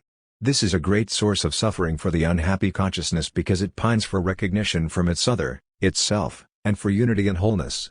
It abides in a state that is agonizingly self-divided, certain that its essence is this pure heart, and certain of being known and recognized by this object, precisely because the latter thinks itself as an individuality. Spirit wants recognition from the master, and in such recognition it will achieve mastery, valida, unification, and actual freedom. As a movement toward pure thinking, but only known in the feeling soul, unhappy consciousness expresses itself as devotion. It is devoted to the Lord, to serve His desire, and ultimately the Lord thy God. We are devoted to our parents, family, and community, who represent as a social identification the infinite fellowship of universal selfhood. But when the infinite unchangeable is sought, it cannot be found, for it remains a beyond. When sought in the individual, it is not the universal individuality but only the concrete object of the actual individual, hence the fleeting immediacy of sense certainty. This is why Hegel says consciousness can only find immediate reality to be the grave of its life it has already vanished. When consciousness realizes that the actual unchangeable being cannot be found in the actual individual, it will either abandon its search for the unchangeable individuality as an actual existence, or it will try to let go of what has already vanished, and in so doing it may grasp individuality in its universal or genuine form. Spirit feels its essential being itself in its heart. This pure heart is its inner being and thus belongs to the feeling soul. Hence, this feeling is a reawakened sensation of its earlier life and the recognition of its primordial being. The familiarity the heart has with itself as soul is reunited in consciousness. This is consciousness of itself as a felt object, and the self-feeling associated with its AC to all consciousness is taken as existing on its own account. Spirit has returned to itself as an inward affirmation of self-certainty, which is further validated in its second relationship with itself through desire and work. But the unhappy consciousness finds itself as an actuality broken into its desires and works, but is not united with its alien counterpart which it feels to be identical with itself yet divided and estranged from itself. It is still not completely certain of itself even though it acts, because it is still lost in its nothingness which it takes its own reality to be. Therefore, its own action is considered by itself to be actually doing nothing, and hence any enjoyment a feeling of its wretchedness. This is the self-debasement of spirit, the invalidating and defiling attitude it harbors toward itself. Desire, work, and enjoyment are denigrated to the level of a hog. They lose any significance because they are purged of universality. This is how the enemy reveals itself: a debauching self-consciousness confined to its own petty actions, a personality brooding over itself, as wretched as it is impoverished. The self sacrifices itself, divests itself of its I, and deprives itself of its freedom by turning itself into a thing. The unhappy consciousness lives in misery, grief and longing, which is its common birth. Even when the unhappy consciousness receives recognition from the other itself and makes its transition to reason, its enjoyment remains pain. For Hegel, spirit as self-consciousness ultimately bears the infinite pain of the negation of its individual immediacy, and in its profound unhappiness it is never able to become the beyond. Unhappy consciousness may be said to be the way in which the self turns on itself when it demands too much of itself. The self is unhappy because there is a deep fissure inside itself, an internal split it cannot reconcile. It sees purity and eternity as belonging to itself, but it feels sullied and will die. The ideal of the pure, unchangeable, eternal universal essence is projected into the being of humankind, and that of God, which are external and beyond, yet are hoped to be endowed with the solution of the self's internal dilemma. But the same problem arises with God: we cannot live up to the demands we have Him impose upon us. This is why Hegel says the unhappy consciousness is the tragic fate of the certainty of the self that aims to be absolute. It loses all essentiality and substance, and it lives in grief of not being able to live up to the desire to become God, for God is dead. God is the projection of the human soul on its way toward reconciling itself with itself, and is but a stage in spirit's development. The absolute cannot be conceived by means of picture thinking, but only by immersion with pure thought itself. So unhappy consciousness must tarry with self-flagellation and live in torment of not being complete and whole, of not finding unity, of living in anxiety and despair over its yearning that is bound to lack, in the infinite pain of not being able to reach its ideal, a neurotic compulsion. Unhappy consciousness is marked by inner division and external frustration, and it cannot escape sin. Here we may see how Freud's notion of the superego corresponds to spiritual despair. As a modified portion of the ego, the superego represents ideal perfection and moral condemnation. It is both virtuous and vicious, our internal judge that tries and defends. The superego is a developmental achievement that grows out of the internalization process based on the nature and qualities of our identifications. Both Hegel and Freud contend that character is largely the result of the contents and values a person identifies with and internalizes from their social environment, whether this be social mores, laws, or the ethical life of the family and community. Identification may be said to be the single most important factor in the development of the superego, and it is precisely this identification with an ideal that creates so much suffering for unhappy consciousness.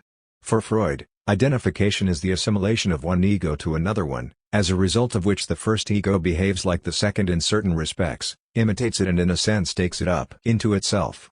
This process is not unlike the struggle for recognition whereby the self recovers its alienated shape in the ego of the other. We are forced to become self-conscious of ourselves when we confront another that stands in opposition to us. Yet through identification, we come to value the other and what the other represents to us, and this process leads to mutual recognition.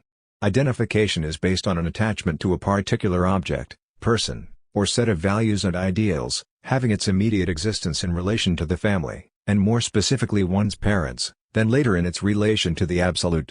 In fact, Hegel recognizes the significance of identification and attachment by which spirit raises itself from its unconscious being to the ethical realm of actuality.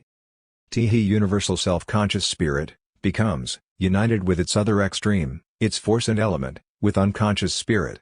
The divine law has its individuation or the unconscious spirit of the individual its real existence in the woman, through whom the unconscious spirit rises out of its unreality into actual existence, out of a state in which it is unknowing and unconscious into the realm of conscious spirit.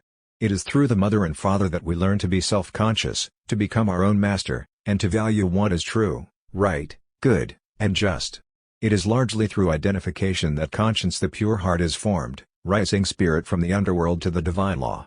Unhappy consciousness constitutes the bifurcation of the human soul into a part that sets standards for itself and requires perfection and another part that systematically fails to live up to such demands.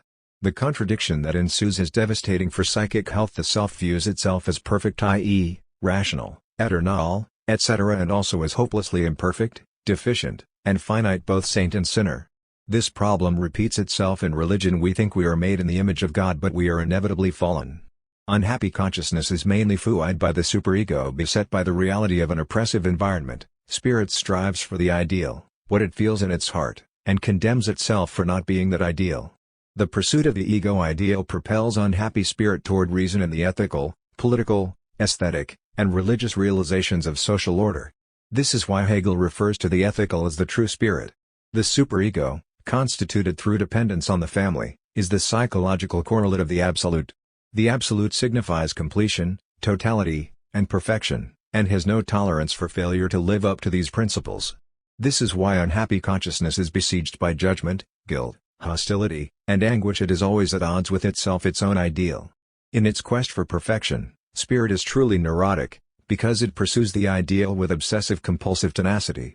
Freud refers to the superego as the source of moral anxiety, guilt and angst. A condition not unlike unhappy consciousness is the beautiful soul. In its contemplative morality, spirit becomes a lost soul. In this transparent purity of its moments, an unhappy, so-called beautiful soul, its light dies away within it, and it vanishes like a shapeless vapor that dissolves into thin air. The beautiful soul is homeless and empty because it only thinks and judges, but does not act. Hegel tells us that unhappy spirit, while in its state of being lost, engages in a defensive retreat similar to that of stoic withdrawal. In order to preserve the purity of its heart, it flees from contact with the actual world. While internally pure, the beautiful soul is impotent and hollow. We may easily appreciate how Hegel's depiction of the throes of self-consciousness corresponds to Freud's notions of psychic conflict and pain. Like the ego, which fights to transcend the id, desire is sublated in recognition. The superego becomes the paragon for idealization, judgment, guilt, and punishment, just as unhappy spirit strives to overcome its internal division of purity and sin. Unhappy consciousness has the added onus of combating its cruel and unjust enslavement, which it must overcome in order to be truly free. Hence, spirit must sublate nature, its confinement to the natural soul, the austere conditions of an unequal society, the self-condemnation of its own inadequacy, and the lure of its own inclinations and passions that threaten to derail its pursuit of liberated self-articulated rational freedom. It is here that Freud's insight is most appropriate. We see the ego as a poor creature owing service to three masters and consequently menaced by three dangers from the external world, from the libido of the id, and from the severity of the superego. It is no wonder that unhappy consciousness is plagued by anxiety. The unhappy consciousness is despair, and in its lament it is acutely aware of its absence of unity that it can never surpass, but in its heart, wholeness remains its wished out. When it projects its ideal into the reality of the beyond, it is at once aware that the reality of its ideal is only its projection, and self-consciousness is thus but a transient, contingent, mutable being. If despair is such a central feature to self-consciousness, one that perennially invades our psychic organization, then Hegel, like Freud, would contend that we are all ill, that is, neurotic. Despair not only informs the condition for self-consciousness, but informs the precondition for madness. Jean Paulite has gone so far as to say that for Hegel, the essence of man is to be mad, a theme Daniel Berthold Bond examines with precision in Hegel's theory of madness. But Berthold Bond and I ultimately disagree with this claim. There are important distinctions to be made between despair and madness. Yet the two symptoms share a fundamental commonality influenced by the ontology of desire, for even Hegel says that the desire for unity marshals great attempts that constantly pass into madness. HP. It becomes the topic of our next chapter to examine the parameters of psychopathology and the distinctions Hegel draws between madness and spiritual despair. Toward the abnormal. What becomes of spirit when it can't effect its transition to reason, when it can't relinquish its quest for unchangeable individuality, when it can't let go of its being that has vanished, its nothingness? What is abnormal in unhappy consciousness is also what is normal, that is to say normative, namely, irrationality and psychic pain. Self-consciousness endures a poignant internal contradiction and suffering that cannot be overcome. The torment of division and alienation, the withdrawal from the world into the self, the obsessional fixation of the confused and dizzy refutation of reality, the self-sacrifice and denial, these are the shapes of the lost soul. When self-consciousness is unable to make its transition to reason, it remains fixated within the irrational, within the life of feeling, and is inclined to regress to the nostalgic recovery of its earlier lost unity, a withdrawal back into the interior of the soul. This becomes the domain of spiritual psychopathology. Spirit devoid of reason is an incomplete or diseased spirit, what Hegel sees as madness, even though madness has its own reasons. Is it possible that the progressive path of natural consciousness toward unity and wholeness may be achieved by a circuitous regressive route? Spirit as soul emerges from its nocturnal immediacy, asleep within the womb of nature, its symbiotic union. After traversing a long and arduous battle for self-expression and determinate freedom, spirit breaks loose from the chains of nature and achieves spiritual liberation in pure thought and absolute knowing. But if it incurs a snag along the way, or the actual conditions of a bellicose environment are too oppressive, or if the yearnings in the feeling soul are too strong to escape its call because the suffering and the lack are too severe, spirit may wish to retreat back to that which it knows best, to the warmth of its original unity, the tranquility of sleep. This would mean that absolute knowing would have to be abridged, forsaken for a previous primordial knowing, the knowledge of being at one with itself once again. The withdrawal back into archaic universality within its undifferentiated beginning may be one way in which the deranged spirit comes to know peace. When the pain is too great and reality too restrictive and cruel, this may be one way spirit chooses to cope with its predicament, for in its hollow halls of torment and depression, spirit just wants to go to sleep. If the division of the self in unhappy consciousness cannot be overcome, and if spirit seeks to achieve unity with the Absolute, with God, then perhaps the principle of Aufhebung and regression back to symbiosis are two bipolar ways of achieving the same, one rooted in pathology, the other in health. Are we to understand world spirit as universal fellowship that seeks absolute unity and pure thinking, or is this merely a wish to return to the oceanic feeling of symbiosis like a fetus in the peaceful sea of its mother's womb? The very nature of the need for progressive unification may also be dialectically opposed to destructive and regressive inclinations that derive from earlier primitive shapes of our psychic constitution we seek to act out or recover during conflict precipitated by opposition.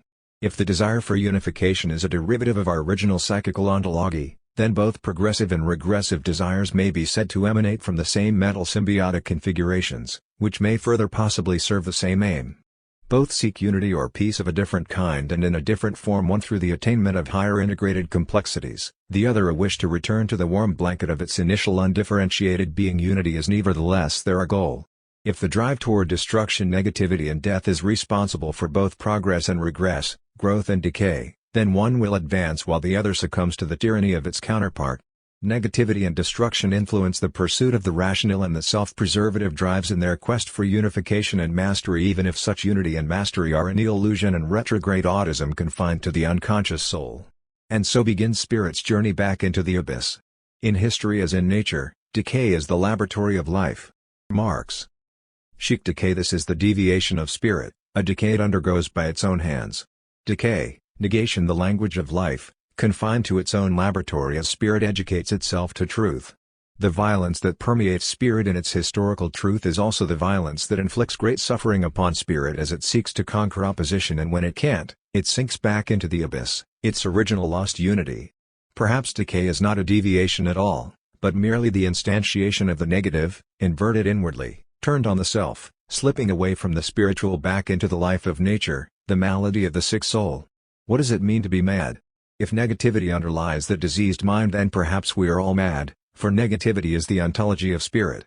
But madness has a specific meaning for Hegel, primarily associated with extreme forms of mental illness such as insanity and clinical depression. Yet there is an interconnected thread of negativity that conjoins spirit in both health and madness. Insofar that spirit suffers, such as in the despair of unhappy consciousness, we all are neurotic, that is, we are maimed by anxiety and pain. And this can lead to inversion and withdrawal into disordered thinking, to psychosis and melancholia. There is an aggressivity to madness, to the disordered mind. It underlies our being angry mad, and also derangement, mania, frenzy, and the frantic confusion and agitation of the fool, who, lacking restraint and reason in his folly, is no more irrational than a rabid animal afflicted by the craze of an infection. These are the categories Hegel ascribes to abnormal Geist, what modern psychiatry would label as forms of thought disorder. Hegel's views on abnormal psychology are confined mainly to the additions in his anthropology section of the encyclopedia. As a result, his treatment of the domains of psychopathology is delimited, loosely organized, and at times consists of piecemeal associations to then-current theories that were advanced by the rise of late 18th-century medicine.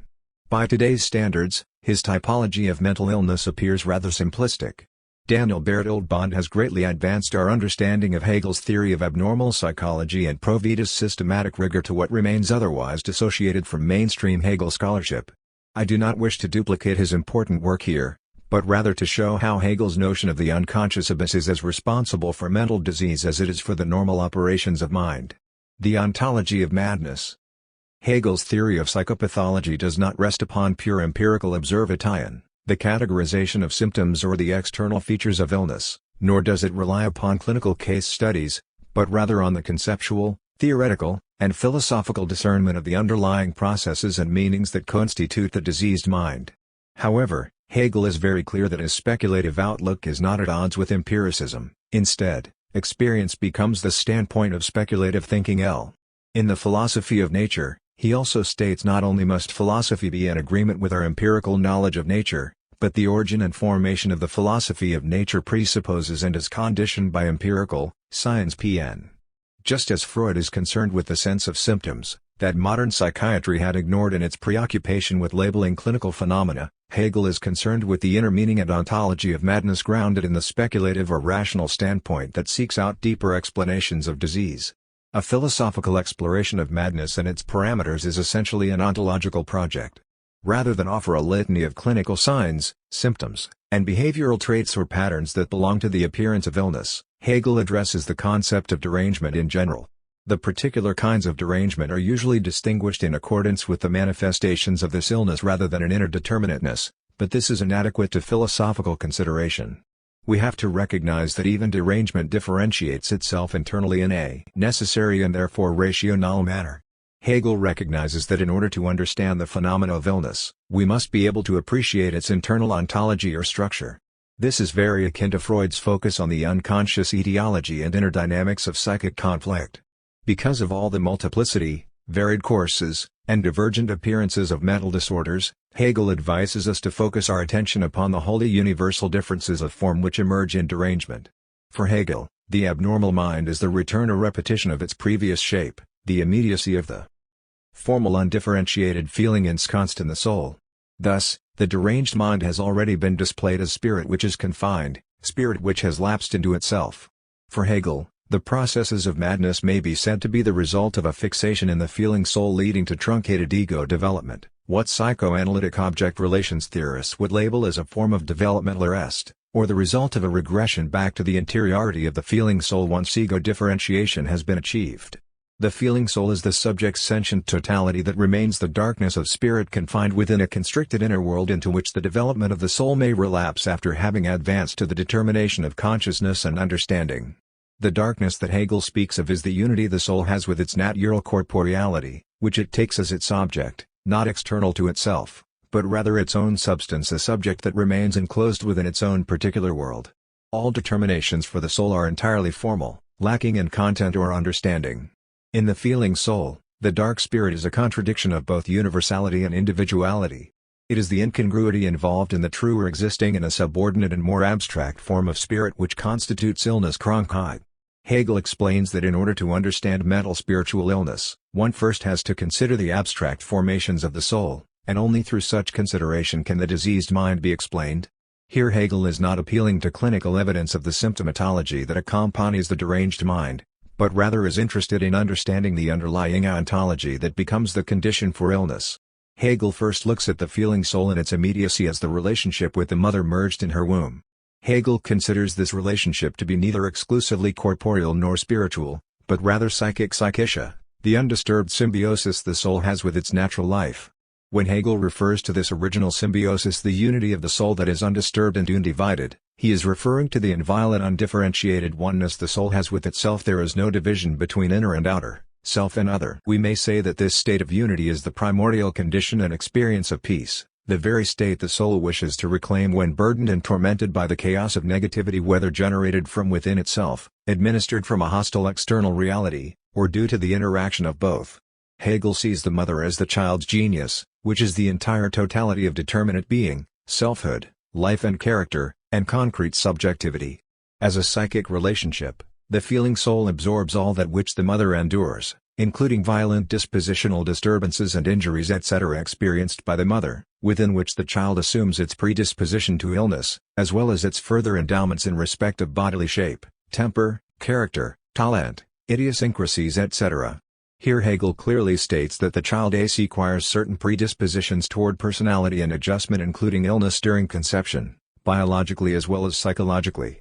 Whatever the mother experiences during her pregnancy, for instance, anxiety, physical discomfort, hormonal, bodily, and emotional flux, etc., the unborn child will absorb it as if it were its own. Within this immediate being of feeling lies what is endowed in an unconscious manner, as well as everything that comprises one's principles and character, which is maintained through habit. It is also in the feeling soul where Hegel situates the law of the heart or disposition. The unconscious feeling soul is the seat of subjective spirit and contains within it the essence of humankind, including the germ of psychopathology. The life of feeling is where spirit may relapse as into a state of illness. Because it is in feeling that subjective spirit is first constituted, its original home. And whether this home be the oceanic feeling within the mother's womb, the instinctual attachment and dependency the infant has on her warmth, love, and nurturance, what Hegel calls the embodiment of the mother's inner affections, or the home of childhood that is imbued with the idealized relations of being cared for and protected by its omnipotent parental imagos, when spirit is confused, persecuted, or in pain, it evokes the feelings it once knew and would like to regather and re-experience in its affliction, a soothing wish. Hegel believes the soul of the unborn child is fused with the soul of the mother as an undivided union, one an actual being for self of a self, while the other is only a formal being for self in the process of becoming self. Here there is no division or mediation for the soul of the fetus, it is enveloped within a pure unity, offering no resistance to an opposition. Hegel refers to the feeling of totality within the soul and its relationship to this totality as magical. He not only speaks of this in relation to the fetus within the mother's womb, but also in dreaming and in relation to the individual's genius as a felt self-totality. The internal self-relation of feeling totality, such as in the undifferentiated determinateness of the unborn child, or in dreaming where one's entirety is felt, is what I am inwardly. The magical power of the felt totality of one's inwardness is what Hegel attributes to the uniqueness of character that determines a person's actions and destiny. In the feeling soul there is both a duality and an indivisibility, whether this be in the mother-fetus dyad that is one, in the world of dreams where presentations are acquired passively despite subjective spirit's self-relation, or in the soul's genius as the unity of its previous shapes. For Hegel, the formal, empty and undifferentiated unity of the feeling soul is an ontological condition of madness as form. The life of feeling is a disease. The mind fixed in the soul's formalness is sequestered in a dark universality, contentless, abandoned to an empty immediacy. In normal development, the soul moves beyond this empty immediacy, but in abnormality it is either developmentally retarded, as in autism or psychosis, or it slips back to its archaic existence in these primitive feeling states from the more advanced stages of spirit's progression. This latter appearance is the most common path of illness. The logical movement of the dialectic is suspended in a fixation and/or regression to the form of feeling where it becomes paralyzed, not in the sense that it is totally immobile, but checked or limited, oscillating between empty and disturbing presentations. In sickness, there is a repetition of the formal immediacy of feeling as a self-enslaved preoccupation with the soul's own inner sensations and thoughts that do not venture beyond its interiority. The dialectic becomes suspended. It no longer drives to surpass or sublate itself, only to retreat into the abyss of the distortions of imagination and fantasy, recycling the contents of its simple self-relation. The withdrawal back into feeling may be said to be spirit's need to recapture the original immediacy the soul has with its self-enclosed unity. When confronted by the strain of negation and mediation, spirit seeks a nostalgic reunion with its previous lost shape. We may speculate that this is spirit's feeble and ineffectual way of coping with its suffering as the result of a failed adaptation to reality. By retreating into the bowels of its interior life, it gains some illusory degree of mastery over its struggles and anguish, a mastery it cannot obtain in its external relations. In unconscious unity with feeling, the soul may shelter itself from the incubus of reality and reproduce a state of comfort it once knew. This is the most primitive level of spirit's development, one it can control by means of withdrawal and submersion into undifferentiation. Yet this regressive move is a form of negation, a denial of externality, an expression of death. Indeed, it is a self-destructive maneuver oriented back toward spiritual stagnation, to the shell of an autistic primary narcissism. This renunciation of difference and externality is an amplification of the milder forms of stoicism and skepticism to a complete isolation and denial of opposition. Yet this very act of renunciation is itself a negation, the destruction of the new for the security of the old. When spirit is threatened and it cannot cope with contingency, multiplicity, and change, it relapses back to simplicity, universality, and the illusory consistency it had previously surpassed. When Hegel focuses on the abstract formation of the soul as a nocturnal unity, he is concerned with explicating the meaning of illness by locating the abstract form of feeling responsible for abnormal spirit's malaise.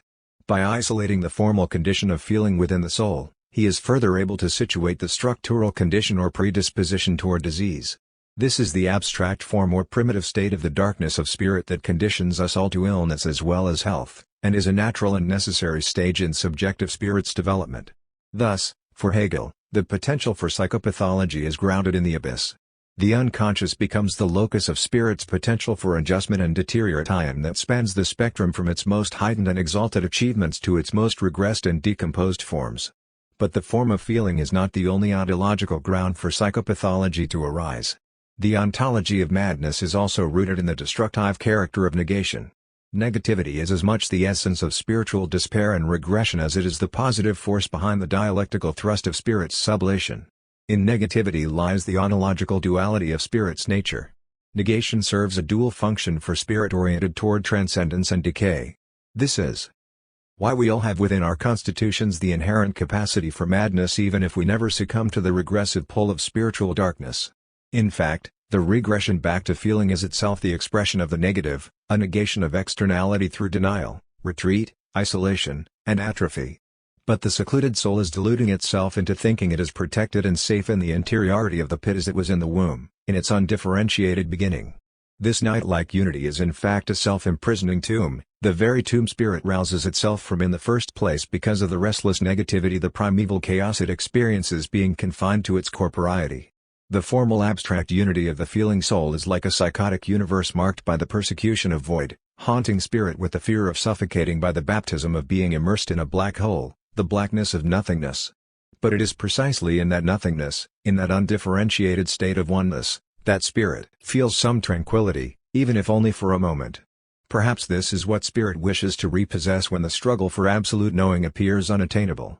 Negativity, destruction, and death are spirit's proper essence, an essence also responsible for the elevation of spirit, the positive significance of the negative. The ontology of madness, or what THIRD-WORLDISM calls the logic of the interior, is anchored in the processes of negation and the abstract formation of the feeling soul, itself the generated consequence of negation. The logic of interiority is particularly evident in the stage of the immediacy of the feeling soul where it is submerged in the abstract universality of its sentient nature. To be sure, the soul must pass over into the ego of consciousness from its self-enclosed world or else face a perpetual absence of the content that only external consciousness can provide. If the soul were to remain confined to its feeling immediacy, then the mediated dynamics constituting the logical operations of spirit would be stymied and encrusted in a blind and banal dark universe. This would correspond to spiritual autism, mental retardation, organicity, or a psychotic symbiosis. Subjective spirit indeed surpasses its feeling immediacy and in doing so becomes ego through mediated negation. But spirit's reversal back to its primordial immediacy is what constitutes the inverted or regressive logic of the dialectic. Rather than push forward, it slides backward into the pit, evacuating its will toward progression, instead succumbing to the lure of nature, an exodus from the spiritual. The phenomenology of suffering. Hegel's interest in abnormal psychology was not only theoretical but personal. Hegel himself struggled with bouts of depression, and his sister Christiane and his university friend Friedrich Hölderlin both became mentally ill. Christiane fell ill to a nervous disability that forced her to retire as a governess as early as, after which time Hegel invited her to move into his home permanently to recover. Her condition worsened and she was institutionalized after being diagnosed with hysteria hysteriae. She was treated by Schelling's brother, Karl, a romantic physician enthusiastic about animal magnetism, for more than 10 years after she spent a year in the Zweifalten asylum. Christiane eventually committed suicide 1 year after Hegel's death. Furthermore, the poet Friedrich Hölderlin, Hegel's friend since they were students together at Tübingen, suffered a nervous breakdown, later diagnosed as severe frenzy Wahnsinn, the modern equivalent of schizophrenia, and was institutionalized for the rest of his life.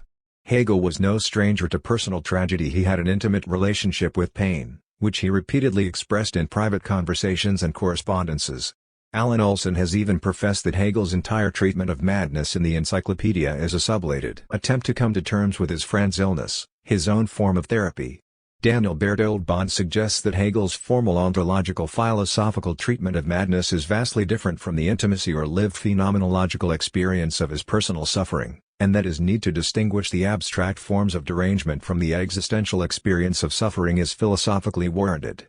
He says, "The absolutely personal and inherently intimate encounter with life's sorrows can never in principle be logicized or philosophically comprehended."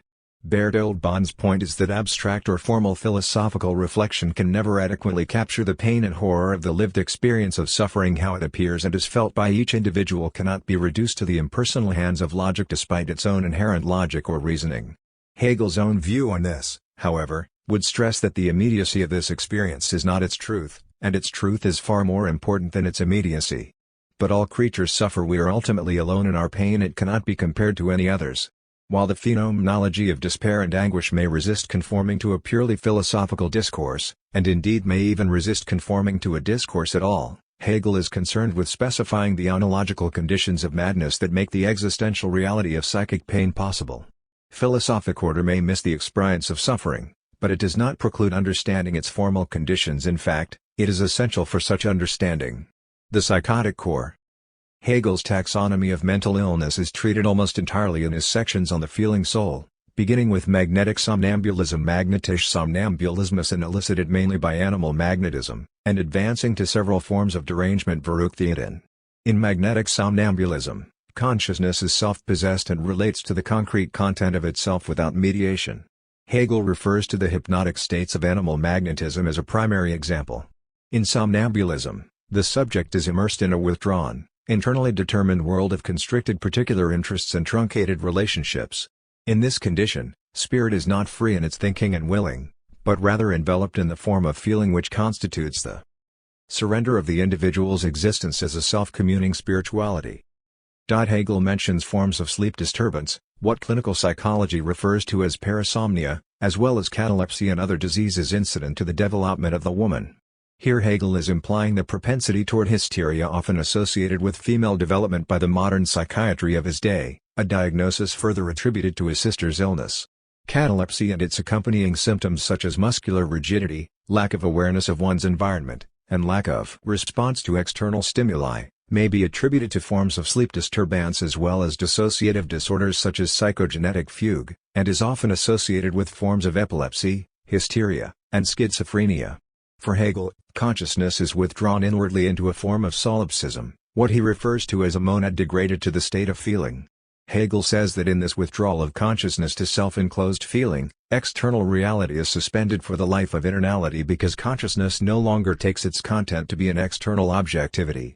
This is a form of thought disorder, a regression to the psychic organization of its original self-absorbed unity.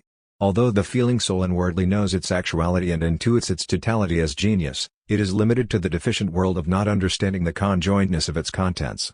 Hegel refers to this self-intuiting as a clairvoyance. The soul knows its undivided substantiality, yet it lacks knowledge of how its contents are connected. Hegel explains as since its turbid nature precludes the contents being displayed as an understandable connectedness, this clairvoyance is exposed to all the contingency incident to feeling, imagining etc., not to mention in the alien fremde presentations which intrude upon its vision. There is a hallucinatory quality to the meaning of this last sentence. The murky internality of the soul does not possess the cognition of universal validity and is apt to imagine things it mistakes for reality generated from the abyss, trapped in the domain of feeling, bombarded with foreign presentations that encroach upon its walled-in shell. This is why Hegel says clairvoyants who claim to have extrasensory powers of perception, visions, or prophecies have no capacity to determine whether they see correctly from what preponderates over their self-deception. Withdrawal into the form of feeling becomes the central criterion for all forms of mental illness for Hegel. Hegel equates the life of feeling to an infantile state of passivity like the child in the womb. This is why the diseased mind is prone to magnetism, and it further explains why the magnetized subject absorbs and internalizes the intuitions, sensations, and presentations of the other as if they were its own. There is no ability to discern or differentiate self from other. In feeling lies the recovered symbiosis, the undifferentiated oneness between subject and object, like the soul in its natural immediacy. When consciousness retreats to feeling, ego boundaries deteriorate between inner and outer reality. It is thus uncertain which sensations or predictions are derived, intuited and brought to knowledge from his own inwardness, and which from the presenting of the person with whom he stands in relation. This uncertainty can give rise to various delusions. Täuschungen. A delusion, a fixed and inflexible conviction contrary to the objective evidence against it, is the refusal of mediating consciousness to remain connected to the real world, which has been abandoned even if temporarily for the subjective immediacy of feeling. There is a fluidity of ego boundaries when an individual is in a hypnotic state of animal magnetism, or what Hegel also equates with mesmerism, solarism, or tellurism. In modern language, Hegel is referring to the dissociability of the psyche. In this state, the ego of the magnetized subject becomes merged with the ego of the magnetizer who stands in reciprocal relation.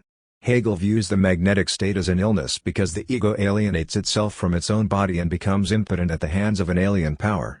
One is reminded of the stage hypnotist who can induce subjects to squat, walk around, flap their arms, and quack like a duck. Hegel believes the essence of disease in general has to be posited as residing in the dividing off of a particular system from the general physiological life of the organism. Hegel further tells us, in magnetism, there is a breach between the soul and feeling from the life of natural waking consciousness and its mediated understanding.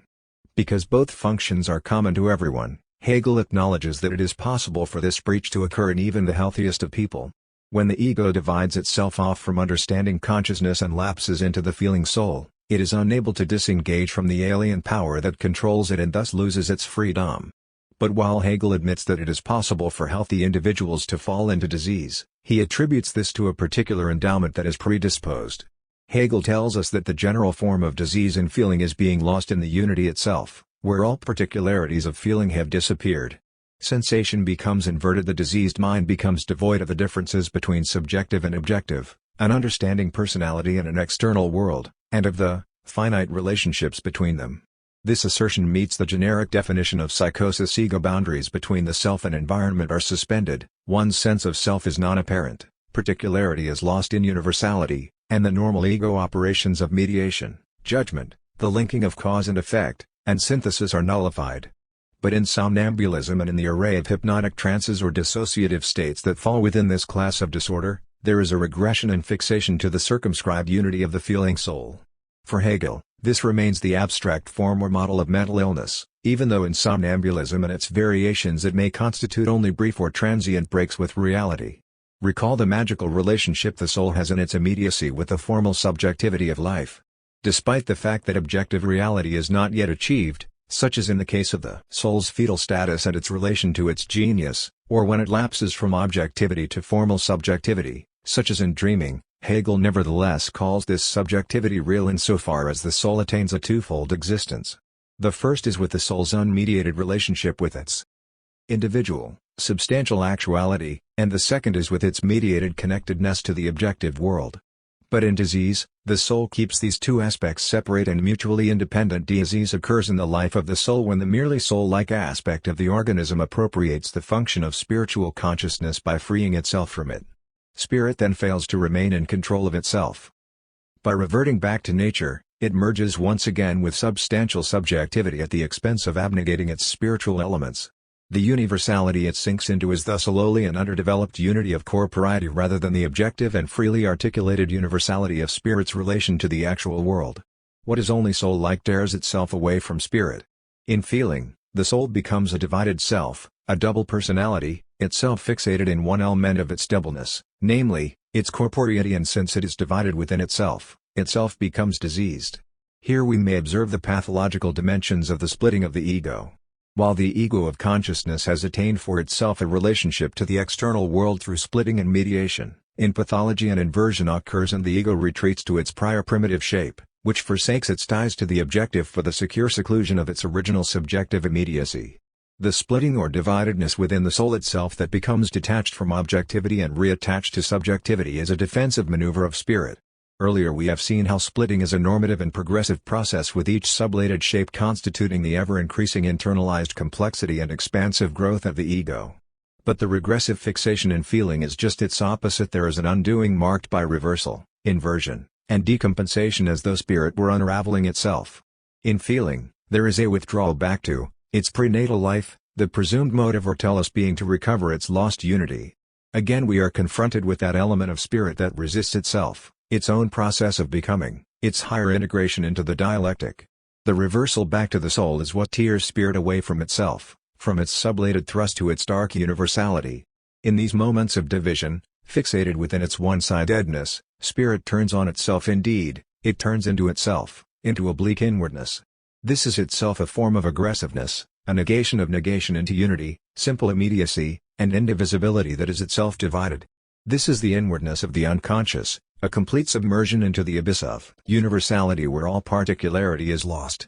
Recall that Hegel is not necessarily concerned with describing all the possible manifestations of mental illness, but rather with accounting for the condition that is common to all forms of disease, which he locates in this division of the soul into feeling universality devoid of its connection to objective externality. And early every disease can progress to the point of this division. What is philosophically important to Hegel is to establish the principal forms of the universal which in various ways shapes itself within them. Psychopathology is a closure of spirit, the simple self entombed in the casket of its own black underground, its own self-burial. The separation of what is soul-like from objective consciousness is the form that underlies all types of illness, what we may refer to as a psychotic core, but it is also the very bosom of our being. The soul is all-pervasive, it has to be grasped as the truth, the ideality of all material being, as the wholly universal. This is why Hegel assigns all the attributes of character, ethics, disposition, and religiosity to the soul. He also sees conflict there, which is maintained in an unconscious manner and is not entirely accessible to consciousness. Hegel remarkably broaches the issue of amnesia associated with hysterical repression when he says, here are states in which the soul is aware of a content it has long since forgotten, and which when awake it is no longer able to recall consciously. This occurs in the case of various illnesses, Zusatz. He continues to describe this process as the soul's secret unconscious knowledge of itself, distinct from understanding and mediated consciousness, which is deposited into the abyss shocked of our inner being which we have no power over nor are in possession of. Recollections which have gone to sleep in our inner being, often come forth during illness. Withdrawal, regression, and fixation to the monadic, symbiotic state of undifferentiated feeling constitutes the psychotic core of. As a self-enclosed autism, the feeling soul is dissociated from understanding consciousness and objective external reality, which it has forsaken for the self-certainty of its black universe. In fact, Hegel sees derangement as a necessary stage in the development of spirit that the feeling soul must pass over on its ascendance toward ego mastery and control. The division within the soul that excludes externality constitutes the loss of spiritual freedom and control. When enslaved in the night of the mind, the heart of darkness, spirit is a psychotic organization that knows no negation, no boundaries between inner and outer, only the nothingness of its unitary, empty immediate being. Lost in the pervasive universality of the abyss, the feeling soul lives an isolated and constricted existence. Therefore, the undifferentiated unity of the simple universality of feeling becomes the template that defines the general form of psychopathology in all its manifestations. The sick soul. Hegel addresses many forms of derangement Verrücktheit, including imbecility or idiocy, Blödsinn, absent-mindedness, Zerstrutheit, dissipience or the rambling mind, Die Facilei, Vollinarheit and its forms of world-weariness, Lebensüberdruss and Melancholia, melancholy, and finally madness or insanity, proper Tollheit oder der Wahnsinn. In almost all of these categories of mental illness that Hegel addresses, he refers to some form of thought disorder or detachment from objective external reality and the abandonment of the rationally motivated sublation of spirit. This is what constitutes the primary distinction between the neurotic anatomy of spirit and the psychotic disposition that defines madness. In this respect, we are not all mad, as Hippolyte informs us, despite the fact that the normal developmental progression of spirit must first pass through a psychotic organization as feeling soul. The neurotic constitution that is inherently present in spirit, such as in the forms of anxiety, despair, and existential suffering, and having the freedom to disclose itself in many malleable forms of expression, is to be distinguished from madness by its constant relation to external reality, even if such relation is transmuted through the intellect or fantasy. In Stoicism and skepticism, for example, even though there is a withdrawal into the interior and a denial of reality, the slave still relates to the world and works the land. The deranged mind, however, constricted to the mode of feeling, loses its grip on reason as ego functions erode due to its fixation on inwardness. It is the ego's breach with external reality that constitutes madness. We may further state that neurosis is the proper form of spiritual maturity. Spirit is an obsessive-compulsive. It is obsessively and addictively engaged in the search for truth, meaning, and completion. It is so committed to achieving wholeness, unity, pure self-actualization, the absolute, that it pursues this goal with absolute intolerance for failure. An insatiable striving and not is intolerable to spirit. It must possess truth, achieve self-satisfaction, and turn the ought into an is. Spirit is sated only in absolute knowing. Absolute spirit, where logic gains its fullest appreciation of the idea, is the embodiment of the ideal. The ascetivity of spirit is the obsessional pursuit of perfection, which it achieves only after great suffering and painstaking dialectical labor. Spirit's logical attainment of the idea signifies such perfection because not only does spirit gain pure understanding of itself in all reality, but the concept of the idea is the unity of thought and actuality. The idea is not merely conceptual abstract thought, but is thought conjoined with the actual. For example, for spirit to have a concept of God is not enough to conceive of God in absolute knowing is to become aware of God's actuality in pure thinking. Spirit not only seeks the ideal, it becomes the ideal. When spirit suffers from a sick soul, the rational pursuit of the ideal becomes abandoned for the infantile universe of feeling. Reason no longer obsesses to sublate itself, but rather becomes perverted. While the rational structures of spirit are imbued in all forms of pathology, its motives, aims, and rationale are distracted from its progressive path and distorted in its regressive content and form. It is spirit's disavowal of understanding consciousness that initiates its journey back into the abyss of its undifferentiated universality. This constitutes derangement. Hegel refers to derangement as a psychic disease fixated in its earthiness, a form of primary narcissism, since the heart in its immediacy is natural and selfish. When the deranged mind retreats from understanding consciousness, it is in a state of distraction and distress, the contradiction of reason. While Hegel states that derangement is a necessary progression of the feeling soul toward reason, he does not mean that every soul has to experience such extreme mental disruptions. But what is a matter of formal necessity is our self-contradictory nature, which opposes objectivity to a purely formal, empty, abstract subjectivity. In this one-side state, it assumes itself to be a true unity of what is subjective and what is objective, so that in derangement the unity and separation of the two sides is still incomplete. This unity and separation only achieves completeness of form in rational consciousness, which is actually objective. In madness, the sick soul is unable to set itself over against its subjective substantial nature as an objective actuality. Hegel equates mental illness to a waking dream spellbound to a particular subjective presentation lacking unity with objective consciousness. This is particularly evident in dissociative disorders or dissociative phenomena such as somnambulism, where there are two personalities, appearing as a dual state. But in derangement proper, the dual personalities are converged into one negative state. In derangement proper, the power of negativity becomes fixated in a retrograde arrested position.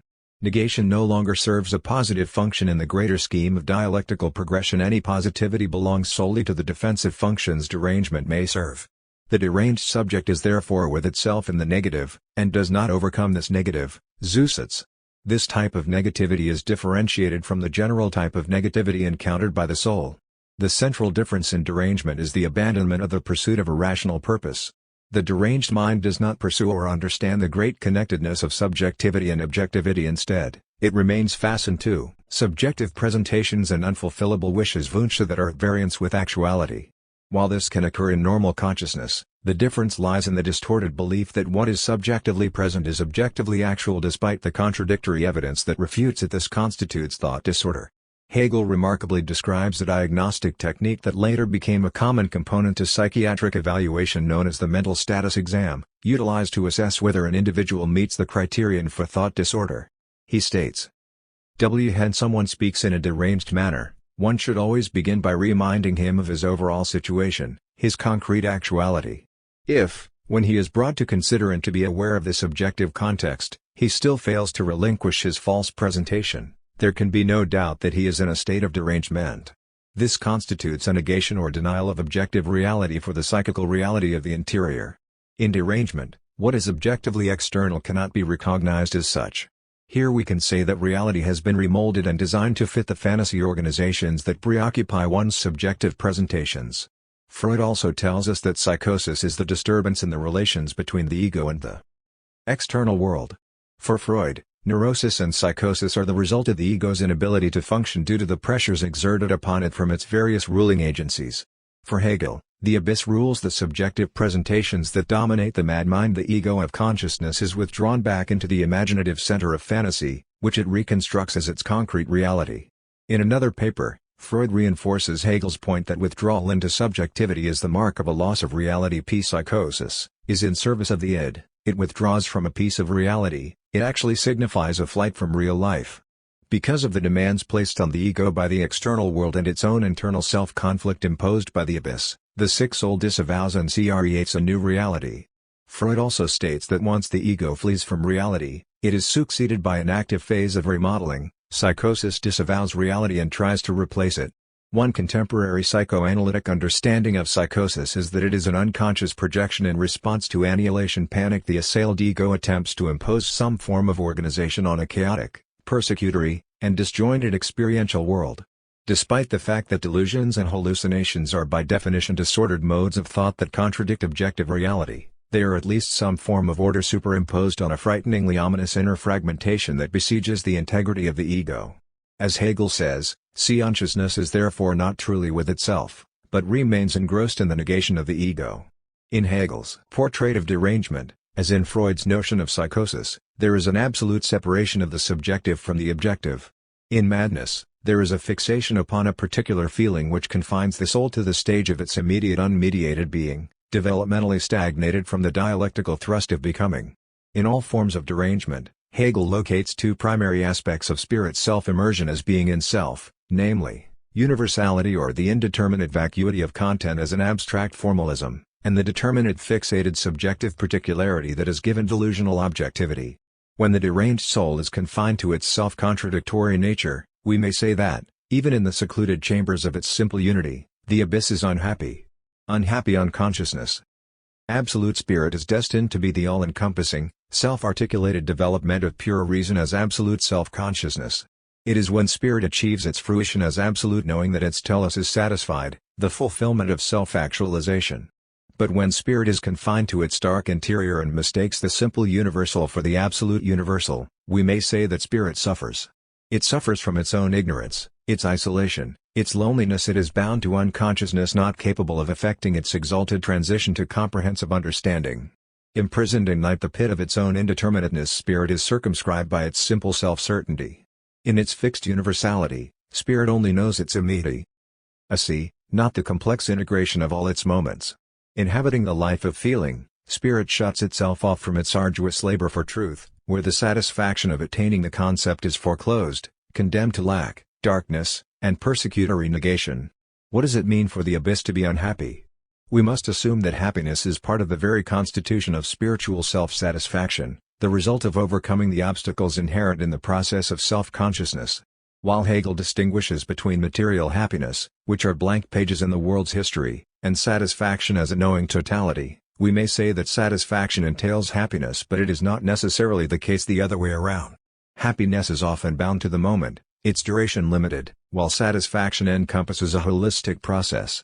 Absolute knowing, by definition, includes knowing happiness, and for Hegel, knowing is the unification of the concept with its actuality. Therefore absolute spirit not only knows happiness, it is satisfied in its knowing, but endures another fate.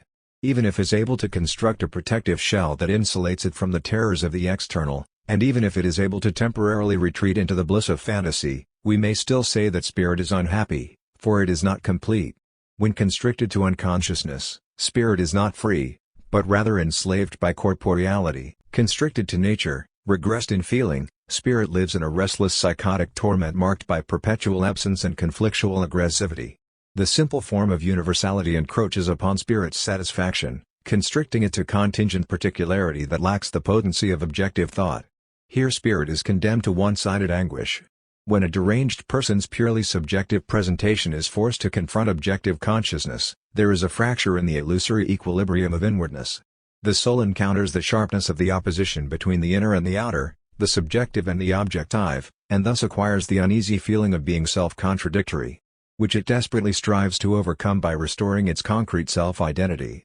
Hegel considers three main forms of derangement with several subcategories characterizing the sick soul: imbecility, Blödsinn, Fahrenheit, and madness or insanity proper, Tollheit oder der Wahnsinn. In imbecility or idiocy, there is a complete state of self-absorption often accompanied by natural physical deformities. It is what Hegel refers to as cretinism. Here Hegel speaks of the cretin as having a closed soul, often the result of a genetic condition that is incurable. From today's account, we may refer to this condition as a pervasive developmental disorder such as mental retardation, organic brain syndrome, or autism such as those associated with Down syndrome. But Hegel also attributes idiocy to factors possibly brought on by the individual himself, such as the consequence of frenzy, epilepsy, or debauchery. He further points to catatonic conditions where there is a complete suspension of bodily and spiritual activity, such as those found in severe forms of schizophrenia. While Hegel draws on Pinel for support, he is conscientious to qualify that idiocy may be either permanent or a transitory affliction.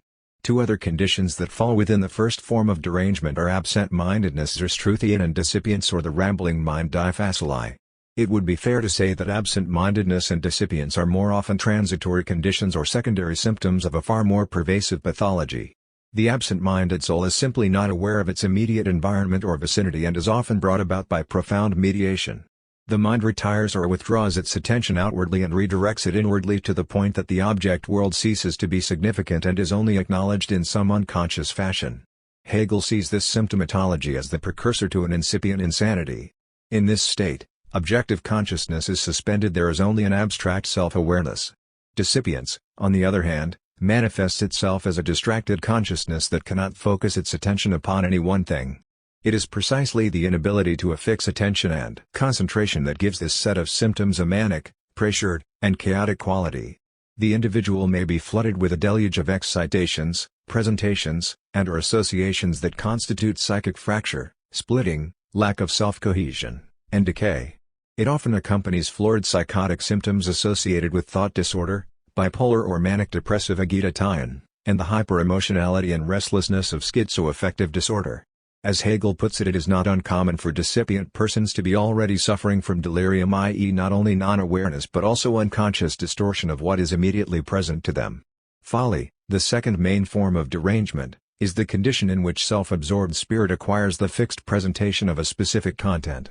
Spirit tears on a particular content and becomes lost within it as it is within itself, in the abyss obscurant of its indeterminateness. Hegel concedes that it is often difficult to determine when folly begins. While he attributes foolishness to a general constriction of interests in trivialities, its proper form involves spirits being obsessed by a single and merely subjective presentation, which it regards as objective. Hegel continues to tell us that this occurs when the soul is dissatisfied with its actual reality. The soul, in effect, confines itself to its own narcissism, whereby vanity and pride become the main reasons for its withdrawal into self-absorption. Here we may see how Hegel's depiction of spirit's narcissistic self-preoccupation may give rise to unconscious fantasies of grandiosity, omnipotence, specialness, beauty, entitlement, etc. that are generated and maintained within the subjective confines of the abyss. The fool creates and dwells within his own fantasy world whereby the boundaries of objective reality are blurred. In folly, there is a self-fixation, a return from object-relatedness to primary narcissism. But this claim is made with qualifications. In the states of idiocy and dissipience, the soul lacks the ability to hold on to anything definite, but the fool, despite his fixed presentation, still remains connected to consciousness and thus can distinguish between the soul and its fixed content. Because the fool is still connected to reality even though his subjective organizations are poorly constructed and distorted, and possesses understanding consciousness, a quality that differentiates the neurotic from the psychotic, Hegel's classification of derangement needs to be weighed with caution. Here we speculate that what Hegel has in mind is that the soul, while deranged, may still have the capacity to function in its environment even though it possesses delusional propositional beliefs and attitudes. This is to say that the ego of consciousness is not so entirely inverted that it can't perform necessary cognitive operations and actions belonging to understanding consciousness in order to function and survive in its external surroundings. When confronted with the demands of reality, the fool may, in this particular condition, still mobilize and organize his ego functions in order to adapt. There are countless clinical examples that verify this phenomenon. Even the psychotic can have transient moments of lucidity, where self-conscious ego awareness embraces objective reality. As a psychologist working in an inpatient psychiatric hospital many years ago, I met with an individual diagnosed with paranoid schizophrenia who was requested to undergo psychological testing for treatment planning purposes. Upon my greeting the patient, he informed me that he could read my mind. "Oh really?" I replied. "Tell me, if you can read my mind, what am I thinking now?" He looked at me suspiciously then said dryly, "I'm not going to tell you." We both laughed out loud at the same time. Whether his delusional system was active or not, at that moment he was self-consciously aware of the demands placed upon him by an external agent. He in fact was very functional throughout the interview, and performed adequate cognitive tasks and possessed appropriate social skills despite his severely regressed and psychotic profile that emerged from the testing. Hegel describes that the main difference between fools lies in the multifariousness of their fixed presentations, or in other words, the objects of their fixation. This may take many variegated forms such as the rigid dwelling on a particular experience, fantasy, wish, disappointment, conflict, or emotion. Two particular subcategories Hegel highlights are forms of depression, namely, world weariness Lebensüberdruss and melancholia melancholy. The person who has grown weary of the tribulations of life has a depleted capacity to cope with its continual hardships. As Hegel says, he lacks the ability to put up with it. When life gives rise to indeterminate and unfounded disgust, the capacity for putting up with it is lacking. Everything pertaining to actuality elicits a fluctuation between desire and aversion. There is a concentration upon the fixed presentation of the repulsiveness of life and at the same time a drive to overcome it. Hegel specifically refers to melancholia as the soul fixates on its emotional pain and misfortune. It gives rise to an uncontrollable impulse to suicide. In Mourning and Melancholia, Freud informs us that depressive conditions may be brought on by reaction to the loss of a perceived or actual attachment, such as a love object, emotional detachment or alienation from an object, and the unconscious conflicts and meaning associated with the need for self-punishment, such as guilt, shame, or moral retribution from the critical agency that inverts aggression and turns it on the self.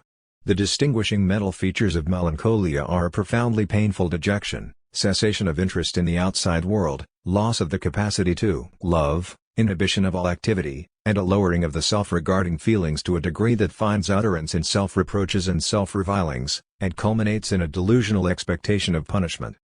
Hegel also describes the melancholiac as lacking the ability to initiate liveliness of thought and action, demonstrating a complete lack of interest in external affairs. Under these circumstances, the soul is in such great distress and pain that its own will towards self-destruction appears through its manifold and divergent symptoms. Here it is important to note that the narcissistic identification with the object world becomes suspended, or rather inverted, for the primary narcissism of a subjective fixed presentation. The unconscious dimensions of depression should not be underestimated in this form of derangement, for as Hegel states, this aversion to actuality is brought on without any rational cause. Freud also tells us that melancholia is related to an object loss which is withdrawn from consciousness. Such loss, whether physical, emotional, or merely a wish, remains unconsciously harbored and unknown to conscious awareness. Whether the conscious ego understands its loss or not, the unhappy unconsciousness knows that it suffers. In depression, liveliness is extinguished, but as Hegel says there are endless varieties of folly in which particular presentations or content stimulate interest and passion. Hegel points to examples of thought disorder, specifically delusions of grandeur when someone professes to be God or a king, as well as gross identity diffusion when someone believes he is a barleycorn or a dog. In these cases, the fool is not able to distinguish between his fixed presentations and objective reality, and thus is unaware of this contradiction. But in insanity, or madness proper, the third main form of mental disease, the deranged subject itself is aware of its contradictory nature and the disruption it experiences. The sick mind knows and intensely feels the contradiction between its subjective content and objectivity and is painfully aware of its suffering. Cognizant of its discrepancies and the dual fragmentation of consciousness, the mad soul cannot rid itself of its fixed content. Subjective presentations haunt its thoughts obsessively, which the subject in turn attempts to actualize by distorting and making its content objective through imaginative delusions and fantasy, or it attempts to demolish what is genuinely actual. As Hegel puts it, if the person continually dwells upon the past, transforming it and keeping it alive, he becomes incapable of adjusting to the present. Madness may be brought about by extraneous circumstances, social unrest, misfortune, the actual decay of one's individual world, or violent upheaval creating world havoc, such as times of war, producing mass hysteria and insanity. In the insane, the feeling of inner disruption can with equal facility be either a tranquil pain, or progress into the frenzy of reason raging against unreason and vice versa. Hegel continues to describe the feeling of uneasiness as a torment producing a deceitful, jealous, spiteful and malicious attitude that can give way to a fury and mania for harming others, even murder. But what is of greater significance is Hegel's consideration of the role of the drives, unbridled desire, unconscious conflict, and irrationality and madness. In insanity, a particular presentation wrests control from the spirit of rationality, and since the general particularity of the subject emerges unbridled, so that the natural impulses triebe of this particularity as well as those developed by reflection throw off the yoke of the ethical laws deriving from the truly universal will, the dark infernal powers of the heart have free play. In this passage, Hegel foresees the base processes Freud attributes to the dynamic influences of the id, which abolish the rational constraints of the ego and suspend the ethical judgments of the superego. But Hegel further acknowledges the role of what Freud calls the superego and its condemnation and aggressivity and derangement. The ill nature of an insane person does not prevent his having moral and ethical feelings. On the contrary, it can be precisely the misery he suffers, the domination of the unmediated opposition within him, which heightens the intensity of such feelings. This is a central doctrine of psychoanalytic thought. Not only are the activities of the lower passions in the unconscious, but so are our ideals, what is highest in the human mind. The superego can bring a reign of terror on the subject that is as ruthless as the terror of the id. As Freud puts it, the ego ideal displays particular severity and often rages against the ego in a cruel fashion. And as Hegel says, this is precisely the misery he suffers. The cruelty of moral persecution borrows its energies from the death drive that may be said to underlie all psychic deterioration. The sick soul, unhappy unconsciousness, is menaced by three central dangers: the reality of the external world, the internal disruption of desire and passion, and the abuse waged against it from its own ego ideal or ethical self-consciousness. It is no wonder that Freud visioned mental life to be a continual battle to the ego, driven by the id, confined by the superego, repulsed by reality, struggles to master its economic task of bringing about harmony among the forces and influences working in and upon it, and we can understand how it is that so often we cannot suppress a cry. Life is not easy. In all forms of disease there is what Hegel calls a depression of self-conscious life. The logic of madness does not conform to the reason of consciousness. But this is not to say that the ontology of madness lacks reason. For Hegel, all forms of spirit have their basis in a rational foundation even though imperfectly realized. In derangement, reason is perverted by the primal lure of desire, its original form. Indeed, rational spirit is the actualization of desire. Reason is the modified and exalted outgrowth of the dialectic. But when life is too cumbersome, and internal forces too debilitating, spirit desires to return to the archaic infancy of the abyss. Like the anxiety, frustration, and despair of unhappy consciousness, there is a corresponding pain within the heart of. All forms of derangement involve a developmental fixation or regression that slips back into the feeling soul, the home of its original lost unity. From symbiosis to the absolute, unity is the desire and telos of spirit's being. Symbiosis and the absolute. For Hegel, the soul is all-pervasive. It is the common feature of our shared humanity. No matter how individual personality or group identifications form, we are first and foremost soul. In derangement, the soul is immersed in its internal id, cut off from its understanding consciousness where it intuits its individual world within itself, not outside. Yet this is precisely the condition from which spirit emerges.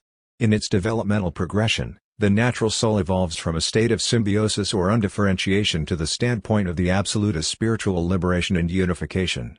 As Hegel tells us, we all have a disposition toward mental disease by virtue of the feeling soul flushes of ill nature occur in all of us. But perhaps the drive toward unity and the absolute is a repetition, a need to recapture the primordial being of unity in a more evolved form. There is a universal tendency of spirit to seek unification, but what merits our attention is how unification is achieved.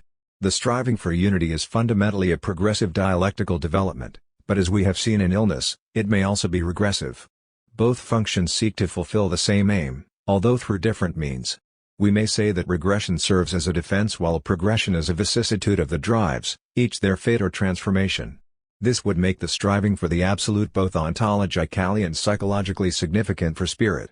In symbiosis and the absolute, spirit achieves unification with the universal. What is philosophically important for Hegel is to establish the principal forms of the universal which in various ways shapes itself within them. The desire for unity is an ontological a priori organization by virtue of spirit's teleology and dialectical process of becoming. But unity is also psychologically motivated. Spirit desires a particular content, a particular result, universality, harmony, the fulfillment of its wish. It is interesting to note that universality is the most exalted and the most depraved form of spirit. Spirit is degraded in the form of feeling and corporeity and elevated in thought, reason, and action. Spirit as art, religion, and philosophy is the pinnacle of mind on the way to absolute knowing. In fact, it may be argued that Hegel revered religion as the highest spiritual form, even though it lacks full self-understanding. In religiosity and absolute knowing, there is a sense of exaltation, spiritual transcendence. For Hegel, to know God is to unite conceptuality with actuality. But the notion of spirit in English also carries another meaning associated with alcohol, celebration, and intoxication. When we consume intoxicants spirits, the mind withdraws from consciousness to unconsciousness. As Carl Jung tells us, alcohol in Latin is spiritus, and you use the same word for the highest religious experience as well as for the most depraving poison. The helpful formula therefore is spiritus contra spirituum. In the confines of the feeling soul and in the fulfillment of the absolute, universality is spirit's principal form. Universality becomes the goal and form that spirit attempts to achieve throughout its dialectical unfolding. It progresses from a very simple unity as natural soul to a holistic complex universality as absolute spirit. The soul is originally enveloped in the undifferentiated natural life of sleep from which it emerges, only to return to it during times of suffering and pain. Ideally, spirit blossoms from its dark universality to the light of reason and complete comprehension, the culmination of universal knowledge. Spirit finds itself as a self-enclosed unity, which it seeks to abandon, transmute, and reconstitute as a complex integrative absolute unity. If the original ontology of spirit is bound to universality, it becomes a logical consequence that spirit would want to hold on to or regain what it knows as its nature, its most elementary essence. This is what it ultimately seeks. But spirit is not content with such a limited form of unity. It wants to become and fulfill its possibilities as absolute essence. It is only in the affliction of pathology that the general dialectical thrust of sublation is overturned for the desire to recover its lost shape. We must carefully consider the role and structure of the universal in the ontology of spirit. Universality is the principal form in both symbiosis and the absolute. While each shape of spirit constructs dual means of procuring universality, they both harbor the same aim. This suggests that spirit itself is engaged in an ambivalent dialectic. This is precisely why Hegel insists that the sick soul is self-contradictory and suffers from a morbid one-sidedness. While spirit is oriented to pursue completion and unity, it recognizes that it has already left its original home of self-certainty and security. Spirit is progressive, but it can also operate in reverse in order to reclaim its universality. It is only natural that during times of duress or mental incapacitation spirit would seek to reunite with what it once knew as harmonious. During great stress or conditions that precipitate mental illness, there is a double pull of the dialectic, one that presses for the need to surpass and overcome adversity, thus belonging to the tendency toward sublation, and one that seeks to withdraw, regress, and sink back into the interior of the abyss. Bertolt Bond refers to spiritual withdrawal as a form of nostalgia whereby the second face of desire orients spirit back toward the pit. I prefer to look at this process by suggesting that spirit has more than a second face, it has a double center. Spirit is ontologically predisposed to seek unification and wholeness, but the way it chooses to perform such activity is radically influenced by its context, environmental demands, Internal strengths and limitations. The contingencies of the world. The double center of spirit is antithetically constituted as the dialectic serving dual teleological functions motivated by the identical drive toward unity. Whether in health or in pathology, spirit wants to merge with the universal. Elsewhere I have argued that subjectivity is constituted by a double edge of centeredness.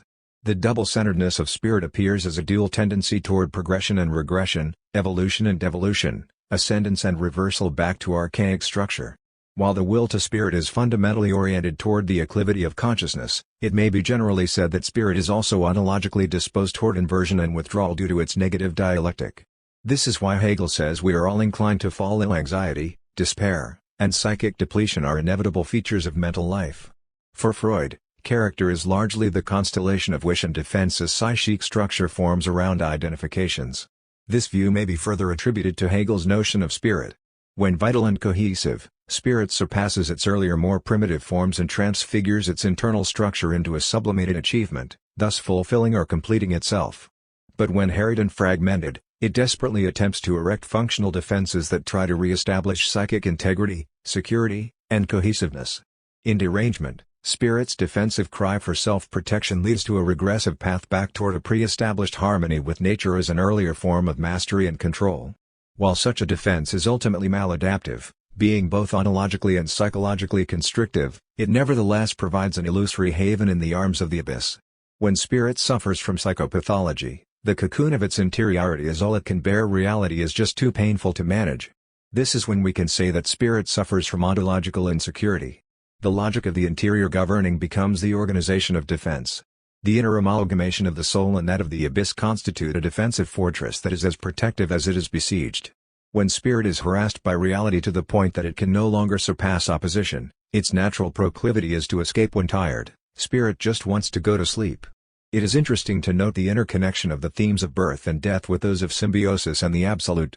Spirit emerges from an original undifferentiated state or symbiotic universality and achieves union once again with the collective universality of the absolute. It is born from unity and returns to unity. With each sublated shape of spirit comes the destruction of its old form, its death. But with each death comes rebirth, the death of each shape preserved within a new form of life. And it is the power of the negative death that gives birth to each new spiritual life. Is it possible that birth and death are merely moments or polarities of the same unity? Each brings about the other. There could be neither life nor death without their reciprocal dialectic. The abyss brings life and destroys it. While the unconscious gives birth to consciousness, it also negates it. Each is the inversion of the other. Life and death, being and nothing, are the same. In some ways, signifies the feminine. It bears the child of consciousness and endures great pains of labor during its delivery. Negativity. The sensation of death is imbued in the very process of birth. And for Hegel, it is the feminine that nurtures the development of spirit. The divine law has its individualization or the unconscious spirit of the individual its real existence in the woman, through whom, as the middle term, the unconscious spirit rises out of its unreality into actual existence, out of a state in which it is unknowing and unconscious into the realm of conscious spirit. Recall that the natural soul is first infused within the mother's womb. There is no sense of differentiation between the soul and its natural environment. We may say that the soul in its initial milieu is prone to experience both tranquility and disruption, being at once at peace with its simple universality and at odds with its confinement. The mother's experience of pregnancy, comprising joy, physical discomfort, anxiety, etc., also contributes to the feeling states and experiential conditions the soul will acquire and absorb as its own, predisposing it, as Hegel says, to both adjustment and disease. The soul in its abyss of universality is the womb of spirit, just as the mother's womb is the original home of the infant. To what degree is the desire for merger with the absolute a wish to return to unity? Does spirit seek its original state of symbiosis in the higher form of the absolute? We cannot deny the psychological correlation between our developmental facticities and the ontological disposition toward the desire for unity. Perhaps the desire for absolute knowing is an extension of spirit's original self-contained universality, albeit actualized in a higher form.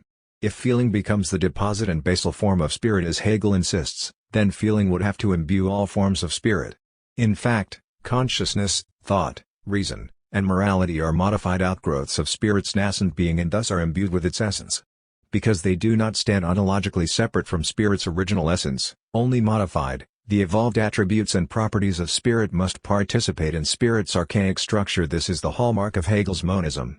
While spirit seeks absolute self-consciousness as immersion in the universal, it also seeks that feeling of immersion with universality. The feeling of contentment in self-actualization is the evolved return of its symbiotic harmony with its primordial unity. Feeling unity becomes the prototype of the absolute. Whether in progression or regression, the need to experience the feeling of unity becomes spirit's primary aim. In absolute knowing, unity is achieved as rational thought, and thus its feeling totality, its genius, is fulfilled through pure reason. This is why reason is the exalted outgrowth of desire, the desire to know. We have repeatedly seen that for Hegel spirit begins, as does ego development for Freud, in an original undifferentiated unity that emerges from its immediate self-enclosed universality to its mediated determinate singularity. This is initiated through a dialectical process of internal division, self-externalization, and introjection as the reincorporation of the soul's projected qualities back into its interior.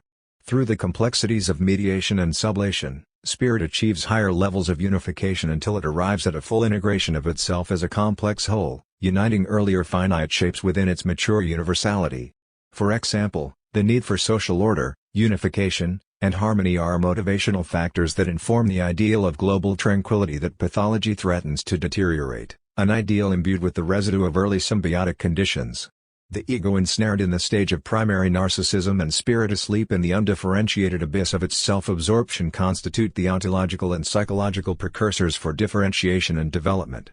To what degree do these conditions have a role in our wish for higher degrees of unity, concord, and moral self-realization? Are we to understand world spirit as the universal brotherhood of man that seeks absolute unity, or is this merely a wish to return to the oceanic feeling of symbiosis, like a fetus in the peaceful sea of its mother's womb? Perhaps these two aims are only differentiated in form. One would be hard-pressed to find someone who would not value the ideal of peace, with communal harmony, accord, and cooperation marshaled in the service of social progression. We may say that this is the pursuit of the ethical that underlies Hegel's phenomenology, despite the fact that he values both domestic peace and international war. But the very nature of the need for progressive unification is also dialectically opposed to destructive and regressive inclinations that derive from the earlier primitive shapes of our psychic constitution, which we seek to act out or recover during conflict precipitated by opposition. If the desire for unification is a derivative of our original psychical ontology, then both progressive and regressive desires may be said to emanate from the same mental symbiotic configurations that may further serve the same aim. Both seek unity or peace of a different kind and in a different form, one through the attainment of higher integrated complexities, the other through acting on the wish to return to the warm blanket of its initial undifferentiated beginning. If the drive toward destruction is responsible for both progress and regress, growth and decay, then how are we to determine which one will prevail and which one will succumb to the tyranny of the other? This is what differentiates spiritual health from madness. In juxtaposition to Freud, this brings into question once again how the nature of negativity and destruction influence the self-preservative drives in their quest for unification and mastery. While the self-preservative drives stand in stark opposition to destructive ones, the two are dialectical complementarities that affect their confluence. Here we may see the structural dynamic of the dialectic, with negativity begetting progression-destruction as construction in the service of achieving higher aims. Just as being is in opposition to nothing, so is life and death. Two sides of a symmetrical relation constitute their necessary unity. For subjective spirit, there is universality at birth and universality at death. Universality is the original and final form of spirit. In the science of logic, Hegel tells us the I is, first, this pure self-related unity. As such it is universality, a unity that is unity with itself only through its negative attitude. Yet the I is self. Related negativity constitutes the nature of the concept with the absolute. The I is the pure concept itself, grasped at the same time both in their abstraction and also in their perfect unity. But is there an inherent terror associated with universality? Despite the fact that spirit seeks to free itself from its symbiotic immediacy for the wholeness of absolute knowing, it may desire to return to another form of universality. We have stated that there is an internal ambitendant drive to spirit directed toward both progression and withdrawal, each functioning in the service of achieving unity. But could there also be a horror associated with each? In both symbiosis and the absolute, all particularity as non-existent individuality is lost even though it is incorporated into the universal. Unconscious spirit ensconced in the natural soul seeks to free itself from its constricting corporeality, yet it seeks to return to this state during times of illness. There are at least two distinct moments when it finds its original unity to be a source of both conflict and comfort. In normal development, The soul evolves into the ego of consciousness and hence surpasses its primitive shape. But despite the fact that the ego subladies the natural soul, spirit remains connected, as Hegel says, to the life of feeling in all its spiritual activities. This occasions spirit to want to recover its lost harmony during times of duress, malaise, or mental illness. This is most prominent during abnormal development when the abyss of symbiosis becomes a welcome haven for spirit lured by the promise of adult tranquility, plunging it back into the universal, veering into the sublime and the monstrous. If the double center of spirit sees symbiosis to be both threatening and peaceful, would it not also harbor such an attitude toward the absolute? Spirit attains satisfaction in self-consciousness. The absolute typifies the zenith of spiritual fulfillment, it is the ideal. But for the sick soul, the absolute is both unattainable and incomprehensible. In pathology, spirit resists its transition toward the absolute, it fears its loss of self in succumbing to the pull of the dialectic, thus it resists its own process. The absolute becomes a paranoiac knowledge, the mortal threat of engulfment and incorporation. The same may be said of individuals who fear being absorbed into the fabric of the state. The ego, beleaguered by reality, would rather retreat into its own unity, thus fleeing from the absolute, rather than to be devoured by the collective. There is a real horror of merging with the collective, for all individuality is annulled. This may truly be the double reality of the unconscious. The abyss is the universal in the soul, and in absolute spirit, all particularity is annihilated. The abyss then becomes the face of death, pure negativity, nothingness. But it is precisely death that is the midwife of life. The process of spirit is tantamount to a sustained trauma. The strife, despair, and anxiety that inform its pathos constitute the crucible that elevates it to salvation. When spirit experiences a nostalgia, it desires the form of union it once had but lost. Spirit may seek to recover its loss in two opposed ways, viz., through sublation, its normative course, and in regression, its pathological route. Either way, spirit generates its own fate. The sides of infinite life that subjective spirit alienates itself from in its mortality lead spirit to embrace its infinity in the absolute, the universal, the reconciliation of its fate. The fate of spirit in abnormality, however, achieves universality via a defensive path. In spiritual withdrawal, there are two forms of regression that correspond to the stages of the soul in its immediacy. The process of regression may fixate on 2 points: the feeling soul, approximating the fetus in the womb, and the physical soul, with its simple immediacy of natural determinateness. Strictly speaking, the natural or universal soul is pure undifferentiated, immediate being, while the feeling or individual soul has attained some minor form of mediation by entering as an individuality into relationship with its immediate being. In fact, the natural soul is the subjective ground of the feeling soul. In the natural soul, spirit is still an abstract determination, thus it is only implicit. In other words, the natural soul is physically one with nature. Yet despite the slight modification of the soul and feeling, it is still immersed in a dark universality and posits all difference within itself. When it awakens and raises itself to feeling its own life, it moves into its initial mediated immediacy as individuated, yet still caged in universality. The actual soul, the third movement of, is the synthesis of the universal soul and the individual soul, its sublated shape. While Hegel situates madness and the feeling soul as self-enclosed unity, the natural soul is the pure form of universality, where spirit merely is a pure being, oneness. If we are to consider spiritual motivation as the drive for oneness, then perhaps the inverted and destructive regression to symbiosis is the perversion of this drive, an inverse negation. It is not difficult to see the parallel between Freud's death drive and spiritual disease. If the aim of all life is death, a return to inorganic matter, then perhaps the withdrawal into the abyss of universality is the wish to return to spirit's pre-natural condition, its implicitness, its sleeping state. As in Wagner's Tristan and Isolde, spirit seeks perfection in death. In Symbiosis and the Absolute, we cannot ignore the echo of Freud's thesis: the aim of spirit is to achieve death, the pure negation of all opposition. Whether in its earliest instantiation as sleeping universality, or in the perfect union of all difference with the collective, spirit may seek completion in nullity as identity nothingness, and it is the circuitous paths toward unity that constitute spiritual freedom. What would Hegel say of the sick soul in its regressive state of disease? How would he explain the tendency of spirit to revert back to its primitive nature and resist the sublation of the dialectic, hence resist the progress of its own process? How would he address this element of spiritual activity that borders on the excess of spirit? How can the unconscious be both sublated and not? There are two levels of consideration in Hegel's theory of spirit.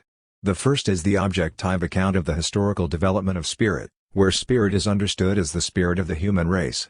In this development of the universal or collective, the unconscious as superseded spirit has long ago moved to a level of self-consciousness that drags even the unconscious to the ladder of self-understanding.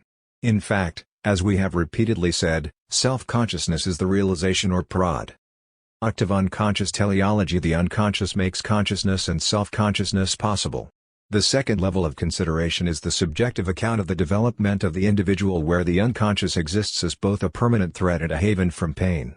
Madness or mental illness is a problem of individuals, which can further contaminate a collective group of peoples, thus affecting the historical development of societies and cultures. This is why Hegel says that history is a slaughter bench. Madness is like the slaughter bench, a routine way in which human lives fail to be rational. This may be viewed on one level as a failure of the human mind, though this failure in itself does not negate the very high achievement of the human spirit. Hegel shows that human life as such does not lack reason, and that, conceptually, human life is shown to be a self-consistent totality. One cannot entirely separate the two levels because, as history shows us, it is the unruly megalomaniacal desires of individuals that make them into world historical figures who advance the cause of spirit. But we must distinguish the two levels of the subjective spirit belonging to the individual personality and the collective unification of subject and object belonging to world spirit. As for Hegel's cure for the deranged mind, he prescribes a brand of dialectical therapy to heal the wounds of spirit. There is, for example, the case of the Englishman who lost interest in everything, first in politics, and then in his affairs and his family. He sat motionless, looking straight in front of him, said nothing for years on end, and exhibited a stupefaction which made it doubtful whether he knew his wife and children or not. He was cured by someone who dressed exactly as he did and sat in front of him copying him in everything. This put the patient into a violent passion, which forced him to pay attention to what was about him, and drove him permanently out of his state of self-absorption. Hegel gives another noteworthy example. Another person, who considered himself to be dead, remained motionless and refused to eat, recovered his understanding in the following manner. Someone else, pretending to share in his folly, placed him in a coffin, and took him to a vault where there was another person, also in a coffin, who pretended at first to be dead. After the fool had been there for a while, however, the other person sat up and said how pleased he was to have company in death. Then he got up and ate the food he had by him, telling the astonished newcomer that he had been dead for some time and therefore knew how the dead went about things. The fool was taken in by this assurance, followed suit by eating and drinking, and was cured. In these instances, both individuals were brought back to recovery from the self-absorption and destructive pull of the abyss. Even in madness, the dark forces of the unconscious may be superseded. It may be said that, for Hegel, absolute spirit is non-relative self-conscious life, thus, subjective spirit and objective spirit are incorporated into the more comprehensive perspective of absolute knowing. All other perspectives are in some way relative to other factors or contingencies. But the individual psyche's subjective spirit is never in fact isolated from the social framework in which it is situated. Objective spirit, and societies and states function only because individual minds become self-conscious intelligible beings. Furthermore, the view of the whole that is gained in art, religion, and philosophy is one that takes into account the subjective ways of thinking and the objective reality of cult and social structure. Each domain of spirit presupposes and implies the others. Hegel's philosophy of spirit is therefore the comprehensive examination of the plurality of human life as a complex whole and of the multiple perspectives that inform its diverse yet integrative structure. For Hegel, spirit is a dynamically self-articulated complex totality where even the irrational mind is understood to be part of the collective. From the Berlin Phenomenology, Hegel tells us the true standpoint is that of there being no abyss abgrund between the object and the knowing subjectivity, and it also occurs in the knowing subject, in man BP. Thus, spirit advances from the pit to the pyramid as it educates itself to truth, its proper fulfillment. From symbiosis to the absolute, spirit leaves its universality for another vastly richer universality. In absolute knowing, unconsciousness is brought to full self-awareness, for self-consciousness is the transcendence and fulfillment of the abyss. 6. Implications for psychoanalysis. Toward process psychology. Throughout this project, I have attempted to show that Hegel has a surprisingly well-articulated theory of the unconscious and the psychodynamic processes that govern the structure, function, and operations of the mind. According to which, the unconscious is the foundation for conscious and self-conscious life and is responsible for the normative and pathological forces that fuel psychic development, thus explaining the breadth, depth, and appearance of both mental health and disease. One point I have emphasized time and again is that although the unconscious undergoes dialectical maturation, it is never fully sublated. The abyss remains a repository or womb in which failed shapes of spirit return. Moreover, what is significant is that Hegel's theory of the unconscious in multiple and remarkable ways parallels several central theses established by Freud almost a century later, a position, I argue, that is of value to psychoanalysis today. The field of psychoanalysis has gone through many theoretical evolutions since the time of Freud, from drive theory to its current preoccupation with intersubjectivity. As psychoanalysis flirts with the arrival of postmodernism and the continental tradition, new vistas emerge that bring psychoanalysis into dialogue with philosophy.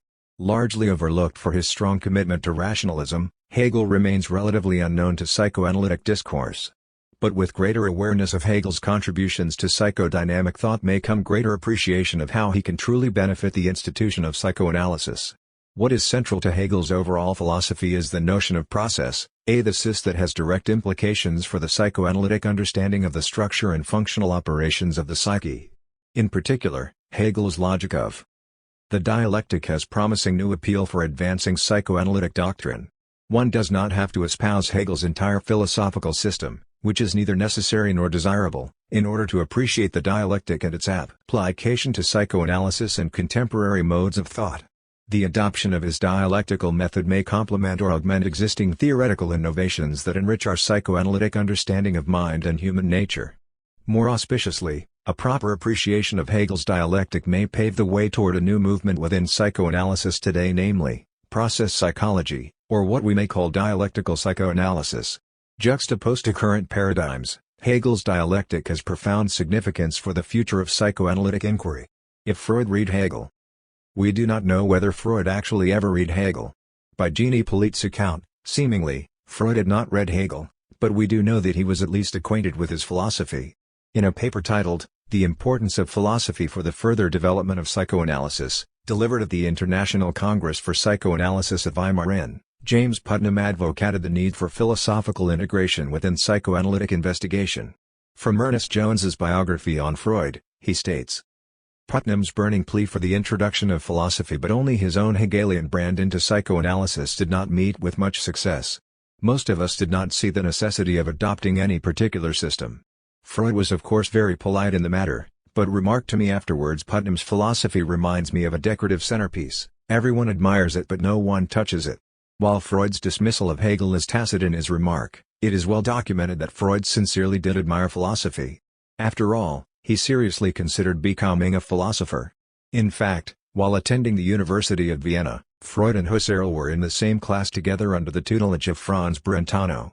Being a studious and passionate reader of the humanities, it is not only possible but probable that he actually did have formal textual exposure to Hegel. In the footsteps of Kant, whom Freud knew well, Hegel was a monolith of German culture. Just as Freud was exposed to natural philosophy, Schopenhauer, and Nietzsche within the same era, it seems very unlikely that Hegel would have eluded his intellectual attention. The question then becomes, if Freud read Hegel, then why didn't he take him seriously? Perhaps this is obvious. Hegel was a rationalist, a theist, and a systematic metaphysician, while Freud was an empiricist and a vociferous atheist who canonized irrationality as the primary force behind the human mind, not to mention the fact that he loathed metaphysics. But perhaps Freud was not exposed to Hegel's concept of madness and the soul. For if he had been, he could not have ignored Hegel's implicit thesis of the primacy of the unconscious.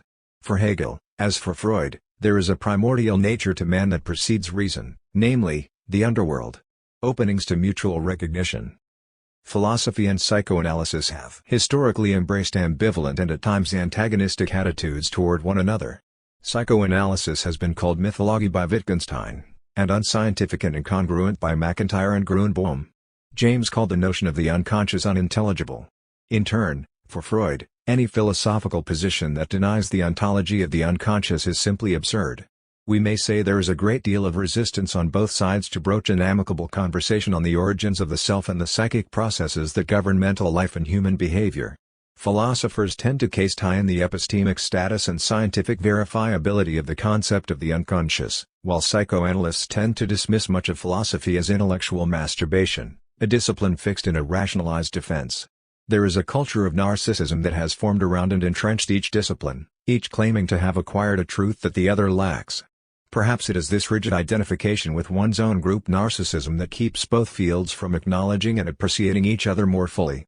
In the spirit of Hegel, philosophy and psychoanalysis may profit from the recognition that each can understand psychical reality more fully by taking the other seriously, a process which neither discipline could ever achieve alone. But we may ask, why does there need to be a compatibility between Hegel and psychoanalysis? They have different agendas, so what value does their convergence serve? I am of the opinion that truth and wisdom are to be found in the realm of process and dialogue, and that the continued independence of philosophy and psychoanalysis does not have to preclude their useful confluence. Recognizing kinship between the ideas of Hegel and Freud leads to a better understanding of both. In general, psychoanalysis is probably more guilty of closing off discourse than is philosophy. But the attitude of practitioners does not imply that psychoanalysis must in principle remain distant from philosophical inquiry, or that philosophy cannot avail itself of the insights of psychoanalysis. In fact, psychology is the child of philosophy. Although psychology has grown up and has flown from the nest, philosophy will always remain its gracious mother alma mater. Like spirit which emerges from the abyss, as does the ego from the id, psychology is merely a differentiated and modified form of its original philosophical constitution. There are of course many points of difference between Hegel and Freud.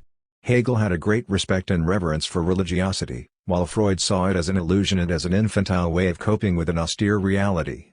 Hegel was an optimist who envisioned spirit as a dynamically self-articulated complex whole, while Freud is often interpreted as a pessimist who was against wholeness and who saw the ego's desire for self-completion as a defensive process fueled by repetition compulsion.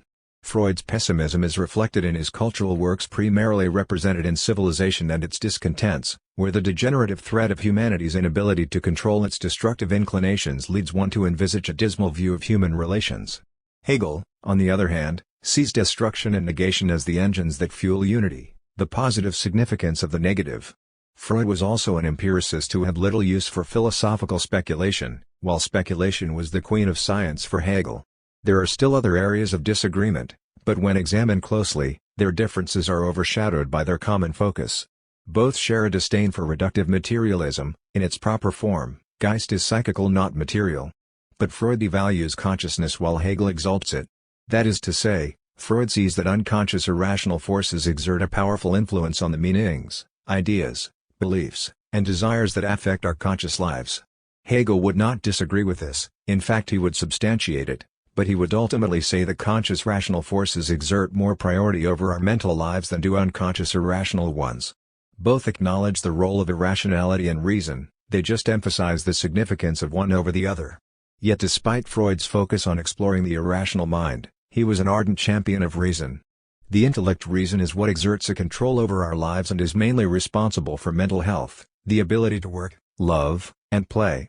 Both Hegel and Freud place a primacy on self-awareness or self-consciousness, where self-knowledge of one's own unconscious mysteries supersedes the unknown. It is here that both men share a common commitment. Hegel and Freud were fundamental seekers of truth. Self-understanding becomes the pure pose of spirit and the ultimate goal of psychoanalysis. It is no wonder that psychoanalysis is labeled an insight-oriented therapy.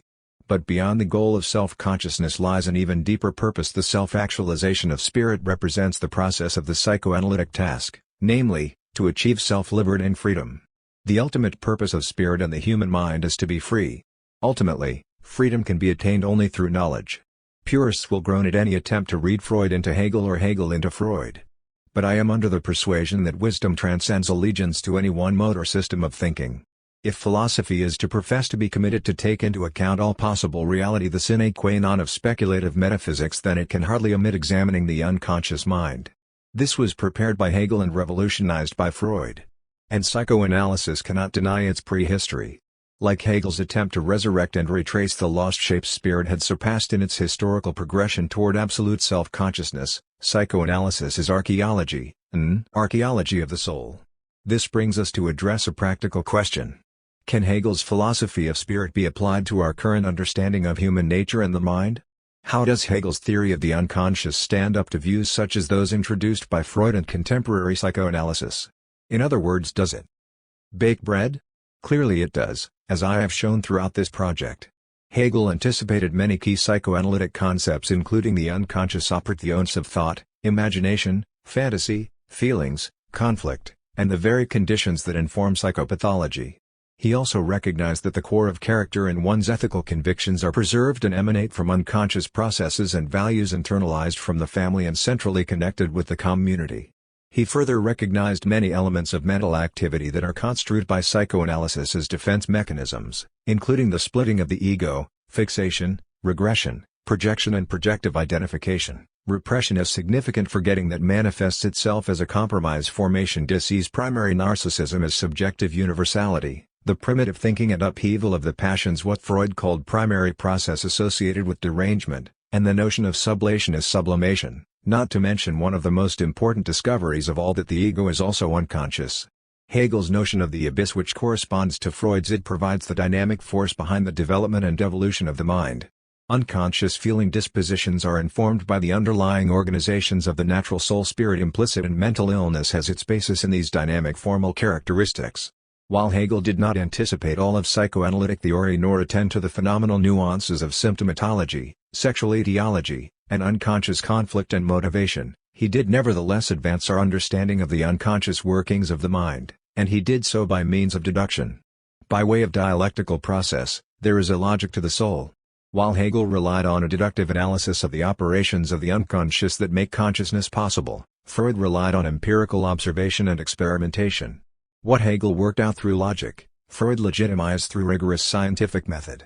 Both approaches confirm the logical and developmental progression of the mind stemming from an unconscious ontology. Hegel and Freud realized that in order to provide an adequate account of consciousness, mental activity and human behavior cannot be explained without evoking the notion of original ground.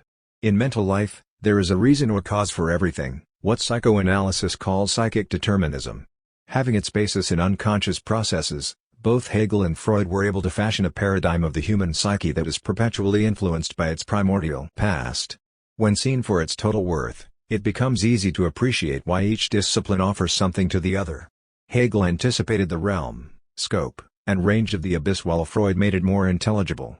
While Hegel provided us with a cogent and coherent theory of unconscious subjectivity, Freud greatly advanced our understanding of the powers of the human psyche and the unconscious processes that affect conscious life. In order for Hegel to contribute to the psychoanalytic understanding of the mind, his theories must be able to be applied to contemporary thought. By way of our systematic analysis of Hegel's articulation of the abyss and its dynamic operations in the realm of intelligence, action, and thought corresponding to all human activity including the abnormal processes of mind, psychoanalysis would be hard-pressed not to acknowledge Hegel's contribution to the social sciences. But psychoanalysts may ask, why should we embrace Hegel? How does he advance our cause? The answer is that he provides a congruous philosophical foundation that fortifies psychoanalytic theory and moves the discipline closer to respectable status.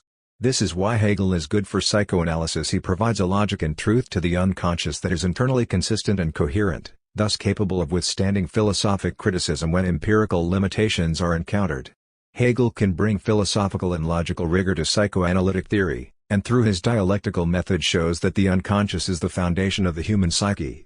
Through mutual recognition, each discipline moves closer to appreciating the value of the other, and this process is what advances knowledge. Like spirit, which seeks recognition from the other so that it may recover its lost alienated desire, mutual recognition provides mutual validation and acceptance, which opens up further communication and dialogue. There is a wisdom to recognition that even serves a psychological function. It nurtures psyche structure. Heinz Kohut has labeled this phenomenon mirroring, arguing that the empathic attunement and affirmation of the inherent worth of the other fosters psychic development and internal self-cohesion.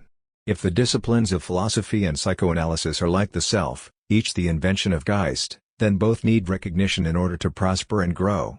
Indeed, mutual recognition advances the human spirit, and does so in the interest of advancing its own cause, and in this process it transcends its own narcissism, moving toward a mutual, collective identification, the true significance of the universal. Toward process psychology. Within this past century, the history of the psychoanalytic movement has proven to be both diverse and adversarial. Since Freud's advent of the classical approach to theory and technique, the field has shifted away from an emphasis on the drives, to ego psychology, object relations theory, self-psychology, and is currently preoccupied with postmodern perspectives and those focusing on relationality and intersubjectivity. Each movement offers a central theme informing theory and method, namely drive, ego, object, self, and intersubjectivity. It is often the case that each camp holds allegiance to its preferred theoretical discourse and has little tolerance for mutations in conceptualization or technique. This is especially the case for classically trained psychoanalysts who are forced to combat the radicalization of theoretical and technical change. Contemporary psychoanalysis focuses primarily on relational, interpersonal, and intersubjective approaches, and Freud's metapsychology has been largely subsumed but in some cases rejected under the umbrella of these widening perspectives. Lacanian theory has remained on the fringe of mainstream psychoanalysis mainly due to his unorthodox and perverted technique, his fragmented and unorganized theoretical writing style corresponding to his theory of desire and his denunciation of the self and subjectivity. For these reasons, he has been mainly of interest to academe. There have been minimal attempts to offer a comparative integrative approach combining and synthesizing the main psychoanalytic theories, presumably because of group loyalties, but also because certain theoretical advances clash with orthodoxy. This is especially the case with Cohen, who has in implicit ways tacked on the self as a fourth agency to Freud's tripartite model, and even more radically with Lacan, who has denied the self altogether. Because Lacan decenters the subject, the very heart of psychoanalytic thought, he is not likely to find a proper home in mainstream psychoanalysis. Yet many psychoanalytic contemporaries are jumping on the postmodern bandwagon, advocating nominalism, deconstruction, feminist, and social constructive approaches to theory, and post-structural, linguistic accounts of psychic development, subjectivity, and psychotherapeutic treatment. To those familiar with the modern philosophical tradition up through German idealism and 20th-century continental philosophy, contemporary psychoanalysis seems to be behind the times. Committed to neither theoretical orthodoxy nor unification, the governing plurality of psychoanalytic discourse informing conceptual and therapeutic practices appears to be fraying around the edges. Theoretically, there is little creativity left. Psychoanalysis is at the limit. Camps are divided, many depart from Freud, holding on to relational concepts, and where there is theoretical novelty, it is found in rediscovering past philosophical paradigms. This may be said for Lacan's so-called return to Freud, linguistic and social constructivist approaches borrowed from postmodernism, and the emphasis on phenomenology and intersubjectivity, which unequivocally dates back to Hegel. While still tied to an empirical framework, theoretical revision relies more on observation and practice and less on conceptual improvements. But with a few noteworthy exceptions, psychoanalysis today largely lacks philosophical rigor. Psychoanalysis not only benefits from Hegel's philosophy, but recognizing that Hegel himself recognized the significance of the unconscious improves our understanding of Hegel. This poses a challenge to those Hegelians who insist that Hegel's rationalism leaves little room for irrational processes that suffuse the very essence of spirit. On the other hand, psychoanalysis today faces a potential danger of remaining either uncreative or stagnant, thus becoming ossified in dogma. If psychoanalysis is to truly profit from Hegelian thought, then it must first embrace the notion of process. Whether we accept Heraclitus's dictum "everything flows panta re," Hegel's dialectic of spirit, or Whitehead's process philosophy, the notion of process, transmutation, and metamorphosis underlie all reality. This is especially applicable to psychic structure. While the notion of the self as process has been discussed among some contemporary psychoanalytic thinkers, the significance of a process psychology has not been realized.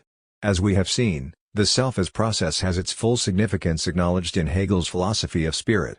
Process psychology is an essentialist position, not as fixed or stagnant attributes and properties that inhere in the structure of a substance or thing, but rather as a dynamic flux of transposing and self-generative, creative processes having their form and instantiability within the dialectic of becoming.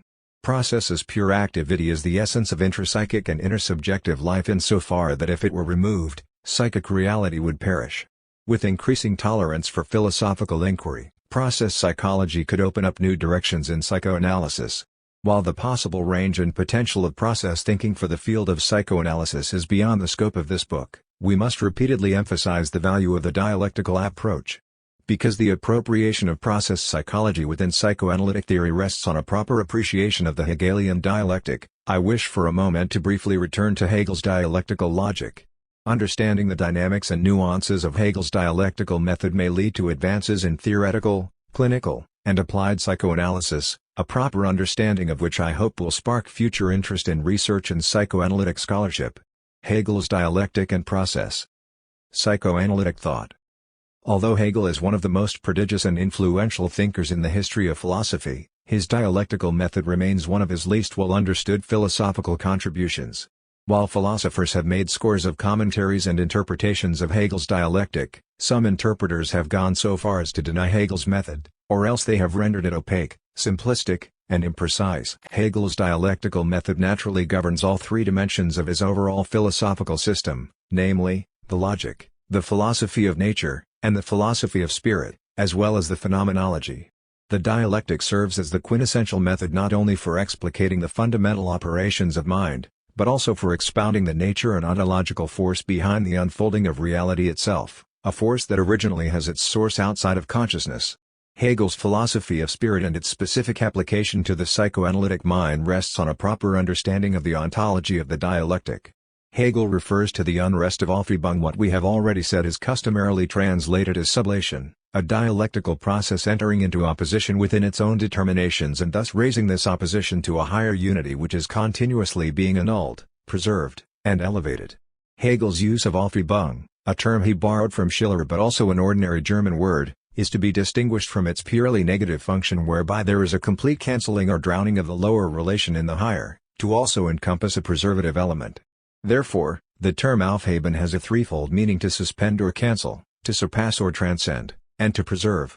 In the Encyclopedia Logic, Hegel makes this clear. On the one hand, we understand it to mean clear away or cancel, and in that sense we say that a law or regulation is cancelled aufgehoben.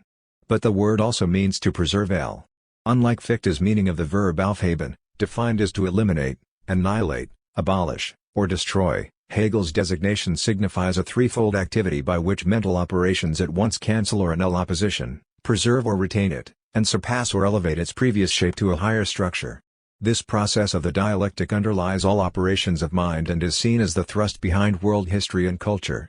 As I have argued, the dialectic is the essence of psychic life, for if it were to be removed, consciousness and unconscious processes would evaporate. Aufhebung is itself a contradiction, the word contradicts itself. Thought as a contradiction is constituted in and through bifurcation, a rigid opposition as antithesis. Thus, as a process, reason cancels the rigid opposition, surpasses the opposition by transcending or moving beyond it in a higher unity, and simultaneously preserving the opposition in the higher unity rather than simply dissolving it. The preservation is a validating function under which opposition is subsumed within a new shape of consciousness. Reason does not merely set up over and against these antitheses, it does not only set up a higher unity but also reasons a unity precisely through these opposites. Thus, the dialectic has a negative and a positive side. This is echoed in Hegel's Science of Logic. To sublate has a twofold meaning in the language. On the one hand it means to preserve, to maintain, and equally it also means to cause to cease, to put an end to. Even to preserve includes a negative element, namely, that something is removed from its immediacy and so from an existence which is open to external influences, in order to preserve it. Thus what is sublated is at the same time preserved, it has only lost its immediacy but is not on that account annihilated. When psychoanalysis refers to dialectics, it often uses Fichte's threefold movement of thought in the form of thetic, analytic or antithetic, and synthetic judgments, giving rise to the popularized if not bastardized phrase the cis-antithesis synthesis, a process normally and inaccurately attributed to Hegel, or it describes unresolvable contradictions or mutual oppositions that are analogous to Kant's antinomies or paralogisms of the self. It is important to note that Hegel's dialectic is not the same as Kant's, who takes contradiction and conflict as signs of the breakdown of reason, nor is it Fichte's, who does not explicate the preservative function of the lower relation remaining embedded in the higher. Furthermore, when psychoanalysts and social scientists apply something like the Fichtean dialectic to their respective disciplines, the details of this process are omitted. The presumptive conclusion is that a synthesis cancels the previous moments and initiates a new moment that is once again opposed and reorganized. But the synthesis does not mean that all previous elements are preserved, or that psychic structure is elevated. In fact, this form of dialectic may lead to an infinite repetition of contradictions and conflict that meet with no resolve. As we have emphasized repeatedly, Hegel's dialectic essentially describes the process by which a mediated dynamic begets a new immediate, thus providing the logical basis to account for the role of negativity within a progressive unitary drive. The process by which mediation collapses into a new immediate provides us with the logical model for understanding the dynamics of the mind. Spirit as an architectonic process burgeons as a self-determining generative activity that builds upon its successive developmental phases, which form its appearances. Spirit educates itself as it passes through its various dialectical configurations, ascending toward higher shapes of self-awareness. What spirit takes to be truth in its earlier forms is realized to be merely a moment. It is not until the stage of absolute knowing as pure conceiving or comprehensive, conceptual understanding that spirit finally integrates its previous movements into a synthetic unity as a dynamic self-articulated complex whole. Not only does the dialectic apply to the nature of intrapsychic development, object relations, the inner subjective field, and social and institutional reform, but it has direct implications for the consulting room. The dialectic informs the very nature of intersubjectivity, the therapist-patient dyad, group dynamics, organizational development, and the historical progression of culture. This issue is of particular importance when examining the dialectical polarities, forces, and operations of the mind outlined by various psychoanalytic theories and how the field itself may be shown to participate in this dialectical process. From this vantage point, Hegel's dialectic is especially helpful in understanding the historical development of psychoanalysis. Psychoanalysis, like spirit, is a process of becoming. Dialectical psychoanalysis. Freud's paradigm of the mind is dialectical. He consistently introduces bipolar forces within psychic structure that give rise to a negative dialectic mediated by the synthetic powers of the ego. Consider the dialectical tensions and dynamic interplay between the major constituents of psychic life. There is opposition between consciousness and the unconscious, the ego and the id, the ego and its modified ideal counterpart the superego, the two major drives, primary process versus secondary process thinking, the pleasure principle and the reality principle, and wish and defense. The ego mediates all forms of conflict, whether internally motivated or externally imposed by the demands of objective reality. For example, libidinal and aggressive strivings institute a whole network of wishes, defenses, and compromises designed to both satiate the id's desire while keeping it checked, perennially facing the moral condemnation and ideal judgments of the superego. Through dream activity, parapraxis, and symptom formation, the ego attempts to both resolve psychic conflict and fulfill primal wishes through circuitous routes and derivative forms. The dialectical maneuvers of defense and symptom substitution are compromise formations that enable the self to function and adapt to psychic and social life. Throughout the history of the development of psychoanalysis, theorists have slowly shifted away from drive psychology and have instead emphasized the dialectical dynamics inherent in the self's relation to its object-related environment. For those who interpret Freud through a natural science paradigm, drive theory is closely tied to biology, and therefore sexuality is overemphasized. It is important to note that Freud's classical model as a whole is not at odds with contemporary theoretical advances. In fact, his model introduced and initiated ego psychology and the object relations movement. Ego psychologists highlight the dialectical relations between the self as ic and adaptation to drive and environmental demands. Ego psychology, largely advanced by Anna Freud and Heinz Hartmann, among others, addresses the operations of the ego with regard to its defensive, adaptive, and conflict-free functions. The emphasis here is on the mechanisms or processes of the ego and its functional and constructive capacities to ameliorate psychic conflict. This movement interfaced with the object relations perspectives of Melanie Klein, Wilfred Bion, W. R. D. Fairbairn, D. W. Winnicott, and Harry Guntrip, who attempted to bridge both classical psychoanalysis with theories of object or people relatedness and the development of the self. What is commonly known as the British School of Object Relations emphasized early childhood development, the nature of attachments to parental figures, the role of the maternal environment, responsiveness, and the overall attunement of the object milieu that foster the development of psychic structure. Because the role of the ego figures prominently within relational theories, many of which were prepared and advanced by other distinguished analytic thinkers such as Ian Suttie, Harry Stack Sullivan, Michael Bolland, Margaret Mahler, John Bowlby, and Otto Kernberg, just to name a few, it is often difficult to distinguish the philosophical importance of the ego from its object and aim. While ego psychology primarily emphasized the intrapsychic, object relations psychology emphasized the interpersonal.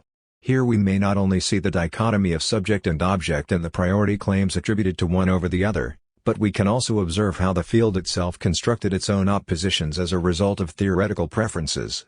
Psychoanalysis became divided over assigning greater significance to the self versus the other, to the inner over the outer, a division that also materialized within many schools of thought over the history of philosophy. As the dialectic of subject and object continues to preoccupy psychoanalytic revision, attempts at synthetic integration have been broached via relational theories that emphasize subjectivity. Once again here enters self-psychology. Somewhat prepared by Winnicott and Guntrip, Heinz Kohut launched the fourth wave in psychoanalytic theory known as self-psychology. In an attempt to highlight both dimensions of subject and object, he argued that the human psyche was comprised of self-objects, that is, real, perceived, or imagined objects, usually people that are imbued with psychological significance and seen as a part of the self. More precisely, it is largely the functions that self-objects serve that are important to psychic structure and development. Kohut's attempt to collapse the self and the object into a unity may be seen as an attempt at resolving their dichotomy, but critics can claim that Kohut still emphasizes intrapsychic processes over interpersonal ones and thus does not truly achieve an appropriate synthesis. In practice, this theoretical determination is not salient, because therapeutic conditions must take into account the multiple dynamics and processes that constitute mental life and intersubjective relations, therefore interpersonal processes cannot be segregated from intrapsychic ones. Kohut's movement, while initially attempting to integrate classical psychoanalytic doctrine into a new paradigm, later became more independently constructed, especially with reference to variation in technique and the broadening of the analysis of the transference. It may be generally said that Freud purists stand opposed to many contemporary perspectives because they depart from orthodoxy in theory and method. And the proliferation of psychoanalytic institutes that emphasize relational, interpersonal, and self-psychological approaches to theory and practice is largely a response to the elitist, dogmatic, and medical domination of psychoanalytic training programs that offer little deviation from the classical approach. In its maturity, self-psychology offered radical new advances in theory and practice. Kohut introduced his own set of dialectical relations and structures that inform mental processes and envisioned the self as constituting the dynamic interaction between two poles of psychic development. A firm self, resulting from optimal interactions between the child and his self-objects, is made up of three major constituents: one pole from which emanates the basic strivings for power and success, another pole that harbors the basic idealized goals, and an intermediate area of basic talents and skills that are activated by the tension arc that establishes itself between ambitions and ideals. While Kohut reinterpreted Freud's views on narcissism, identification, and superego functions such as the need for idealization, empathy, and validation of self-worth, it may be said that self-object theory as well as much of intersubjectivity theory describes psychological configurations that are practically transparent to consciousness. Although self-psychology portrays the self as a fourth agency alongside Freud's tripartite structural model, self-psychology finds little room for the unconscious. It may be argued, with qualifications, that in contemporary psychoanalytic theory, the emphasis on the unconscious has virtually disappeared. Contiguous with the work of Stephen Mitchell, Daniel Stern, Jessica Benjamin, and Thomas Ogden, the fifth movement in psychoanalysis that captures our current attention in the field is what is labeled intersubjectivity theory, mainly initiated by George Atwood, Robert Stoloro, Donna Orange, and others, but also stipulated as a relational, dynamic, or dyadic systems paradigm. With the exception of a few scholars, most notably Benjamin, psychoanalysis seems to be oblivious to the fact that intersubjectivity was thoroughly addressed by Hegel in his treatment of self-consciousness in the Phenomenology. With the emphasis now on intersubjectivity theory, phenomenological, postmodern, and post-structural accounts of human psychology are beginning to take shape within the psychoanalytic domain. Intersubjectivity theory bridges object relations approaches and self-psychology and thus constitutes a sublated achievement in psychoanalytic theory building, beginning with drive as alienated desire. Das Es was an object opposed to a subject das Ich. Soon the dichotomy between the ego and the other formed rigid group identifications, each emphasizing the significance of one realm over the other. With the centrality of the self, the subject and the object were collapsed into a unity, however, privileging intrapsychic subjectivity. With the introduction of intersubjectivity theory itself, a modified extension of self-psychology, psychoanalysis can now treat subject and object as equiprimordial constructs. Subject-object, self-other are mutually recognized and reciprocally determinate organizations of experience. While there are many different conceptions of intersubjectivity, we may generally say that intersubjective approaches prioritize the phenomenological field that is generated by the mutual presence and influence of two or more experiential subjective worlds converging and interpenetrating one another as an interdependent system of reciprocal dialectical relations. In other words, intersubjectivity is process. As each psychoanalytic movement emerged in dialectical response to its previous shapes, each opposition was cancelled, surpassed, yet preserved within its new paradigm. But this process may be said to be a return to what Hegel had stipulated almost 2 centuries earlier: the self-development of the subject is dependent upon recognition by other subjects. Subject and object merge into unity, each side being merely a moment of its totality. Here we may see the value of Hegel's logic of the dialectic. Not only does Hegel contribute to the development of psychoanalysis, but his dialectic gains descriptive power in explaining that development. Within psychoanalysis, it was Freud himself who paved the way for the consideration of intersubjectivity, for psychic development rests upon the internalization of others and their functional relations through the process of identification. As Freud tells us, identification is the earliest attachment to an object through an emotional bond. The process of identification becomes a core feature in building psychic structure, which is at once both an ego intrapsychic operation and an object interpersonal relation, hence an intersubjective dynamic. Together with Freud's mature theory of eros as a relational principle, Stilloro and his colleagues' misattribution to Freud the notion of an isolated, solipsistic mind becomes an ideology uncritically accepted by many intersubjective theorists. The self is to some degree the internalization of the other, for example, parental imagos, social values and customs, linguistic acquisitions, which is reappropriated, transformed, and integrated into intrapsychic configurations conforming to intrinsic subjective organizations, pressures, wishes, conflicts, external demands, etc., combined with the self's own innate propensities, whether this be the influence of the drives, the striving for attachments, relatedness, and object love, the dialectic between ambitions and ideals, or the need for mutual recognition. Psychic organization is an intersubjective process of becoming. Process psychology is an intersubjective theory, but not one that necessarily subordinates or supersedes individual intrapsychic experience. It merely incorporates it within the larger parameters of unfolding dialectical relations. Process psychology must account for all possible conditions of psychic reality, from the moment of the inception of individual unconscious subjectivity, thus prior to intersubjective dynamics, to the cultivated, collective identificatory aspects of rational, aesthetic, ethical, and social self-conscious life. Process psychology observes the primacy of the dialectic, and that means that opposition is contextual, hence potentially and radically operative within any domain of lived phenomenal experience and the intersubjective matrix affecting such experience.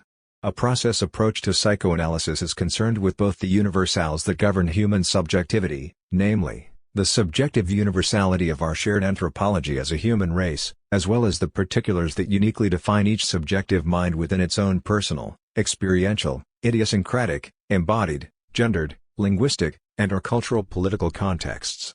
This ensures that process psychoanalytic thought must take into account contingency within universality.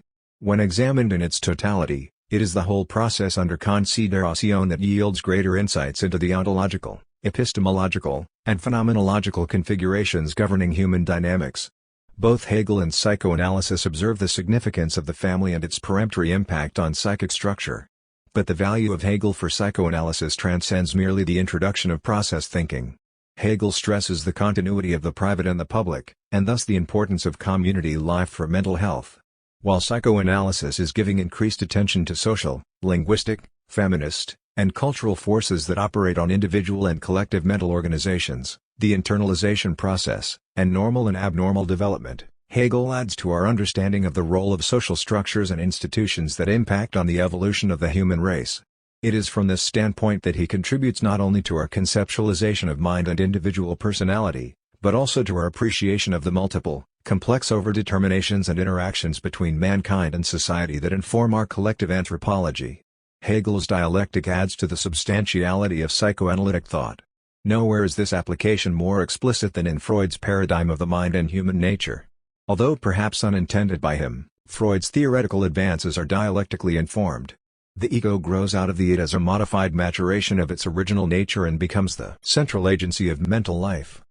The ego, in its tendency toward splitting, division, and synthesis, generates and mediates opposition, and raises itself to the standpoint of self-conscious reason and ethical awareness, thus sublating unconscious structure. Therefore, reason and ethical self-consciousness are the realization of unconscious Geist. Where it was, there I shall become. The preservative elements of the dialectic are most notably clear in the function of repression. The past is incorporated into present structure which resurfaces in future shapes. The significance of the past informs both the historical progression of spirit and the psychical development of the individual. Just as images and feelings are preserved within the abyss, coming to presence in imagination and in times of illness, The repressed material constituting wish and defense resides in the reservoir of the id.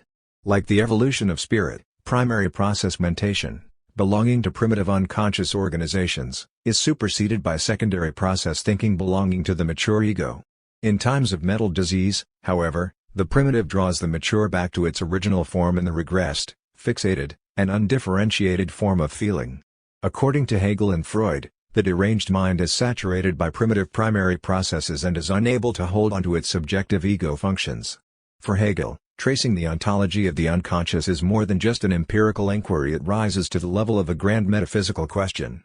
Hegel shows, as does Freud, that the unconscious is the ground of consciousness and the primal being of psychic structure.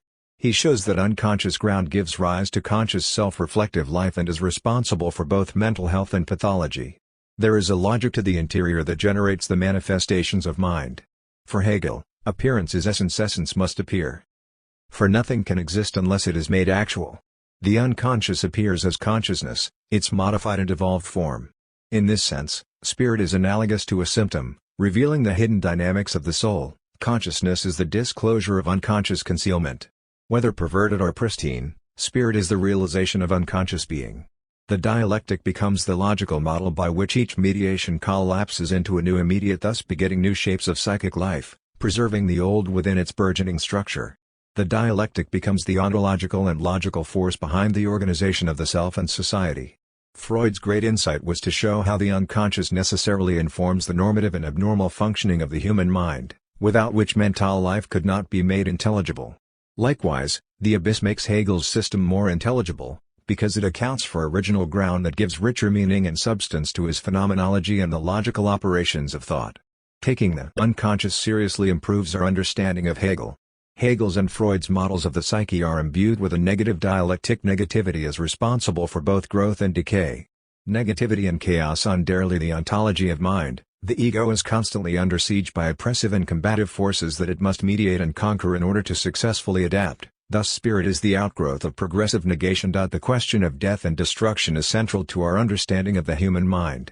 In sickness and in health, in progression and stagnation, the drive toward unity and mastery constitutes the double center of desire. Negativity is our inner being. The tendency toward sublation over withdrawal in Hegel, or sublimation and regression in Freud, speaks to the tremendous power of the negative. But the life of spirit is not the life that shrinks from death and keeps itself untouched by devastation, but rather the life that endures it and maintains itself in it. It wins its truth only when, in utter dismemberment, it finds itself. Negation, conflict. This is what defines our existence. Whether in spiritual order or in the abstract unity of the soul, there is nothing in the external world that can draw us away from the reality of the life within. At this point I wish to raise the question one last time: to what degree does the unconscious resist being exalted or surpassed by the dialectic? Does the abyss resist being integrated into spirit? This would imply that the abyss would seemingly appear to have a will and a purpose all to its own. Is the urge for unity as the drive toward the absolute simultaneously in opposition to a competing urge to withdraw in the face of nostalgia within the abyss of spirit's unconscious beginning? As the soul passes through its various configurations on the ladder toward truth, does it draw itself back toward the pit of its feeling life?